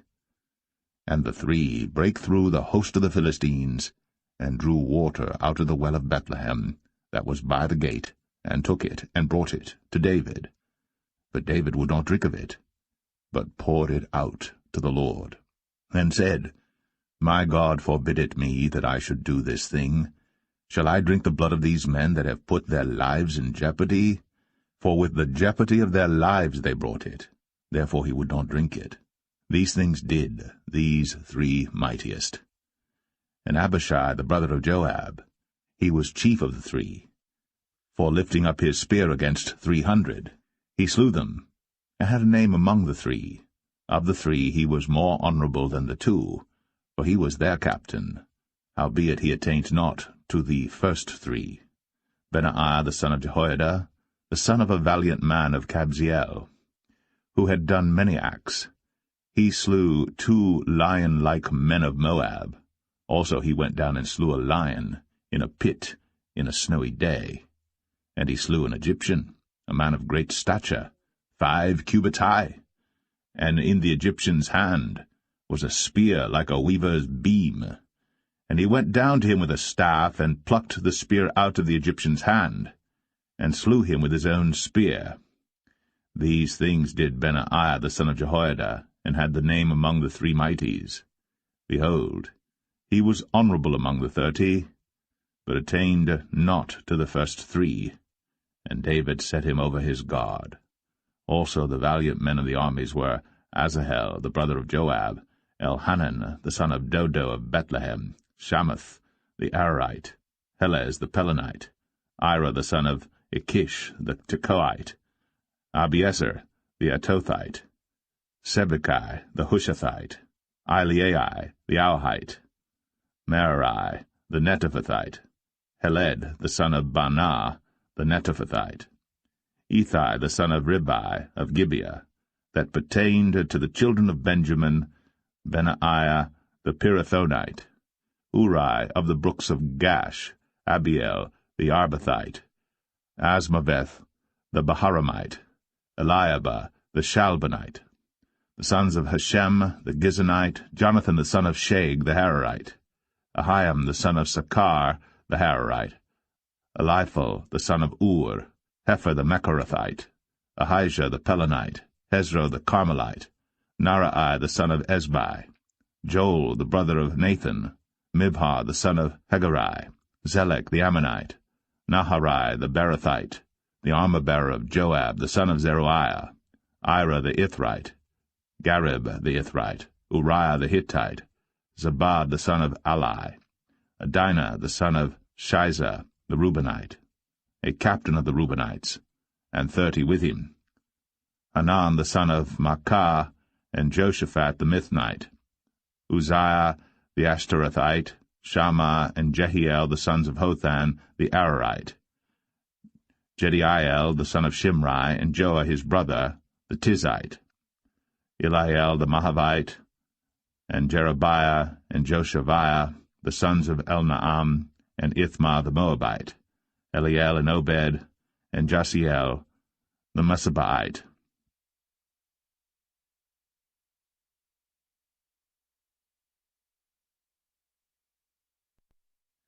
1 Chronicles 12. Now these are they that came to David to Ziklag, while he yet kept himself close because of Saul the son of Kish. And they were among the mighty men, helpers of the war.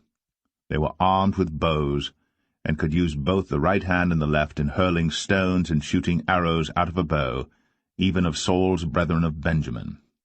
The chief was Ahiezer, then Joash, the sons of Shema the Gibeathite, and Jeziel and Paulett, the sons of Asmaveth, and Barakah, and Jehu the Antothite, and Ismaiah the Gibeonite, a mighty man among the 30, and over the 30, and Jeremiah, and Jahaziel, and Johanan, and Jozabad the Gederathite, Eluzai, and Jeremoth, and Beliah, and Shemariah, and Shephatiah the Haruphite, Elkanah, and Josiah, and Azriel, and Joezer, and Jashabim the Korhites, and Jola, and Zebediah the sons of Jeroham of Gedor.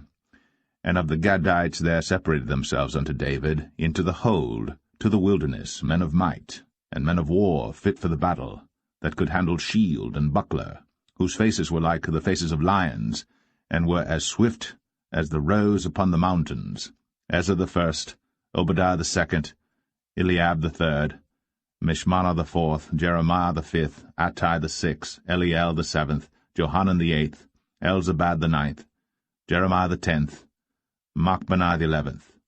These were of the sons of Gad, captains of the host. One of the least was over 100, and the greatest over 1,000.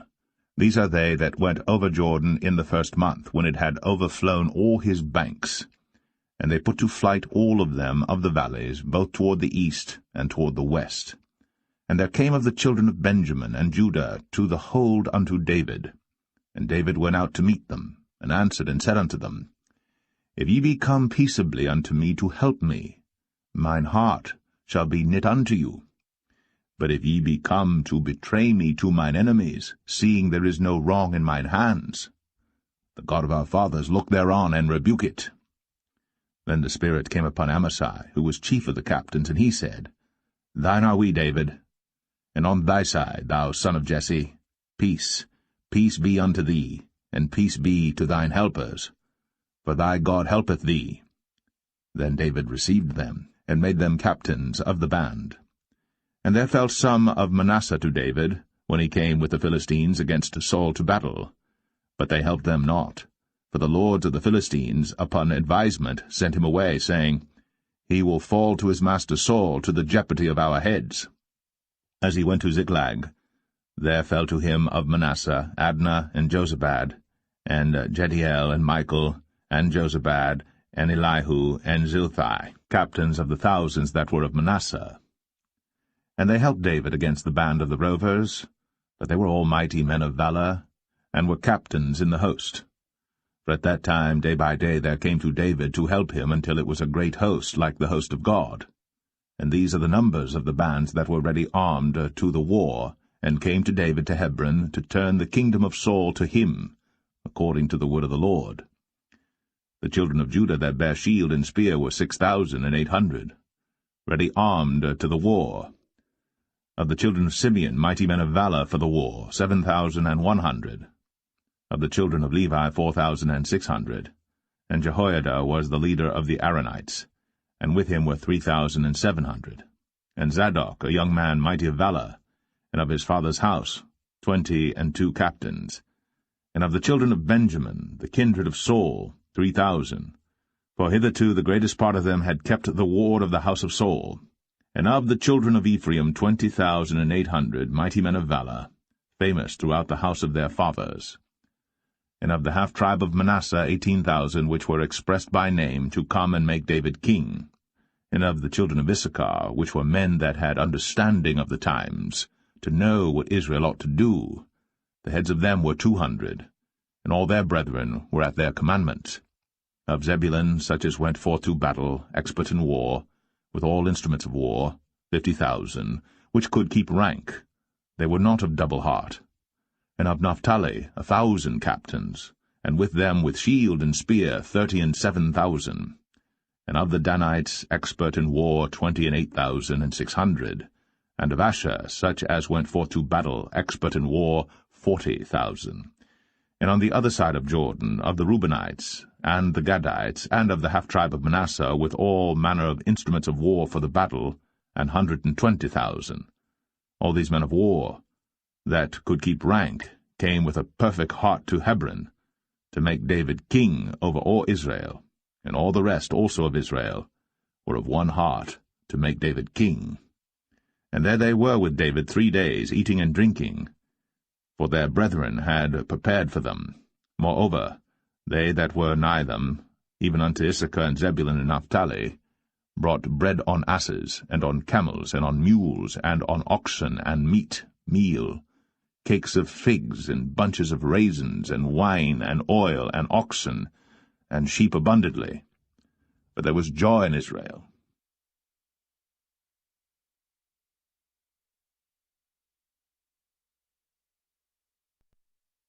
1 Chronicles 13.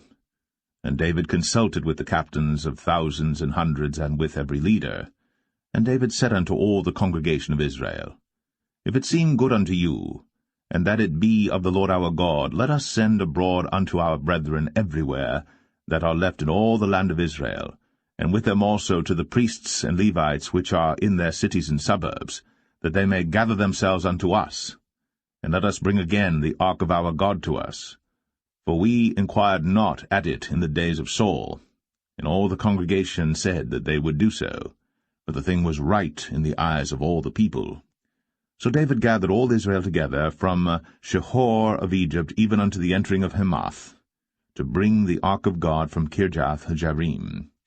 And David went up, and all Israel, to Baalah, that is, to Kirjath-jearim, which belonged to Judah, to bring up thence the ark of God, the Lord, that dwelleth between the cherubims, whose name is called on it.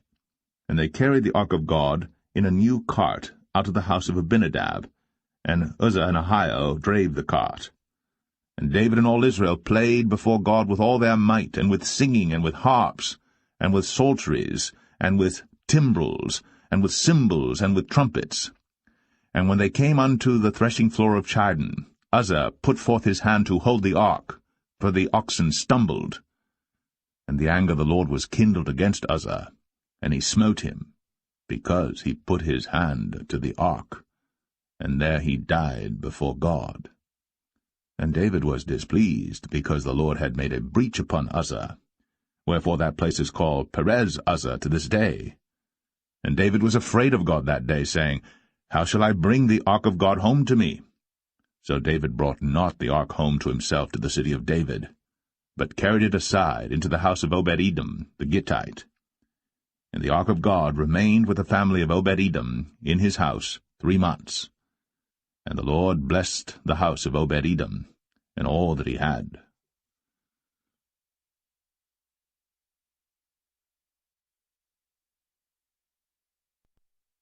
First Chronicles 14. Now Hiram king of Tyre sent messengers to David, and timber cedars with masons and carpenters to build him an house. And David perceived that the Lord had confirmed him king over Israel. For his kingdom was lifted up on high because of his people Israel. And David took more wives at Jerusalem, and David begat more sons and daughters. Now these are the names of his children which he had in Jerusalem: Shammua, and Shobab, Nathan, and Solomon, and Ibhar, and Elishua, and Elpalet, and Noga, and Nepheg, and Japhia, and Elishama, and Beliada, and Elphalet. And when the Philistines heard that David was anointed king over all Israel, all the Philistines went up to seek David, and David heard of it, and went out against them. And the Philistines came and spread themselves in the valley of Rephaim. And David inquired of God, saying, Shall I go up against the Philistines? And wilt thou deliver them into mine hand? And the Lord said unto him, Go up, for I will deliver them into thine hand. So they came up to Baal-perazim, and David smote them there. Then David said, God hath broken in upon mine enemies by mine hand, like the breaking forth of waters. Therefore they called the name of that place Baal-perazim. And when they had left their gods there, David gave a commandment, and they were burned with fire. And the Philistines yet again spread themselves abroad in the valley. Therefore David inquired again of God, and God said unto him, Go not up after them, turn away from them, and come upon them over against the mulberry trees. And it shall be, when thou shalt hear a sound of going in the tops of the mulberry trees, that then thou shalt go out to battle. For God is gone forth before thee to smite the host of the Philistines. David therefore did as God commanded him, and they smote the host of the Philistines from Gibeon even to Gazer. And the fame of David went out into all lands, and the Lord brought the fear of him upon all nations.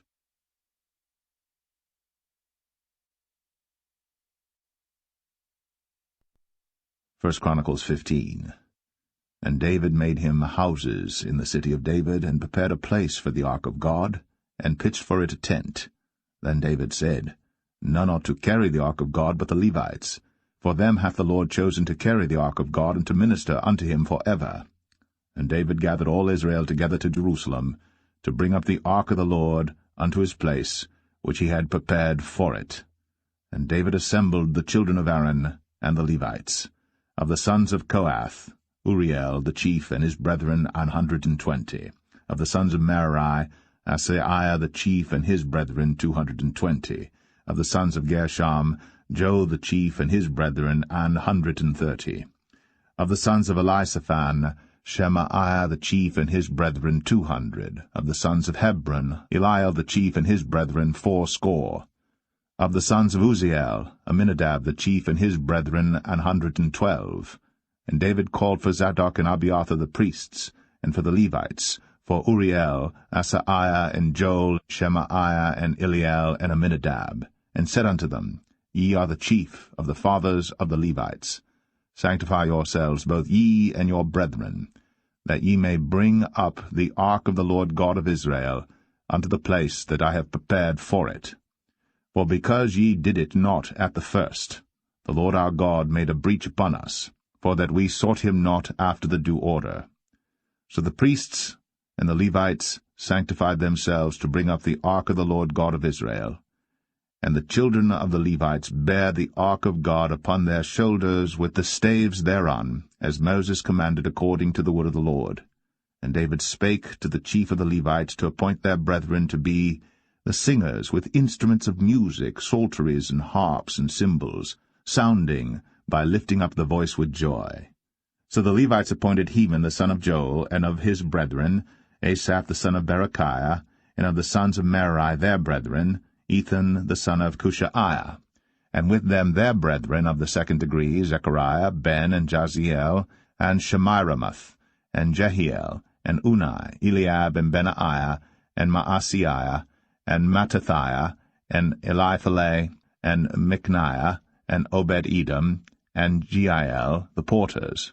So the singers, Heman, Asaph, and Ethan, were appointed to sound with cymbals of brass, and Zechariah, and Aziel, and Shemiramoth, and Jehiel, and Unai, and Eliab, and Maaseiah, and Benaiah, with psalteries on Alamoth, and Mattathiah, and Eliphalet, and Micniah, and Obed-Edom, and Jeiel, and Azaziah, with harps, on the Sheminith to excel. And Chenaniah, chief of the Levites, was for song. He instructed about the song because he was skillful. And Berechiah and Elkanah were doorkeepers for the ark, and Shebaniah, and Jehoshaphat, and Nethaniel, and Amasai, and Zechariah, and Benai, and Eleazar, the priest, did blow with the trumpets before the ark of God, and Obed-Edom and Jehiah were doorkeepers for the ark. So David and the elders of Israel and the captains over thousands went to bring up the ark of the covenant of the Lord out of the house of Obed-Edom with joy. And it came to pass, when God helped the Levites that bare the ark of the covenant of the Lord, that they offered 7 bullocks and 7 rams, and David was clothed with a robe of fine linen, and all the Levites that bare the ark, and the singers, and Chenaniah, the master of the song with the singers. David also had upon him an ephod of linen. Thus all Israel brought up the ark of the covenant of the Lord with shouting, and with sound of the cornet, and with trumpets, and with cymbals, making a noise with psalteries and harps. And it came to pass, as the ark of the covenant